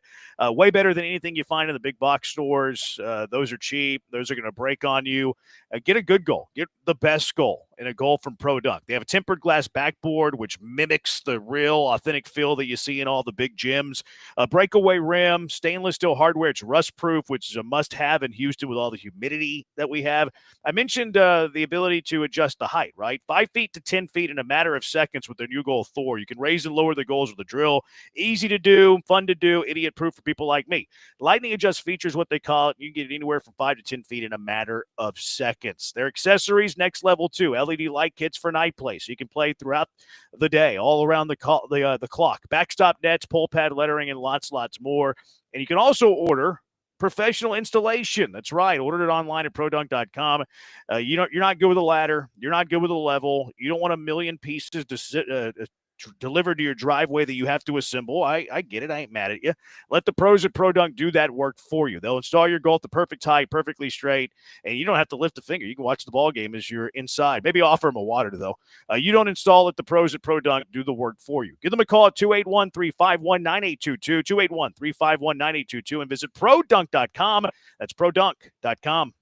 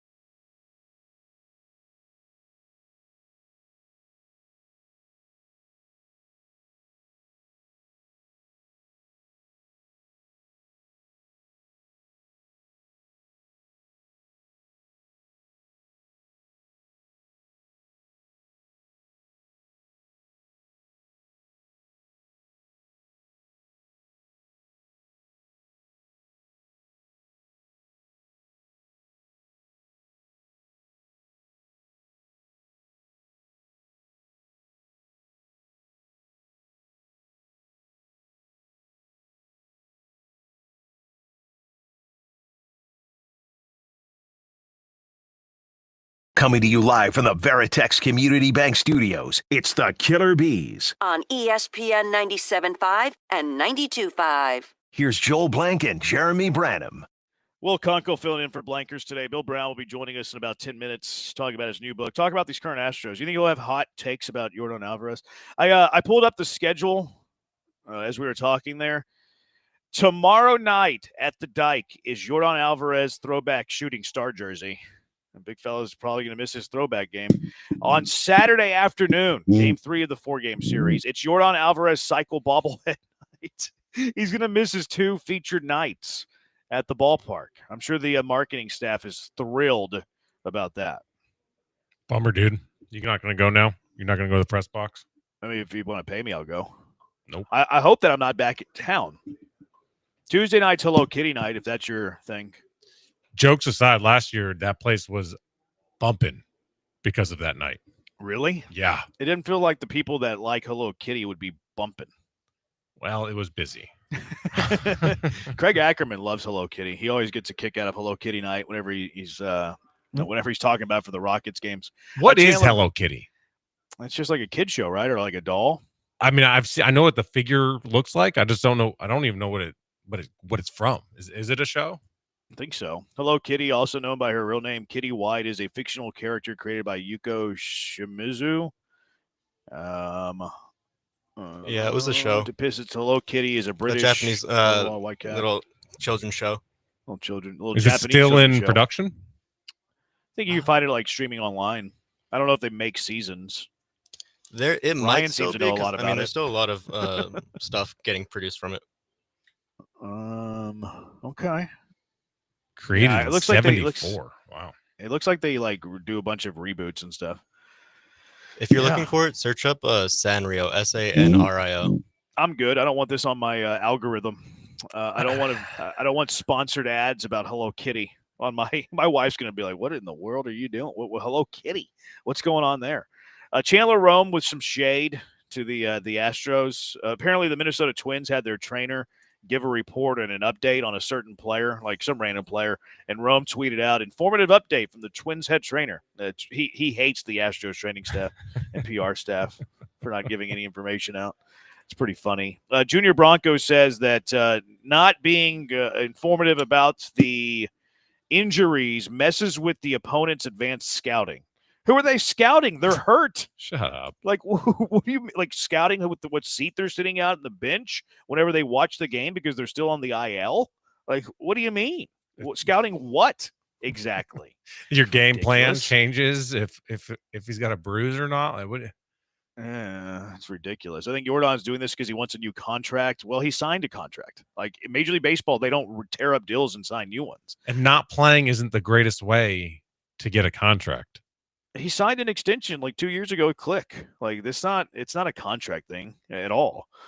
It's hard to figure it out because Jordan's an enigma. Rackham Pete with a Jordan bobblehead come with a miniature emergency medical kit. They should do that. Little like first aid kit. Like with the bobblehead, like the arm randomly falls off, the hand has a Band-Aid on it. That would be hilarious. Like a first aid G.I. Joe comes with them. You know what? I might go to the game now on Saturday, strictly get a bobblehead so I can put a Band-Aid on his hand and just like put it up like on the desk at the front of the show. Like I think that's the best way to do it. I don't think someone can withstand the radiation of an X-ray every day. We're not calling for them to get X-rays every day. And I bet you they can anyway. One time they're hurt. Yeah, probably, right? I don't know how that does. I mean, Jordan already has kids. He doesn't have to worry about his wevels. doesn't radiation like ruin that? I don't know. Boy, you put that heavy vest on your. Yeah, I've had a few X-rays in my life. I've broken a couple of bones. You ever had an MRI? I think if you would know because the first like 20 seconds is like, what is happening? They stuck me in a machine, but they didn't like. How long do MRIs last these days? Like 45 minutes. No, I can't remember what I did because I was in like one of those tunnel machines, but it was only for like 5 minutes. I don't remember what it was. I don't think it was an MRI, but it was for my back. I had some back issues. Was it what? Check your head. CAT scan. No, it wasn't for my head. My head's it's the best it's ever been. Oh yeah, I've heard that before. Sharpest ever been. Methodist Hospital sponsors arm sling night. It's time for the Astros to get rid of their whole entire BS medical staff. What would you rather get rid of first, the medical staff or the hitting staff? Yikes. 713-780 ESPN. I would go medical. Medical leads to bad hitting, right? Good. I mean, some of your best players are out. Maybe the Astros hitting staff has some wins. Like Pena's look good. Myers has looked good. Ocho, they should play more small ball and stop playing for crooked number innings because they don't have the dudes to produce them consistently. I kind of agree with that. I'm not a huge small ball guy. Well, hold on. Yesterday, you were all bent out of shape about Chaz laying down a bunt. No, I was bent out of shape for him not being able to execute it. Okay, fine. I have no problem with the Fair 9-hole bunting a runner over into scoring position. I'm a big bunt guy. Love it. Big bunt guy? I just love good baseball. I love fundamentally sound, get on, move the runner over, let's play ball, let's keep the line moving versus strikeout or home run. It's case by case for me. Like I don't want Jordan bunting. Do I want my 9-hole bunting in an obvious bunt situation for the top of the order? Yes, of course. I like bunting more late in game to tack on a run with a lead than I do early in the game. So it's case by case. I'm probably more pro bunting than like analytical dudes, but I'm probably less bunting than like your old school types. Like I'm probably like a little bit of a hybrid there. It depends on the situation for me. I demand a new hitting coach. Story came out about the Red Sox finding a hitch in Bregman's swing. Yeah, that didn't paint the Astros hitting coaches in a positive light. Did you read that story? Or like, Yeah, not good. Yeah, they didn't paint them in a great light. Y'all not their boss. You find out when they want y'all to find out. Okay, that's fine. Like we can find out when they want to find out, but we can also criticize them and tell them they're incompetent in their job. Yeah, no one's saying they have to tell us. I don't care whether they tell us or not. It's a matter of like, why is there seem to always be smoke covering what's going on? Because maybe we're just trying to figure out what that smoke's purpose is. Because in other sports, it's obvious. So it's the criticism doesn't lie there. In baseball, why is there smoke? What's the point of it? I don't get it. I mean, I'm at a loss. Like I really am. Like usually I'm pretty decent at like figuring out theories at least, or at least understanding somebody's point of view. Like I can completely disagree with it, but at least understanding the rationale. Like I can defend a lot of things, understanding the rationale, even though I wouldn't agree with it. This one I really do not know, unless it's incompetence. Then it starts to add up and make some sense. But it's weird. Would you take Jordan only bunting until he was fully healed? No, because him bunting might be a reason that he would be fully healed less, or it would take more time to be fully healed. Absolutely not. Terrible text. Yeah, no. I'm pretty sure that the line of thinking is that they gain an advantage over their opponent by getting them to focus resources and time on a player that will not end up playing. Do you think Seattle's spending any more time game planning for Jordan and it ruins their chances of pitching well to Victor Caratini?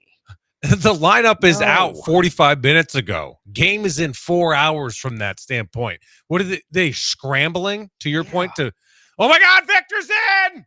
And they have books on all these guys, especially like a divisional rival. Like they're updating it, but they're updating it all the time.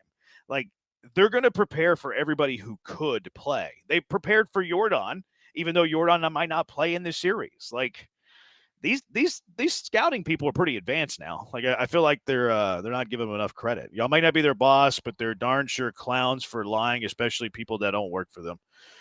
All right. 713-780-ESPN HRMP listener line. We'll get to the Forrest Whitley angst a little bit later. We got to get to Bill Brown. Bill Brown, he's got a new book coming out. Actually, it's already out. You can order now. Bill Brown, one of my favorite Houston personalities of all time, longtime voice of the Houston Astros. Miss him on the Astro broadcast. Love TK, but Bill Brown was awesome as well. We'll talk about Bill when we return, about his new book, Wartime Athletes. That's next. Killer Bees, ESPN 97.5 and ESPN 92.5.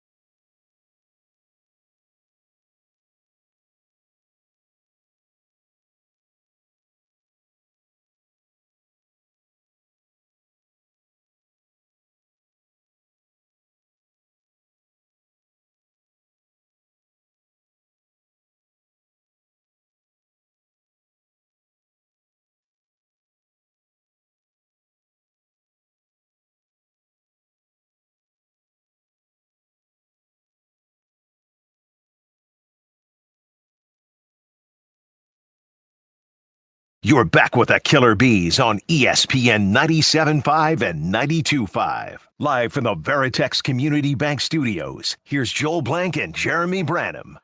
No blankers today. Will Kunkel in for Joel Blank. We're being joined now by the legendary former Astro broadcaster Bill Brown on the HR&P guest line. He is the author of his new book, Wartime Athletes. You can find it now on Amazon. Bill, thank you for joining us this afternoon. Good afternoon. Can you give us a synopsis of your new book? Yes, it involves about 80 or 85 professional athletes of all different sports who served in all branches of the military during wartime. And there's a commentary thread running kind of from beginning to end on the different wars, and all the major wars are included, so that it's, I don't know, it's maybe 25% history and 75% sports history, something like that. Bill, when you went through this book, a lot of us know about Ted Williams and that story. What was one story you just had no idea that shocked you when you learned about it?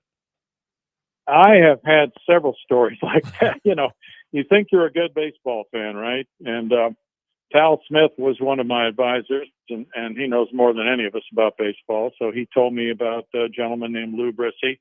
I had never heard of Lou Brissy. And Mo Berg, I think a lot of people have heard of Mo Berg, even though he played back in the 20s and 30s, but he was the catcher who became a spy, and that's been a movie that's been pretty well circulated down through the years. But, you know, I certainly knew about Ralph Houck. You probably have too, but not all the various aspects of what he did in the service. And that Cecil Travis and some people, I had not heard of Cecil Travis. So there were several of these guys. And another guy was Frank Sauché. And to tell you kind of where we are and kind of the reason for doing the book is so these stories don't die, but the people, many of them have died and they're dying now. And Frank Sauché was one guy who was alive at age 98 when the book started. And then his daughter had said, yeah, he'll want to talk to you. And it never happened because he died. So that's kind of where we are now. There have been a lot of articles written about him. He spoke to a St. Louis Sabre Club, so I got to watch that whole 45-minute presentation. So, you know, you think you have a pretty good idea about somebody's life, but it's really special to be able to speak in person to that person. Bill Brown joining us on the HR&P guest line. You know him best for his work with the Houston Astros on the TV broadcast, the author of Wartime Athletes. You can order that just about anywhere. I'm looking at it on Amazon right now. Bill, you stayed very active once you left the TV booth. I know that you got into photography for a while. Are you still doing that? And now an author to a book. Why not just go, you know, kick back, enjoy a nice drink and a cigar? Yeah, I mean, I think once I retire, I'm just going to kind of wait for death. Why the activity? It's really cool to see. Well, you're supposed to fight it, and you will. When you get to that time, you'll fight it. But there's still plenty of time for golf and pickleball and having dinner with the family and things. You know, trips. No, the photography hasn't. I don't know what it was. I got kind of burned out on that, and I love it, but not enough to do it every day. And then this became a thing a few years ago, and I really enjoyed it. But now I kind of think I'm getting too old for this. So I think I may gravitate more toward narrating books if that opportunity presents itself. But, you know, I mean, you'll have it. You'll have something that is your passion that maybe you never thought about when you were working. Yeah. Bill, when you go through, so I love these war stories. I love documentaries like this as well, of course. And I remember back in the day, I don't know, 10 years ago, I talked to a guy that scored a sentimental touchdown for KU in their spring football game, and he was a World War II veteran. And I got to talk to him, and I wanted to do like a minute 30 piece to him, and I ended up talking to him for like 4 hours. And just because of the stories that these guys have, you can't believe it because they bring it all so to life. Whose story could you just not stop listening to when you were getting it? Well, I did a little video which will be out tomorrow on a guy named Bob Kalsu. I don't know if you've heard of him, but he played for the Buffalo Bills for 1 year, and then he went to Vietnam. And I won't give it away for you, but it's a very, very compelling story for Memorial Day. I was especially attached to the story of Rocky Blyer, most people know the story, but there, again, as you've discovered, when you start to wrap away the different layers around somebody's life, you discover some things that you hadn't heard of before that are pretty compelling. And, Bum Phillips, I think a lot of people in this area loved Bum Phillips. They may have read his book. I had not. Talked to Wade about him, and he said he didn't really talk about World War II. But there are ways of, for instance, he was in charge of the chaplain, and they were in the South Pacific. He was a Marine, and he was in places like Guadalcanal and some of the toughest battles. And, 3/4 of his unit got wiped out, and just very difficult stuff, hand-to-hand combat. And the chaplain called Bum's parents after World War II to thank them for raising such a great son who took care of him. And yet it was the chaplain who tackled Bum Phillips when he tried to charge the Japanese who were, dug in with guns firing at him. And he just kind of lost it because all of his men were falling on the beach all around him. And he just wanted to go commit mayhem, but he didn't have anybody joining him. So the chaplain tackled him and he said, "We got to get out of here. You can pick this up some other time."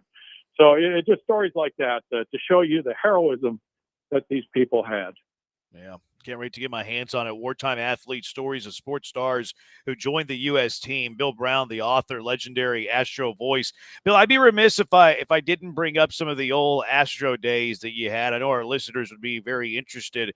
Do you have certain calls that are at the top of your list when you reminisce about that?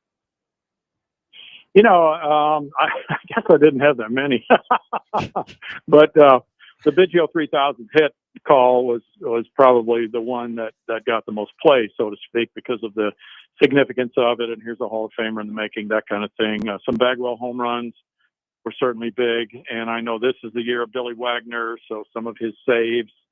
But I do remember when he was a Philly and he gave up a big home run to Biggio in a pennant race in September in 2005. And that was one of my favorite calls too. But I don't know, a lot of times, as you guys are well aware, people might think, oh, the guy is screaming his head off. It's a great call. Well, the Biggio 3000 hit, in many ways, I wish I could go back and do it again, but you can't. I think it could have been better, but, public perception sometimes is different from the broadcaster's perception. And, the broadcaster might think he did a really good job on a game that the Astros lost 11-2, but nobody would agree with him. Biggio's not listening, Bill. So, he's the one who screwed it up. He got thrown out at second base. How much did that annoy you? It was a buzzkill for me. It was this big moment and the crowd was going crazy, and it had to be a double because he was, the all-time leader in doubles among right-handed hitters. And this just had to be a double, and then he got thrown out. Yeah, he ruined it. Yeah, he blew it. So then you've got to pick yourself up off the floor and get back to the excitement of the moment. Bill, so much has changed over the years in how someone in your position and the players would interact versus how they interact today or don't interact at all today. What's a story that you can share of maybe a time hanging out with some players at dinner on the road or something like that, something fun? Yeah, on the charter flights, we got to go on the charter flights, and the media, the manager and coaches sit up in first class, and then the media usually sat on the plane after that, and then the players were in the back, generally speaking. And they'd play cards or whatever. They didn't want to hang out with us, but Billy Wagner would sometimes come up and sit down next to me, and I could hear the guys ragging on him about it, But that was a special moment to me because he would do that, and we wouldn't talk. We're not talking about anything involving any secrets here, or how he's going to get Ryan Sandberg out, or anything like that. It was just general talk about families and life and you name it. And I really enjoyed those times because you don't have that many these days. Back in the 70s and 80s, things were a little different.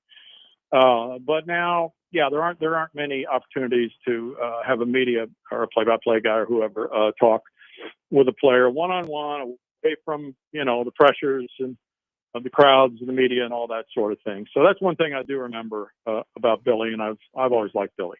Yeah, that's a really cool story about Billy Wagner. Bill Brown, wartime athletes author. I'm looking at it at Amazon. Bill, is this the best place to get it?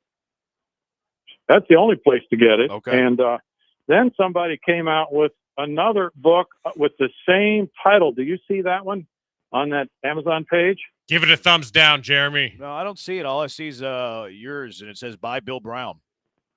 Okay, well, there's another one, Wartime Athletes, by another guy, and I forgot his name, and it's about minority athletes. And that's fine. There's no copyright on a title or anything like that, but this book came out about 3 days after. And so I'm getting really suspicious because a lot of the phrases in the Amazon page describing that book are kind of really word for word with what we use. So, yeah, I don't know what that book is all about, but I'm suspecting that some of it may be a copy. Oh, yeah. I found it. I scrolled down. The cover's even pretty similar. Yeah. And this happened to me one other time. Somebody in Europe printed an Astros book. It was the same book, but they changed the cover and they changed the author's name. And I reported it to Amazon and they shut it down.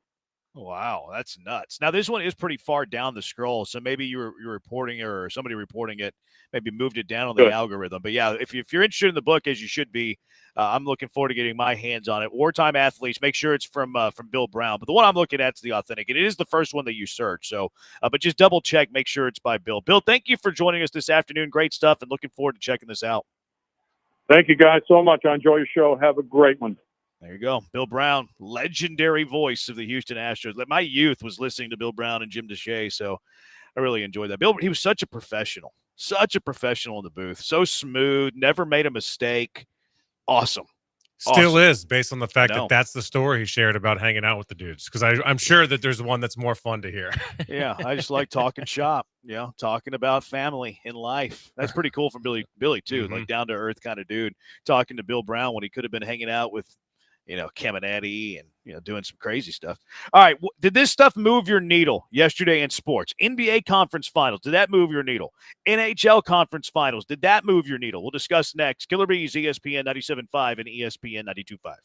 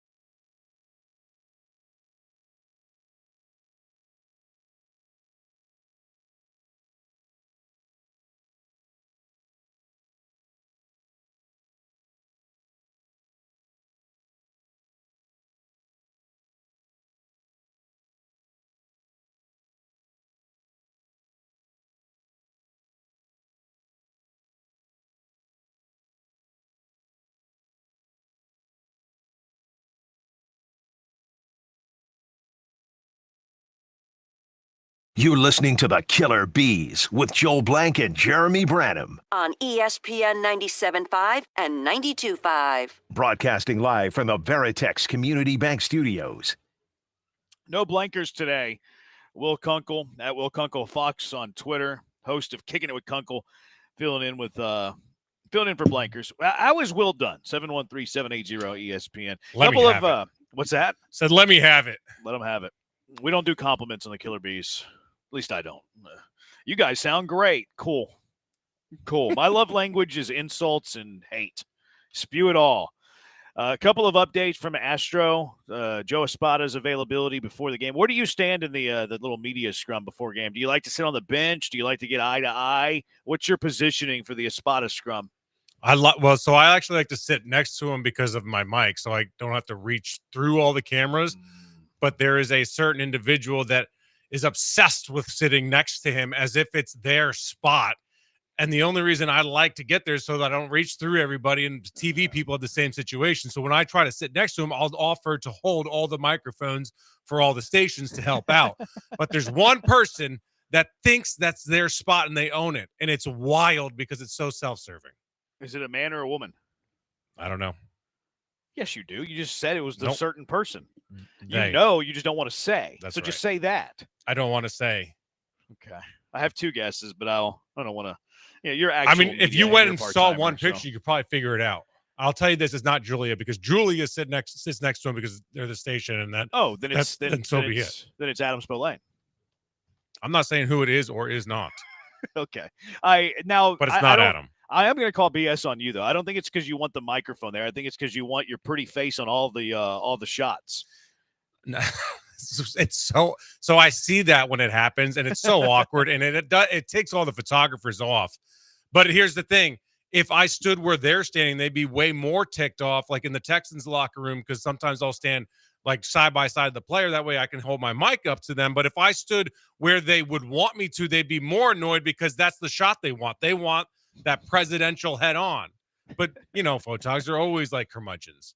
I'm going to start looking for this to see if I can detect it. I can't believe it wasn't one of those two. I thought it'd be one of those two for sure. But you know who I'm not? I'm not the guy with the cell phone up in the player's face. That way no one can get a good shot. Oh, yeah, because then you ruin the shot for everybody. For everybody. Yeah. Yeah, there is courtesy to that. Like there's a little bit of a standard there, for sure. DeAndre, one time I used to cover the Texans beat for another station in town, and DeAndre Hopkins knocked the recorder out of my hand.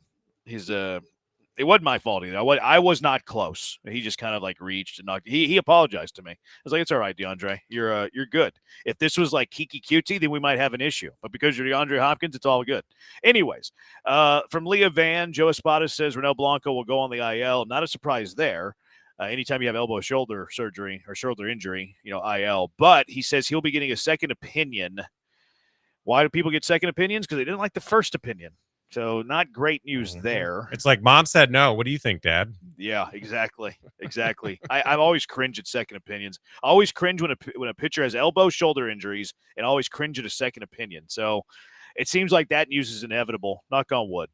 And then Espada said Jordan is better and was hitting in the cages, but he has no update on his return. So no news there. He's just better. He's been better like every day. And then Arrighetti is gripping and throwing without the cast today. So that's your one promising piece of news, is that he's gripping and throwing. Now, he's still a ways away because he's got to be built up and all that stuff, but a step in the right direction, I guess. Is that a good break? Is that all good news, bad news? Where do you sit? Arrighetti's is good news. Yep. Ronell's is terrible news. I mean, I think that's the precursor to them announcing season-ending surgery. 60-day next. Yeah. I'm with like second opinion. Like anytime it's elbow or shoulder, I automatically think the worst. And then you throw second opinion there. I have two automatically think the worst situations going on right now. That's not good. What you're doing for a second opinion is one guy says, here's the best way to go about this situation, or you could do this route. And now you're going to go to the second doctor and say, do you agree with these are our two routes? Like, for instance, no throwing for a month, and then we'll see how we feel, or just going to the knife now. That's typically your options. I'm a fan of just getting the surgery done immediately. Yeah.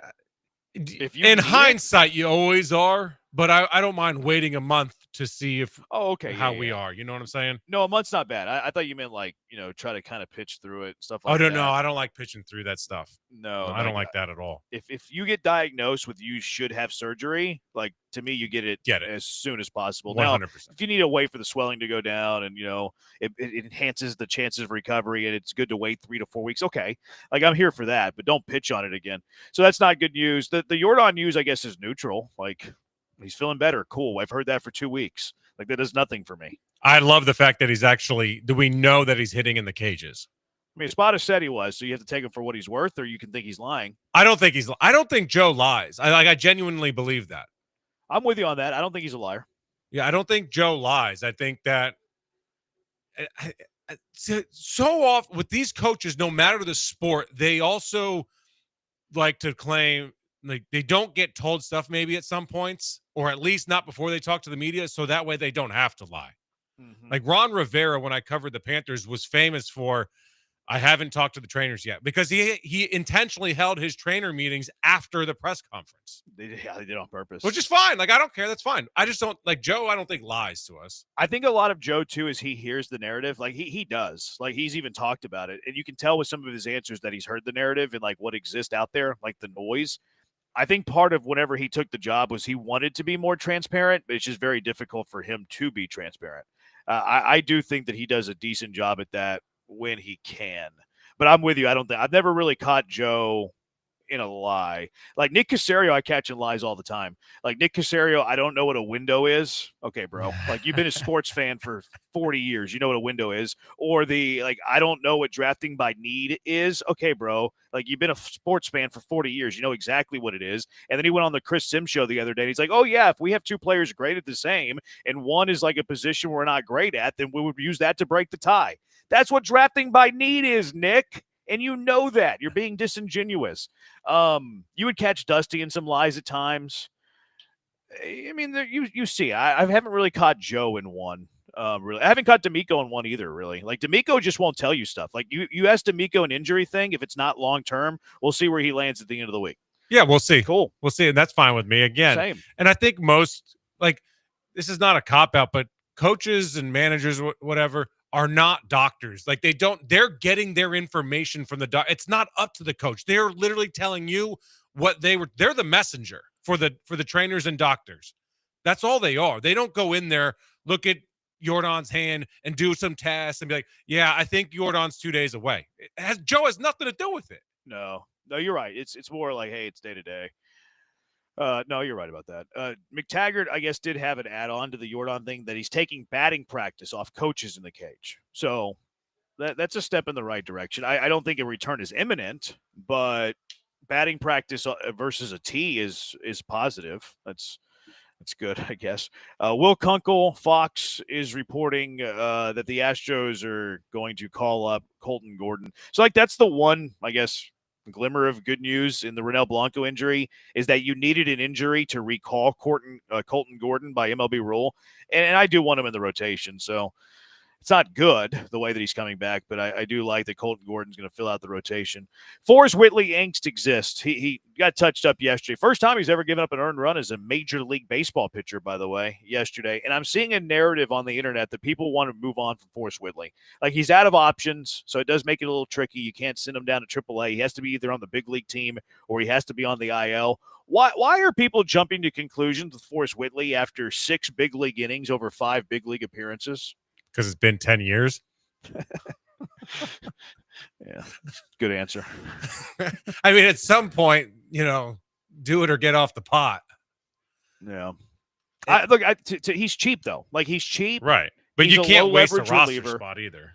Yeah, but who are you calling up to fill up, like, one of the bullpen spots? Nick Hernandez, go Cougs. I love him. But, I mean, Forrest Whitley has a very good stuff and has high-end potential. Like, you're not moving on from Forrest Whitley yet. Now, if he has a span of 20 appearances where he's getting shelled, okay, let's have a conversation. But his potential is too high to give up on him anytime soon. At what point is his potential simply that? I think if we see like 20 appearances, he's getting shelled. Like, yesterday was his only bad big league outing. He's made 5 big league appearances and 4 of them have been okay. One, he got roughed up, and it was the most recent, so recency bias here. But I actually believe in Forrest Whitley. Like, and let me put precursors on here. I don't believe in Forrest Whitley as a top of the rotation starter. I believe in Forrest Whitley as a middle reliever. Like, that can be a decent middle reliever. Not even like a setup guy or a closer, but can he be in the middle of a bullpen and like be a pretty good weapon for you? I believe that he can. I think he has the stuff that he can do that. He definitely has the stuff to where he can, but I think with him, it's the age-old adage of best ability is availability. He can't just bounce back and forth from active roster to IL to bad outing to 2 good outings back to the IL. Like, I don't think that's sustainable to have that guy on your roster to do that. The IL doesn't hurt him, though, because, like, if he's not pitching well, okay, well, he's taking up a roster spot for somebody who might be pitching well. If he's on the IL, he's not taking up a roster spot. You're right. So, like, his injury stuff is, like, I mean, obviously, you're right. Like, it'd be great if he could just stay healthy and then, like, find his potential and pitch well. So that adds to the frustration. But in terms of, like, creating a roster spot, it doesn't hurt the Astros when he's on the IL. But doesn't it prevent you from going out and finding a guy that's going to be there a permanent 25 guy, out of 30 days, you know? Like, if you were hell-bent on, hey, we need a fourth reliever that is going to, or third reliever or whatever, that's going to be a permanent piece of our rotation, and we need to clear a spot on the roster for somebody who is out of options, and we need that roster spot, then yes. But that's not if he's injured, though, because he's not taking up that spot. If he's injured, it actually helps his cause to stay on the team. Him pitching poorly is what hurts his cause, because if he has a run of 15, 20 appearances and he's got an ERA like flirting with a 10 ERA, and you have a dude in AAA, or maybe you want to make a trade, to your point, and you need that roster spot, that's when it becomes tricky. Whitley getting hurt preserves his roster spot. I don't think so, because you got to be able to count on him in at least at some point in this season, whether it comes August or September. You got to say, hey, can we rely on Forrest to be healthy at this date for the playoff push? And if he's not, we got to go find someone that we can rely on in order to have, versus we just got to plug his spot now that he's on the IL. Well, I mean, the IL is easy to just hide a guy, though. Yeah, but what I'm saying is, if it becomes so late in the season, all of a sudden he gets hurt, you're stuck with who you have the ability, like who you have on your AAA squad or whoever you want to pull up to fill in for Forrest, versus addressing it now with a stopgap for the entire season, like someone that you're relying on. That would probably happen like what? Right. Mid-July at the earliest. So exactly. He's got like maybe a 2-month leash to see if he is capable. Exactly. Like, you've got to be available at the very least, and then hopefully you pitch well. But if you're not available, you're not wasting a roster spot, but you're also putting the team in a predicament to where that roster spot really isn't being utilized to its fullest. So 2 weeks or 2 months rather. Like, let's see what the next 2 months looks like. The let's get rid of him now narrative. It's weird to me. Like, let's see what it looks like for 2 months. It's not necessary to get rid of him now. No, it's not. He's cheap. He does have a lot of talent. Now, if he doesn't pitch well over the next 2 months, okay, let's have the conversation July 15th. Jasper, I like big bunts, and I cannot lie. Not your best work, Jasper, but I appreciate the effort.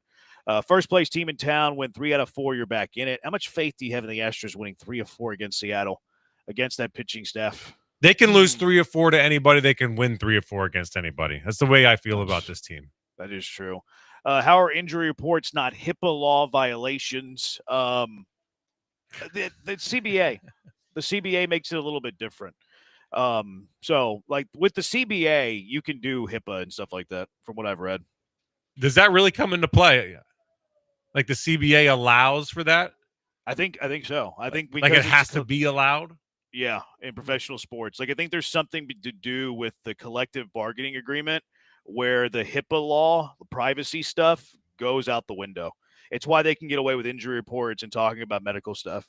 I'm pretty confident in that. Like 70% confident. Not 100. 70. That sounds good. I'm in on it. Yeah, like Dusty would always throw the HIPAA stuff out there, and it wasn't true. All right, 713-780-ESPN. Let's get to the move the needle. How much do the NBA Conference Finals move your needle? How much do the NHL Conference Finals move your needle? 713-780-ESPN. Killer Bees, ESPN 97.5, ESPN 92.5.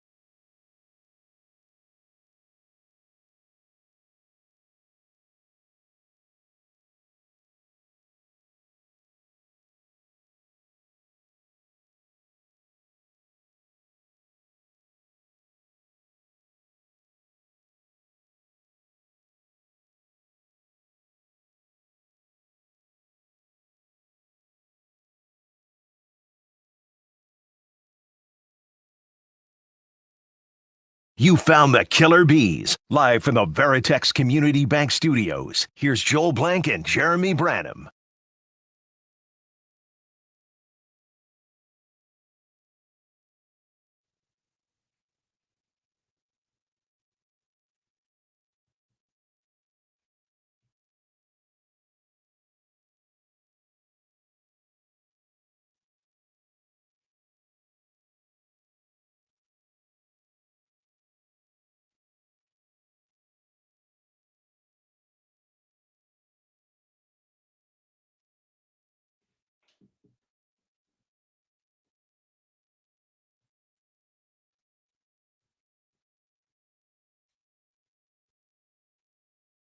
Hello?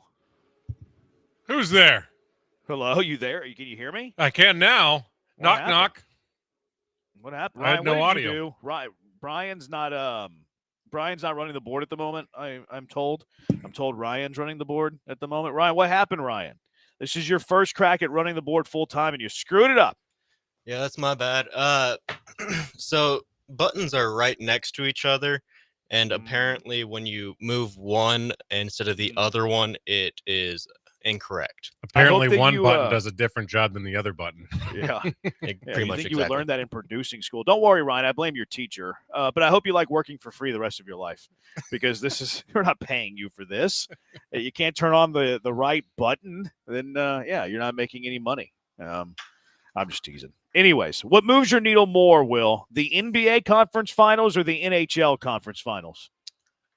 Overall, the NHL. But this year in the NBA playoffs have been awesome. And I grew up a Pacers fan, so I love watching the Pacers and Knicks because it's a flashback to the 90s. And last night's game was just crazy. And that series is going to be so fun to watch. And I don't really care about the other series, to be honest. Yeah. The Reggie Miller might have been my favorite non-Houston Rocket growing up. And it was strictly because he told Spike Lee that the Knicks choked. Like, that's why I loved Reggie as much as I loved Reggie. And then you had Halliburton doing the choking gesture. Now, a bit premature. He's very lucky that they won the game in overtime after he did the choke. He thought it was a 3, tied the game with a 2, got the members bounce there at the Garden. There is a stat that I saw yesterday that NBA teams were 0-970 in the playoffs over the last 27 years when trailing by 14 points with under 250 left in regulation. The Pacers are the first team in 971 tries in nearly 3 decades to accomplish what they accomplished yesterday in that comeback at the Garden. And the Stars had something like that as well. They're the first team in NHL history to complete multiple comebacks in the third period down multiple goals. So yesterday was a wild night of sports. And I feel for those that aren't NHL fans or have written off the NBA, because the NBA's got its problems, and I have criticized them endlessly for those. But this year's playoffs have been awesome. So anyone that's not an NHL fan or have just kind of written off the NBA in general, I feel for you this year because both have been really fun so far. NBA conference finals. And to me, it depends on the conference. Because I'm with you. Like, I'm more in, like, even though the Rockets are a Western Conference team, I'm more intrigued with the Eastern Conference Finals because it kind of does dust off an old rivalry. And I hate the Knicks. Like, I don't like the Knicks. So it's very easy to root against the Knicks. Like, it adds to my intrigue there. So I would say the Eastern Conference Finals on a scale of 1 to 10, 1 being the worst, 10 being the highest, moves my needle about an 8. The other conference final out in the West with Minnesota fighting for their lives against Oklahoma City. Now, I do like how Oklahoma City built their roster, but that's not as much intrigue to me. So I'll give that one a 7. Not too far off, but give me an 8 in the East and a 7 in the West. I love Anthony Edwards, though, man. I do love the way he plays the game. It's so much fun to watch. Shea, the way he draws fouls, I could do without. And that's my biggest problem with the NBA outside of load management is that, it's that acting and trying to draw fouls and flopping that I just can't respect it. So therefore I can't watch it if I don't respect it. It's the same way I don't like, soccer from South America. It's that flopping that I don't respect. So I don't blame the player whenever they're doing this. Like, why does Jalen Brunson get criticism for scoring? Like, he is doing something in a game that is getting him to the free throw line, that is adding points to his team's ledger. Same thing with SGA. Like, if they're going to call it, why wouldn't you do it? To me, it's smart basketball. I don't blame the player there. Now, I do think that there's blame to be given for that. It's on the refs. Stop falling for it. Stop calling it. If we want to get that out of the game, it's not going to be the players that get it out of the game. It's going to be the referees that get it out of the game. It's the same thing with flopping. Like, how do we get flopping out of the game? Like, oh, we fine them, we give them technical, all this stuff. No, the refs just have to stop calling it. You have to stop falling for the trick. So I don't blame Brunson or SGA. I blame the officiating. No, first of all, you're right. Like 100%, they have to officiate it or legislate it out of the game somehow. But with that being said, I don't watch the officiating. I watch the players, and I don't like the way he plays because of it. And so that's why I say it that way. I don't like watching them play that way. I hate it. Yeah. No, I can hear you on that. But if like I'm a player and my goal and objective is to win, and I can realize that like I can get an easier path to scoring points on the offensive end because of the way the game's being officiated, I'm doing it. Just like if I were a pitcher and the home plate umpire is giving me 3 inches on each corner, I'm throwing it out there. So how do you like police it? It's really on the officials. Now you don't have to like that brand. It's completely fair. Harden did it for years in Houston, obviously, and you know the Twitters are out there with SGA and Jalen. All right, let's get to the hockey side of it. 713-780 ESPN. How much to the hockey side? Move your needle. Also, interesting thing came up in the group chat yesterday, which is rare, very rare for that to happen. I have a couple of buddies rooting for the Dallas Stars in this series against the Edmonton Oilers. Now, Houston, of course, doesn't have an NHL team. Dallas is the only NHL team in the Lone Star State. They're facing a Canadian team too, so now you have maybe country rivalry here going on.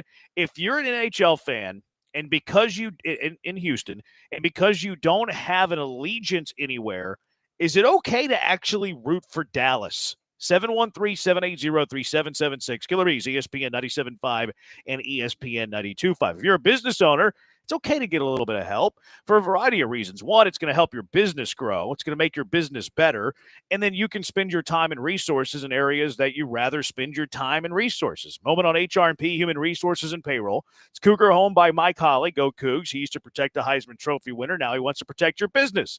Business owners, let HR&P help you. They can help you with HR compliance. They can help you with benefits administration. They can help you with payroll, onboarding, many different areas. There's no boxes with HR&P. Doesn't matter how small the job, how big the job, HR&P is going to sit you down and completely customize a plan for what you and your business needs. You have an issue, you have a problem, you want to take a little bit off your plate, you just don't like a certain area of you having to handle that aspect of your business, that's fine. HR&P is going to find a way to help you and make your business thrive. And they do it in a way that's unique. Technology meets service. The technology is fantastic. It is elite, but their service is at a different level. Guaranteed fulfillment. You'll never talk to a stranger. You'll be talking to someone who knows you and they know your business needs. We use HR&P here at Gallant, and I can attest to that. Give them a call, 281-880-6525, 281-880-6525. Let HR&P customize a plan for you. Check them out online too, hrp.net. That's hrp.net.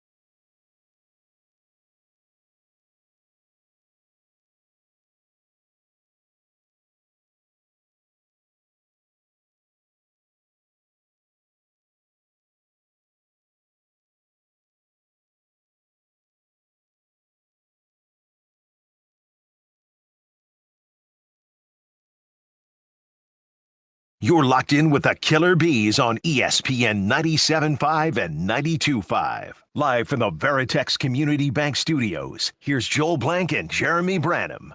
NHL Conference Finals. You have the Panthers and the Hurricanes in the East. Florida leads a 1-game. You have Stars and the Oilers out in the West. Dallas leads the series 1-0. The come from behind that you mentioned yesterday. Dallas is excited. Dallas is fantastic. They're very happy about the Stars in the Lone Star State. How much do the NHL playoffs, the Eastern and Western Conference Finals, move Kunkel's needle? It's moved. It's Big moved time? to midnight, baby. I love it. Okay. All right. I don't have a rooting interest here, really. So mine are less than the NBA conference finals. I'll put it like at a 5. If they're on TV whenever I'm home, like I'll turn it on and I'll watch it. It's not appointment television for me. I'll look up the score, keep track of it, stuff like that. But an interesting conversation came up in the group chat yesterday, and very little interesting conversations happened there. But it actually came up yesterday. I had a couple of friends in the group chat that were pulling for the Dallas Stars, and their theory, their idea was that it's the only team in Texas. They're going to root for the only team in Texas. And they certainly can't root for a Canadian team. They can't have that. My point is, how in the world could you root for Dallas as I sit here in the Dallas Metroplex? I better whisper down a little bit. People might hear me. I can't root for Dallas. I'm sorry. Give me the Edmonton Oilers. They shared a nickname with Houston once upon a time. They have oil up in Edmonton. We have oil down here in Houston. We like the Oilers nickname.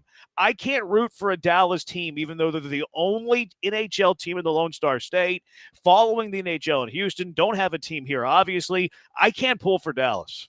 Are all your buddies Houston fans of everything else? Yes. They hate Dallas too.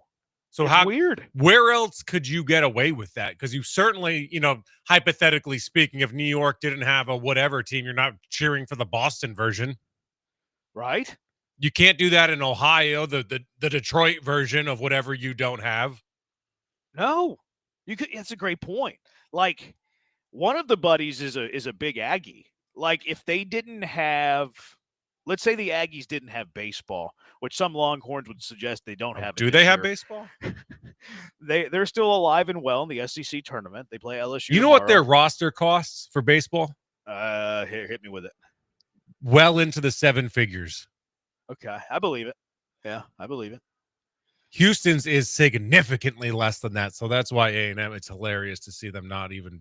If you're going to pay, you better win. Like Ohio State football had that wild number on their roster, but they won it all. So, whatever. Right. Yeah. I mean, it's becoming pro sports. Like the sooner we realize that college sports are pro sports, I think the more we're okay with like the financial aspect of it. And we start looking at it more as like big market, mid market, low market, like we look at other sports, especially baseball. I relate it to baseball a lot. Like you have the Yankees of the world, Mets, Angels, not so much the Angels. Angels bad money. Yeah. But you have those big markets that always spin, and they're always going to have a winning team, maybe not a championship team, but always a winning team. And then you have your low market teams, Pirates, Royals, Rays, A's, who are always low budget, and then maybe they get hot and they put together a great roster every now and then, and they can compete for 1 to 2 years, maybe playoff, not championship. That's the way I view college sports right now. Big budgets, okay, you're going to have a great payroll, you're going to have a great roster. Low budgets, okay, well, you have to spend very wisely with the little resources you have. Yeah, and I think you can actually see a lot more parity still in college basketball college sports compared to the professionals, only because, well, maybe that's not even true. But you still have the ability to find talent and recruit it, versus in the pros, your pool is so much smaller and everybody knows who everybody is, I think, to a degree. Yeah, and you have parity in pro sports, too, in the sense that you have a draft, right? Right, yeah, right. In baseball, it's not as significant because the MLB draft is a bigger crapshoot than the NBA draft and the NFL draft. And even if it's not a crapshoot, you have to wait multiple years before you even get to reap the benefit of a said draft pick that you might have. So the markets are more important. And baseball's not capped. The NFL has a cap. The NBA has a cap. Baseball does not. So it kind of skews that calculus there a little bit as well. But, yeah, I can't root for Dallas. Sorry about it. 713-780-ESPN. What I've learned, too, by kind of stirring up this conversation is it's pretty split. And I'm surprised by that as a Houstonian. I thought it would be like 70-30 no. Screw Dallas. We're never rooting for Dallas. Give me the Edmonton Oilers. On the text line now, Stars fan since they moved from Minnesota. That's interesting. Like, I wonder if that fan who has a Houston area code was like from Minnesota.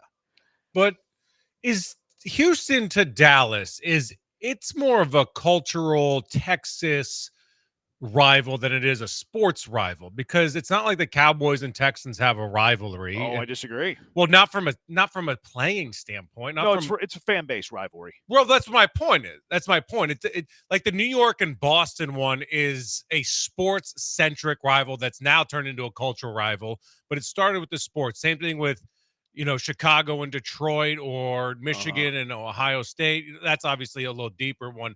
But the point is, I think Texans and Cowboys are not rivals. Rockets and Mavericks, I guess to a degree, they're at least in the Western Conference. But Rangers and Astros are new to the AL. Yeah, but they've had a lot of. I mean, they had a playoff series a couple of years ago.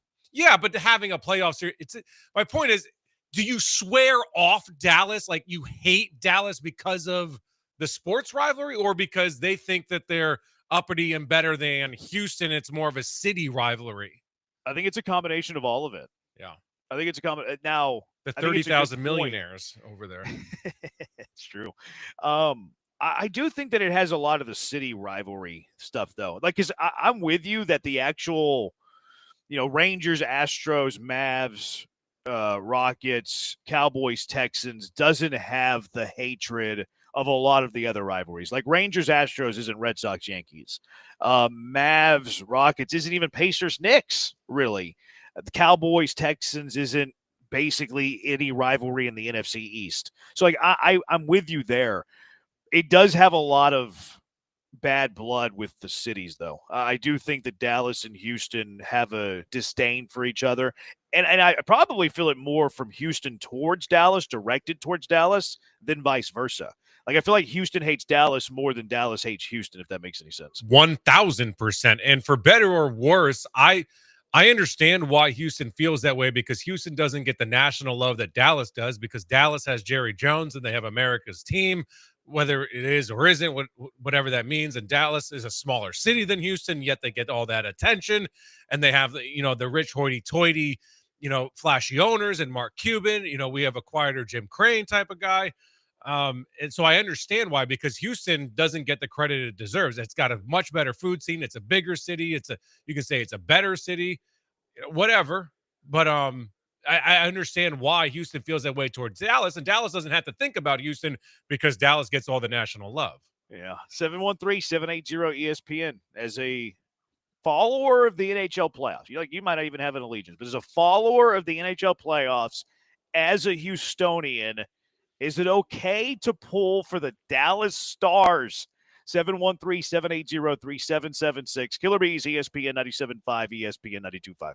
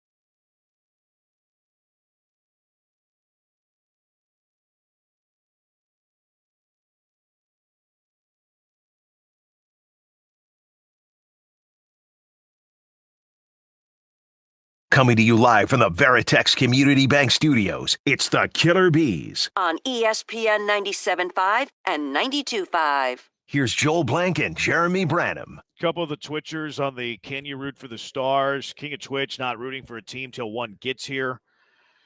I really want NHL in Houston. I'm going to go all in when the NHL comes to Houston. I'm going to be all in, knee deep, talk hockey every day. Can't wait. Would you rather WNBA or NHL? Oh, NHL. NHL. And I like women's basketball. I call women's basketball. Like, I'm not opposed to women's basketball. But unless I have Caitlin Clark, like, give me the NHL. Yeah, What about exactly. you? Unless I have Caitlin Clark, I'm good. Yeah. I mean, Comet's greatest WNBA dynasty of all time. Van Chancellor, greatest coach of all time. You had him on with Kicking It with Kunkel, too, I recently, did. didn't you? He wanted to say Caitlin Clark was the best player in the league, but was nervous. I mean, why? The public backlash or what? Yeah. And Okay. a former player of his has bashed Caitlin with no knowledge or any sort of actual thought behind it, and he didn't want to deal with that. Did you see her latest, Cheryl Swoops? Did you see her latest talking about the foul with She is Caitlin? out of her mind. Yeah, she is. Like, she's just wrong. It's like when you buy an ugly couch and you try to build around it, and you're like, you just try to justify it by building more and more around it. It's like, dude, the couch is still ugly. Stop doubling down, stupid on stupid. Yeah. It's just so weird. Clearly, I mean, it's obvious she just dislikes Caitlin Clark. She does. Yeah, she does. Junior Bronco says that it's an insult that you asked me that, WNBA or NHL. Don't insult me like that again. That was the idea. I'll cheer for the Dallas Stars over Edmonton and anyone else Edmonton plays. I'm from Calgary, and those cities have been arch enemies in every sport forever. Okay, well, that you probably have to take yourself out of the conversation then, like, because we're talking about Houstonians.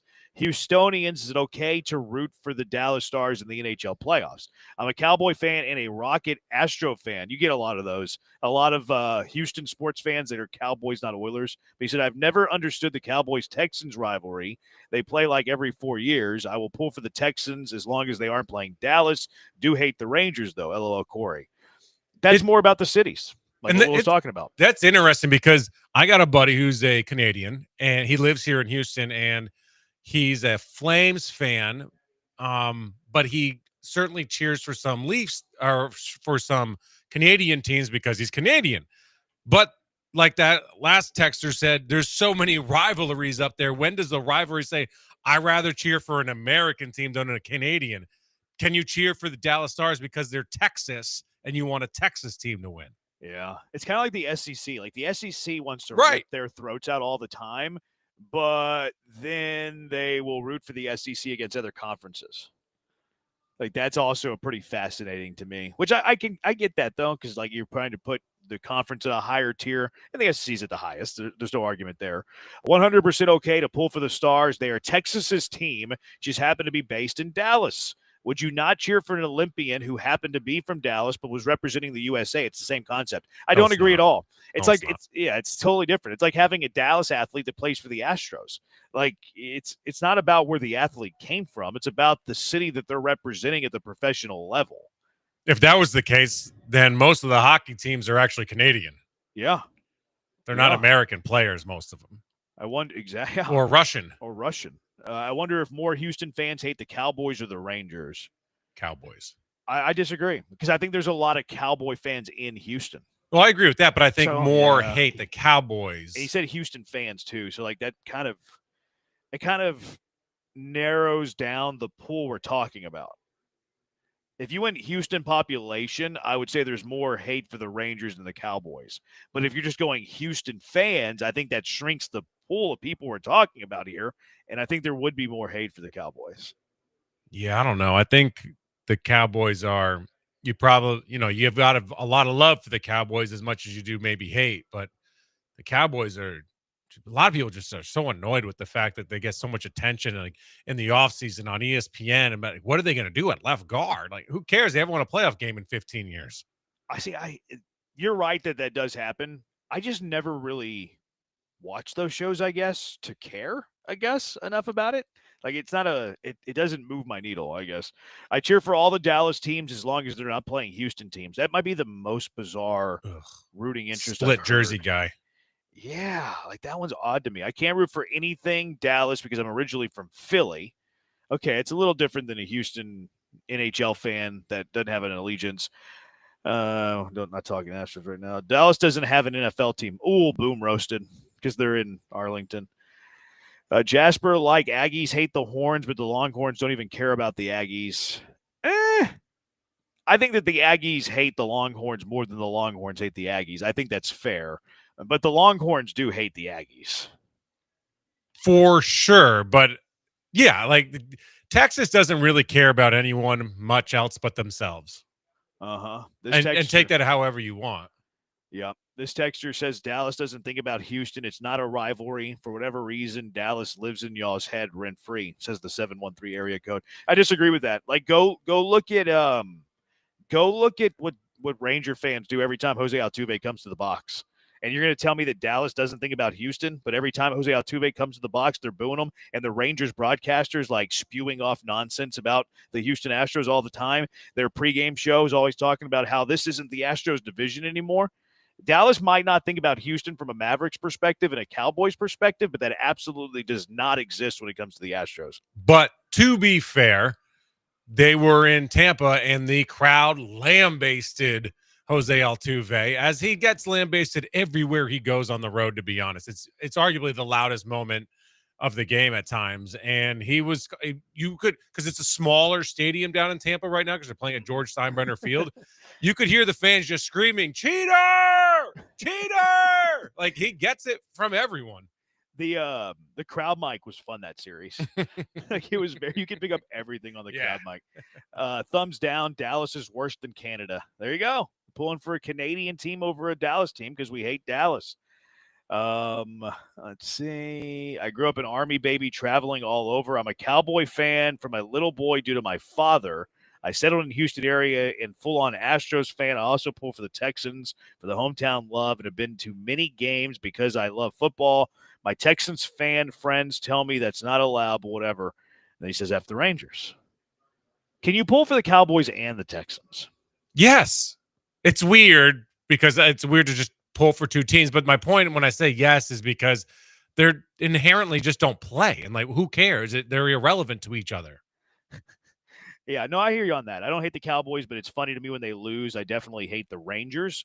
I just can't stand Dallas's fans and fan base, says a texter. Are y'all really surprised that opposing teams boo your players? No. We're just talking about the level of hate that people have. Dallas is just part of South Oklahoma. That's true. Dallas is more like South Oklahoma, says another texter. So that also exists. Now, it was interesting a few years ago when the Rangers beat the Astros in the ALCS to go to the World Series, and then they eventually won their only World Series in franchise history in 2023. There was a few prominent sports figures in the city that were rooting for the Rangers to win the World Series because of the Texas Alliance. That's crazier than rooting for the Dallas Stars. I'm sorry. Well, who was it? I think one was the Baytown Baddie, and I think the other one was John McClain, right, Brian?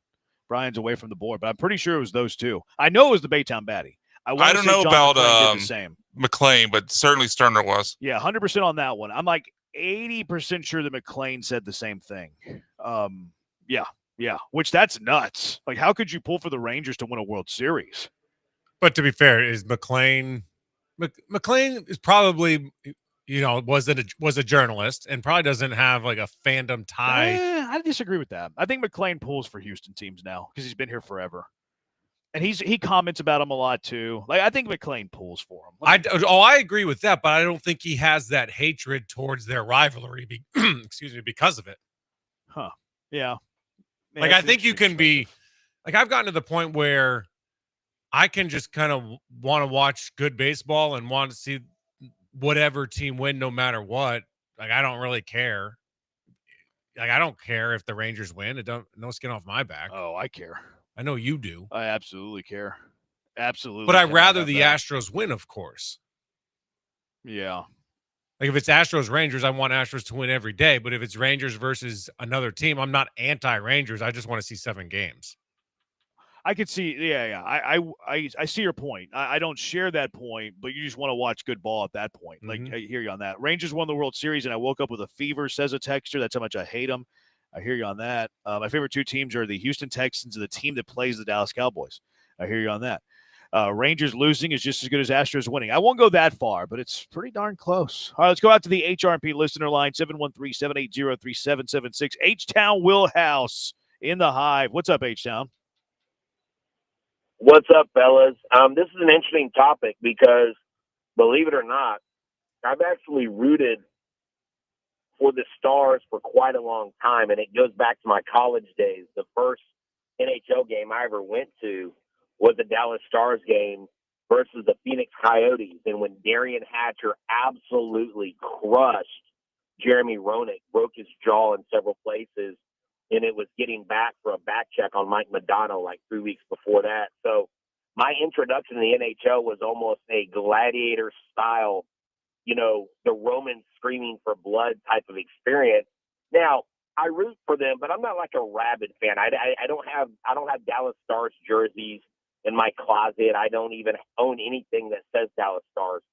But I root for them because of that reason. But the second Houston gets a hockey team, I'm done. Okay. I'm done with the Stars. There you go. Appreciate it, H-Town Willhouse. I think that's going to be harder than you think to do, to drop your team, because there's certain teams I grew up watching that I've stopped watching over the years. Yet when they come on the TV, something about the uniform and seeing them out there, you're right back in it. Yeah.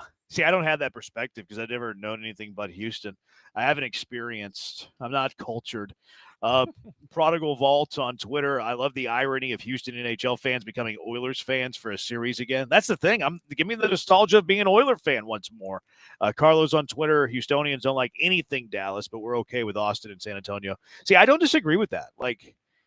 Austin doesn't have pro sports. I'm not a huge Texas guy, but I don't mind the Spurs.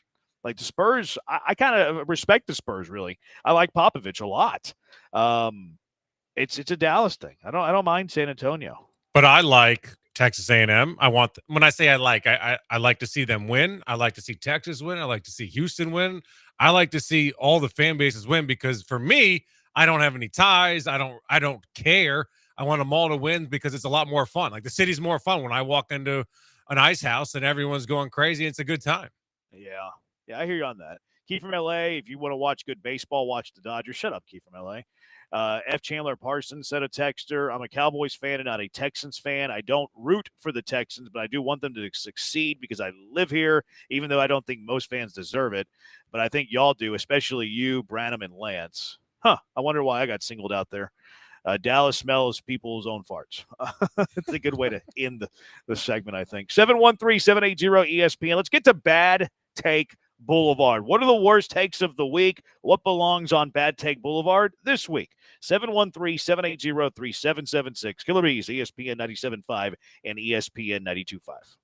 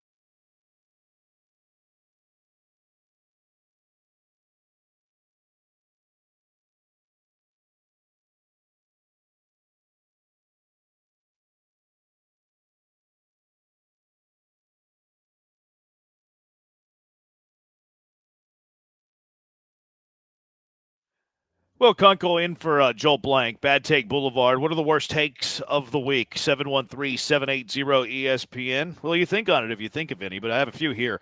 Dave Raymond, who we talked about kind of in a subtle shade a moment ago. They were doing the Roku game on Sunday. It was Dave Raymond, TV voice of the Rangers, Jeff Blum, TV commentator for the Astros, and then, of course, Julie Morales did sidelines in that game. Yainer Diaz hit a home run in that game, and Dave Raymond didn't know who it was. Yeah, that's not good. Jeff actually had to put a PSA out on his Instagram saying that he alerted who it was and that the name was wrong and pointed it out discreetly in the box like a good teammate. Ryan's landing on Bad Take Boulevard, too. That's I didn't the see longest that. start in Leiner's career. The payoff. In the air. Right center. Long run, Haggerty. Back near the wall. That is gone. And Yandy Diaz breaks up the no-hitter for Houston. Yandy Diaz. Oops. Dave's called enough Astro baseball, too, man. He should know who Yainer Diaz is. It's an easy mistake, if we're being completely fair. Like, Yandy's pretty good. Mistake. It was a mistake. But that's what we do. We make fun of people who make mistakes. Here are two bad takes in one. Climbing's Tau Hill on Twitter. Not on Twitter. They have a website, Climbing's Tau Hill. They post. They kind of, I think they do a little bit of clickbait. I think they do a little sensationalism at times. Like, you just pulled up their website. Once promising Astros talent's latest flop has his career hanging by a thread. Rays expose Hunter Brown's kryptonite and brutal wake-up call. Astros just put Brendan Rodgers on the hot seat after signing former first-round pick, that little journeyman guy that they had. Last update feels like worst-case news is looming for Astros Ronel Blanco. That one's actually fair, I think. The other three were up there, though. But two things that landed on this list. First off, they suggested Ryan McMahon to the Houston Astros, and this is coming from Michael Shapiro of the not the Houston Chronicle, of Chronicle.com. There's a thing, the Cron.com, whatever it's called.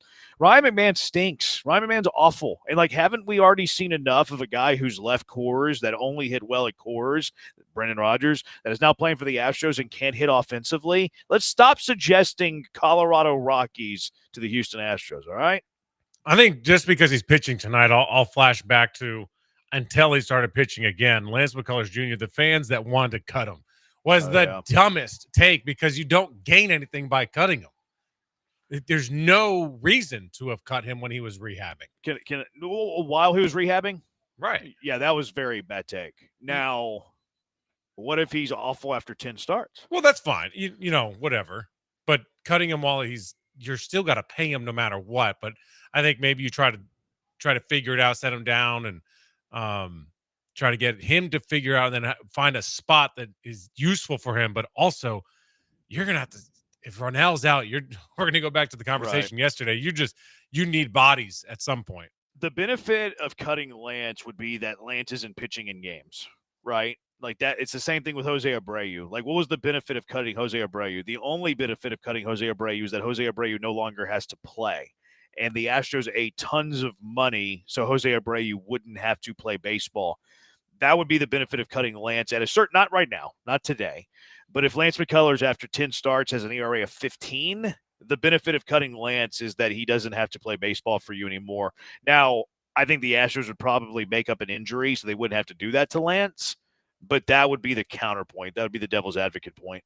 I wonder if you could make up an injury just because that hurts his mark if someone else ever wanted him or anything like that. But whatever. I mean, you could always just tell him behind closed doors he's fine, but then he goes out there and figures it out and he's a good pitcher elsewhere. Less than ideal. Yeah. It'd have to be two-pronged. Like, I think that the Astros have a healthy respect for Lance where Lance would have to sign off on something like that. And it might even be a spot where Lance is like, okay, I gave this the old college try and I just can't do it. Like, my stuff isn't good enough. I'm not getting guys out.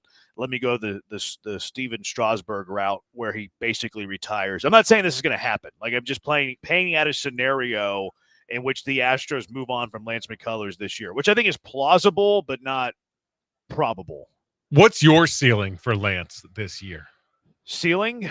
or expectation? You know, like what do you think is a reasonable expectation? I don't think it's fair to have any expectation for a guy who has Tommy John, an internal brace in his elbow, and major flexor tendon surgery. Like I looked it up, and I think there's only 2 pitchers in baseball history.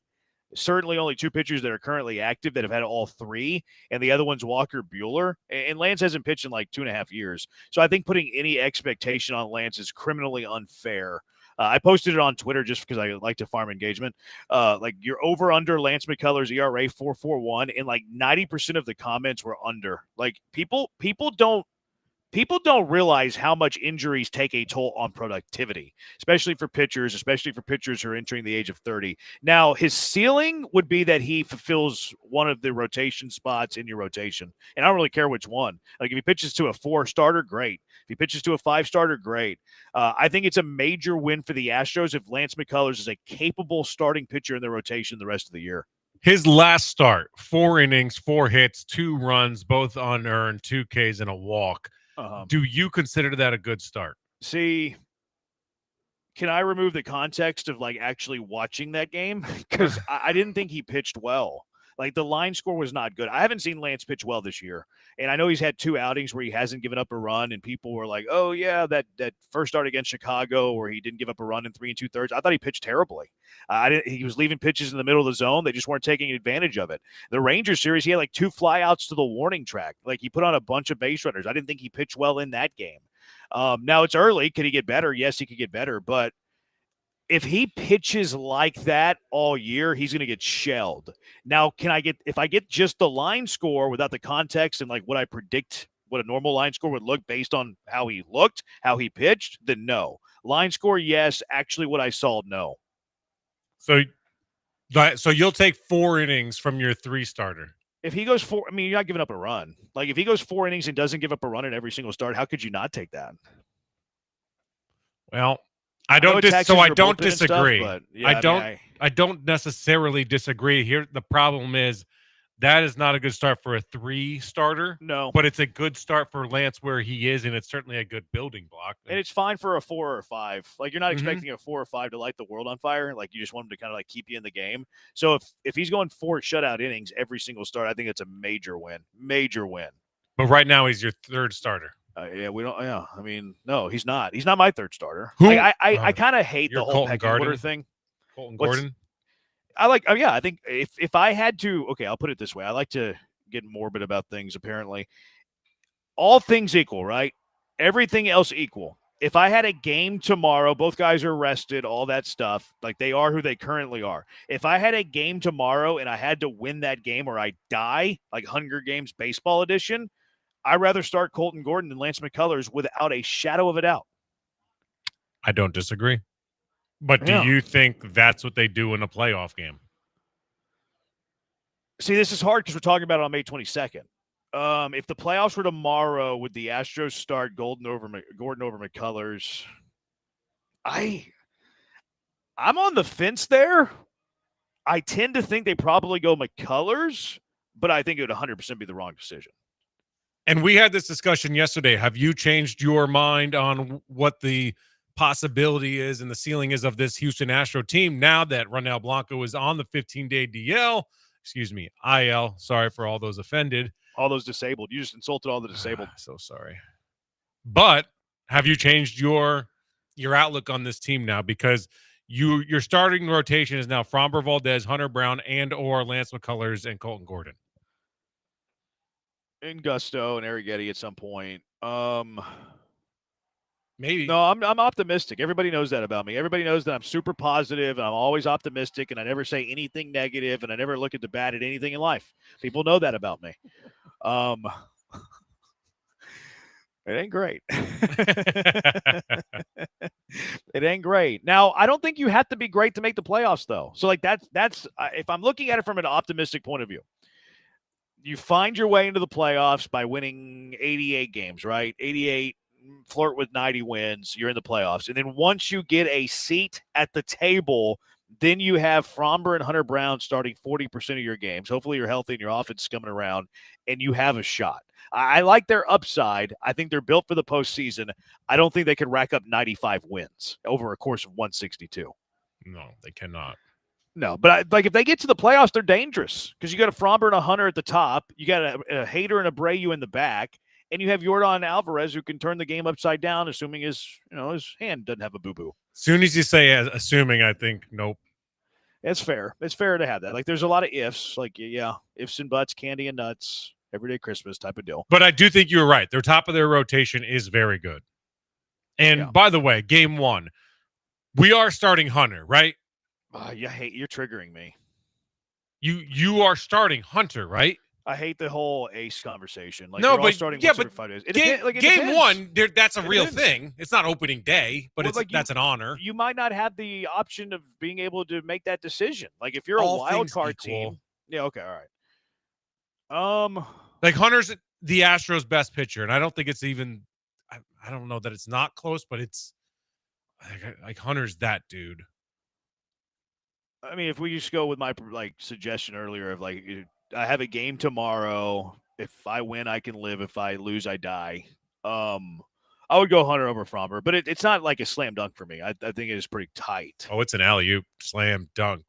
Forget about it for me. I like Fromber. I'm probably more of a Fromber guy than most of Houston. I think he's a stud. I really like Fromber. I think he's very good. Now, I love Hunter Brown too. Like, I'm bullish on both of them. That's why I think they're dangerous if they make it. But he might not have that decision because if you're a wild card team, you're playing immediately after the season. And if you're a wild card team, you might be fighting for your life up to game 162 and not have the luxury of being able to schedule the rotation like you want it. So it makes it a little tough. And then the whole wild card series is weird too because Astros lost it last year, but you can make the case if you win game 1, then you save whoever you didn't start for either game 3 of the wild card or game 1 of the divisional series. That way they could start twice. So there's a lot involved with it of who would be game 1 starter type of deal. And I think that's some of the best stuff about the baseball playoffs. And that's why I wish they played. I hate when they have 2 days off in between games because I think managing your bullpen is so much fun and it evens it all out. And it adds just an extra layer of drama. I hate how long the teams in the divisional series have to wait, though. They got buys. I wish they would shorten the delay from end of regular season to the beginning of the divisional round. And if you screw the wild card teams in the process, go get a bye. Go be one of the top 2 teams in baseball, so you don't have to play in the wild card round. I would play a day-night doubleheader, games 2 and 3. You play game 1, you go game 162, end of regular season, 1 day off. Game 1 wild card, day-night doubleheader, the second day, 1 day off, and then you're immediately into the divisional series. Oh, well, that screws the wild card team. Oh, well, go be a top 2 seed. You can control your destiny. That's what I would do, but, I'm not the commissioner of baseball. Said it's Robert Manfred. John Fanta, college basketball guy, Big East guy. I love John Fanta, but we don't discriminate on Bad Take Boulevard. Everybody can get it. John Fanta said this isn't the Bucks or Cavs. Pacers getting a completely different taste of toughness and grit from the Knicks team tonight. A step up in weight class, not to mention the visiting team can't hear itself think inside Madison Square Garden. And then the Knicks choked, as Halliburton told everybody. So, John Fanta, you made the list. Here's another one from Sports Center. Wolves Nuggets in the Western Conference Finals. I said that right. They showed a graphic on Sports Center of the Wolves Nuggets. So Sports Center makes the list. Here were the anchors kind of kicking it around and then realizing the mistake. Game 2 of the Western Conference Finals between the Timberpups and the Thunder is on Thursday. I was just seeing your level of awakeness at this hour because we do have another full hour. It's early, yeah. 8:30 Eastern on ESPN and ESPN News. Countdown Tour is going to get things started for you at 7:30 Eastern. It is early in our program. Yeah, plus the Wolves aren't playing the Nuggets. They're playing the Thunder. Did I say Nuggets? No, it said Nuggets on the Oh, God, I thought I said Nuggets. Just want to make sure everyone's on the same page here. It's late for all of us. Yes, it is. And Michael Malone has joined the crew. He's not the Nuggets coach anymore. It just gets confusing sometimes. It's all over the place. I can't wait to show you what happened Game 1 in Oklahoma City tonight. 2 seconds. So they made the list. Sports Center made the list. All right, that's it for Bad Take Boulevard. You just made the list. Thank you, Jericho. The fans in the Hive and the textures, they want to talk more about McCullers. And look, Killer Bees, second most interactive sports talk show in the city of Houston. We do what you tell us to do. You tell us to dance, we dance. So let's talk a little bit more about McCullers on the other side. 713-780-3776. Killer Bees, ESPN 97.5 and ESPN 92.5.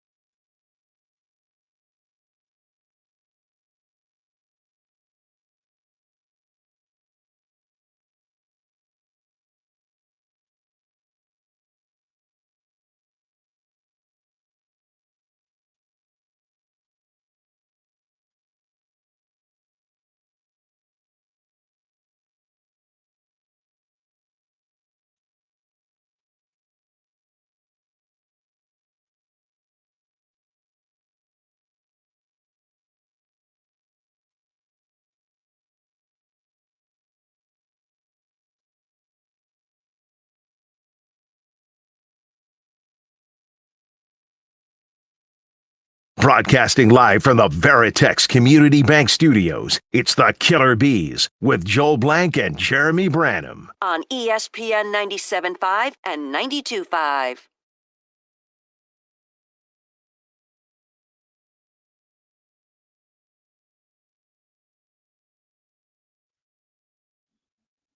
You can come up to that conclusion if you just look at the line score.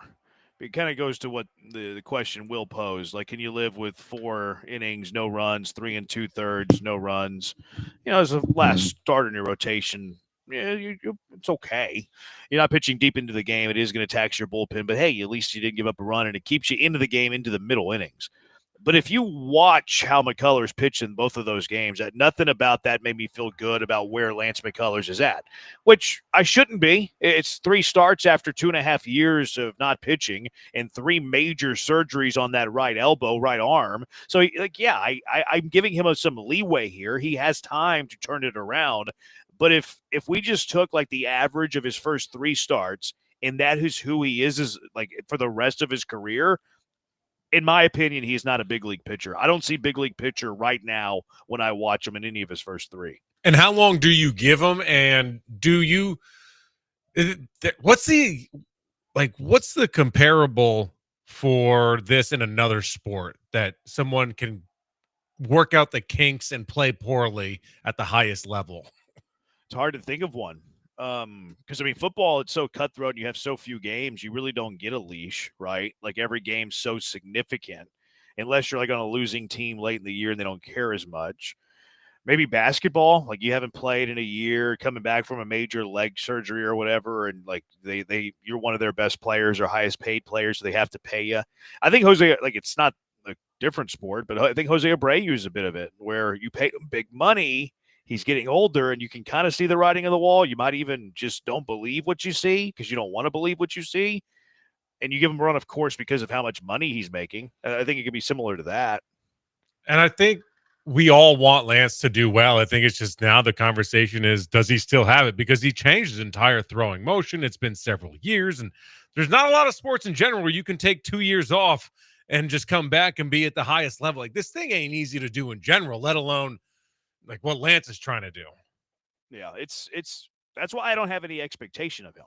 But at the same time, as I analyze with what I've seen of him, he's not a big league pitcher right now. Now, I'm also saying it's plausible because it's 3 starts after 2.5 years, 3 major surgeries, that he continues to get gradually better. Like he should continue to gradually get better. So I'm not dismissing the possibility that he doesn't again become a major league pitcher. It's just the first 3 starts, he has not been a major league pitcher. Lance is paid like a 2-3, but he's a 5 on a good day. See, the contract stuff it doesn't really matter to me. The contract is the contract. And also, when Lance signed the contract, it was team-friendly. Like, that was a team-friendly contract when he signed it. He was pitching really well when he signed it.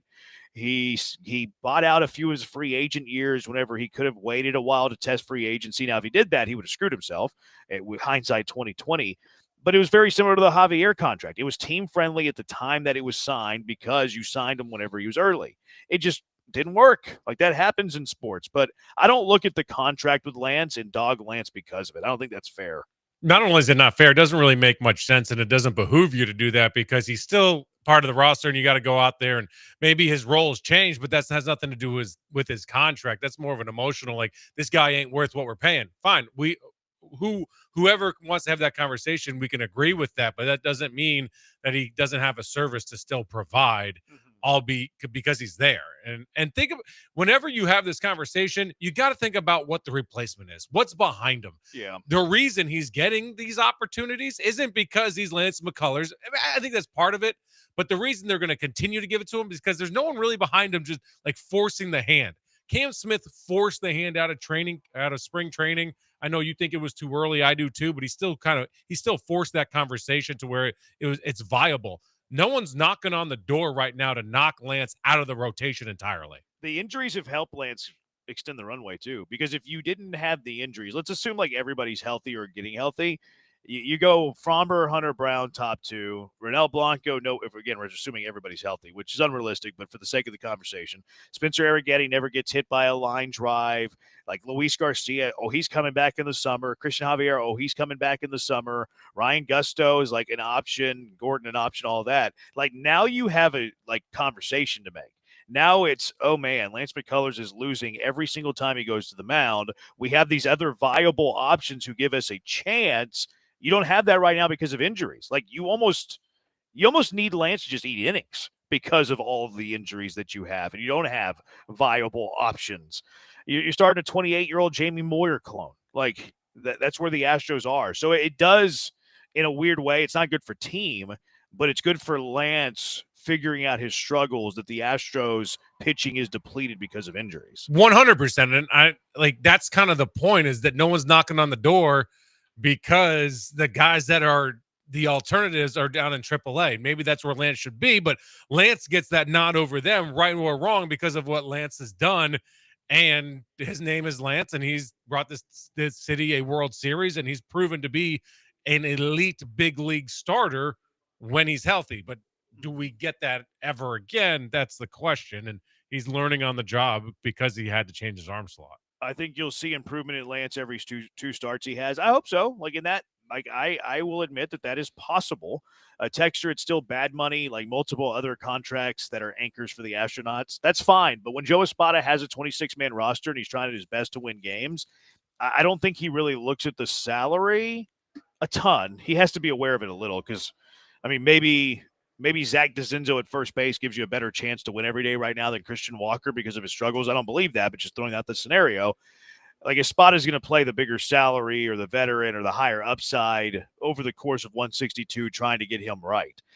But Lance McCullers, because he's the third highest paid Houston Astros starting pitcher, might even be higher than that, isn't going to be your game 2 starter because of his money. Like Espada is going to do, for the most part, what is in the best interest of the Houston Astros winning baseball games. Joe's job is to put the best talent on the field, not to build the most economically viable lineup day in and day out.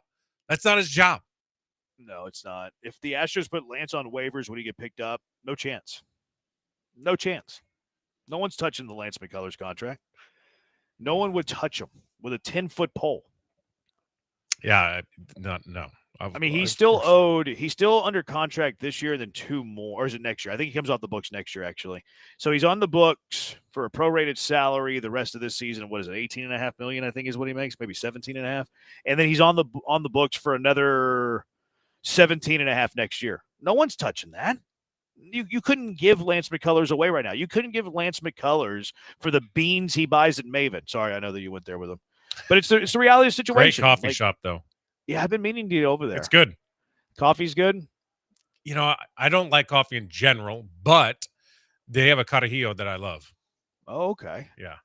All right. Someone said Derrick Rose to your comparison about like an athlete that got a runway to play. Paul George when he broke his leg.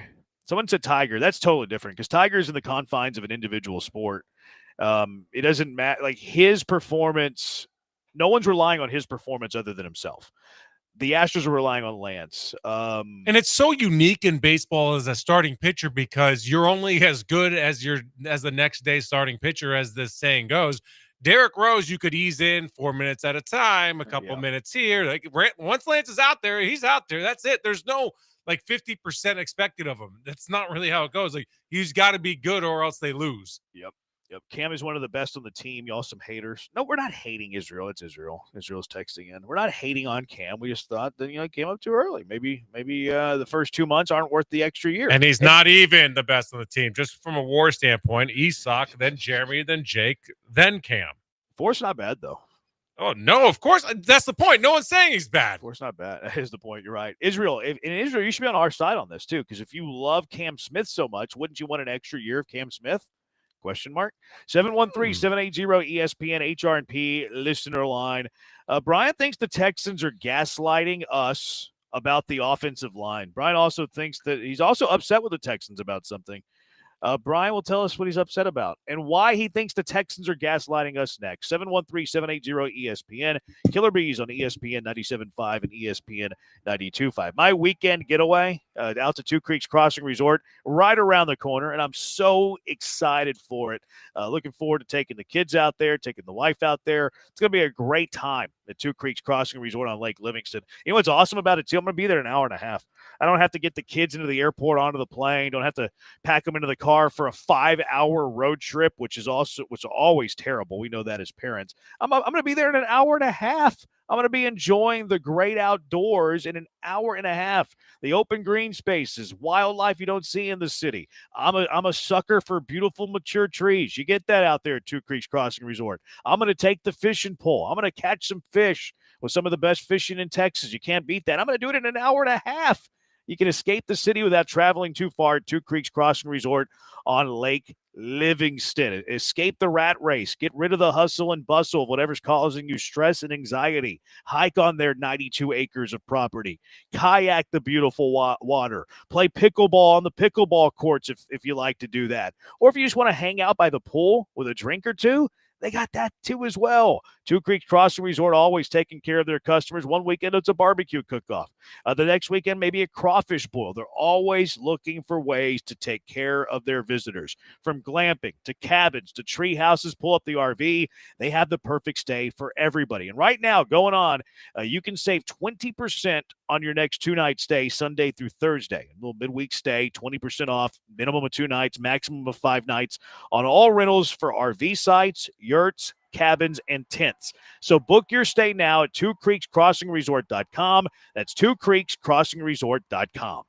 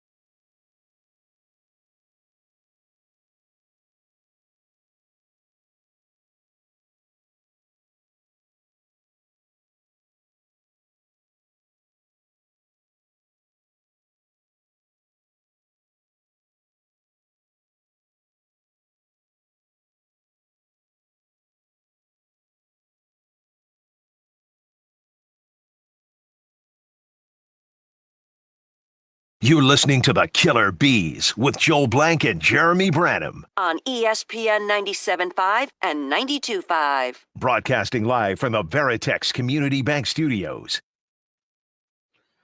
Please read this text on air. Israel's the biggest idiot out there. Seriously, is a moron. We're not going to read bad texts about other listeners to the show. We're not going to read Israel's the biggest idiot out there, that he's a moron. What service does that do for us? That doesn't serve us any purpose. We're not going to read that Israel's the biggest idiot and that he's a moron. 713-780-ESPN. 713-780-3776. Long story, I do fundraising. I had a chapter in Dallas, and since then I hate everything Dallas. They're the worst people in the USA, Eric. We're not going to read bad things about Dallas. 713-780-3776. Kudos to you for taking the high road and setting the standard. I appreciate that. Yeah, Israel's an idiot and a moron, and he does terrible things. You're not reading that. He's not an idiot. Yeah. 75, Israel is a dumb blank. We're not going to read that stuff, so stop sending it. 713-780-3776. Brian thinks that the Texans are gaslighting us. He's also upset with the Texans about their vote in the tush push. Is that right, Brian? Yeah. So where do we want to start? You have a preference? You call here? it. You call it, dog. Okay. Well, I've got the audio up for the gaslighting thing. So this goes back to that Casario audio we played on, I guess it was Tuesday, from the fan event where that guy asked the question about protecting the sweet old heart of C.J. Stroud. But there's this line and some other lines from the Texans that have kind of led me down the path of the Texans gaslighting us. It's never about one pick. It's never about one player. I think the offensive line in and of itself is about 5 guys playing as one. So, again, I would say for D'Amico and I, we're not concerned about it. So if we're not concerned about it, you guys certainly shouldn't be concerned about it either. We're not concerned about it, so you shouldn't be concerned about it too. Like, I've just felt like the Texans, and there's obviously more audio from D'Amico as well, talking about the offensive line. I get points being made. And Jeremy, I know you made the point about, back in 2022 they had less talent, yet the offensive line played well. So sometimes the sum of the parts can be less, or whatever the saying is. But I just feel like the Texans have gone into this offseason with their additions, losing Tunsil, adding guys on the interior offensive line with Ed Ingram and Laken Tomlinson that graded out worse than Kenyon Green. And they're now trying to spin that offseason for the offensive line into things are going to be better. And I just felt like, especially with that kind of condescending line there from Cassera at the end of, well, we're not concerned, so you shouldn't be either. And I just kind of felt like we're being sold a bill of goods that isn't true. Aren't we supposed to be, though? Like, aren't we supposed to be sold a bill of goods? Because he can't go out there and say, yeah, I get it. No, we're pretty 100%. worked up about it. And yeah, I do think he's right that an offensive lineman has to work as one unit. That's the idea. And if you have 5 separate pieces, which they did last year, Larry Tunsil is an elite pass blocker. I think we'd all agree on that. But he didn't fit into the scheme. He didn't buy in. He didn't like to run block. Like, he wasn't great for that room. And so when they're talking like that in public in particular, like, you got to say, hey, yeah, we're great, as they did all year last year, and we all knew that the offensive line sucked. Yeah. I would argue the definition of gaslight, I guess, which is probably not really the conversation. But can you, like, is it a gaslight if you really believe it to be true? Like, a gaslight's usually something isn't true. It's an issue, it's a problem, and then you're going to, like, use psychological methods to get somebody questioning their own viewpoint. Isn't that last line of "we're not concerned, so you shouldn't be either" kind of that? That's definitely gaslighting. You would have to say that he's lying. You'd have to say that he doesn't actually believe that. Well, I don't sure. think he does. I don't think he believes that. I think he's gaslighting for sure. See, I think he believes that they're going to be better. I really believe that they think they're going to be better on the offensive line, that they think it's a addition by subtraction, that it's a new coaching staff, that Slowick was incompetent, that they could out-scheme what is at best an average offensive line in terms of personnel. I truly believe them when they say that. I not that they're going to be right, but I 100% think that Nick thinks that they're going to be good enough on the offensive line. I 100% think that D'Amico thinks they're going to be good enough on the offensive line.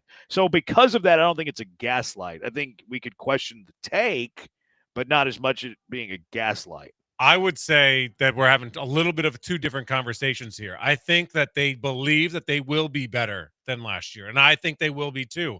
But that doesn't mean at the same time they're going to be good, because the bar is so low from where they were last year that I do think they're going to be better, but I don't believe the fact that Nick's not worried about it, because you have to be. There is no reason to believe it will most certainly be better, so you have to be worried about it. See, you're not worried about the defense. His actions have said opposite, though. Let me push back on that, Jeremy, because we had this conversation right after the draft where, especially since Casario went into the draft saying that they never draft for need, he doesn't even know what drafting for need is. And we had audio from Casario right after the draft talking about when he decided to trade back. And he basically gave it away that it was around pick 18, 19, right after guard Gray Zabel went. Like, I mean, to me, that tells me they knew they needed to address offensive line. Then why would they trade down? Like, if the guys went off the board that they wanted. Yeah, and they weren't going to get the value at the pick for the next guy that was available. But if they were so desperate for offensive line, they take the highest guy on their board that's an offensive lineman. Donovan Jackson went the pick before them. And okay, Josh Connerly went 29. They traded down from 25. Yeah, Josh Simmons went 32. They traded down. They drafted a tackle. Right, but they can still have a certain grade. Like, their highest guy that they think is going to be available may not be valued where they're going to pick, so they can still get their guy, a little bit further back. Because I thought that they could have traded up, and we've learned since then that they did try to trade up. Yeah, exactly. With the Cowboys. I mean, if you're trying to trade up all the way to 12 for the Cowboys from 25, I mean, that's telling me, I mean, specifically since we pretty much know it's for a guard, That tells me very you think high to guard take is a a guard. pretty big problem, and you didn't actually address it or improve the position. See, you could go both ways because y'all's argument is valid. Like, okay, they're trying to trade up from anywhere from 12 to 18. You had 2 guards taken from 12 to 18, Booker at 12, Zabel at 18. And that's been reported. At the same time, they also didn't draft a guard. Like, they didn't. They didn't draft, and you're going to tell me that they didn't like any guard in the NFL draft? Like, certainly they had Booker high and Zabel high, but like, you're going to tell me they didn't have a single guard in this draft that they liked. So on one hand, well, he's trying to trade up for a guard. Okay, he's telling you they need a guard. On the other hand, they didn't select a guard. But I also think we learned, and I this is at least my view, is that Nick is really, really, really good at sticking to his draft board rankings and not overpaying and overdrafting. And that's why I say maybe when he says I don't draft for need, like, I'm not going to overdraft because I have a need. However, if all things are even, then he understands what draft for need means. Yeah. But he doesn't overspend. Like, he there's a reason he can trade back. And I think we all can also agree that draft board did not fall favorably for them. No, I'm not disputing the part where he probably wanted Booker, maybe even Zabel. I had heard from some people they didn't love Zabel, but then what we heard post-draft about them moving up, it seemed like they did like Zabel. And then also, like, maybe they're playing the game. Yeah, we don't like Zabel. And then, okay, he's on the board. We like Zabel now. But it's very weird that they try to trade up for a guard, but then they didn't draft a guard. Like, because it didn't fall that way. They weren't going to overspend, and they weren't going to go get a guard. I'm not talking about the first or second round, though. But, like, why not, whenever you're maneuvering in all of these mid-round things, you're like, when you're trading around in the third and the fourth round, like, there's not a single guard in the middle rounds that you think is good. Well, maybe not. So, for instance, and I'm just playing devil's advocate here, and the way that it seems like Nick thinks is what if when it's your time to pick, or at least around that time, if you're going to make a trade, the best guard you have is a 70 out of 100, but then you have 2 wide receivers that are ranked, 82 out of 100, 83 out of 100, and you still have a need there, or whatever. Your tackle is a 75, so you're just taking the best player available while also addressing somewhat of a need. I think he would trade down and all of a sudden try to find a sweet spot where he gets value. But then can't you also move Titus to guard? Well, I think that's already going to happen. I think that's already worked. It's more about getting a starting, because if they would have drafted Booker, he's your starting right guard. I think it's a good question. I personally think if you draft Booker, he's your starting right guard, Titus is your starting left guard, and Blake Fisher's your right tackle. But I could also see the other argument where, okay, Titus is going to play right tackle. We don't love Blake Fisher. So I think that's probably a coin flip, and a hypothetical we'll never get an answer to. Like, I'm not guaranteeing that Fisher's going to start over Ursery. I think there's a decent chance Ursery is your starting right tackle. So I agree. You can like it's a fun conversation, a good conversation, because you can argue both sides of it. Like, he's trying to trade up into the draft for a guard, and then at the same time, whenever he was on the board late first round, he didn't draft some good offensive linemen that were there, albeit tackles. And then whenever he eventually traded up on day 2 for a tackle. So right, but because maybe he valued that tackle in that spot. I think overall my view is that I think Nick has his rankings, and he saw some guys that he could get at a great value at the top of the draft, and then in the middle of the draft it just didn't fall that way, and he wasn't going to reach because he'd rather have good talent than guys that fit a roster. If that makes sense. Perhaps that is the case. Texture, I would rather hear Nick say we don't know what to expect yet until these guys get a chance to mesh. Leave it at that. But you would be a fool to not say, not to worry about it.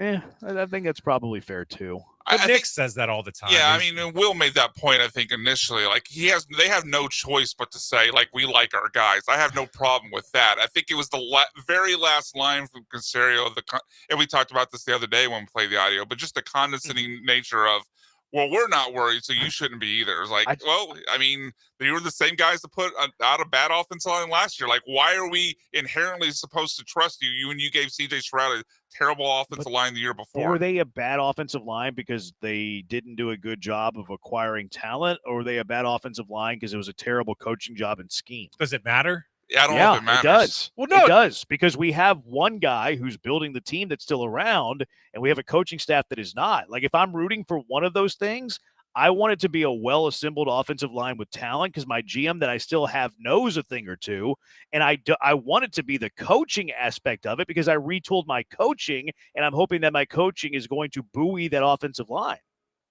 Isn't all? It seems like it's all you kind of together. Like the offensive line wasn't good, the players weren't very good, nor was the coaching.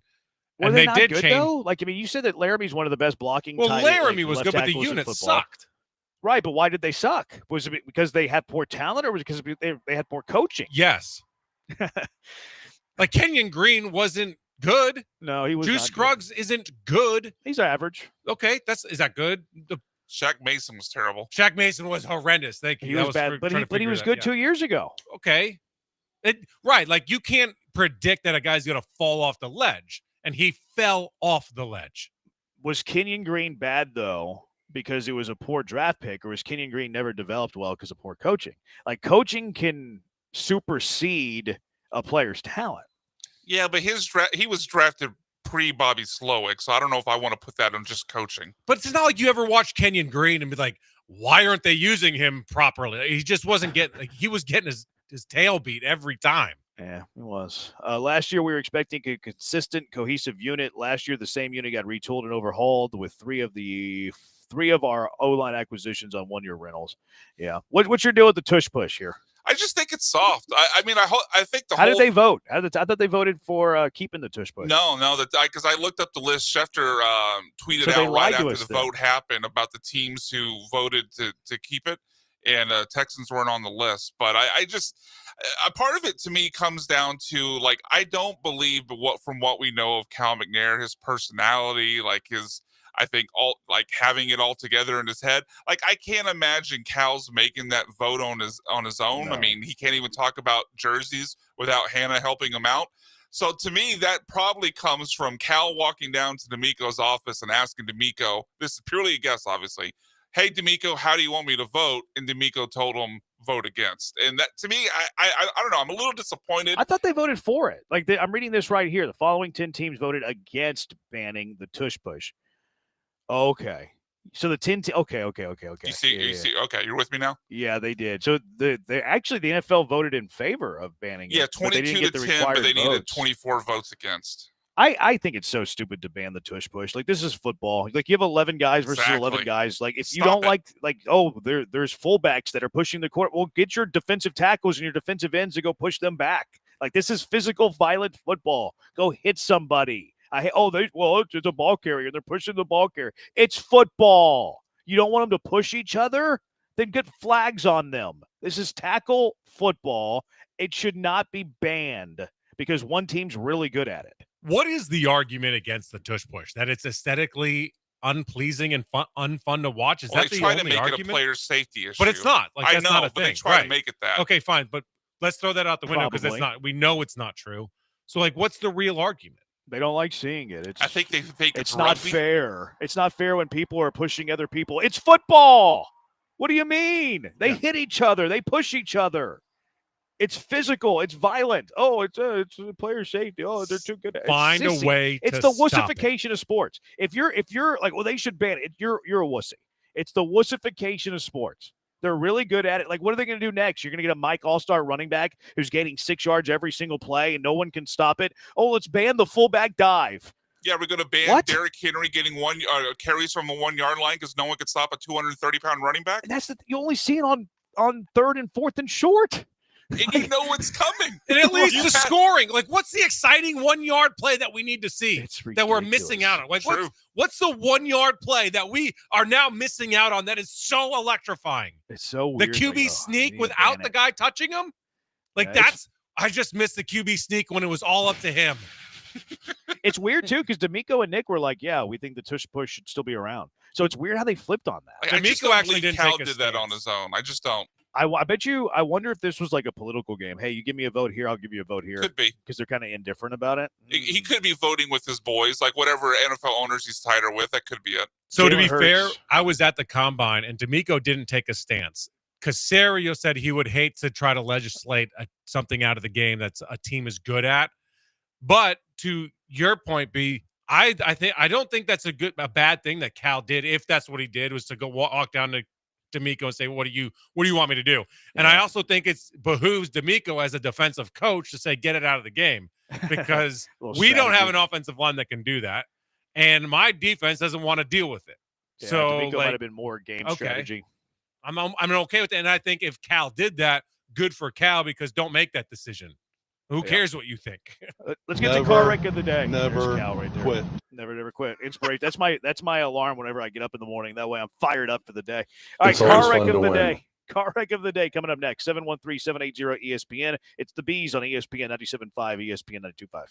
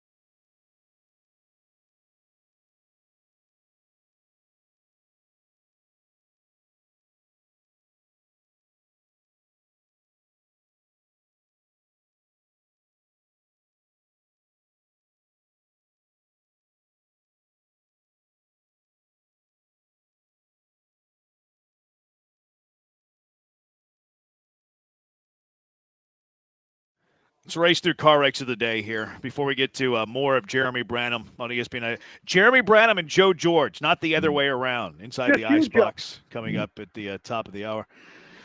Brian was doing a show with Joe today. Did he say Joe George and Brian McDonald? Did he list himself first? He did list himself first, yes. I knew it. That's his play. That's his go-to. Just you, Joe. Car wrecks of the day, 713-780-ESPN. Blaine says the tush push vote. I said it earlier. I'm a Cowboys fan. Banning illegal play is very soft. I hate the Eagles, but play ball. Figure out how to stop it. Josh from Seabrook, car wreck of the day. The New York Knicks choking on the receiving end of the Reggie Miller treatment. That was awesome, though. Loved watching that. I hate the Knicks. Car wreck of the day. Anybody rooting for the Dallas Stars as a Houstonian would be my nominee. You boys have any? Anyone not watching the NBA playoffs and the Stanley Cup That's playoffs? a good call. It's just like, what are you watching? I used a lot of people have been out on the NBA. And I get it. Fire this postseason. They got a regular season problem. There's a reason they're doing that stupid in-season tournament thing, and there's a reason that the ratings are down, etc. But the playoffs, you got to give credit where credit's due, have been awesome this year. I like the NIT, NBA in-season tournament. I'm a big fan. Brian, you have any? Yeah, the Edmonton Oilers up 3-1 last night after the second period. We talked about the Stars today. Up 3-1 after the second period. Give up 5 goals in the third period. Absolute choke job. Choke job, Oilers. All right, what's winning? I mean, it's got to be the Knicks, right? I think so. You good with that, Will?